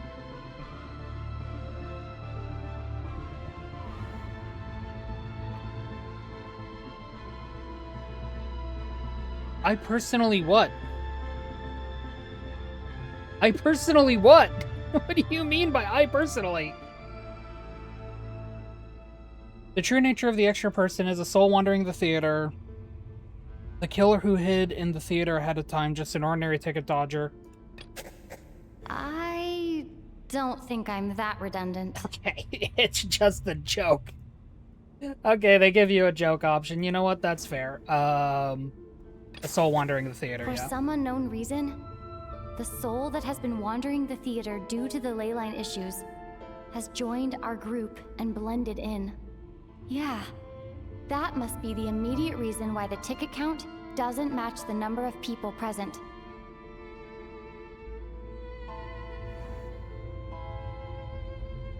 Death is near, in which case death most likely refers to one of the recent victims, Lelek, murder, someone who died long ago.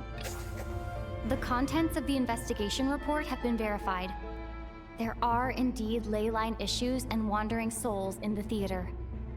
Death likely symbolizes the deceased. Mr. Shram, for instance. Death is near. Huh. That must mean that there's a dead person in our midst. That's the truth, isn't it?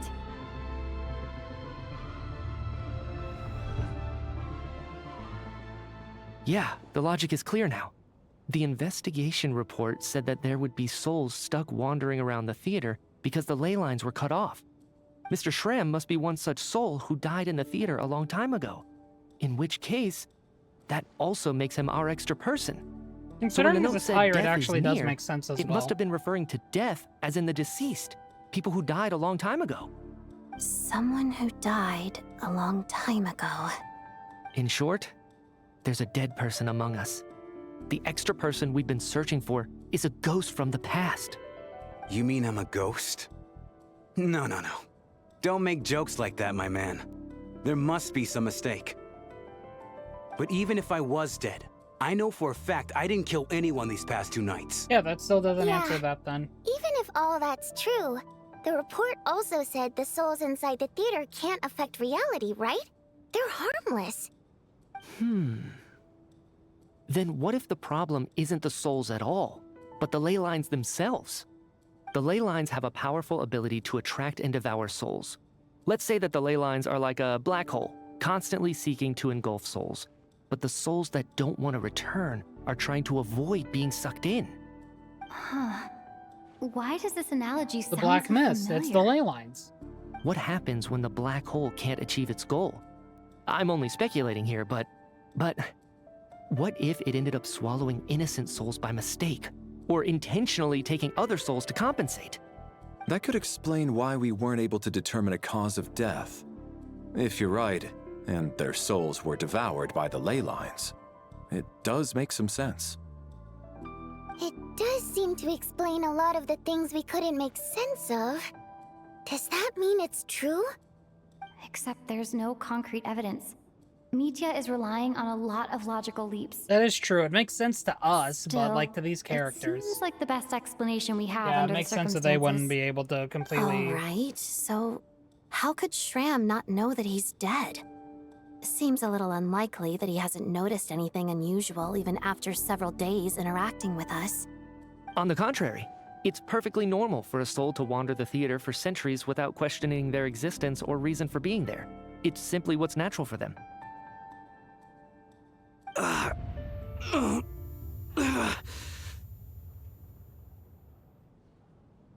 Yep. You know what, Mr. Brainiac? I think you might actually be right after all. I'm trying to remember and... even though my head feels like it's going to explode, I think... it's all coming back to me.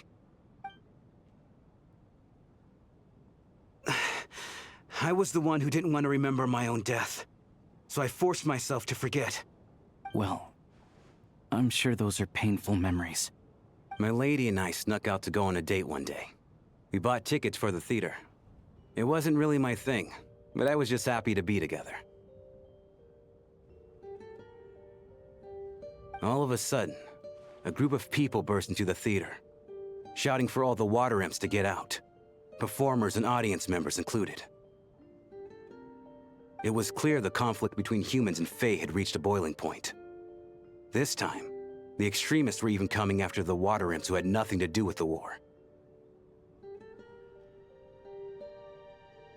I thought I could pull one over on them, so I took off my jacket, draped it over my lady, and tried to sneak out amid the chaos. But I got caught. They started shouting, calling me a traitor to humanity. But I was going to do whatever it took to buy our chance to escape, no matter how many people stood in my way.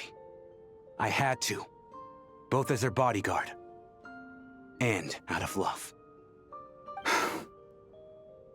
It's all right, friend. You can stop there if you want. You don't need to dig all that up again. It's just... even now, I'm still struggling to accept the truth. How could I be dead? It's always such a sorrowful thing when people have to, well, die for the, just because of the people that they love and the people that they are. Like, if you think about it in the Civil War type of thing, like, why do people have to hate the water imps? And, honestly, on topic, a little bit on topic, you know, there's been a lot of discourse going around on social media about someone just, well, outright being transphobic. And if you know me, then you already know what I'm about to say. If you don't, I'll say it. Trans rights. I have friends that are trans. I have people that consider me family that are trans. And that's not a good thing. That people are so bigoted like that, that they would hate you for just being who you are and loving someone for who they are. That's never right. Definitely not in that. No, not at all. So remember to love yourself, and remember that you are loved, even with all the hate going on in the world. You should not be hated for being someone that you want to be and for someone that makes you happy. Or be with someone that makes you happy. Because you matter.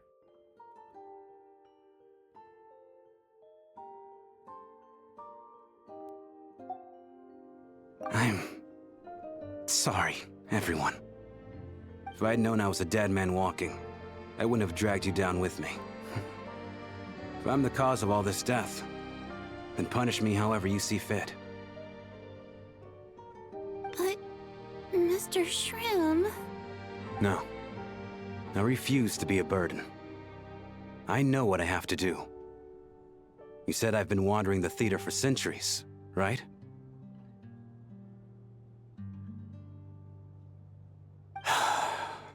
I guess it's high time I got a breath of fresh air. Out there, I mean.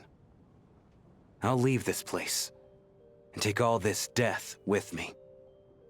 Go out on my own terms.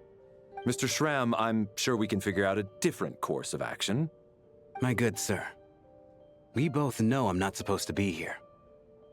I should have accepted my death long ago. One way or another, this has to end. Unless you're saying this goes against another one of your military principles somehow. No, I'm speaking on a personal level this time. Let it go, man. Oh, wait. One last thing. Miss Wateramp. My lover. Her name was Litia. Litia Ozarova. Do you know what happened to her? Ozarova. Oh, Auntie Ozarova. That's what we all called her. I remember her as a very kind elder. She had a bunch of kids, too. I'm so glad she survived. And she had lots of kids? Good. That's... good. I could hardly expect her to stay single just because of what happened to me, right? As long as she went on to be happy, that's all that matters. Besides, I'm dead. My soul's been wandering around here for so long because I was worried about her. But now, I can go without regret. There's no need to see me off, my friends. I've enjoyed our time together over these past few days. Perhaps we'll meet again in the next life.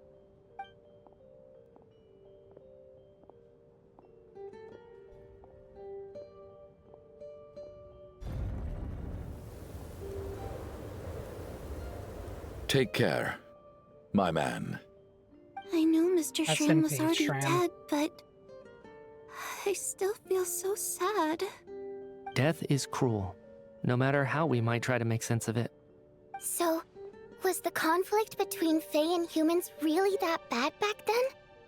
I was only little, so I don't remember much.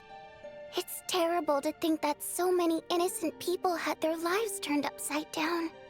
Even the historical records about that time period don't say much about it. All people know is that the Tsaritsa founded the Fatui, drove out most of the Fae aristocracy without explanation, then used her terrifying power to suppress the humans. It seems to me like the Tsaritsa chose to make herself the enemy. She downplayed the conflict, directing whatever animosity both sides had for each other at herself instead. That's also why, despite how brutal the conflict was at the time, there hasn't been much lingering tension between humans and Fae since. Things have been fairly harmonious for the past few centuries.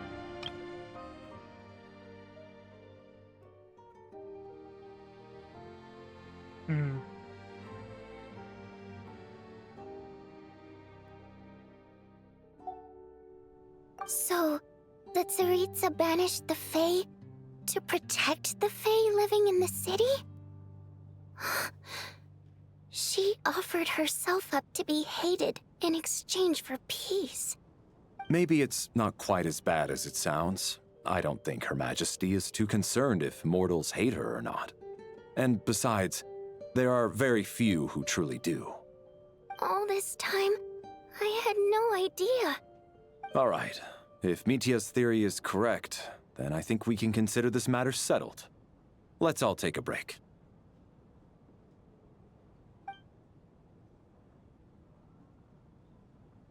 Ugh, if only this blasted storm wasn't still raging on. Yeah, we still have to figure that out.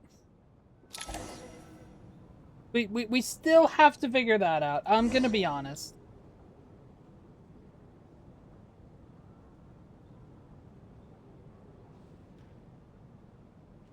Oh, that was a lot.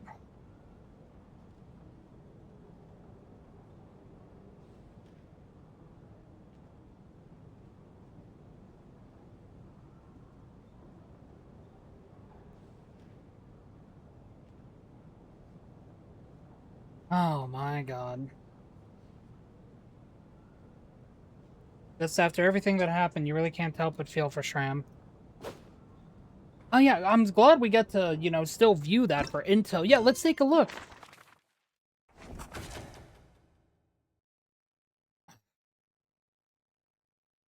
Confirmed to be one of the deceased who voluntarily walked into the snowstorm.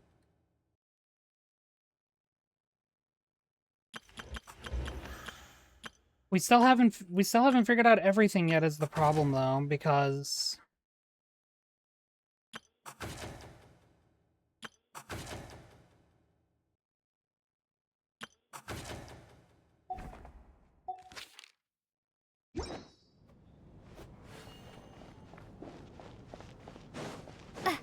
we still what's with the snowstorm going on is the problem. I was actually planning on hiring him as my bodyguard after we got out of here, you know. Oh, poor guy.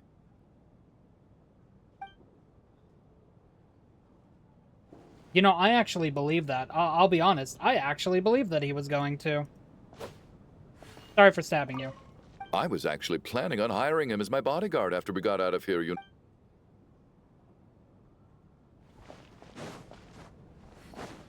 Alright, Alosha, what you got? At least the lingering regret that kept him here has been put to rest. That's not necessarily a bad thing. No.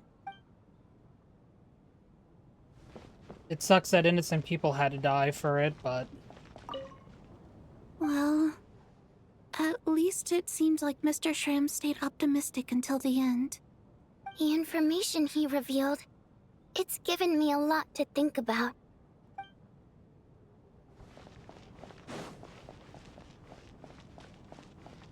Where's Odette?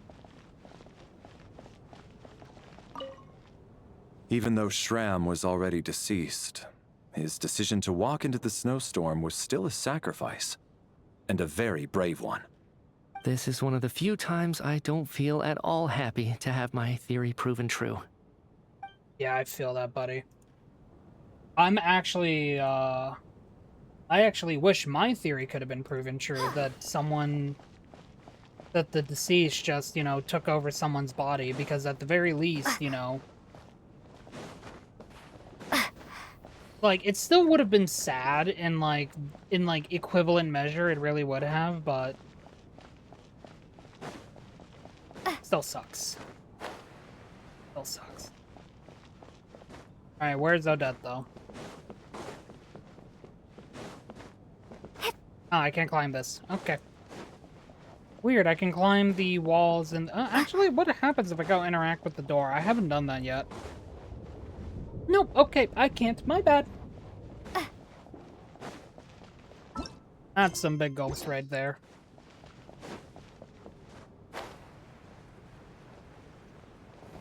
Alright, I guess Odette is not out here. Wimp. Wimp.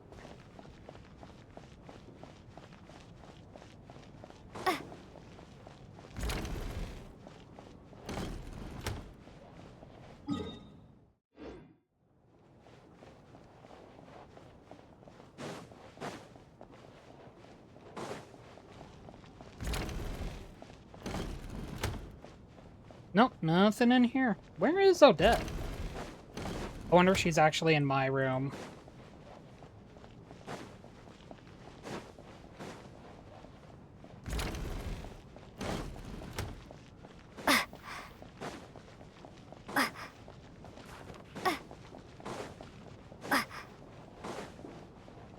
Guess I should have actually, like, checked down there first since I didn't realize that the objective would be up here.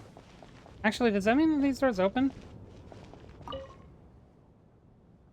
Oh, nope, nope, nope, I'm leaving, goodbye. Nope, not going that way. Nope, nope, nope. Opposite direction, opposite direction, opposite direction, going over here. Okay, this one these two I can't interact. Okay.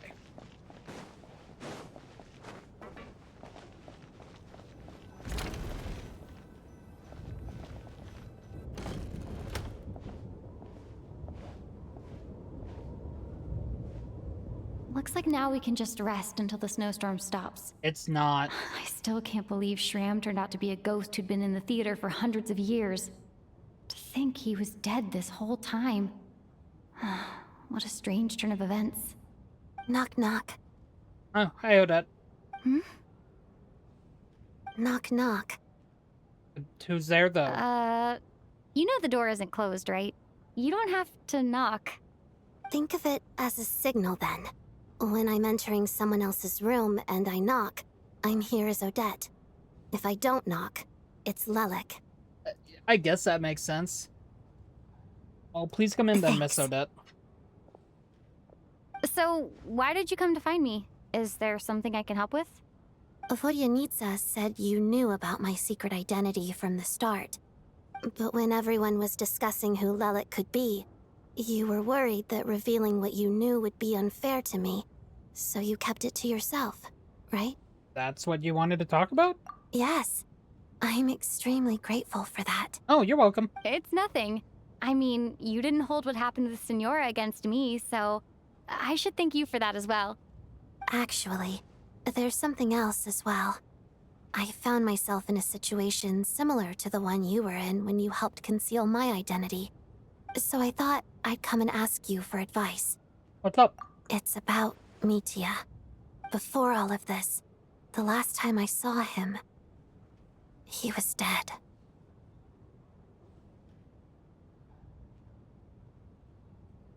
Excuse me, what? As I'm sure you know, my goal as Lelik was to stop Project Stuja. Well, when I found out the tech lead for the experiment behind Project Stuja was Mitya, I immediately started planning to track him down and threaten him to back out. I often saw him around the theater, but I soon concluded that making my move there would risk exposing my identity. So I decided to infiltrate the Armory Palace and go directly to his lab. That way, the threat would be much more effective. You really do have what it takes to become a Harbinger, then. Well, I suppose there was a bit of luck involved. But I am a Fatus, so I already had some familiarity with the building's layout. But when I finally made it to his lab, Mitya seemed to be dead. How do you know? I checked his breathing and his pulse. He had no vital signs whatsoever.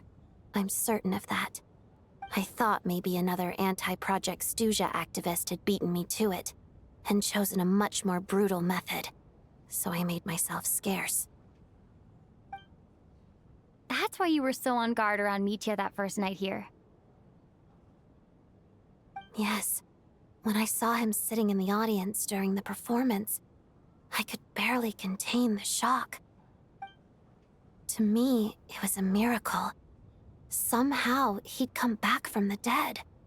If my joke earlier The about murder Mitya started being happening and things the got killer so complicated that it wasn't really at the is front correct, of my mind. I'm gonna laugh. That is, until Mitya himself said there must be a dead person among us. Then I couldn't ignore it any longer.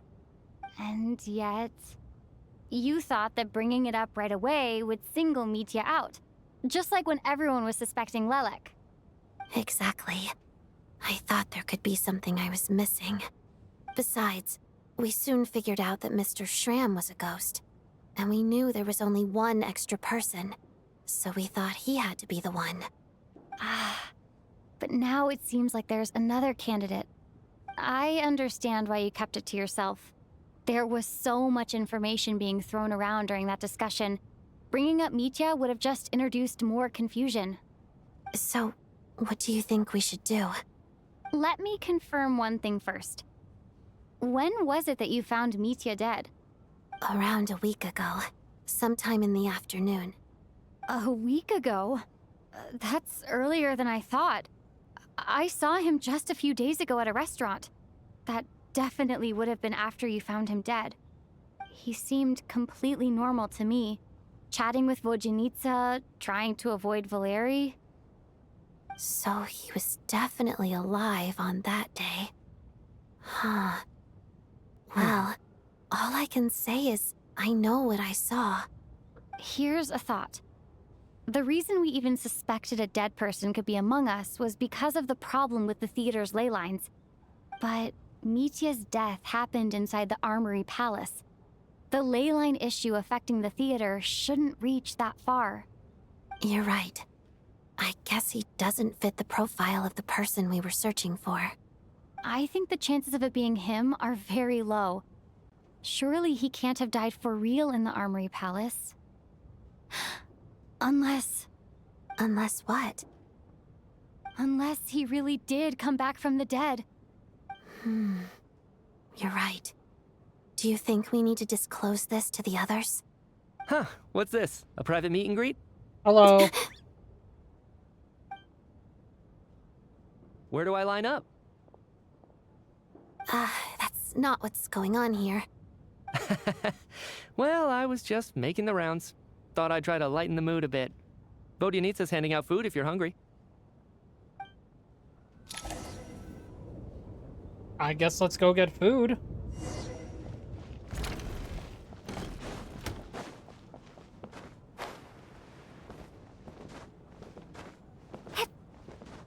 Boingy, boingy. Boingy. Okay. Outside, the snowstorm continues to rage, and before you know it, What is going on with this storm? Could it be connected to that monster that just arrived in Snezhnaya? I almost hope it is. Her Majesty the Tsaritsa left to vanquish that beast herself. We just need to wait for her triumphant return. Do you think people still feel the cold after they die? I'm wondering about Schramm. Oh, maybe we should have given him a coat before he went out there. It's good to see him actually Death display itself is some cold, humanity, by the isn't way. it? I'm sure the storm will embrace him. Well, I hope he has a safe journey. I'm going to miss him, I think. It's not like we can blame him for Rampana and Kulish's deaths. Thinking back on it, we barely made it out alive ourselves. Once we get out of here, how are we going to explain what happened to their families?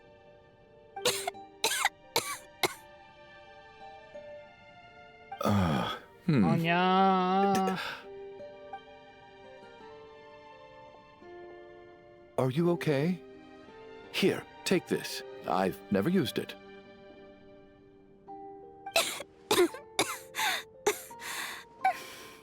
Thanks. Look who's Mr. Nice Guy all of a sudden. Is it because Tonya stood up for you this morning? At least you know how to return a favor. Yeah, without Tonya, who knows how badly he would have been hurt. I told you already, I never intended to resort to violence. Duh, bunch of rascals. Little girl? I was rather surprised when you spoke up for me this morning. I didn't think I had many admirers here, so, thank you. Oh, no need to thank me. I said some bad stuff about you too. I've been too embarrassed to admit it, but you remind me a lot of my daughter. So kind to everyone, but never lets her old man off the hook.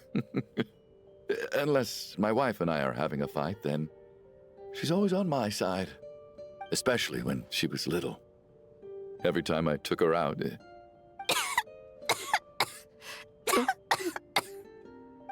All right, easy now. How long have you had that cough, Tonya? I don't know. It's probably been a while. I'm fine. Are you taking anything for it? Yeah. I'll be fine once I see my brother. He's gonna pick some frost fairy flower leaves and brew a tonic for me. I'll feel much better once I drink that. I see. That's good to hear, then. We should probably discuss arrangements for tonight. Now that the deceased has left our midst, there shouldn't be any more incidents. Oh, However, there's gonna be. Out of an abundance of caution, I'll keep watch. Shouldn't we take shifts? I can take one if needed. No need. I managed to get a nap in earlier, so I have plenty of energy right now. After all the tension of the past few days, everyone else should just focus on getting a good night's sleep.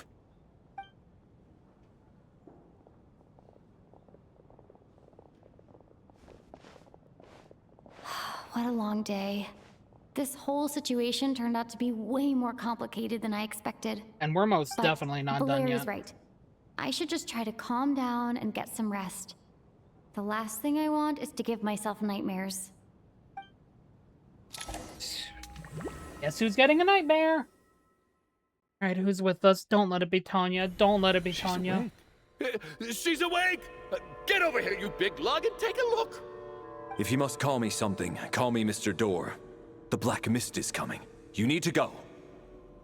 Oh, both of these guys? No. Are you all right? Can you walk? We just got attacked by monsters on our way up. That Mr. Door fellow protected us.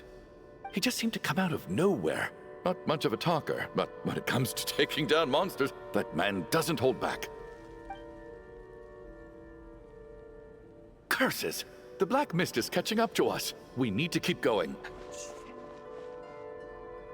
God, please tell me he's not Mr. gonna Door, die at least. I don't believe I've ever seen you around here before. Why is that? There's no need to try to get to know me. I'm just Wait, Mr. we have Door. Valerie. I have Valerie. to find the door that belongs to me. Oh, well, Where'd he anyway, go? we're lucky to have you here. It Thanks just for seeing us vanished. earlier.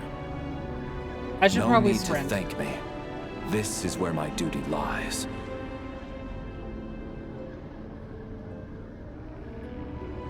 Where'd he go though when I swapped to him, by the way? Like, we gonna talk about it? Mr. Door! Monsters! Get rid of them! I can just push these ones off.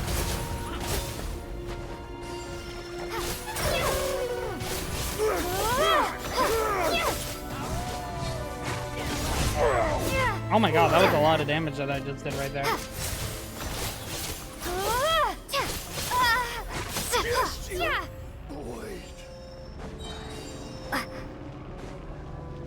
Are we gonna get 2 playable male characters in our Lord and Savior, Genshin Impact? So we're doing this the hard Oh hey, the furries are back.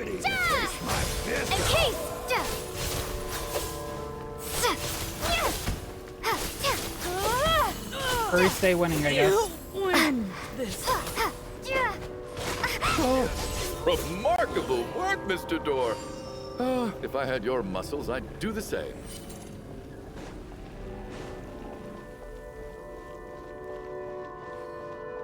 We're actually really far away from the Black Mist right now. That's good. Come on, Chuganov has to have the None of these will to doors the live. one you're looking for? No. Oh, I just noticed that. Oh, yeah, that door just closed. All right. I really hope Chuganov isn't going to like give up either.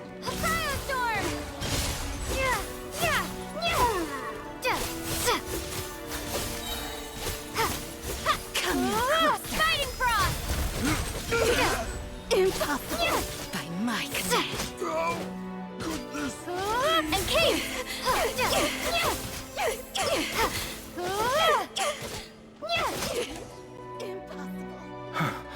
I'm so exhausted. Oh, And the come on, black mist is Juganov, don't still do rising. this. Oh. Wait, look! There's more monsters down there. Are they coming from within the black mist? No, no! They're gaining on us! Quick, keep going, or they'll be at our heels any second!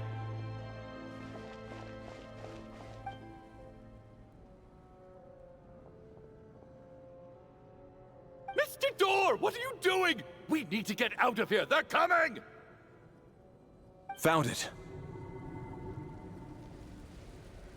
This is my door. What? You mean you're going to stay here? I am a door. This is where my duty lies. Oh, that's meant the door for closing, not for opening. No! You saved us! We can't leave you behind! You must keep going. A door can only keep things out for so long. You must make haste. No! But... Oh, you're right. Let's go! We can't let Mr. Door's sacrifice be in vain! But is Valeri gonna die? Cause like we literally got to like swap to him. Like there's no way they're just gonna let him die. The black mist like, isn't moving permanently. anymore. Looks like both the monsters and Mr. Door are gone. I didn't just imagine all that, did I? Surely I wasn't so scared out of my mind that I hallucinated a door as a human being. That is a very loaded question to ask out of context.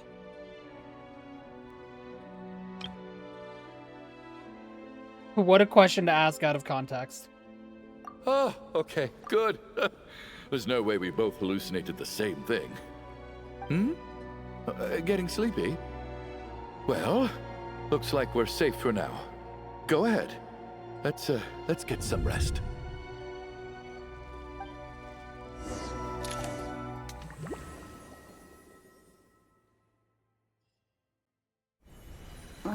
What time is it? Is it morning? I think I had a nightmare. Oh, I guess everyone's still asleep. These past 2 days have been exhausting. Valeri's keeping watch though, so he's probably the only one awake. Valeri?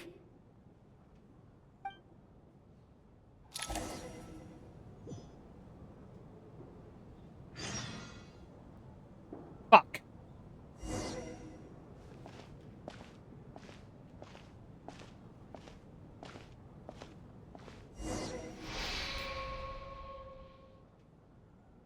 He looks as calm as composed as ever. Even now, it seems as if there is no burden he couldn't shoulder. Yet around him, time seems to stand still, as if the gods, in their mercy, finally granted him a moment of respite. Wake up! Everyone needs to wake up! I thought that he would survive. I'm wrong. I hate life. Something's going on. Just like the last 2 nights. No clear cause of death. I've been a real thorn in your side, haven't I, Mr. Valeri? Now you can rest in peace. But for me, life will be all the duller for not having to run away from you, my friend. How's Tonya? Is she okay? I just checked on her, and it doesn't seem like anything serious.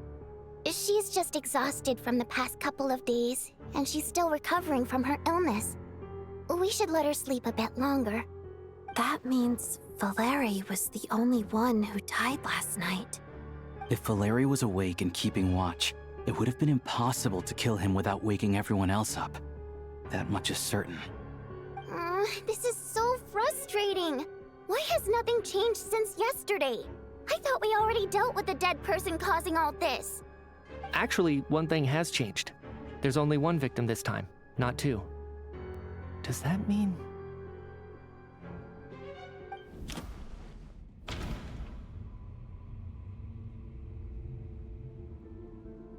Valeri died twice in a single night. Sacrifice himself. No, the number of victims each night corresponds to the number of the deceased around us. After the deceased Shram left, there was one less victim last night. That more or less tracks. If we take into account It's what a Odette reasonable said, conclusion, considering the only variable that changed. if we take into account what Odette said last night and Mitya was also already dead, like, just at face value, this is the only thing that makes sense. Oh, the number of people who die each night is equivalent to the number of dead among us. That's your theory, right? Exactly. We identified Mr. Schramm, and the night after he left, the death toll dropped from 2 to 1. Better not be Tonya. Better not be By that Tonya. logic, there must be one more dead person left among us. Another one? But there was only one person unaccounted for in the ticket checks, right? The head count should match up now. Having an extra person was definitely a cause for alarm, but being one person short isn't nearly as unusual. Someone could have left in the middle of the show, or made it out before the storm hit. One more dead person among us. If Mitya's theory is right, then what Odette told me seems a lot more relevant. It's just, at the time, we had no reason to think there was more than one dead person. If only we'd taken it more seriously as a possibility, maybe this could have been avoided. I'm sorry. This is my fault. I had information that could have been helpful, but I held back. I should have brought it up right away. I'm partly to blame as well. I was too quick to dismiss Odette's concerns. What is this about? Shout out to Alosha, by the way, you two just been literally getting up existing to right now. He behind my literally doesn't back? need to be here right now. Sounds like there's some big news you've been keeping from the rest of us. Well, we're all ears.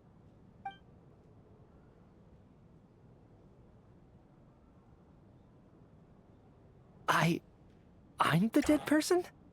The scarf pointing. Wow, that's certainly news to me. Odette and I talked about it yesterday, but we thought it just wasn't possible, so we left it at that. Yeah, I don't blame you. If I'd been there, I probably would have reached the same conclusion. It just sounds too unbelievable. Let me just try and verify this.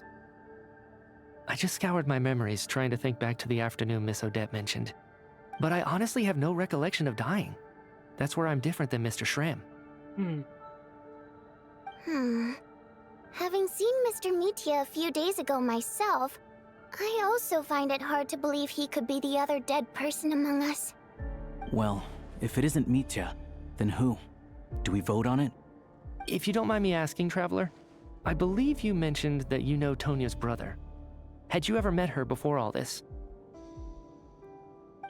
No, never. Wait, are you saying... Now just 1 minute. I know where this is going. You can't just randomly point a finger at anyone you want. You're in the hot seat, and all of a sudden you want to divert our suspicions onto And somebody now, of course, else? he's super defensive. Trying to pick a of her. fight, Mr. Chuganov? Whenever you open your mouth, all you do is attack people, and I've had enough of it.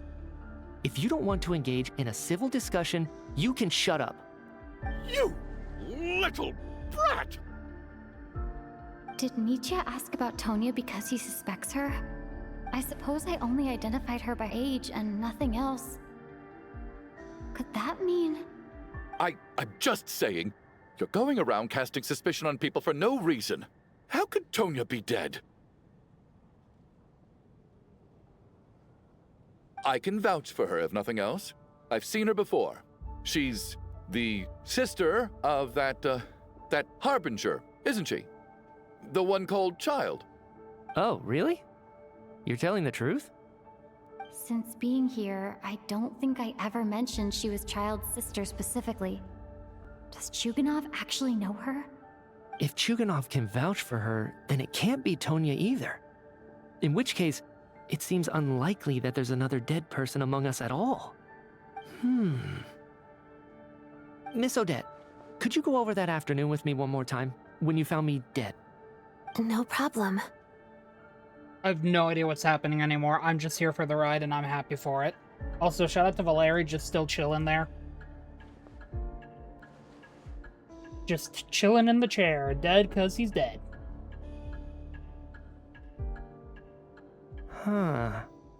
No matter how hard I try, I just can't remember anything about dying. But I do You ever remember just forget something that else. you died? Miss Vojanitsa, during our last meal together, I told you how some of the researchers were suffering from temporary memory loss. Do you remember that? Oh, yeah. You said it was hindering the progress of your experiments. You thought they were just under too much stress or something. Right. And even though I don't remember dying that day, I'm pretty sure I experienced something like amnesia. Some of my memories from that afternoon are missing. Are you suggesting you're missing the memory of your... Of course. How am I only just realizing this? Humans aren't necessarily aware of their own death. You mean being silently assassinated, or dying in your sleep? Situations like that? The researcher's amnesia. Suddenly it all makes sense. I must thank you, Odette. I think your perspective just helped me reach a breakthrough on a series of issues that have been troubling me for quite some time. All right. It's decided then. I'll be the one to leave today. Oh, leave? Hey, wait a minute. Aren't you rushing into this? What if you're wrong? You'll pay with your life. Come on, kid. Aren't you gonna fight for your life? This seems like a rash decision. Good God. I have other reasons beyond what's been discussed.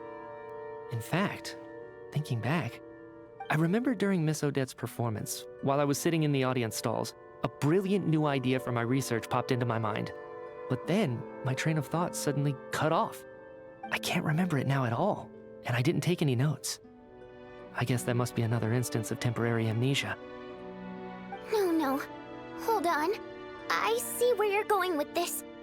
You're suggesting that each instance of temporary amnesia is a death, right? There's a glaringly obvious flaw in that idea, no? How can one person die so many times?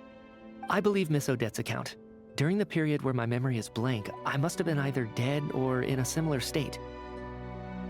All it would take is for the same thing to happen in the theater, and I would come under the effect of the ley lines in this vicinity. This increases the likelihood of me being the deceased, does it not? But... There's no evidence to suggest that anyone other than me is a candidate for the deceased. So allow me, as a scientist, to treat this as an experiment. Please relax, everyone. I don't think things are as bad as they may seem. If I really am the deceased, then to leave the theater will be a relief for me. If, on the other hand, I'm still alive right now, well, apparently you've all witnessed my resurrection recently anyway. Who's to say I won't return from the dead again this time? He's not wrong. Nietzsche's right. This is the only thing we can try right now. I think he's deliberately downplaying the gravity of the situation, though. He probably doesn't want to burden everyone.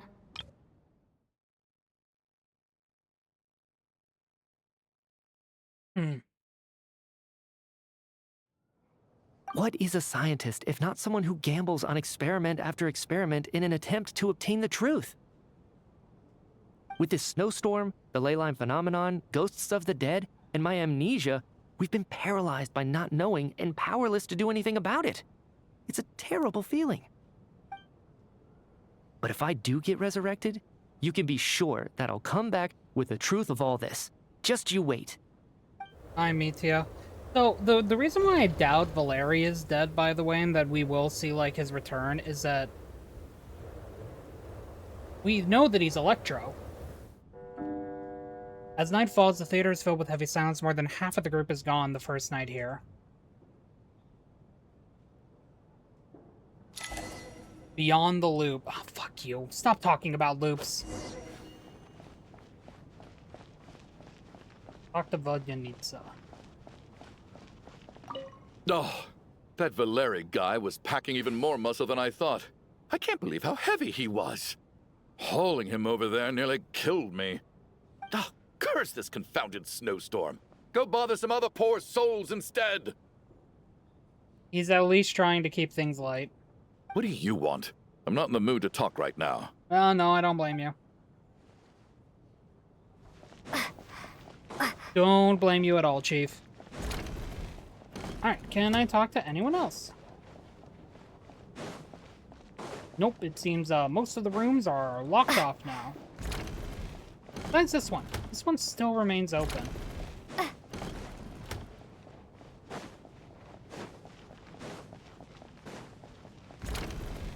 Same with this one down here. But the upper rooms, yeah, no, they're just done now.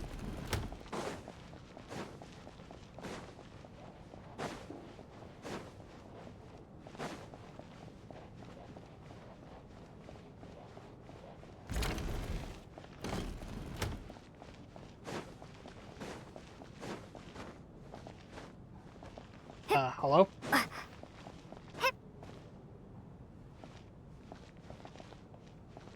Anya's there. Alright, so we're missing...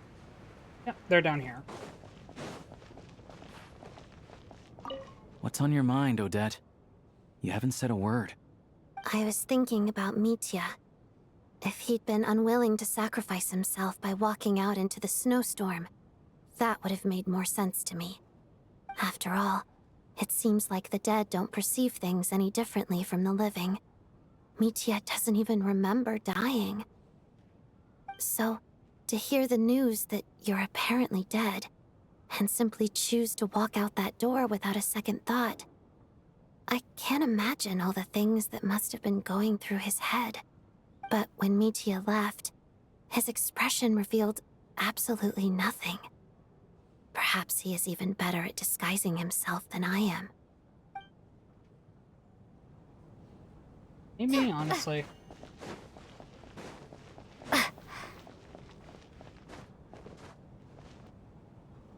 Poor Mr. Mitya. I didn't even get to see him one last time. Maybe it's a good thing that you weren't there to see it. It was a hard thing to watch. I hate goodbyes. Why does it feel like everyone around me is slowly disappearing? Not just in here, I mean. In the outside world, too. Maybe it's the realization that, at the end of life, everyone has to face it alone. Come to think of it, the main reason we're still alive right now is pure luck. Each morning here, for every one of us, there's the chance that we might not wake up. You could take it a step further and say that the same is true outside, too. Who can never be 100% sure when they drift off to sleep that they'll open their eyes again in the morning? If I make it out of here, I'm going to cherish every moment that I'm awake and live without any regrets. Without regrets? Holy I shit, feel like that's a loud. strange sense of anxiety has been quietly growing inside me over the last 2 days. Hey, if my stream stops, by the way, it's because it's very thundery outside. Are you okay? You look really glum. And if that happens, If I will try to at something's least bugging finish you, the recording and make sure it's talk about uploaded to it. YouTube. There's only a few of us left here now. After everything we've been through, what's the point in keeping things bottled up? I have a travel companion named Paimon. Alosha and Odette have met her before. She's been feeling unwell recently. You're worried about her, aren't you? That makes sense. We've been trapped in here for days. To be honest, I used to feel like I was just a spectator in this world, watching everything that happens from the sidelines. Maybe it's because I'm a descender? A descender? But with Paimon by my side, over time, I slowly felt my connection to this world growing stronger. She loves eating, sleeping, and having fun, but she's also a great guide. It's her authenticity that makes this whole world feel more real for me. Over the last few days that we've been apart, I've often caught myself wondering, what would Paimon say if she were here right now?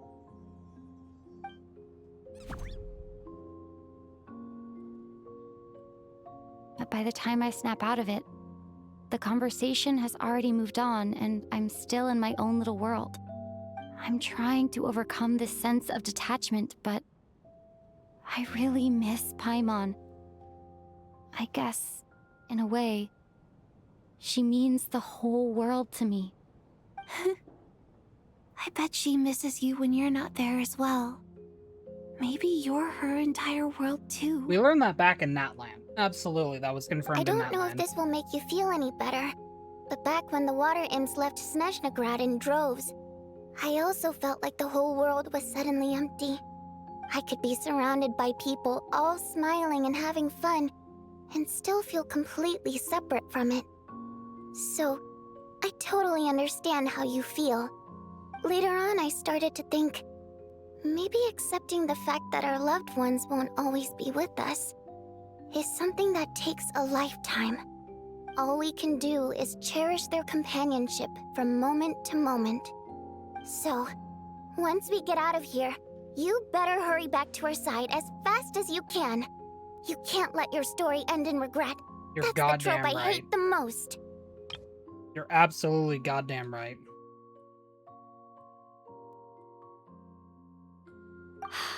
Thank you. That's exactly what I needed to hear. But Vodyanitsa, if you hate goodbyes too, why didn't you leave with your people? That's just the choice I made.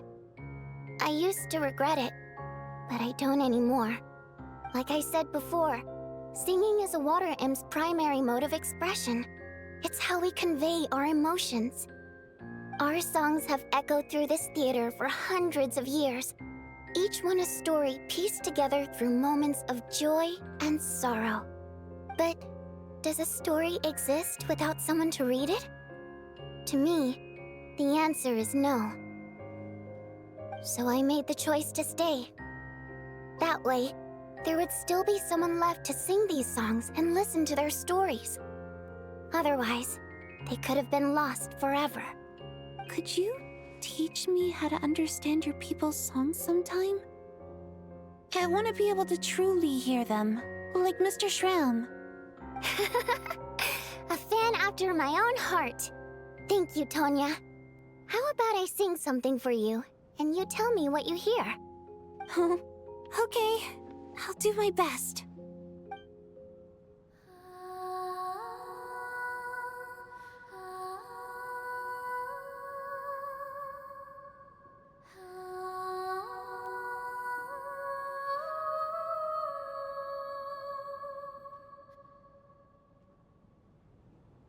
I've never heard that one before. I feel like I can hear a sense of longing somehow. I wonder why that is. Color me impressed, Tonya. You're a keen listener. Most people can only tell if a song is happy or sad. I didn't think you'd be able to pick up on such specific details. So, what's the song about then? Come on, tell me! I've actually never performed this song in the theater before, because it has more of a ceremonial purpose for our people. It's not meant for the stage. It means something like, may those we have lost watch over us, and follow this song back home in the night, so that we might be reunited once more. I like a requiem. No wonder I could hear that sense of longing. You sing it for loved ones who have passed away. I hope it reaches them. It's getting late, Tonya, and you're not well. We should all turn in early. I suppose there's no reason to keep watch tonight. Okay. But, before I go to bed, could you sing that song a couple more times for me, Vodyanitsa? I'm worried that this Of isn't the course. end. Anything for my #1 fan.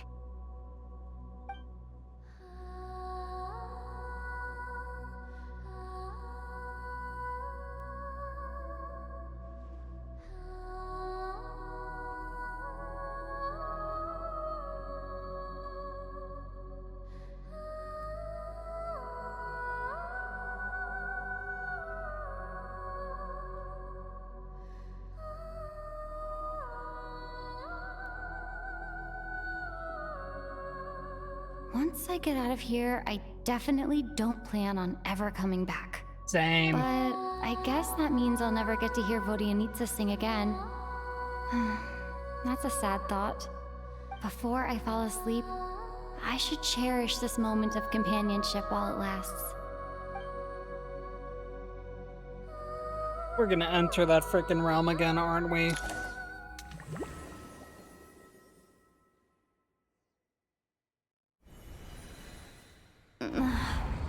Where? Oh, we're somewhere different, kind of. The Black Mist is still down there. So dark in here, and I feel kind of dizzy. Am I alone? Huh? What was that noise?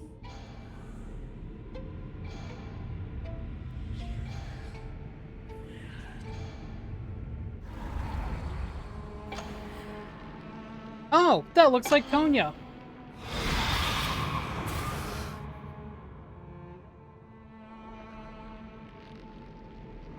Return, O spirits. Fulfill your oath of protection.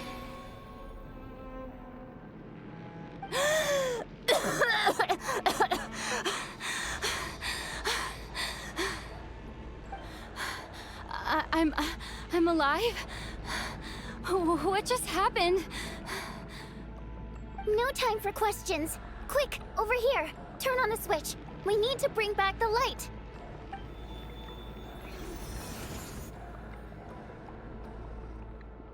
All right, we're safe. The spirit just now is called Night Prayer. The light subdues her, but she'll attack without a second thought in the dark. Is she a ghost? Sort of. I know it's hard, but you can't let this place go dark, or she'll kill you again. She really just killed me? Yep. Luckily, I was here to resurrect you. Otherwise, that'd have been a real bummer. I agree too. A bit more than a bummer, I'd say.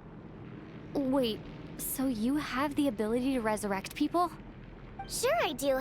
I'm your guardian spirit after all. Thanks, Vodyanitsa. I specialize in soul recall. Oh, it's nice to meet you, by the way. Thanks. It's nice to meet you too. All right, there's no time to waste. The Black Mist is already catching up. We need to avoid it at Night Prayer at all costs. Come on, let's go. I just had a new theory, but this time I'm gonna actually save it for myself. If we bring the light back, Night Prayer won't be able to get to us. Sweet, sweet light! It's back! Now that's a sight for sore eyes. Shh! It's Night Prayer. We need to move quick, but don't let her notice you. Look out! Stop chasing me.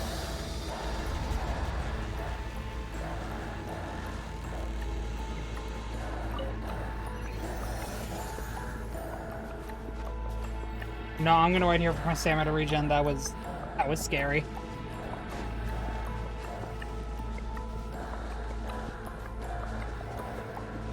The next switch is over there.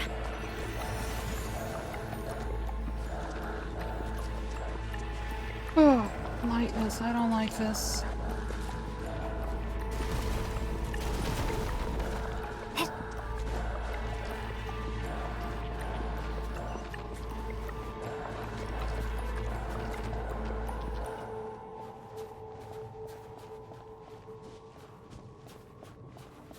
Hey, what the hell? Where are we?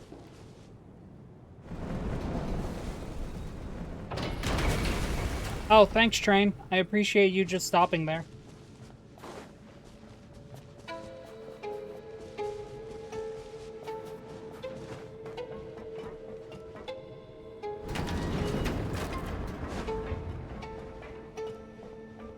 Oh, I need my stamina back.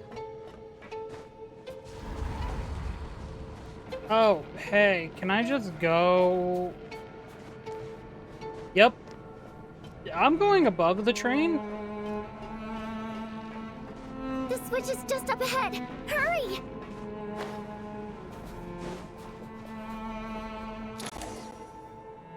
It's too dark. We're not gonna make it. Come on, faster! We're right in front of it. What do you mean?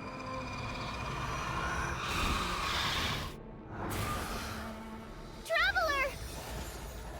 I won't let you die like this. Not on my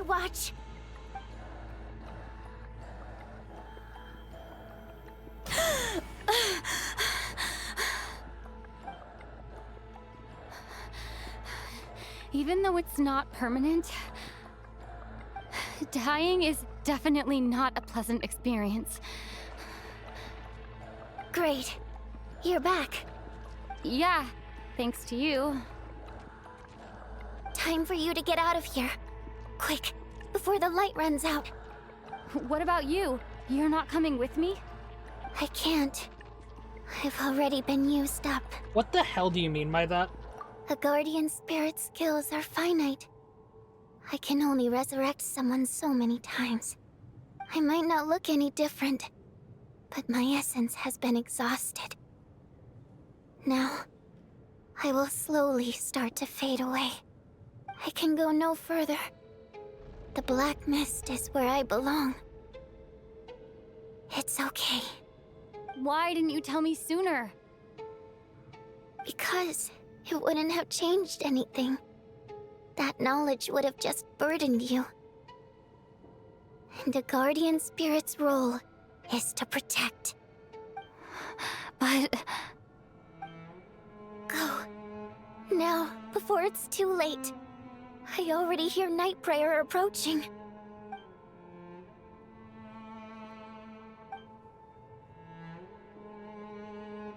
Goodbye, Vodyanitsa.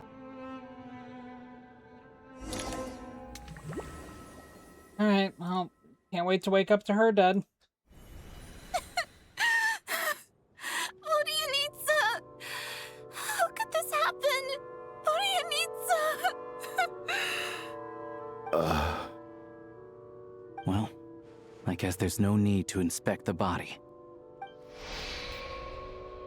You're beginning to grow numb to the tragic deaths that await each morning. Before long, the lament of countless water imps seems to resound around the theater, full of deep affection and sorrow for Vodyanitsa. Your emotions begin to respond in kind, leaving a heavy feeling in your chest. Fuck you.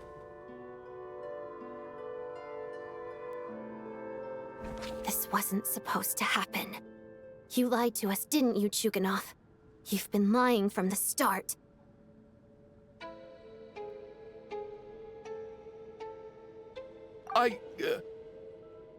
Take a long, hard look at yourself before you go around accusing other people.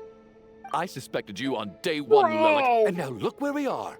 By some strange coincidence, you've never been targeted. You just happen to have survived this long? No, you should be the prime suspect. You did not just say that Odette should take a long, hard look at herself before accusing anyone. Meanwhile, you have done nothing but accuse literally everyone. And you, little hunter, ever so content with staying on the sidelines. Yet you were the one who stopped us from leaving from the start. Why are you trying to keep us here? Now you're just lashing out indiscriminately. That's either a sign of anxiety or a guilty conscience. Alosha has literally done Where was nothing. all this It is passion not and his bravado fault. before? Decided to fight until the bitter end. Is that it? Is that a threat? Fine, bring it on. You think I'm afraid to die after all this? You want to kill me? Go ahead. I'd like to see you try.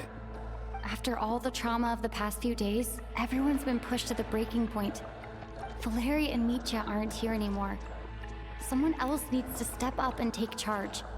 But first, I need to think this through. Considering everyone left, who's the most likely candidate for the deceased? Oh boy, I can't wait to click on something and be very depressed. Son of a bitch. Those who remain, the only person we've never met before is Tonya. There is room to doubt her true identity. People are easily misled by first impressions.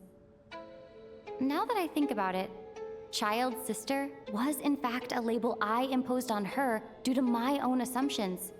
But Mr. Chuganov vouched for Tonya's identity yesterday. Oh? With basically no other possibilities left. Could it be...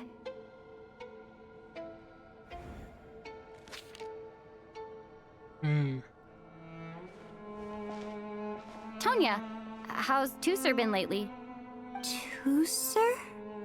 Your brother Ajax must have mentioned me in his letters home, right? Did he say anything about a blonde traveler?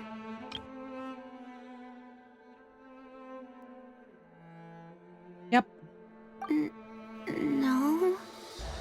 And my brother's name is Razik, not Ajax. Oh. Man, I'm sad about it. Chuganov, looks like it's your turn to do some explaining. Yesterday you said you could vouch for Tonya. Why did you give us a false testimony? I knew you were behind this, Chuganov. You've been lying through your teeth from the start. Everything about you is fake, down to the wife and daughter you're always talking about. Your entire family man persona is a charade, isn't it? That night, when I infiltrated your place as Lelik, I noticed you were home alone. Didn't think much of it at the time.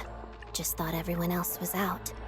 But thinking back on it now, that doesn't seem very likely. My guess is, you live alone, don't you? Even that was a lie? But why would he lie about having a family? Oh! Curses! Oh, why is there no end to this blasted snowstorm? If it would just stop!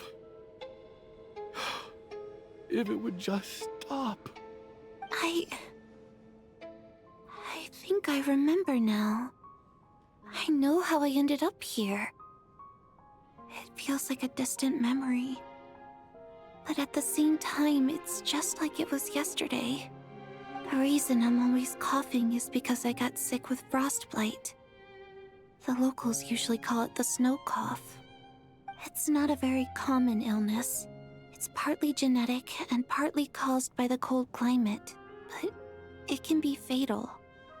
They sent me to the hospital as soon as they found out I had it, and I spent so long lying there in that hospital bed.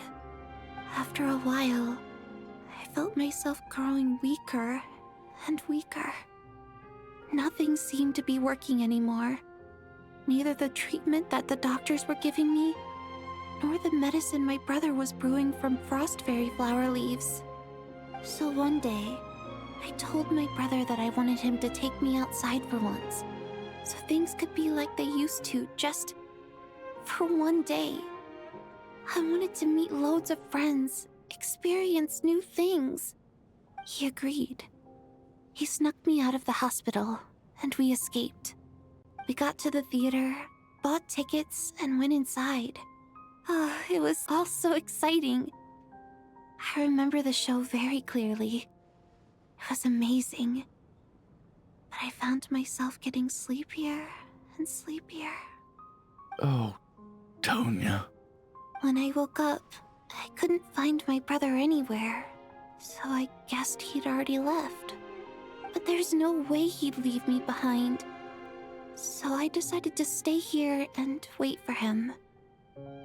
At the time, I figured he'd probably gone to brew some more medicine for me.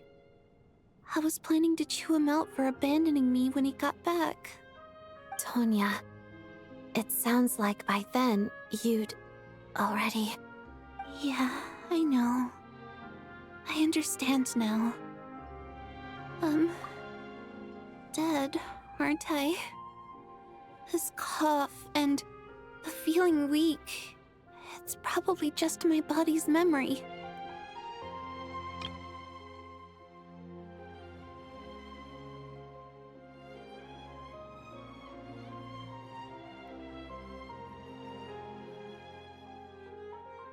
Oh, I'm not crying.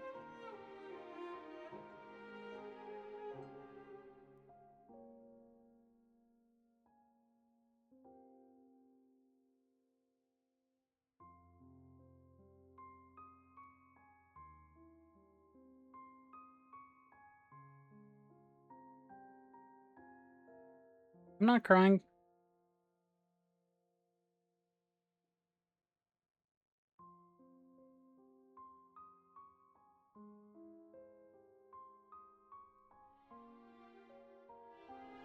After all of that, it turns out I can't blame my brother after all. I was the one who abandoned him. I'm sorry, everyone.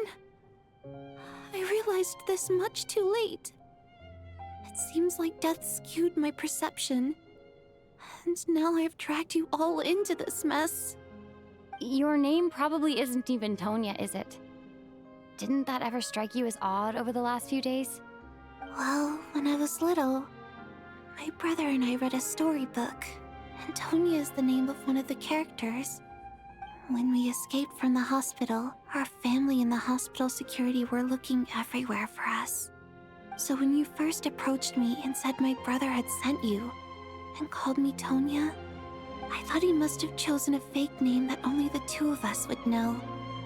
Because he was afraid of getting caught. No. It seems like that was just wishful thinking. At least your memory of death isn't painful. That is a small comfort. Now it's your turn, Chuganov. Talk to us. I believe no lie is ever told without a reason.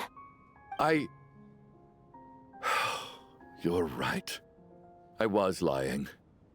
I happen to know that the Harbinger child and his sister Tonya managed to get tickets, so I lied to you and pretended I knew them. And yes, I was lying about my family too. The truth of the matter is, I lost them a long time ago. I just refused to accept reality. And now I've spent the second half of my life living a lie. I'm a joke. My daughter's name was Iskra. And before you ask, yes, Iskra, as in Iskra Manufacturing Plant. She also died from the snow cough. She was just 6 years old. If she were still alive today, she'd be around the same age as little Tonya here. After Iskra passed, my wife couldn't bear to face those memories either. So she chose to start a new life without me. One day when I came home from work and saw the empty room, I felt like I couldn't breathe. Subconsciously, I started to imagine that they were still there. I soon discovered that this was the only thing that made me feel any better, so I just embraced the delusion. Nothing more than a pathetic means of escapism, I know. But at least it's not a crime. Alosha, the guy's wife literally left him because of the pain that she felt with their lost daughter. Call it pathetic all you want, you know, maybe it's not wrong, but like, of course he would. Of course he would. So explain your false testimony, then. The night before last, when I was chatting with Tonya, she mentioned that her brother would brew medicine for her from frost fairy flower leaves. Combined with her various symptoms, I suddenly understood everything, including the fact that she was deceased. The snow cough used to be an incurable illness. I would pick frost fairy flower leaves to brew medicine for Iskra too. It took hours and hours on the stove. But the year after my daughter passed away, the Jester of the Fatui announced that a cure for frost blight, also known as the snow cough, had finally been developed. That fucking sucks. It turned out that all previous treatments were completely ineffective. No better than random concoctions. That was the final straw for me. I just couldn't take it anymore. Just one more year. One more year, and everything would have been okay. So, more than anyone, I know full well that in this day and age, no one in their right mind would still be using frost flower leaves to brew medicine for the snow cough. Poor Miss Tonya, therefore, had to have been from an era when snow cough was still a terminal illness. So, you projected your daughter onto her? Even though you knew she was one of the dead? No, you knew that protecting her could get you killed. That doesn't make any sense. You knew she was already dead. What did you hope to achieve by protecting her? He's a grieving father. The fuck do you think? I just don't believe in your crackpot theories. Nor do I approve of your actions. Never mind, he's still an asshole. How can you just declare a living person dead and throw them out into that snowstorm? Nitia's gone. My good buddy Shram's gone. And now it's Tonya's turn, isn't it? The others I can make my peace with. But little Miss Tonya, here she is, standing right in front of us, alive and breathing, and fighting her own battles. Yet you're quite happy to say she's dead? I don't think anyone said that. I just want her to live. Once this snowstorm is over, the very moment it stops, I'm going to march out that door and find someone who can fetch the very best medicine for her snow cough. I'll be damned if I'm gonna let you cast her out into the snowstorm before I have the chance to cure her. Yeah, no, definitely grieving father. Not this time. Not when the cure is right within our grasp. I'd never be able to forgive myself. Mr. Chuganov, stop. I can't let you do this. Tonya. By the sounds of it, you've known I was dead since the night before last, right? I really liked Mr. Valeri, Mr. Mitya, and Miss Vodoyanitsa. And now they're all dead because of me. I'm not happy about that. The reality is, you've been trying to fight your own demons through me. But all you've really done is trap me inside your delusion along with you. No! Listen to me. I want to save you. I do. Well, at this point, I'm quite sure that I'm dead. I don't need to be saved. The time I got to spend with all of you is more than enough for me. Despite all the bad things that kept happening, I got to meet so many interesting people and spend so many days and nights by your side. Since the day I escaped that hospital until now, this has been an adventure I never even dared to dream of. I'm very fond of you all. If it were only possible, I'd trade my soul to bring back the ones who died. If it meant things didn't have to end like this. And that's why I'm not fond of you at all, Mr. Chuganov. I'm sorry.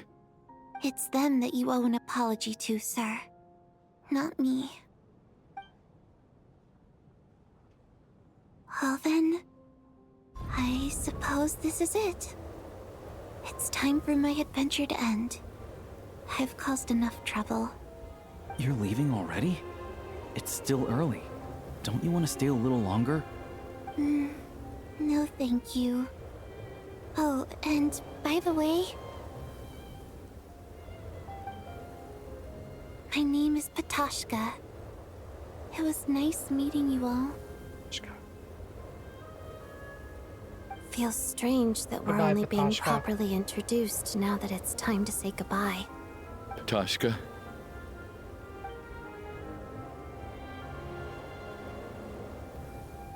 What are you doing, Chuganov? Are you crazy? Let me leave. I can't keep lying to myself anymore. In your dreams.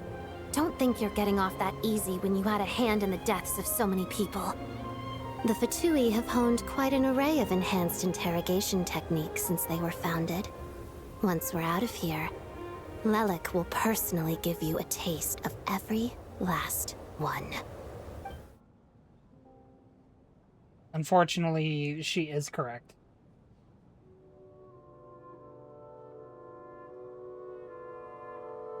I think we should leave. I doubt this snowstorm is ever going to stop. For all we know, this storm might have destroyed all of Snezhnaya by now. Maybe even the whole world. Maybe this is the cold death of the universe, actually. Wait, we finally solved the mystery of the haunted theater today. Maybe let's at least try to enjoy tonight? Yeah, we don't need another miss situation. We really don't. I don't particularly feel like dying in Chuganov's company anyway. And yet you won't let me die first. Hey, Chuganov, on a serious note, if we do make it out of here, you should close down that factory of yours. A lot of people are freezing thanks to you. Is this really the time to be discussing my factory? All right, fine. I'll shut it down. Doesn't matter to me anymore.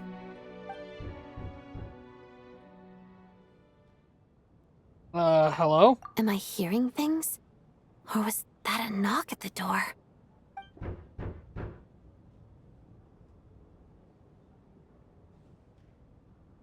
There it is again. But I don't understand. The snowstorm hasn't stopped, has it?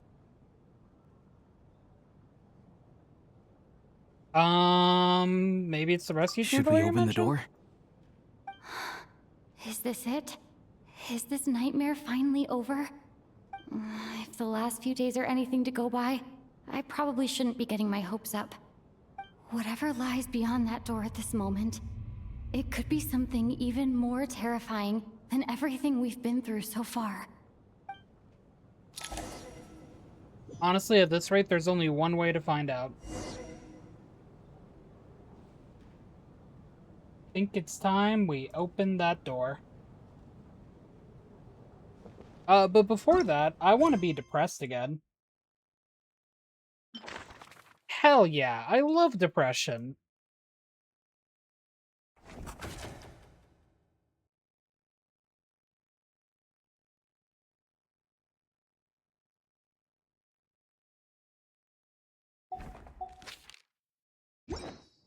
I actually gotta read that again. Did I read that properly? Nope, that's not it. Yeah, excited spending the night away from home, because that makes sense for her. Alright, is there anyone that I can talk to, or is there... I think everyone might already be up by the door, maybe.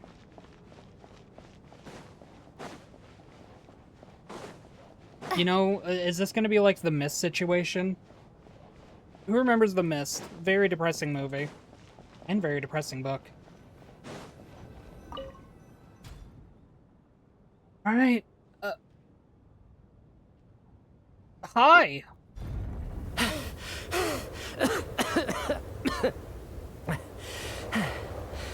Hey everyone, I'm back. How are you doing? Feeling any better? Are we gonna comment on that? Like, you just... Much better, thanks. Whew, it is so good to have you guys here. I was a little worried that the theater would be empty by the time I got back. Let me see. Tonya and Vodyanitsa are missing, which means... Vodyanitsa died last night. And then you discovered that Tonya was the other dead person. Am I right? Yes, how did you Not know? Tonya. Petashka. Petashka. First, tell us how you made it back here. Given the conditions outside, no one should be able to return alive. You're right. The thing that got me back safely was... a song. I heard someone singing. After walking into the snowstorm, my mind grew hazy. I don't know how long I walked through the storm before my mind completely slipped away. Then, suddenly, I heard the sound of singing. The voice instantly brought me back to my senses, and I regained consciousness. So I followed the voice, searching for the source of the singing. I searched and searched, until finally, just a few moments ago, there was the entrance to the theater, right in front of me. Was that Vodyanitsa singing, or the water imps that had passed away? I've actually never performed this song in the theater before, because it has more of a ceremonial purpose for our people. It's not meant for the stage. It means something like, "May those we have lost watch over us, and follow this song back home in the night." Man, so that that hits we hard, might be doesn't it? reunited once more. That must have been Vodyanitsa's requiem. Who knew it actually worked? That song is meant to guide the souls of the dead. Mitya, that must mean that you... Huh. No kidding. Huh, seemed like I guessed right then. This is what I've been so desperate to tell you about. When I first stepped out of the theater, I was still quite lucid. My memory of it is still pretty intact. I remember the outside world being completely different than what I'd expected. It was like this was a world where only the snowstorm existed. There wasn't a trace of any humans or buildings ever having been there. But I don't know how else to describe it, except to say that it just didn't seem like the real world. I would like to point out, by the way, that in the earlier cutscene of Alosha stopping Chuganov from going into the blizzard, we literally saw the fountain in the middle of Snezhnograd. So, Hoyo strikes again.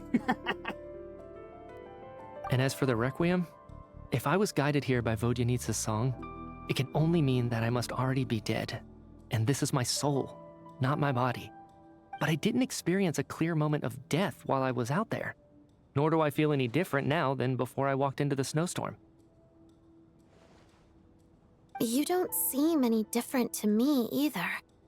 In fact, this is something I've been wondering about for a while now. If souls aren't physical, shouldn't they lack tangible form? Both Shram and Patoshka were clearly deceased, and yet their souls didn't look or feel like ghosts at all. They were visible, tangible, no different than you or me. This raises a truly terrible thought. Is that really what Mitya is suggesting?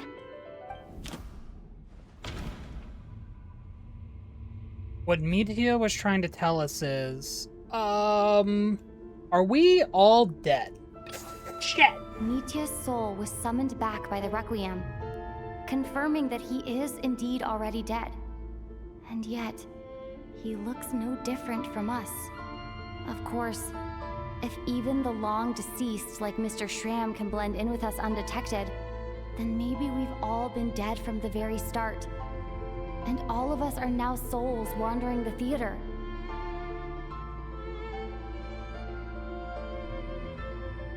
What a twist!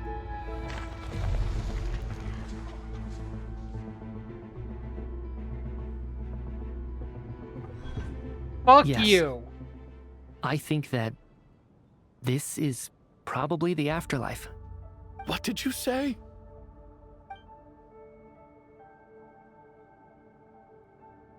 You heard me. We died in the theater. All of us did. But due to an obstruction in the theater's ley lines, our souls are trapped here, while an endless, infinite snowstorm rages outside. Because the ley line It's is ironic, trying really. to collect us. All that time, we were working so hard to figure out who the deceased among us were, when the truth was, we were all deceased. The only difference being some of us died more recently than others.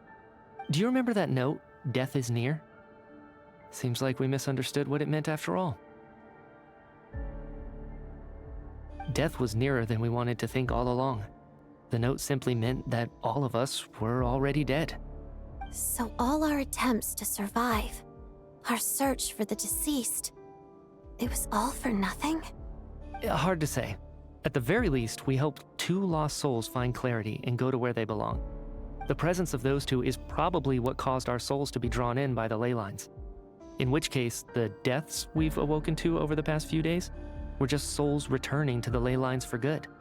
If what you're saying is true, doesn't that make us the lost souls now? Huh, no wonder.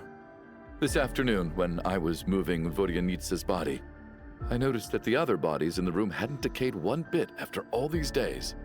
That's further proof that those aren't physical bodies at all, but merely our shells here in the afterlife. Am I really dead? This doesn't feel real to me at all. No, that's impossible. This cannot be how it all ends. I still find it hard to believe that all of us are dead. How exactly did we die in the real world? None of us have any memories of dying, right? Not even knowing how we died is preposterous. Good grief. Surely there has to be some reason. Exactly. It's hard to rest in peace when you don't even know how you died. It gave me lots to think about as I strode out into the snowstorm. I racked my brains trying to remember the cause of my death, the exact moment I died, the root of all of this, right up until my consciousness faded. Wait. Hold on.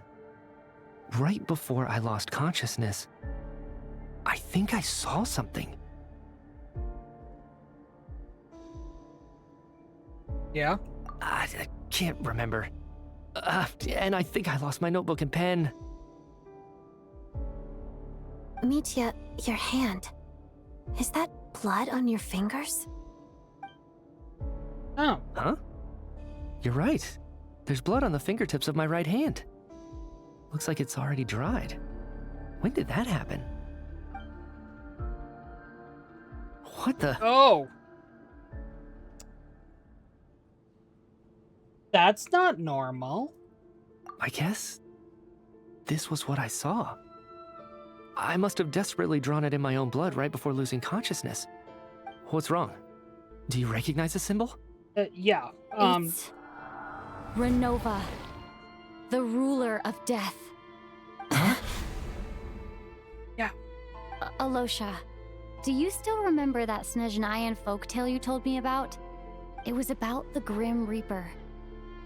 When someone's about to die, he appears as an incarnation of someone familiar to guide their soul into the afterlife.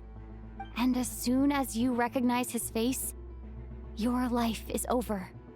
I heard a similar tale when I was little. You think the Grim Reaper in this story refers to the ruler of death you mentioned? That's right. In which case, death is near could also mean that the Grim Reaper is here, disguised in a familiar form.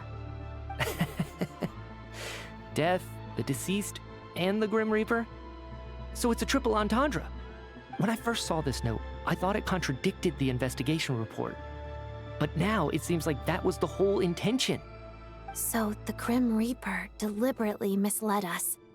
Then, we started suspecting each other and searched for the deceased while they hid in plain sight. By that logic, the one person most likely to be the Grim Reaper incarnate is... The one most likely to be the...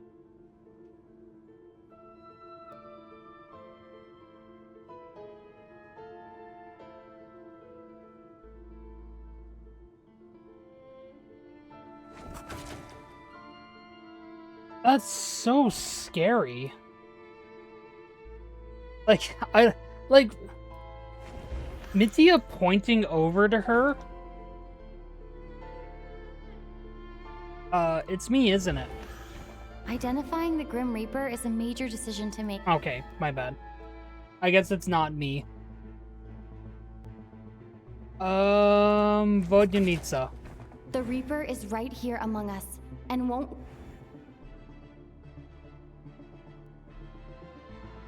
Mitya. Identifying the Grim Reaper... Okay, well, I'm apparently bad at making these guesses. Is it Chuganov? Identifying the Grim Reaper... Is it Alosha? No doubt about it. It's Alosha. Looking back at how that everyone actually has acted jump over the scared past me. 2 days, Holy fuck! Alosha is most likely the Grim Reaper lurking among us.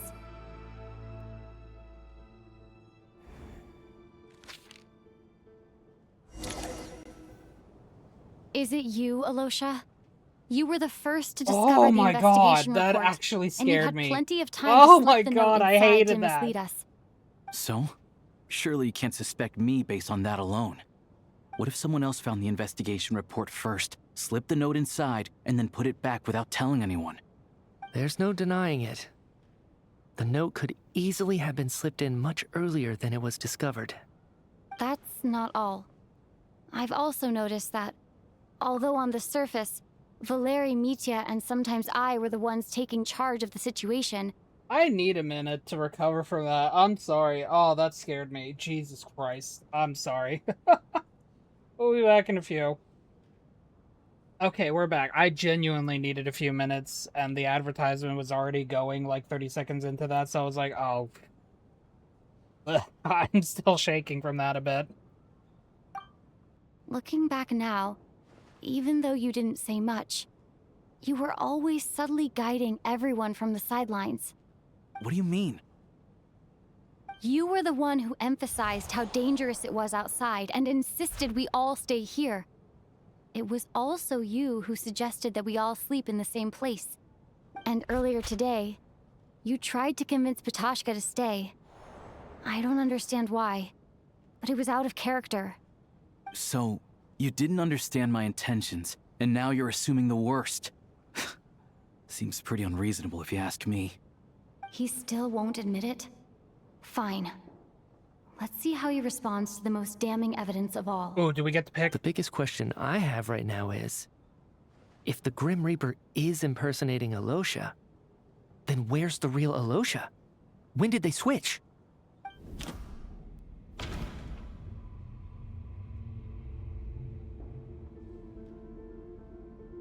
When was Alosha switched out? After the performance while investigating the snowstorm. He did investigate that. When Mitya returned from the snowstorm. That's doubtful.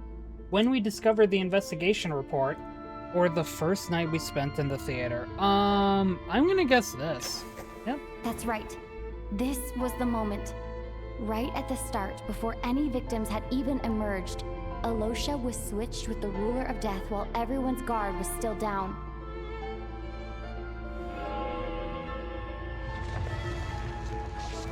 Oh, she's not happy. When all this began, right after the performance ended and the snowstorm began to pick up, no one suspected anything unusual. We just assumed we were snowed in. It wasn't until we discovered the bodies the morning after that we realized something out of the ordinary was going on. I commented on But how it's much clear Alosha now was just that sitting on the oddities sidelines. actually started Which, earlier you than know, that makes sense then. when Dimov walked into the snowstorm and never came back. Right. So Mr. Dimov was the first victim, not Sobolova and Torgov. And if we pinpoint that moment as the beginning of this incident, then one thing becomes clear. Alosha, you are the only person who walked into the snowstorm and came back without the help of Vojanitsa's Requiem. More precisely, Alosha never came back at all. The one who came back was the Grim Reaper. Not bad. Well, since you've backed me into a corner, I suppose there's no point in keeping up the act anymore. Hi, Renova. Alosha? Not anymore. You're the Grim Reaper?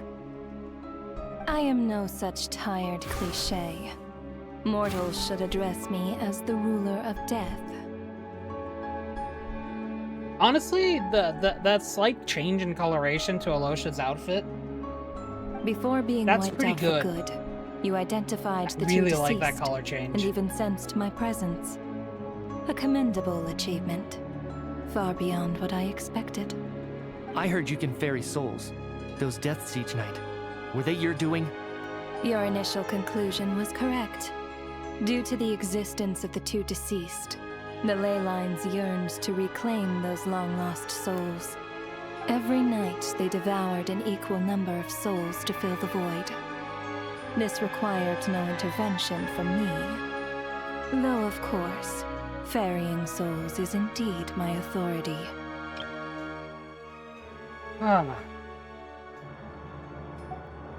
Here, take a look. Okay. Yep, everyone's dead. Wait, only those two dropped? Why did Mitya and the okay, well, something tells me the Traveler not dropping makes sense.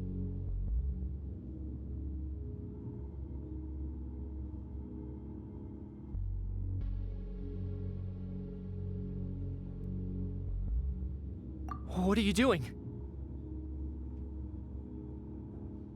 You thought Capitana made sure the Rule of Death wouldn't mess with no one? So, the Rule of Death, I think, was only in Natlan. The ley lines here, we're in Snezhnaya. The ley lines here in Snezhnaya have been obstructed by something. I don't think we've actually been told the reason as to why. And I don't know, but that might be one of the reasons as to why Renova is acting on this for some reason. Because she just said it's her responsibility to ferry souls. So, I don't even know, like, the full story about this. I'm still confused in some cases. I really love this story, though. I'll say this right now. Act 2 of Snezhnaya, genuinely up there with one of my favorite, Chapter 2, my bad. No. Act 2, yeah. Act 2 of Snezhnaya so far, genuinely one of my favorite in Genshin. I'm not even joking. I really love this. That takes care of today's too. Don't get so worked up. You are already dead, and your souls must return to the ley lines. I know we're already dead. You murdered us, didn't you? Murdered? No. Murder is when mortals usurp my authority. Death is Yeah, my we don't know jurisdiction. why Renova is If acting I in this way require someone because, to die, as she just said, I need not resort to such laborious methods as murder.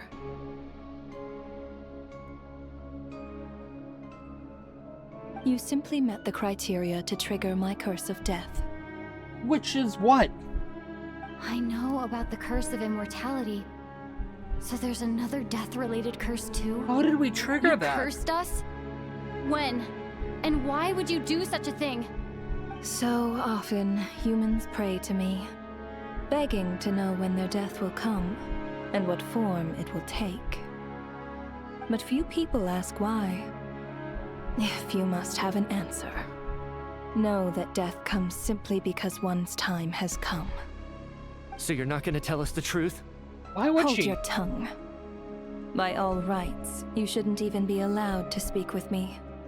Those angels from the past are to blame for the Angels got reckless mentioned renovation earlier. of the ley lines here. It's made my work on this occasion infuriatingly complicated. Okay, so angels got mentioned earlier, so the same angels that got mentioned in that text earlier. So yeah, they're confirmed the reason as to the messing with the ley lines. Because I thought I remembered reading something like that, but my brain has already forgotten it because today has been tiring and I've been really invested in the story. Work? So trapping us here, making us watch our friends die, that's just another day at work for you? Yes. You clearly have a lot of questions. Fine. As a reward for your remarkable accomplishments over the past few days, I shall answer a few of your inquiries, provided they aren't too unreasonable. After the physical body dies, the soul must return to the ley lines for that person's death to be considered complete. Why does Valeri have no nose? My work encompasses the entire process of death, including, naturally, the guiding of souls into the ley lines, with which you are now so familiar. You must also be rather familiar with Natlan's Night Kingdom, I presume? Hey, Renova mentions that! It was I who Lycon, supported you the literally just talked creation about of the Night Capitana Kingdom. stopping that. It provided a convenient means of guiding the souls of Natlan. Here, too, the ley lines connected to the theater underwent some modifications. The angels hoped to make them capable of accommodating the souls of some special creations. But this actually hindered their ability to accept ordinary souls to some degree. This effect manifested itself after you died from the curse in the theater, leaving you stranded in the afterlife, unable to achieve a complete death. But if souls who die from the curse of death fail to return to the ley lines within a short window of time, they will miss their chance for good.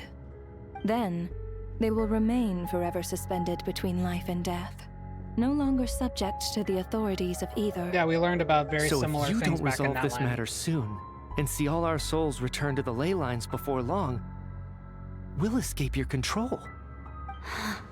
Mitya is sharp. This must be what Renova was worried might happen, and the reason she got involved to begin with. But if you have the authority to guide souls, why didn't you just show yourself and get it over with? Why hide among us in the form of Alosha? You seek to understand the mind of a god. Very well. I'll tell you. This is a theater, and I decided I wanted to watch a show about death. That's why I encouraged you to take the events to the stage. Wow, okay. I found myself getting quite immersed. I suppose the entertainment you provided makes up for all the trouble you've caused me by being so defiant in the face of death. There. Are you happy with my answer? Can't say I am. No, Really? I'm not really either. But it fits the stereotypes you humans have about gods. That's why it does. Just moments ago, you were complaining about how infuriatingly complicated your work here has been. Work is work, I get it.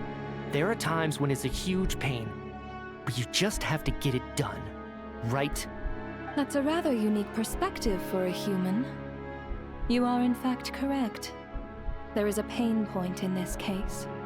Due to the obstruction in the theater's ley lines, there is a hard limit on the number of souls they can receive each day, making it impossible for me to ferry all your souls at once. Revealing my identity too soon would inevitably have led to futile resistance. And there was a risk that any souls who chose to run would disappear. Then there was the issue of the 2 lost souls you called the deceased. The way you resolved that quandary was all part of my design. As it always is, that's how what God I don't works. understand. If all of us were souls of the dead, what made their presence among us special? For centuries, they have refused to return to the ley lines, exploiting the issues created by the angel civilization to resist being drawn in. Centuries of obsession accumulated during this process. You may think of this obsession as the resentment of the dead, and in this quantity, it was a bomb that could have detonated at any moment. It reached the point where I could not afford to leave it unchecked. But the only way to fix it was to help them acknowledge their own deaths, make peace with their regrets, and willingly walk into the snowstorm. Only then, with my guidance, could they finally return to the ley lines. Otherwise, you would not like to know what the consequences would have been. I vaguely remember seeing Patoshka, but in the most terrifying form. Was that in a dream? Is that what would have become of her if she hadn't returned to the ley lines? I see your dreams brought you many revelations. So you see, death in fact grants wisdom to mortals. Souls connect to all things in the world and see the chain of cause and effect between them. It's nothing unusual. Anyway, giving psychological counseling to lost souls is not my strong suit. No, I think you have a That future. is more of an angel's role. It was something I could not resolve directly using my authority, so I decided it was easier to leave the bomb defusal to you.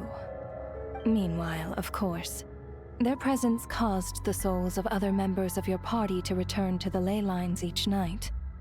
From where I stand, that was killing 2 birds with 1 stone.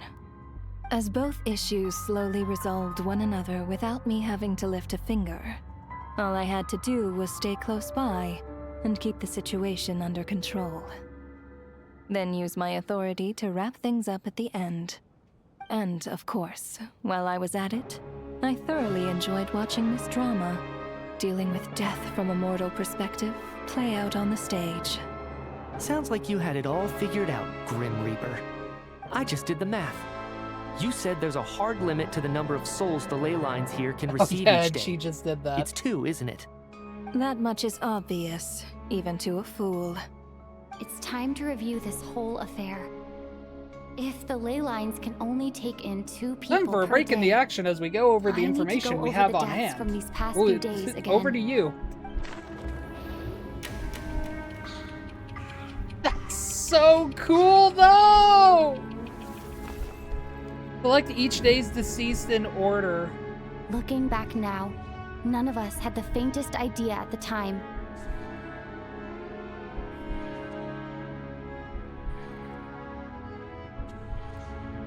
From the moment the staff member named Demoff walked into the snowstorm, the incident had already begun. Alright. Oh, God, I love this. Oh, this is so cool. Alright, so the first 2 that went after Demoff were Soboleva. No. Let me go. Oh, no, wait. Oh, do they mean in this order? So, first off. Yep, okay. Alosha was the second to walk into the snowstorm after Demoff to investigate. During this process, the ruler of death assumed his identity, making him one of the victims.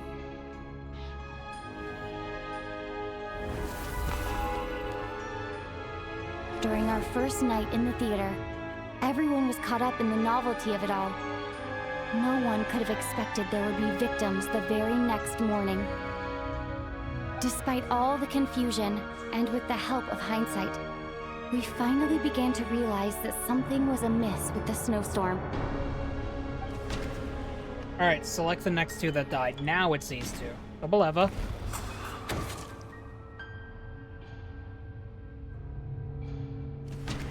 And then Torgov. The ley lines devoured Torgov and Sobolova on the first night. At the time, we thought this might be a murder case connected to Lelek.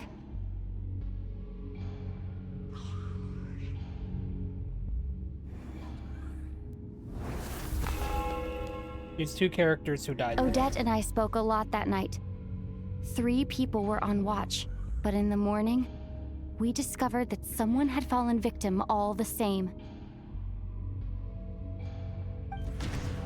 That would be Coolish.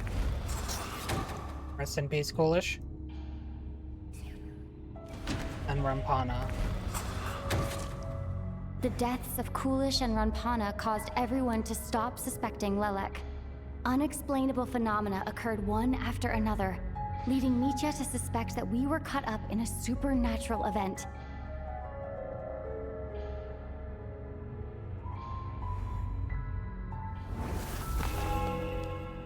Alright, choose 2 Later, characters who died. We discovered that there seemed to be an extra person among us, and subsequently discovered the existence of the deceased.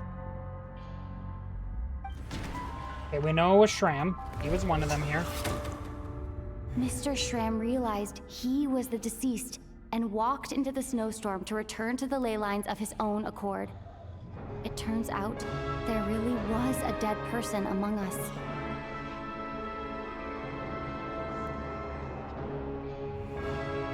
Second person that died, it should have been Mitya because he was the one who walked out next.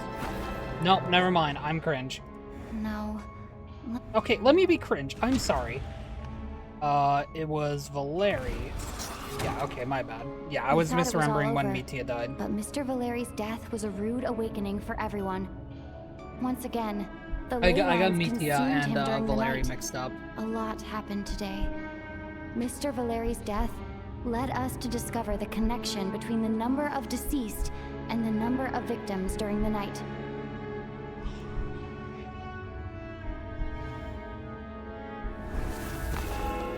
A5. The fact that there was more than one deceased seemed to bring us back to square one. Odette revealed some information she had been keeping to herself. And that would result in Mitya's death. I'm cringe. Although Mitya did indeed walk into the snowstorm that day, he returned from the ley lines with the help of Vodyanitsa's requiem. He still died. The void in the ley lines hasn't been filled. So, let's rule out Mitya for now. That is fair. Then it would be Vodyanitsa. Vodyanitsa was swallowed by the ley lines in her sleep. But the requiem she sang before falling asleep was quite a game changer.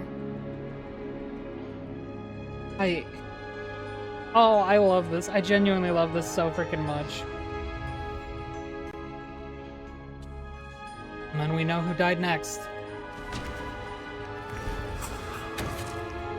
As it happened, Patashka filled the void left by Mitya's return from the ley lines by walking into the snowstorm this morning. The girl I thought was Child's sister, Tonya, turned out to be another of the theater's deceased.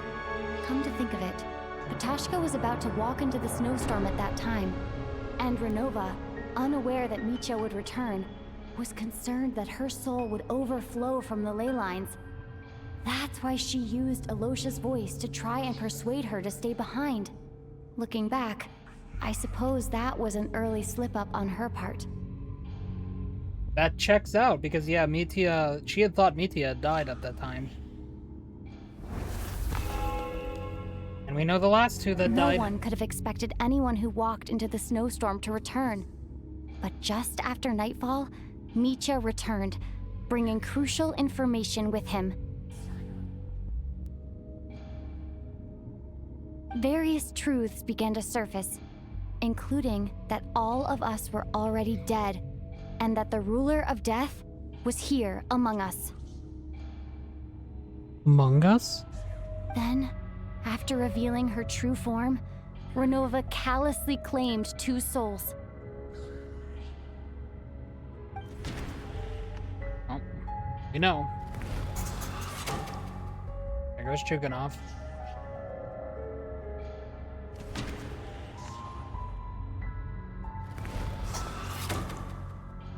This literally the newest character, Everyone and she was got already killed. dead by the time we took the photo.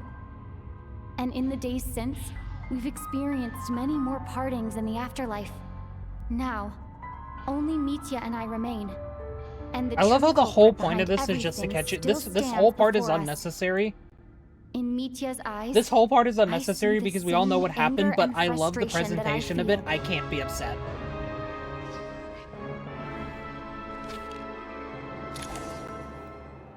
That covers everything. It's all clear now. Your work isn't finished here yet, is it?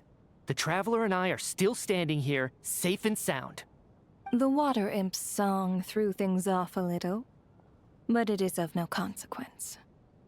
The ley lines have already anchored your soul, and the first ray of light tomorrow morning will take you back. I, meanwhile, need to review my attitude towards the Water Imp race. It better be in a So positive the light, or I'm reunion gonna in the kill night you that from the Vojanitsa grave. mentioned. I suppose that was never meant to be a permanent reunion. That just leaves you, Traveler.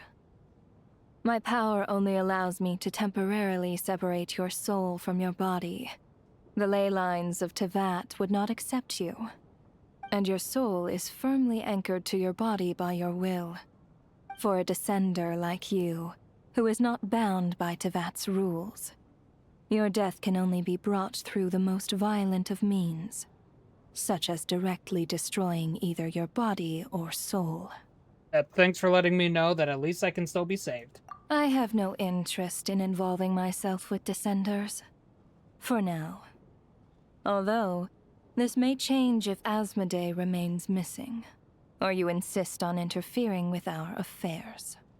One last question then. All our struggles and sacrifices here, they were meaningless from the very beginning, weren't they? Death abides no reason. Besides, what you call sacrifice is merely a concept created by humanity. To me, it is nothing more than a self-indulgent charade in the face of death. Mere mortals fantasizing that their actions could reclaim something from my grasp. A truly laughable idea.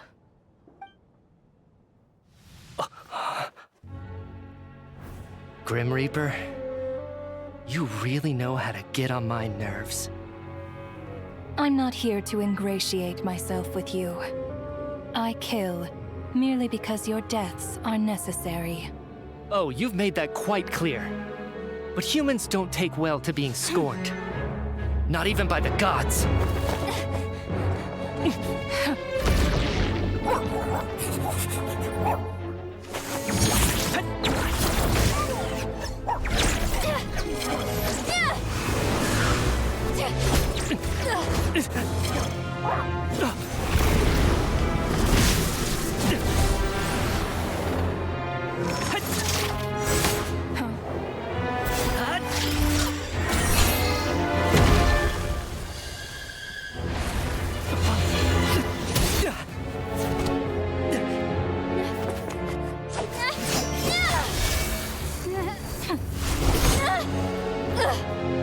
This is futile.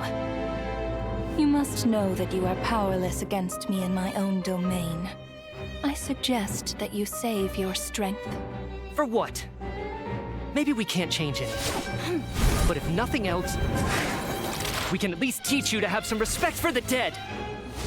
Audacious.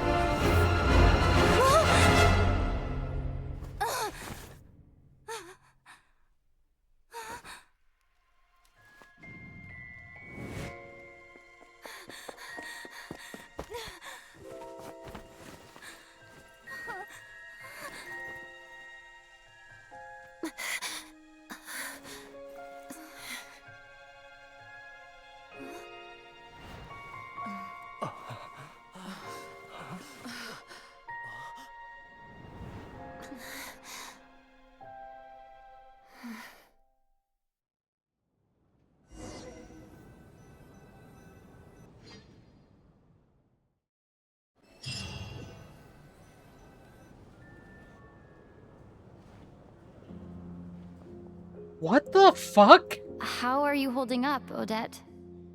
What just happened? What happened to me? How much do you remember?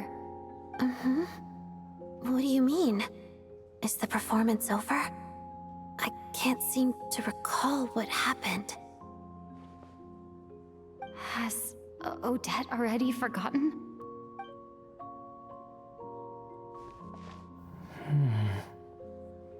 Mitya?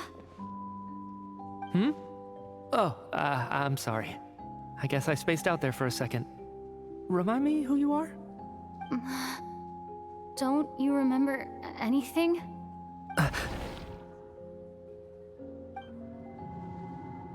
Yeah, I remember now, comrade. Looks like we guessed right. Just like me when Odette found me at the Armory Palace, for some reason, everyone killed by the Ruler of Death eventually came back to life. Just with one catch. They forgot what happened while they were dead. Odette and the others have already forgotten everything. Why were you able to remember this time? Probably because he might have... Could this be the reason? You said this is the Ruler of Death's symbol, right? There's nothing on your hand. I don't see anything there. You don't? Huh. Okay, I guess that makes sense. I carved this into my hand in the afterlife, so it's not visible in the physical world. Does that mean I carved this symbol into my soul? What an unsettling thought. Still, at least I get to remember what happened. I suppose it's a blessing in disguise. What about you, though? The Ruler of Death mentioned that you're a descender? Is that why you can remember? A full explanation would get complicated very quickly, but that's essentially it. Well then, now that it's all over, let's figure out what we've learned. The first thing I notice is that everything here is precisely as we left it, right before our deaths. This confirms that time passes differently in the afterlife than in the real world. Yeah, we might have only been dead for like a few minutes. They say that right before death, time slows down and your whole life flashes before your eyes. That must be how you know you have one foot in the afterlife by that point. Anyway, clearly the few days we spent in the afterlife probably only amounted to a few short minutes in the real world. This also aligns with previous reports of widespread temporary memory loss among the Armory Palace personnel. Now it seems likely that those were all brief deaths caused by the Grim Reaper's so-called curse of death. To those unaware of the truth, dying and coming back to life must feel similar to a short bout of catatonia. Shram and Ashka, unfortunately, are going to remain dead. With a couple big questions. Well, may what they are rest the conditions in peace, that trigger this so-called curse of death? And why are we resurrected after we die? If nothing else, I think it shows that killing us wasn't her ultimate goal. We still don't know her true reasons for subjecting us to death. Right. This time only got complicated because of the situation with the theater's ley lines. That's why she had to approach it differently. If the previous incidents of amnesia among the researchers are anything to go by, killing us is usually a pretty routine matter.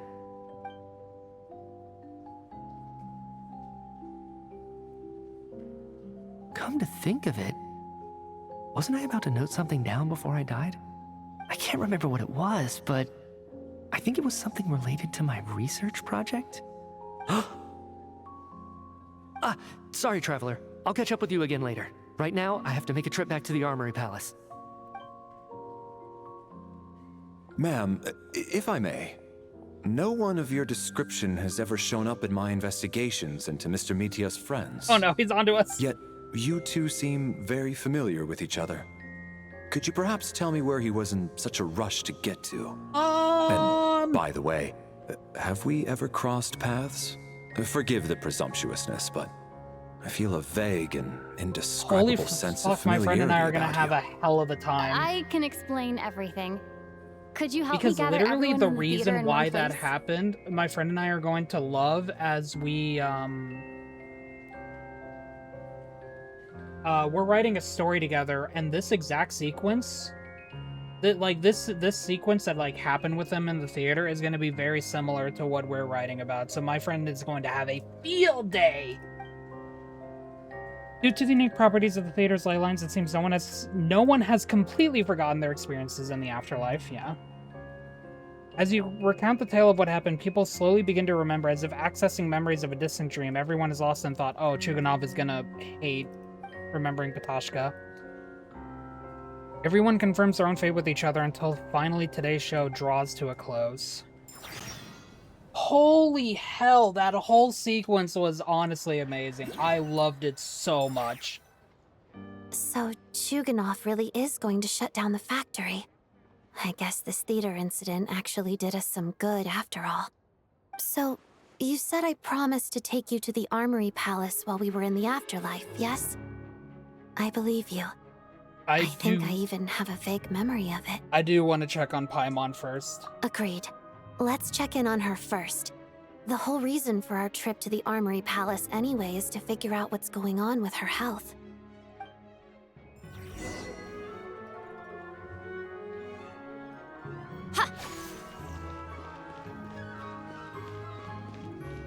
Oh, this whole sequence. We're back to just playing the game normally. I can't believe it. Oh my god. Also, frost fairy flowers? Man, those take on a whole new meaning now. Oh my. I deserve to walk back there. Hey, Timothy. Timothy Charlemagne?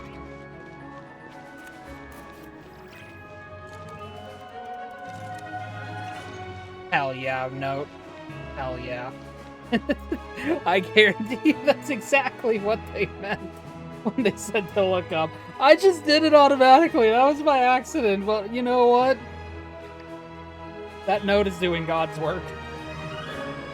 I'm now going to be killed by Yaimiko and a thunderous flurry of, you know, lightning bolts.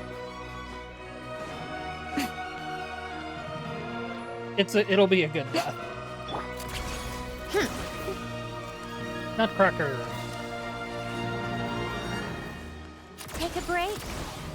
God, I'm going to need a break after this. Holy hell.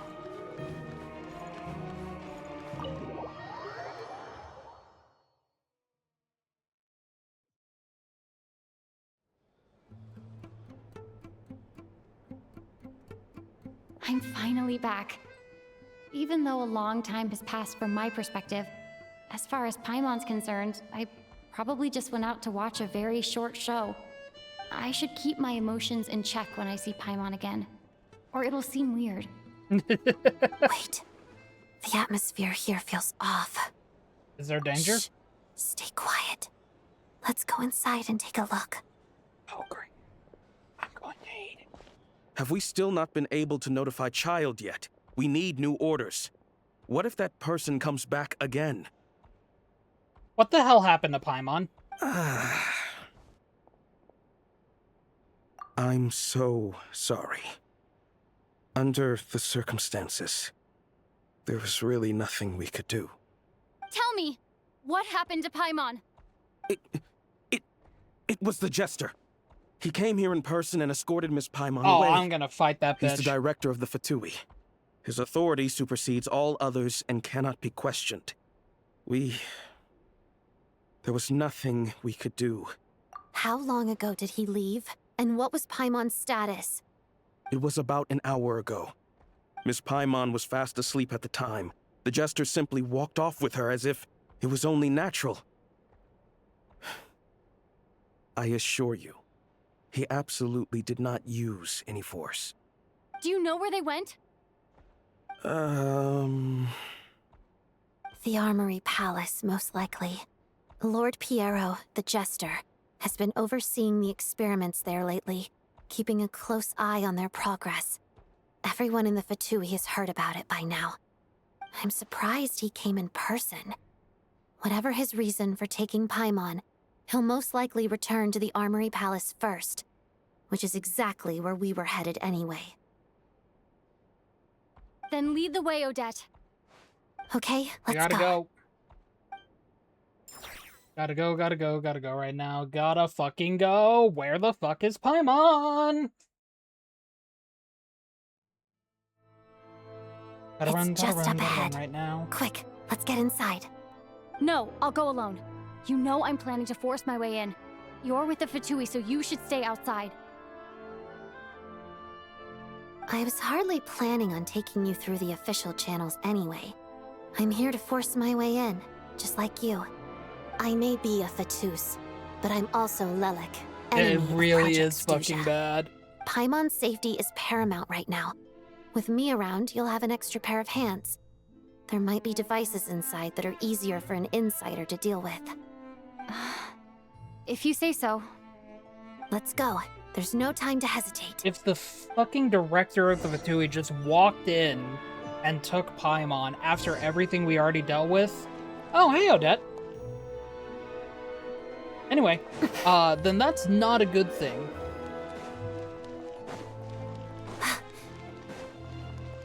Oh, hey. Hey, who are you? This part of the Armory Palace is under restricted access. What do you think you're doing? No questions, please. We're short on time. Kill them all! Ballerina. Look at her twirl!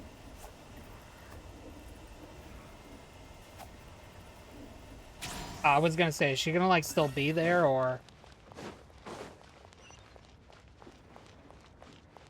Can I scoot past them? Okay, bye. Oh, shit. Nope.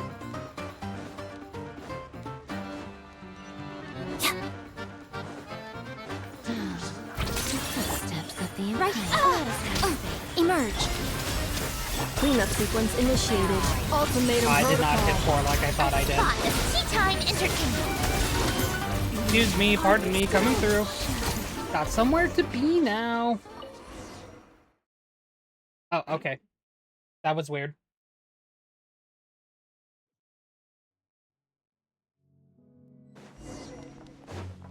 Mr. Fatui, sir? Right here. Now, Emerge. you have a pass? Where are you coming from? So, you're intruders, huh? Don't blame me for what happens next! I'm sorry, what were you saying? You're already dead. Get ballerinaed on.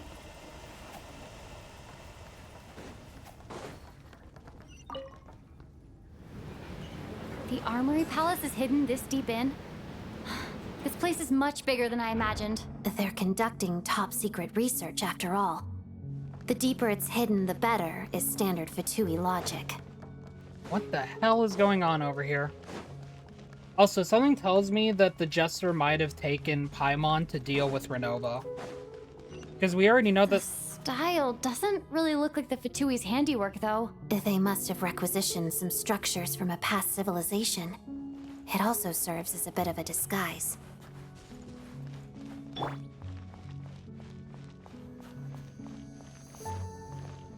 Intruders! Ow. Stay alert! I didn't want to have to kill you. Just to let you all know. It's okay, they're just knocked out. Ooh, a chest. That totally, you know, that totally helps me ignore the fact that we're staring at a giant structure that isn't Fatui-like. Okay, what in the destiny is going on? Don't come any closer! Just what are you guys trying to do here? I'm sure it fits your skull! Begin. Crystalline Adagio. Right here. Right now. Right here. Off to the freezer! Goose on the loose! Off to the freezer. Preparing for dust up. Let's test my hypothesis. I'm here No to one say, interferes with the oh Jester's my work. god, okay, you died. I was about to talk about how, like, I'm trying to save Paimon and everything, and then you just died. Aw, they're broken. If anyone remembers that line from Ruby. Why is there wheat here?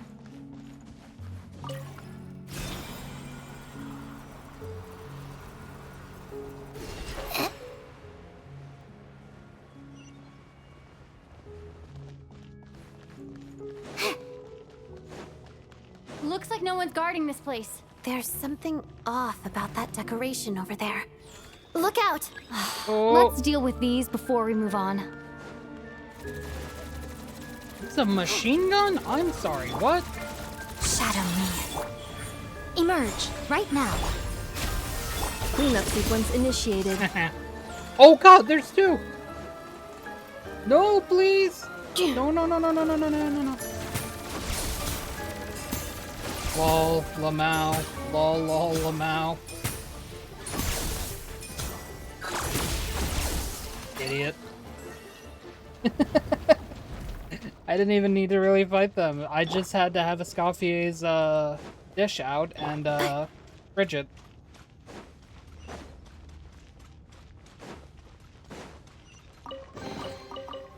Accelerating. Oh my god, we are so deep right now. What the hell is going on?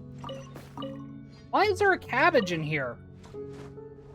My cabbages. They've been forced underground. The researchers here probably don't know that we're uninvited guests. Let's try not to hurt them. Hmm? What's the big star from the theater doing here? That's Miss Odette. She's a member of the Fatui. Don't tell me you didn't know that. I love her eyes.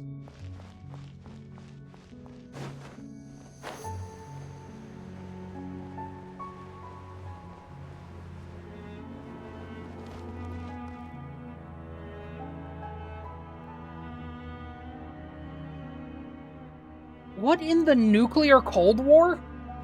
Was the whole reason for Project Stuja to support the research here at the Armory Palace? Just what are the Fatui and the Tsaritsa planning?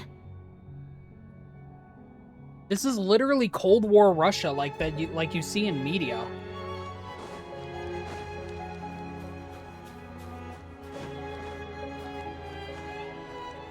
Hey guys, what's up?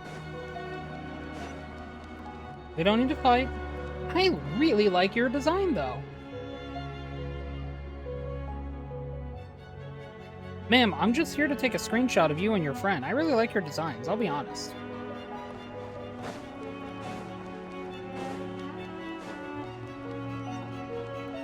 There's so many Fatui down here.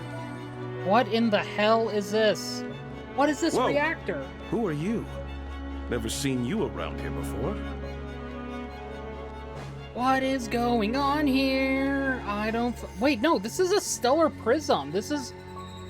Okay, so as a reminder, or for those that just like haven't explored a lot of Snezhnaya yet, there are like little sprouts, kind of like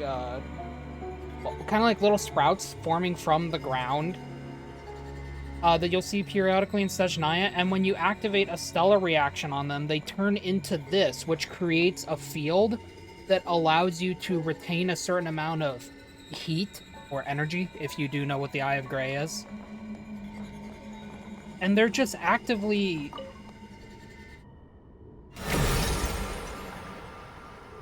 I think I see some images. It's the prism's power at play, causing images of the past to reappear, albeit only as illusions. Let's make our way through here. Paimon and the Jester? Is this another scene from the past? Yes. It looks quite old, though. Quite old? I don't think What? it happened in the recent past. Then this had to have happened before we met Paimon?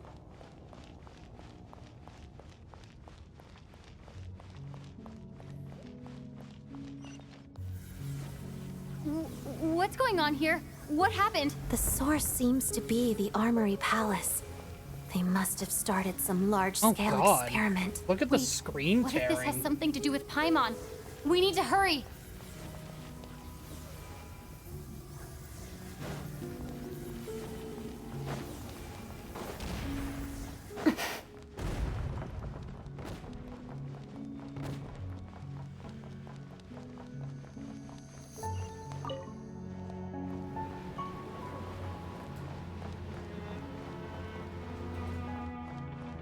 We're almost there. The Armory Palace is just up ahead. Paimon, please be okay. Alright, time to fight. Begin. Right here. Emerge. Right here. A dash of frost! Insulation chamber deploy. Excuse me, kind robots. Come on, keep up. Thank you.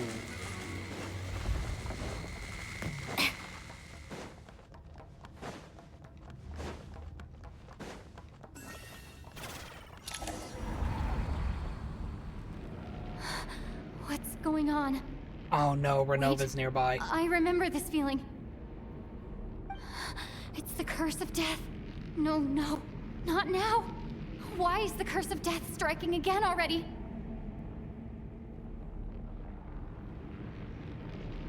Odette? Okay, goodbye, everyone.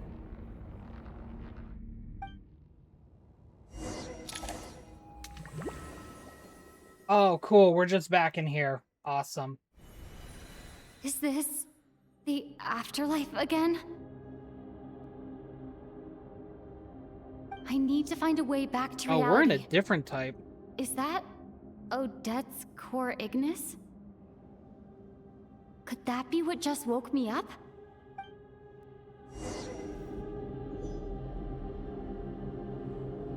Oh, hey, it's floating next to us. That's cute.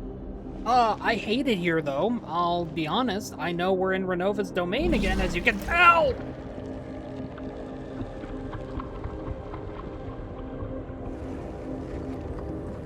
Fuck you, Renova! It's just sliding the staircase away from me!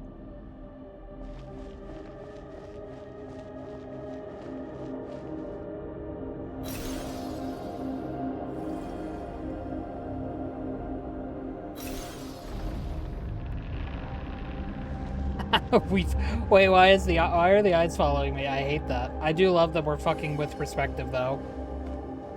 Oh no, wait, the black mist is still after us. Ugh. But it's not. Oh no, there it is. Yep, nope, there's the black mist. Please stop following me, eyes. I beg of you.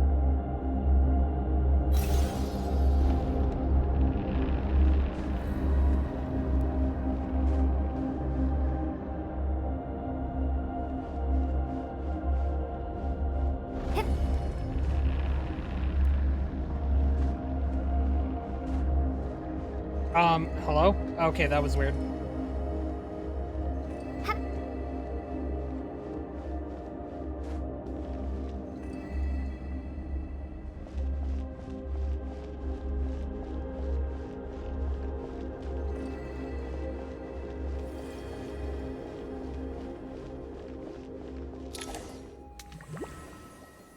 I guess we made it out. Odette! Odette! No signs of life, but past experience says that she should be resurrected before too long. Right? Did Odette intentionally use her core Ignis to guide my soul? I feel like something similar happened in a dream I had before. Thank you, Odette. If not for you, my soul wouldn't have found its way back to my body so quickly, and I might not have woken up so soon. But I'm sorry. I don't have time to protect you. I have to use the time you bought me to get Paimon back. Right.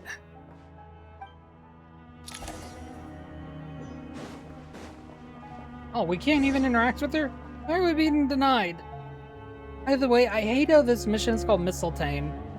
Who wants... I know I'm interrupting this, but who wants a description of what Mistletoe means?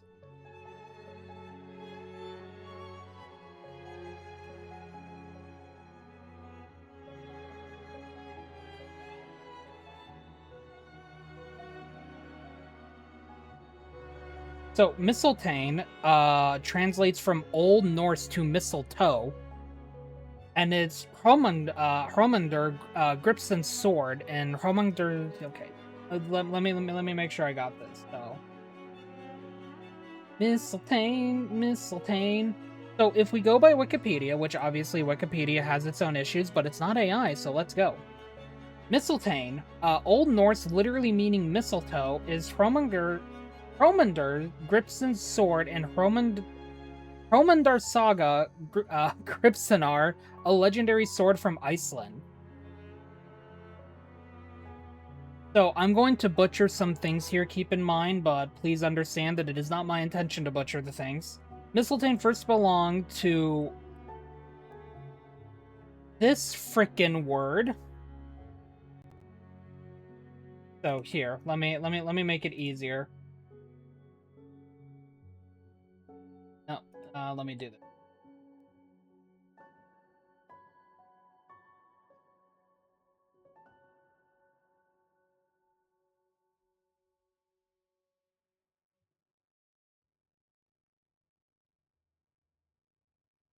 Sorry for the suddenness of this, but I want to try to... I want to try to show this off because I think it's pretty cool.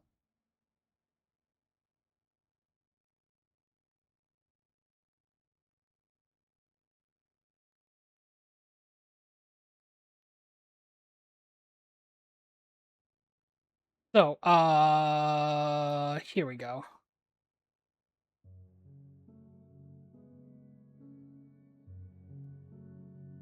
So, obviously, due to the fact that I can't pronounce some of these words, y'all are gonna have to be able to understand, what this word is. So, Mistletoe first belonged to that word, who had been king in Valen before he retired in his burial mound with his wealth. The Danish king Olafur and his men, among whom Hromundur Gripson, learned about that and found the barrow. The original holder of Mistletoe, who became a Draugr, for those who wanted to know where Draugr came from, by the way, this is where it came from, was sitting inside. No one but Hromundur dared to enter. After a long and fierce fight, he defeated the original holder and took his treasure, especially his sword, with which the man had killed 420 men, including the Swedish king Semingr. Hromundur used Mistletoe during the battle between Olafur and two Swedish kings, both named Haldingar. He killed Helge in Freyke, the Valiant, who had slain his brothers. He then lost Mistletoe in the water out of witchcraft. He deeply felt this loss, but soon recovered his sword, which was found in the stomach of a pike. But Mistletoe was of no help when he fought King Haldingar, whom he eventually killed with a club, which is pretty funny. In one version of Norse mythology, Odin's son Balder was prophesied to die, so his mother Frigg, Odin's wife, forced everyone in the 9 realms to swear to not harm him, all with the exception of the plant mistletoe, which was deemed too weak to pose a threat. One day, Balder was showing off his invincibility by having all the Aesir gods hurl things at him. However, his blind brother Hor was left out of the revelry. Odin's sworn brother Loki, jealous of Balder's good looks and charisma, handed Hod a weapon he fashioned from mistletoe, Mistletoe, and encouraged him to join in the fun. Hor then threw the weapon at his brother and struck him dead. Odin was distraught at his favorite son's death, that he killed Hor on the spot. So basically, Mistletoe is a weapon that can kill gods. Methinks, if memory serves correctly, that Mistletoe, the objective of the mission here, what we're about to find out, is that the Jester might be making a weapon to kill gods, aka Renova, god of death. The ruler of death, but still a god, because that's what the heavenly principles are. You are welcome for this, lesson in learning how to use Wikipedia instead of learning how to use AI.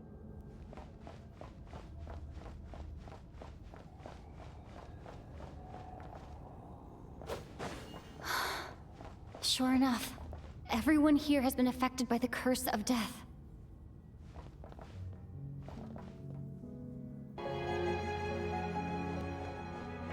I was gonna say upward we go, but no, it makes sense we go downward. No, wait. Paimon probably didn't escape Renova's curse either. She won't be able to respond to me right now. What happens if I just jump off? I'm kind of afraid. I don't think I want to. Oh, is that another body? Yep, nope, that's more bodies.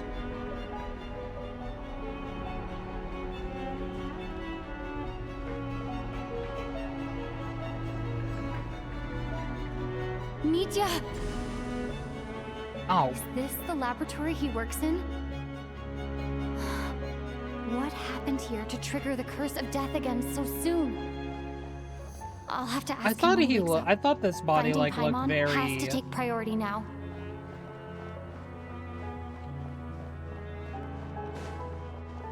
Oh no, something tells me it's this way. I thought that body looked really familiar and like very colorful. Oh, there's Paimon. Found her. Paimon really is here.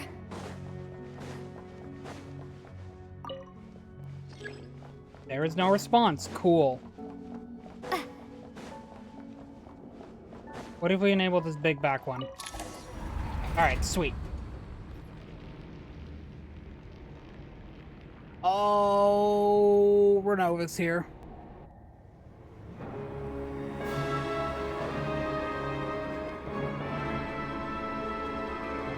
This is the first time we're actually getting to see her model.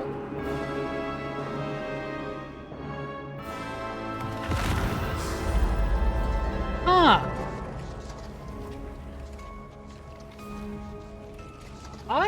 You don't learn, do you? Hey, who wants to learn about Renova real quick? Yep, that's about right.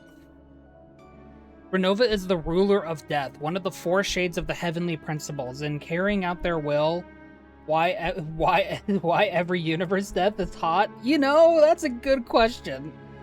I'd die for her. I'd die trying to get some of that, I'll be honest. It'll be a very painful death. Probably not worth it. But you know what? It'd still be worth it.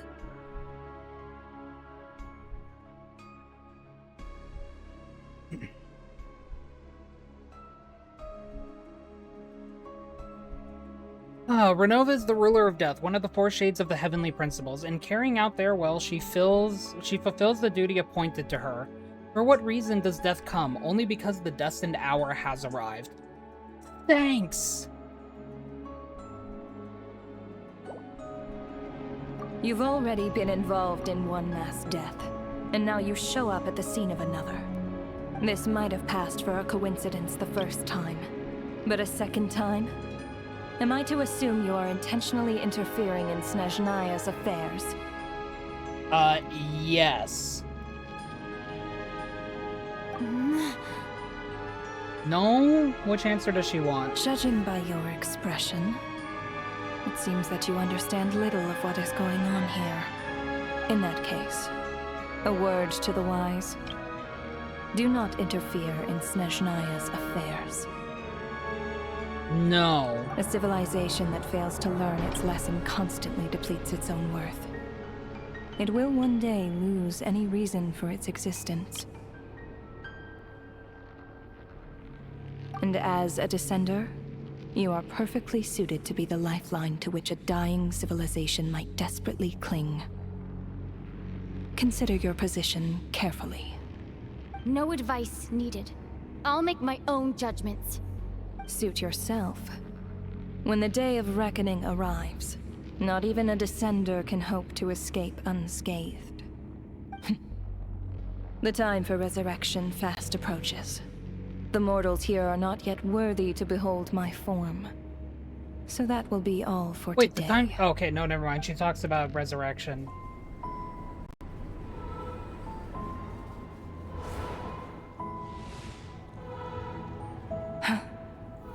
That thing is coming with me.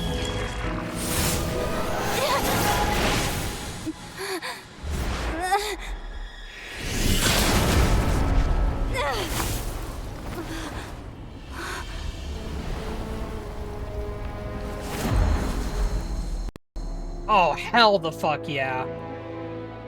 You awoke sooner than I thought. The curse of immortality is stubborn, unable to enter the ley lines, yet not content to remain a spirit. Ruler of death, what do you want? You perplex me. Both you and you.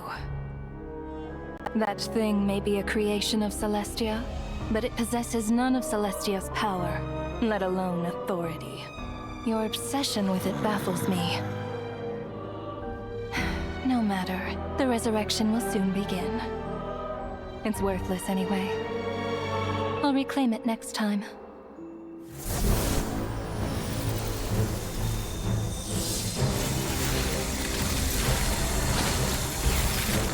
Hey, who says there'll be a next time?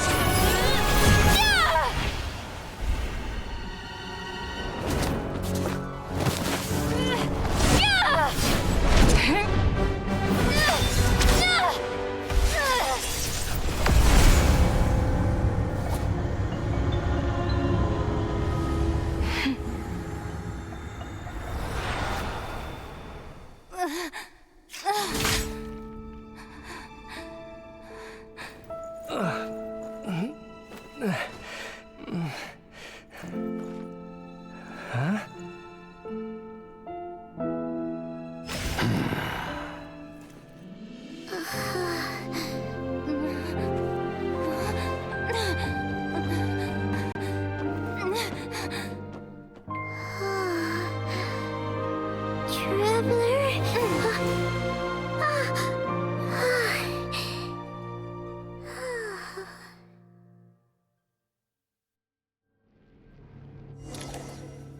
You think you can handle? You think you can handle missed you, Renova? Paimon. Honestly, I wish you luck, Lycoon. What are you talking about? We haven't even been apart for that long, have we? Also, God, the fact was that different this time. the fact that Natlan Paimon barreled into us for a hug after you know, we went to go fight the dragon kind of thing. And now we're the one barreling into Paimon for a hug. God, it coming full circle is so sweet. You seem to be in pretty good shape. Yeah, Paimon's back in tip-top condition. It's the weirdest thing.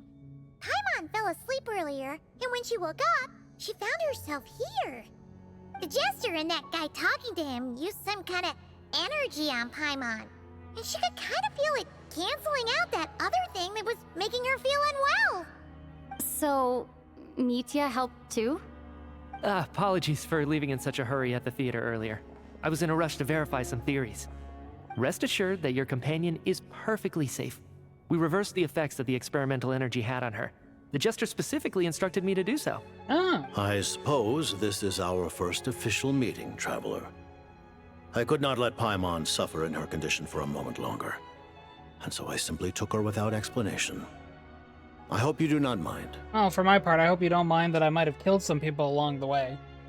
But why would a big shot like you care about what happens to Paimon? As I said when you first arrived in Snezhnaya, we once spent some time together in the distant past. That's the Oh yeah. that's the thing we saw. You did mention that. Yeah, Paimon did think you seemed strangely familiar the first time we met. I'm afraid the reminiscing will have to wait. Mitya, let us continue with the report. What conclusions, if any, did you reach from conducting the final experiment of our energy research ahead of schedule? The good news is, my hypothesis regarding the Ruler of Death has been verified. As for the bad news, I recommend we suspend the experiments and Project Mistleton until further notice. Well, that's how he pronounces Currently, it. we have but no still. means with which to make a breakthrough. I say this purely as a scientist, guided by reason alone.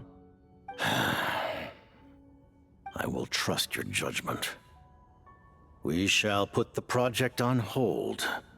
Okay, so until this the is for ruler of after. death has been eliminated. This is. I keep saying Frolova instead of Renova, by the way, because Wuthering Waves. You want to get rid of Renova?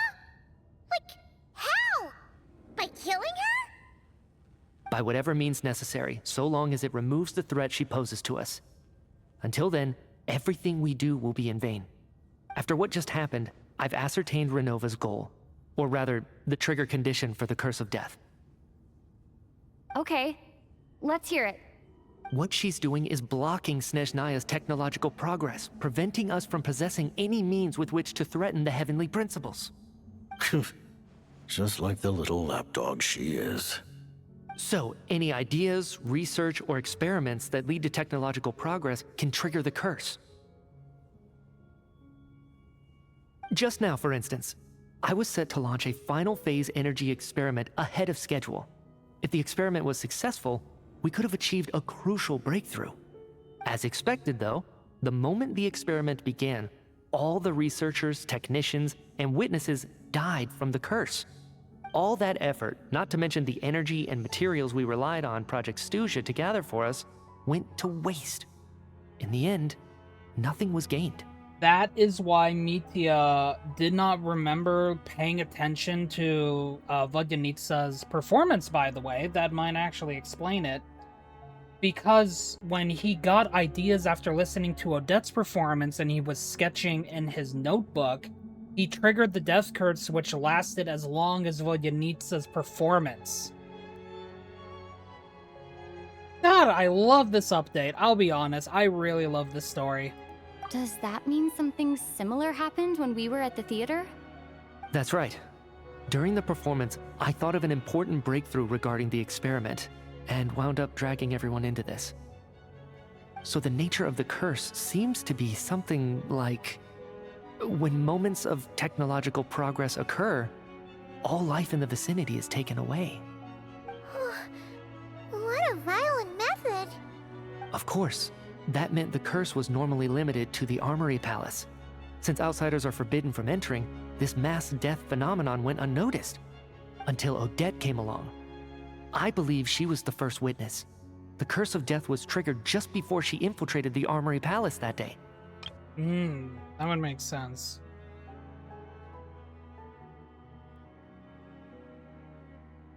First to death wish, yeah. But you mentioned something about a final stage experiment. Doesn't that mean you've actually made some progress? That's right.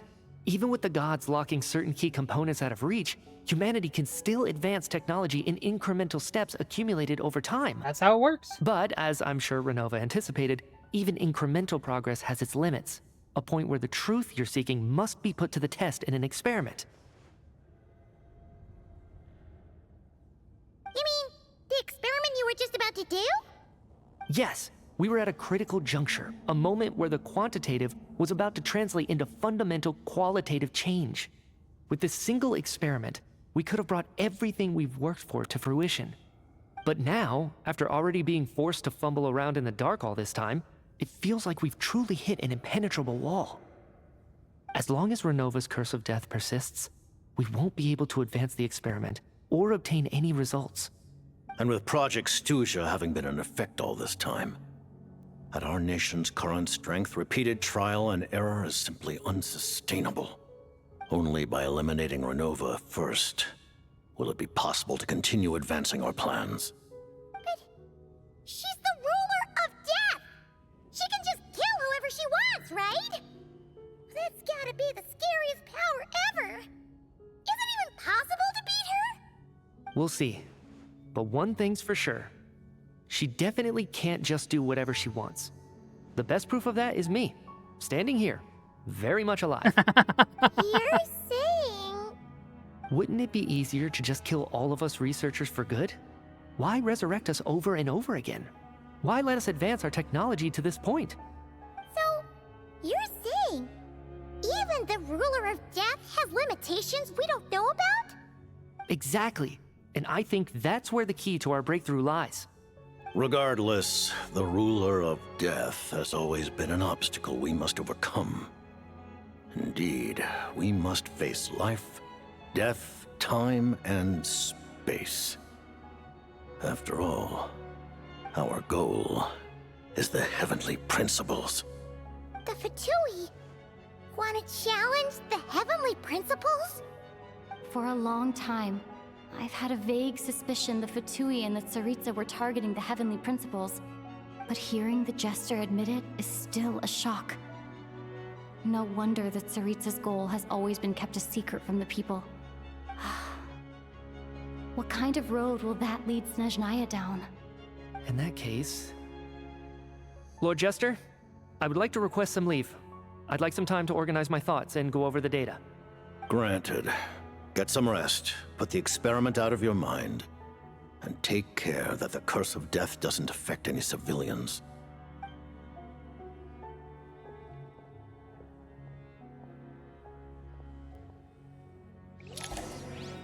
God, we're still not done with the story, by the way. Now we just, have to talk to the literal director of the Fatui. Like, yeah, sure, that's something that a normal person does. Just talk to the director of the Fatui. Easy. Alright, lay it on me, Jester. While there is yet time, allow me to offer you my hospitality, honored guest of Snezhnaya. Is there anything you wish to know? Okay, let's start from the top. Mistletoe. I remember hearing the term Mistelton from Columbina. Yeah! Paimon wanted to ask about that when the Project Stuja, but not this one. As you know, Project Stuja is a series of measures enacted to consolidate our nation's resources, the greater purpose of which is to serve Project Mistleton.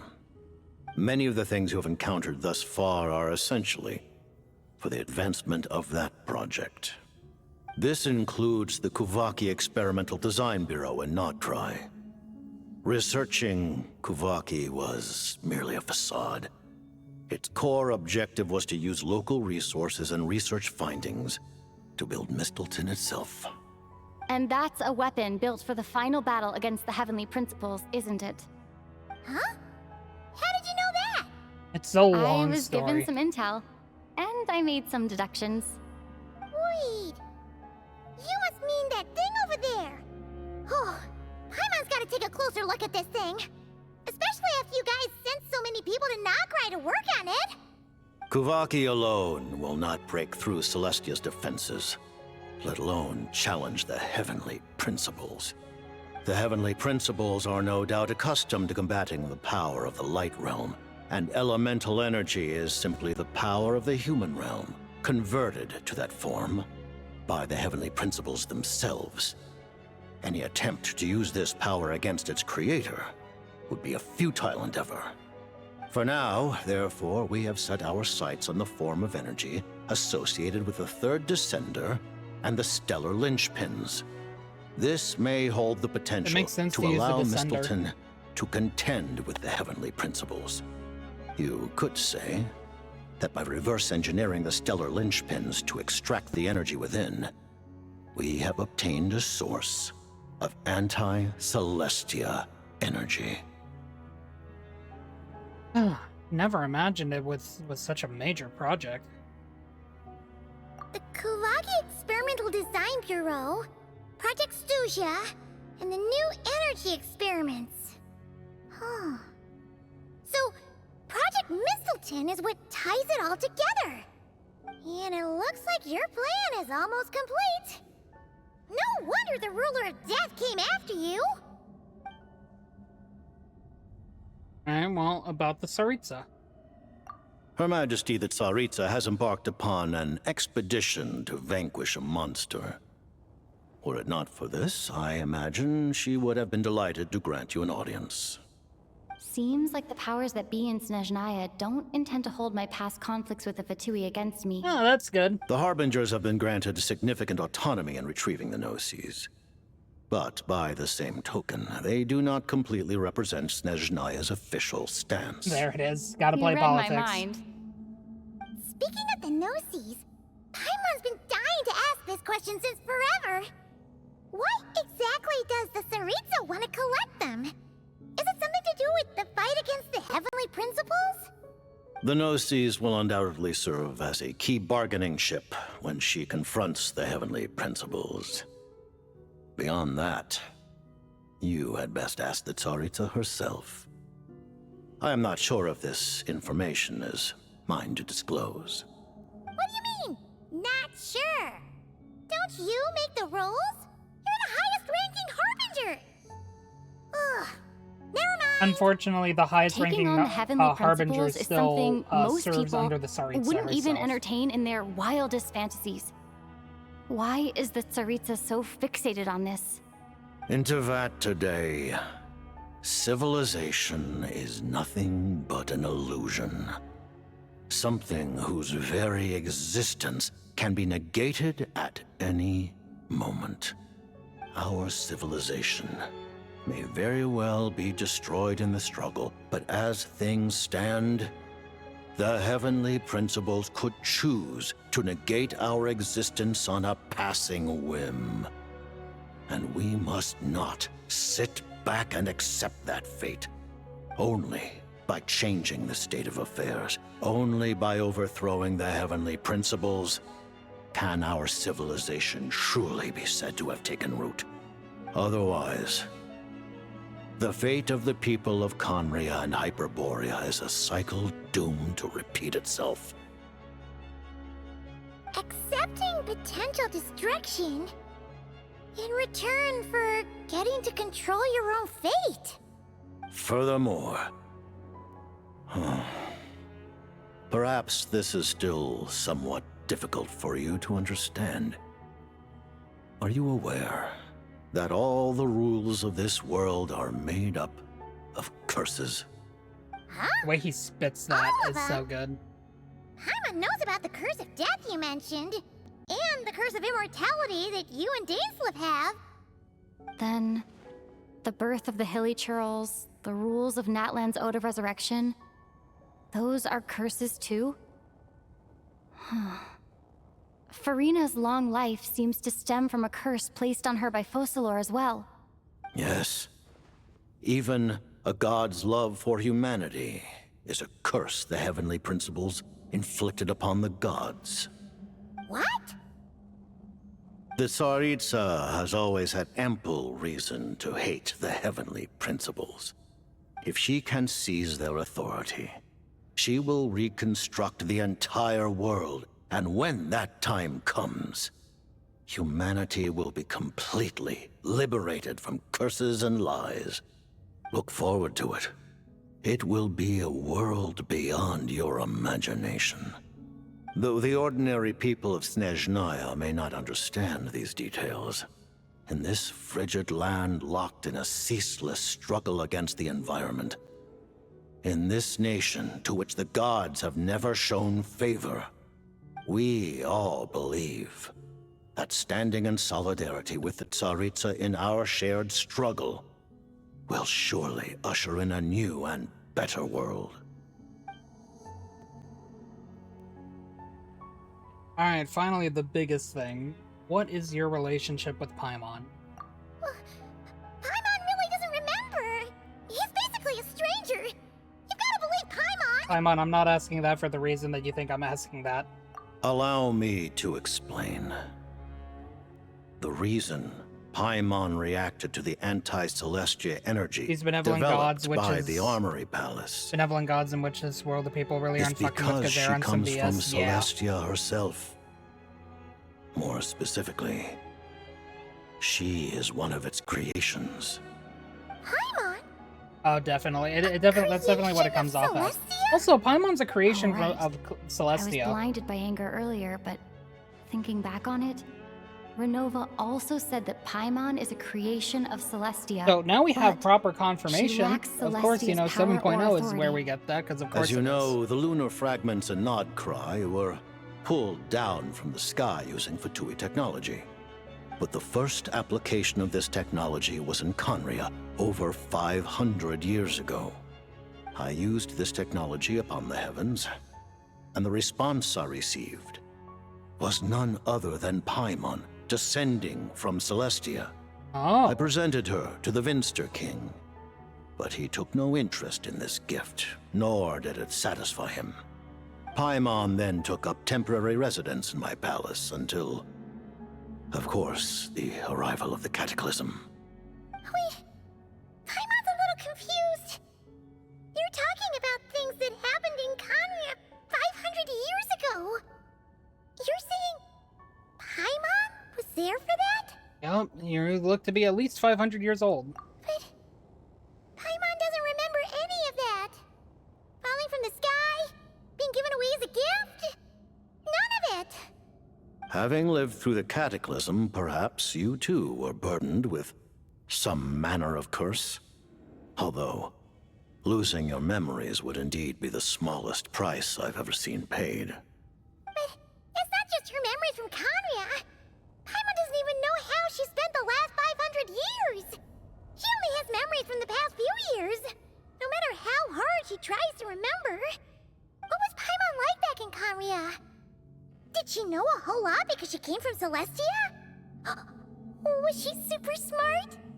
Unfortunately, when you arrived in Conria, your consciousness was like that of a newborn infant.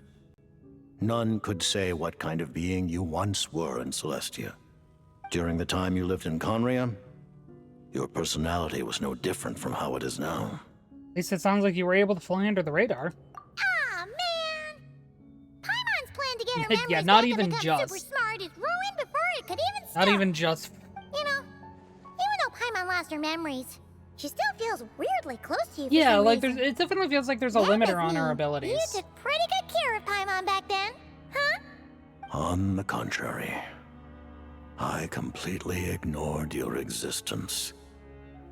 I was entirely focused on my Like, it definitely struggle feels against like Trump to that tear it's the more wise. than just Paimon's But now, as I memories see could have it, been suppressed. It is Definitely as could have been if something you more. are the only sane thing that survived that era of insanity. And thus, are worthy of protection. Noted. Man, Paimon's gotta stop projecting friendship on everyone she meets. But, Hey, agree, Paimon. Traveler? Even though you know Paimon's some creation of Celestia now, you still want her, right? You're not going to abandon her? Never! You're Paimon! The best traveling companion. Oh, phew! That's a relief. Paimon's just learning about this too. She's barely even processed it. Oh my god, that was how much dialogue? Oh my god, that was so much dialogue.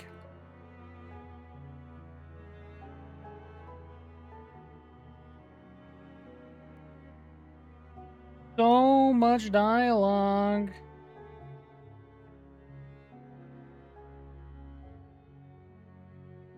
Did you know that we had a ton of dialogue?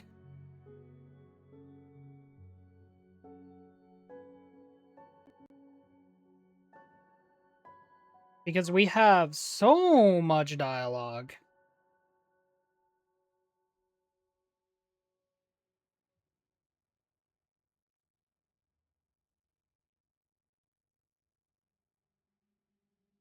I do appreciate when they do this, but they've also been doing it a lot, and it's just like, wow. They're just really... Confirm that Paimon might be the penultimate boss fight too. You know, I'm gonna be honest, that would be pretty cool. I will admit that would be pretty cool, being able to fight Paimon. Like, it'd be depressing, potentially. Because, you know, I don't want to fight my friend. Literally our longest friend. Thank you for telling me so much. I'm Would be a sick, bit but it would hurt you. honestly. Yeah, same. I didn't expect you to be quite so transparent with me. Given the circumstances, the Fatui need not We're hide allies! anything from our Let's allies. go! Allies? To advance Project Mistleton, we must first resolve our issue with the Ruler of Death. And, if I presume correctly, you have no intention of letting her actions go unpunished either, do you? Oh, absolutely That's not. right. Ever since she said she intends to reclaim Paimon when we next meet, I figured reconciliation was out of the question. Against an opponent of this caliber, deliberating over our allegiances would waste time we do not have. We must join forces unreservedly with whomever we can, if we are to stand anything like a fighting chance. You're going to challenge the Ruler of Death? Just for Paimon? But Paimon's only... No. No buts. I will not back down when it comes to you, Paimon. Thank you. Thank you. Oh, gee. Now Paimon doesn't even know what to say. Anyway, Paimon's super touched. The Tsaritsa will return in triumph in short order, and the Fatui shall hold internal discussions regarding the enemy. The time for us to meet again will come very soon. Got it. Thanks for your help with Paimon. I'll be sure to look after her for you. There was just one other thing. Well, it's just a request, really. Paimon really wants to see what this Mistleton thingy you're gonna use against the Heavenly Principles looks like. Of course, Paimon knows it's top secret and stuff, but she just had to ask. It's okay if the answer's no. Certainly you may. Oh, for real? Actually, maybe it's best not to. What if her Nova suddenly pops up again? She might take this chance to... While the technology is not yet fully developed, It has nevertheless reached the stage where Celestia's creations are unable to damage it. Oh, hell yeah. In that regard, you may rest assured. Oh. Wow. No wonder Paimon felt so out of sorts recently, even though I was super far away. Alright then! Paimon's ready to take a sneaky peek at this top secret super weapon!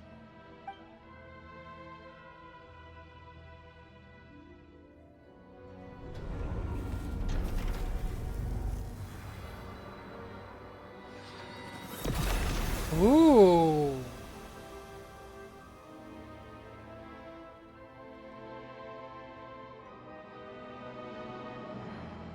Oh, hell yeah. That looks... Wait, that looks like my sword. That looks like... That literally looks like the sword that you get.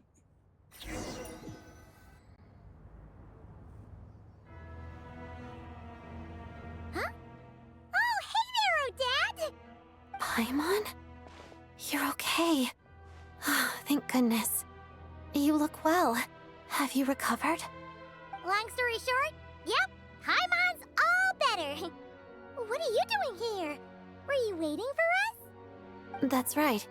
When I woke up, I wanted to go in after you, but the guards had woken up as well. It would have been tough to take them on alone, and there was no easy way to sneak past them. So I returned the way I came and waited for you here. Probably a good idea. It was thanks to you that my soul found its way back to my body so quickly. Thank you. Huh. That actually worked? Nice. I just figured I'd try my luck when that ominous feeling struck me. Really, you should be thanking this thing instead. Anyway, and now that things here are all taken care of, I have other things I should get back to. Are we not done with the story yet? Ah, Director Chuganov, you're back. We just received notice that Project Stuja has been suspended, so we've convened an emergency meeting. This is the preliminary plan. In addition to expanding production capacity, we've also discussed feasible layoff plans to optimize revenue and expenditure structure. Our calculations indicate that the factory's profits will increase by at least 30%. Just give the word, Director. That won't be necessary. Leave the energy for those who need it. Whether they use it just to get by or to run a business, that's up to them. Start preparing to halt production and lay off the staff. Make sure the workers are able to land on their feet and that they are duly compensated. Thank you all for your hard work during this time. Am I hearing you right? Why? After all the tough times we made it through, now is exactly when we should start to turn a profit. I just suddenly don't want to do this anymore. Huh. Does there have to be a reason? You know, realistically, he's not being smart in doing this. Let's be real here. This is a very selfish reason. Iskra, it's time to rest. Dear esteemed members of the Rokat, given the effects of Lelic's radical actions upon our organization's reputation and social stability, a decision has been made to permanently withdraw this codename from use. Considering that Lelic did what they did for the benefit of the people, the Rokat has nevertheless negotiated with the authorities, ultimately securing a waiver for all penalties due to them. Hey. Lelic will be suspended for a period of time. Depending on their future performance, they may be allowed to adopt a new codename and continue acting as part of the Rokat. How are they getting these, The purpose by of the this way? notice is to remind everyone once again that motives and methods are equally important when one operates How are they getting in the these shadows. messages, by the way? Because Even with Project Stuja's suspension and our interim operational victory, we must guard against complacency and rashness and work to consolidate the progress we have made so far. We act only for the greater glory and solidarity of our nation. May the aurora shine ever on, and the tundra always stand firm. We act only for the greater glory and solidarity of our nation. May the aurora shine ever on, and the tundra always stand firm. it's so nice to get these resolutions.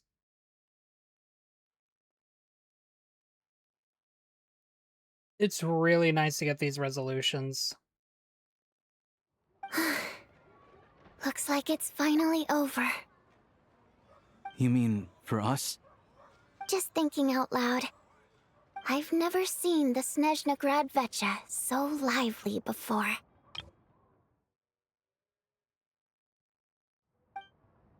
Aha, I knew it. I knew that was gonna be the last one. I never once thought I'd come here. Oh, But I understand no. everything now, Rosaline.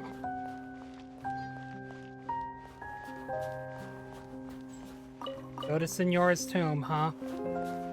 I mentioned this in the last stream. I'm really happy that they brought Rosaline back into the story and gave her something that they really deserved to give, her back then.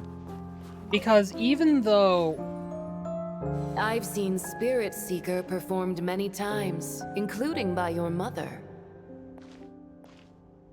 Why do you bring that up all of a sudden? Even though the choreography is always identical, every dancer finds a way to make it her own.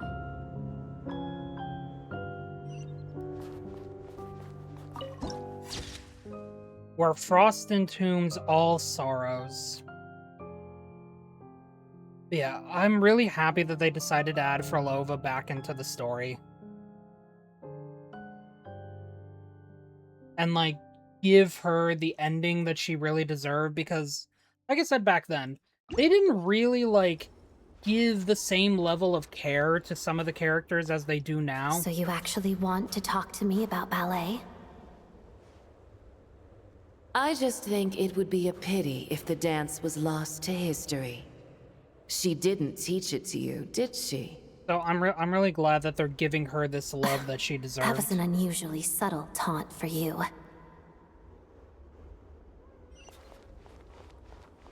Because Rosalind really deserves it, honestly.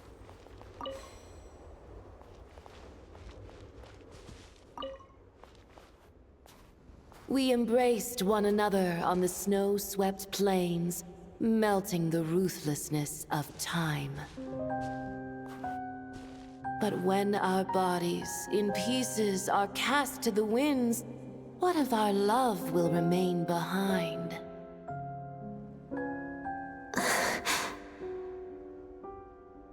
Don't tell me you can't sing. Shush.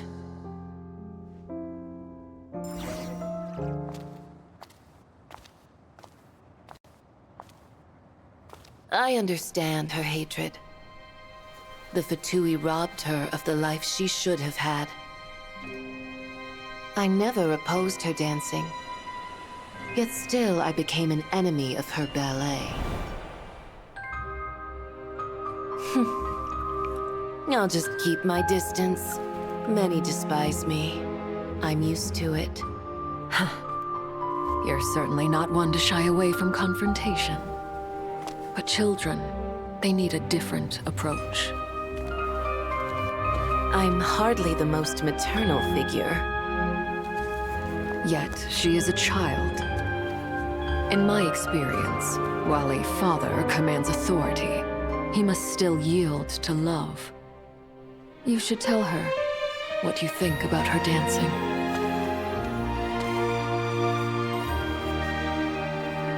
Odette will soon take the stage at the Korylievsky Theater. This could be your chance. Geonosis secured. It went smoothly. I'll be there. Have them send me an invitation.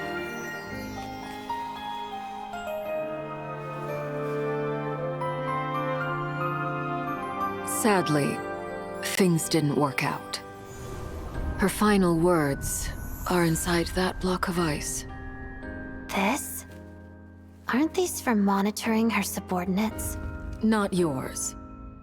This one isn't her witch's flame, but my two worlds' flames. The two worlds' flames can burn away memories. It was my parting gift to Rosaline.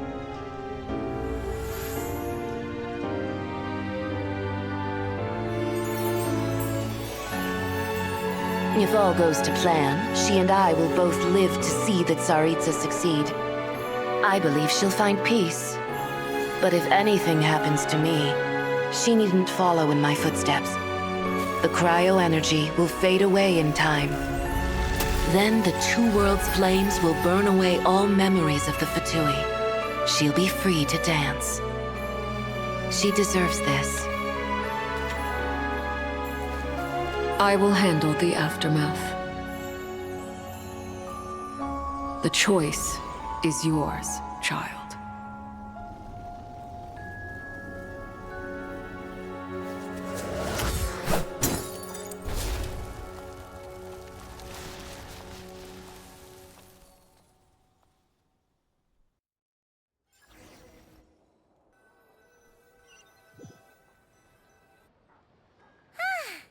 Fresh air at last! Paimon's head isn't spinning anymore. God, and that was fever's so all gone. good. Paimon's finally free to fly again! She just chose to continue on as a member of the Fatui. She will become the next fair maiden, fair lady. It's nice to finally know where Wrong name, Paimon but came still. from, too. It did make Paimon a little nervous at first, but it's such a relief now. Like, who cares if Paimon's a creation of Celestia? She's probably not anyone that important. Probably just the fairy of food and fun or something. And like you said, this doesn't have to change anything between us. You're not gonna just... Hey! Hurry up! Why are you walking so slowly? You've spent the last few days lying in bed and stuffing your face. I didn't think you'd be able to fly this fast. Says who? Paimon's as agile as ever. They don't call her White Floaty for nothing. Paimon originally wanted to check out the bookstores in Snezhnograd, but she's more in the mood for flying around right now, so let's save that for later. Wait, they've got light novels from Yai Publishing House here too. Huh? And this is Paimon's favorite mystery story from Fontaine! Wow! It got a sequel! The local Snezhnaya books look pretty interesting too, but also kinda heavy. Not the easiest things to look around. I thought you were in the mood for flying around.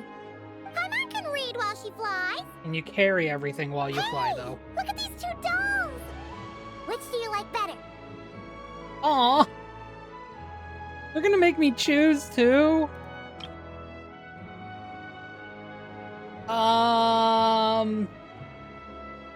Which one do I like better? I mean, I love Odette's story. Alright, boss, we'll take both. Paimon will have the other one. Oh, I thought we were only getting one. All right, fine, I'll pay. There you are. Thanks for visiting. Paimon will grab this and then...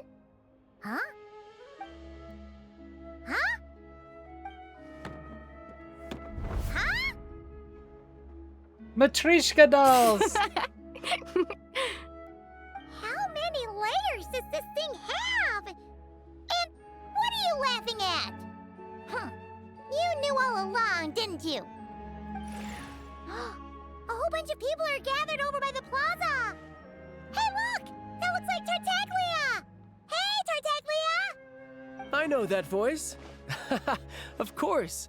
If it isn't Paimon and my old comrade. You're looking well, Paimon. All better? Yeah! The jester knew I was wrong and fixed Paimon right up! Thanks for sending someone to keep Paimon safe, too. Oh, yeah. About that. That was kind of embarrassing. Who could have known that our director would go looking for you in person? Previous patches is because So they've gotten sorry used for to the the language. misunderstanding. Oh, right. Let me introduce you. This is my little sister, Tonya. That's Tonya? No, I just think that they just, are having the Traveler talk more. I mean, I can't obviously confirm the actual reason for it, but regardless, I appreciate it. Also, now we know that, this is Tonya.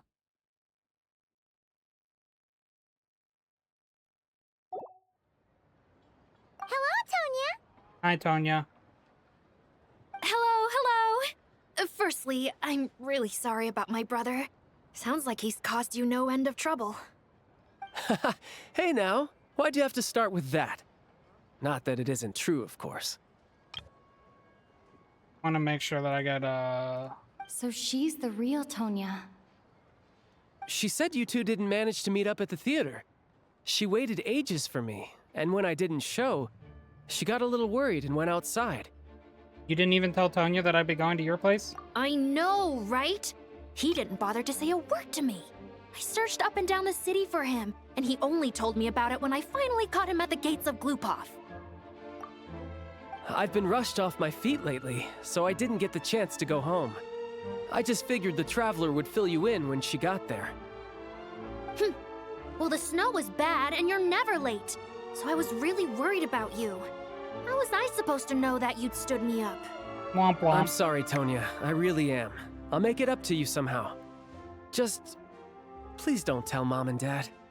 Although the mix-up led to a series of misunderstandings, it's probably for the best that the real Tonya didn't get caught up in that mess. Oh yeah, thank God she didn't. Besides, it's obvious that Tartaglia isn't usually one to break a promise. He only gave his ticket to me because he had to look into Lelek. It's my fault for being late. I should have come find you. It's Should have come find you fine. first. It just meant I didn't get to see the show in the end. By the way, what did you think? You were one of the first people to see it, you know? I would say... Please tell me I get to choose. The best is yet to come. Oh, I hate you. Huh? What kind of review is that? Hey, look!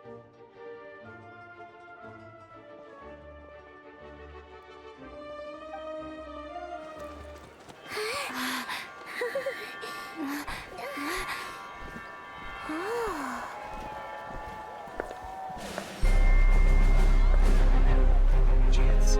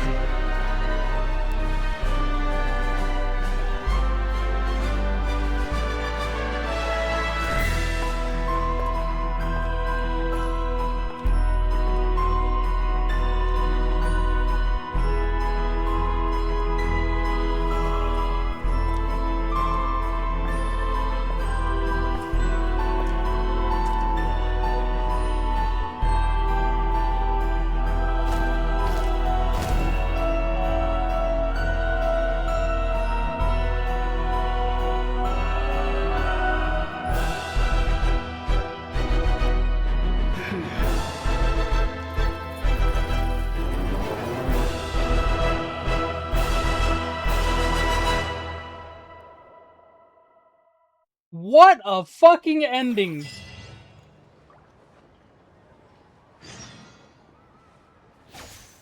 Holy, what an ending!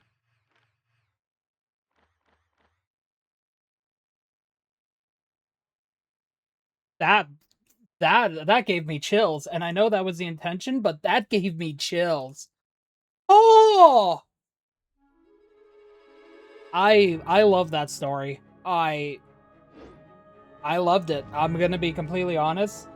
I think 7.0 Acts 1 and 2, I'm gonna say it. I'm fine with going on record. Our Bronya, not Bronya. That is actually true. People were speculating that the Tsaritsa would be the Bronya of this universe, so honestly, you can already see the parallels. God, she looks good though. Oh my god. I think they did her justice personally. Oh.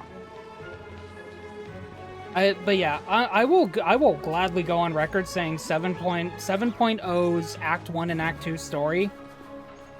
Genuinely amazing storytelling overall, and it sets up a lot of fun stuff. I'm really excited to see the rest of it. I think they knocked it out of the park with this. And I'm glad that they did. You know, obviously some people might disagree with me. If you do, that's fine. But that was amazing. I loved it so much.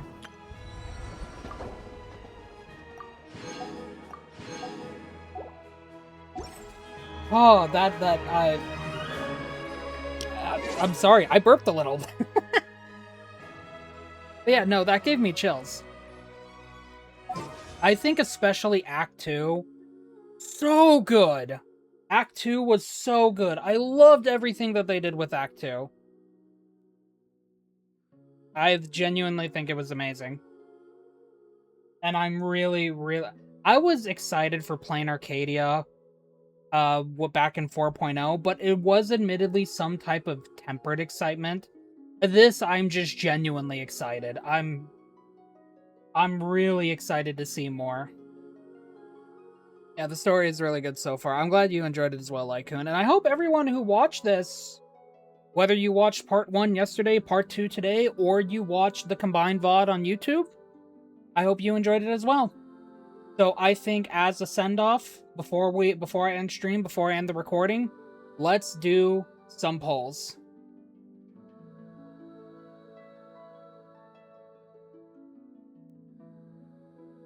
Leroy!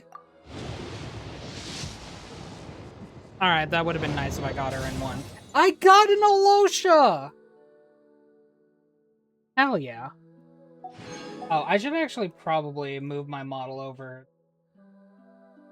to this side more, since they're gonna have the 4 and 5 stars over on the left. Alright, 20 polls. Damn it. I got a debate club. Honestly, that's all that matters. If you get a debate club, you win.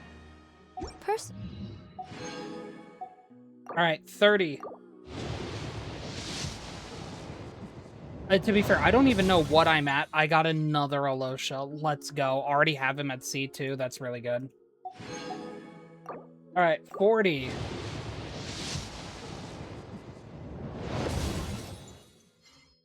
I got 2 debate clubs. I win. And a Lynette. 50. And another Lynette. 60! And a Sucrose. No debate club, though.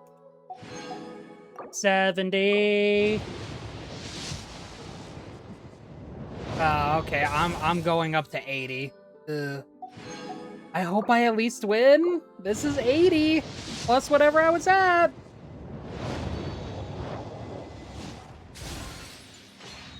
Come on. Another Alosha, let's go. That's C3.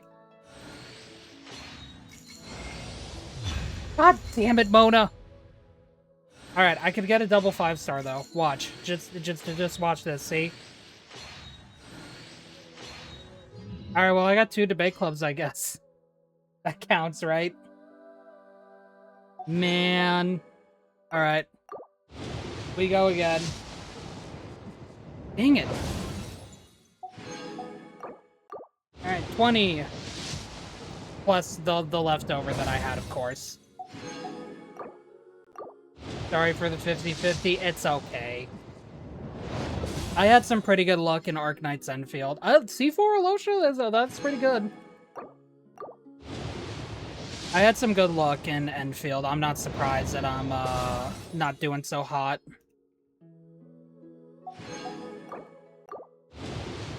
No ad.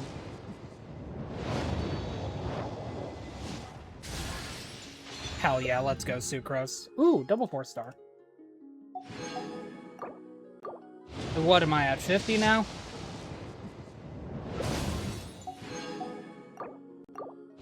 Come on! Dang it. Dang it.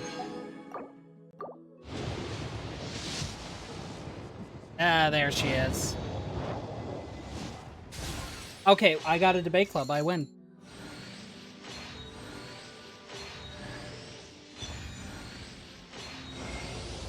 Thanks for all the support. You want an autograph, right? What do you want me to draw next to it? How about a feather? Oh, wait, you're not one of my fans? Guess I misunderstood. Let me start from the top then. I'm Odette, a ballerina with the Korylevsky troupe. Well, thanks for all the support anyway.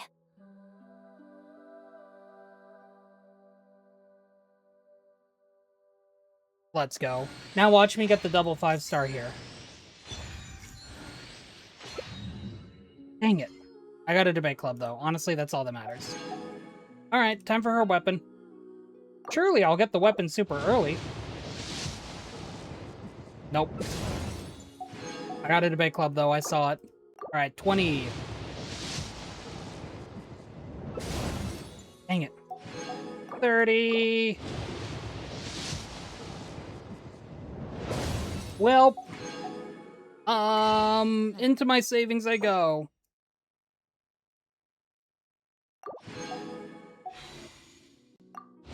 $40. Dang it. No, please. 50. No! My luck is gone! Okay, yeah, that's... I think if I get 3, though, it should be enough.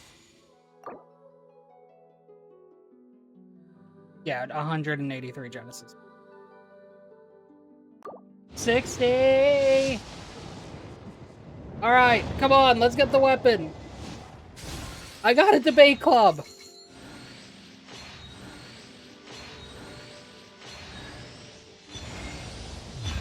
Let's go! I won it!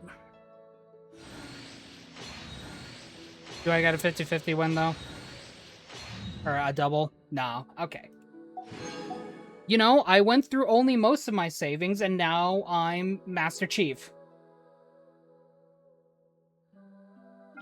It was worth it. I think.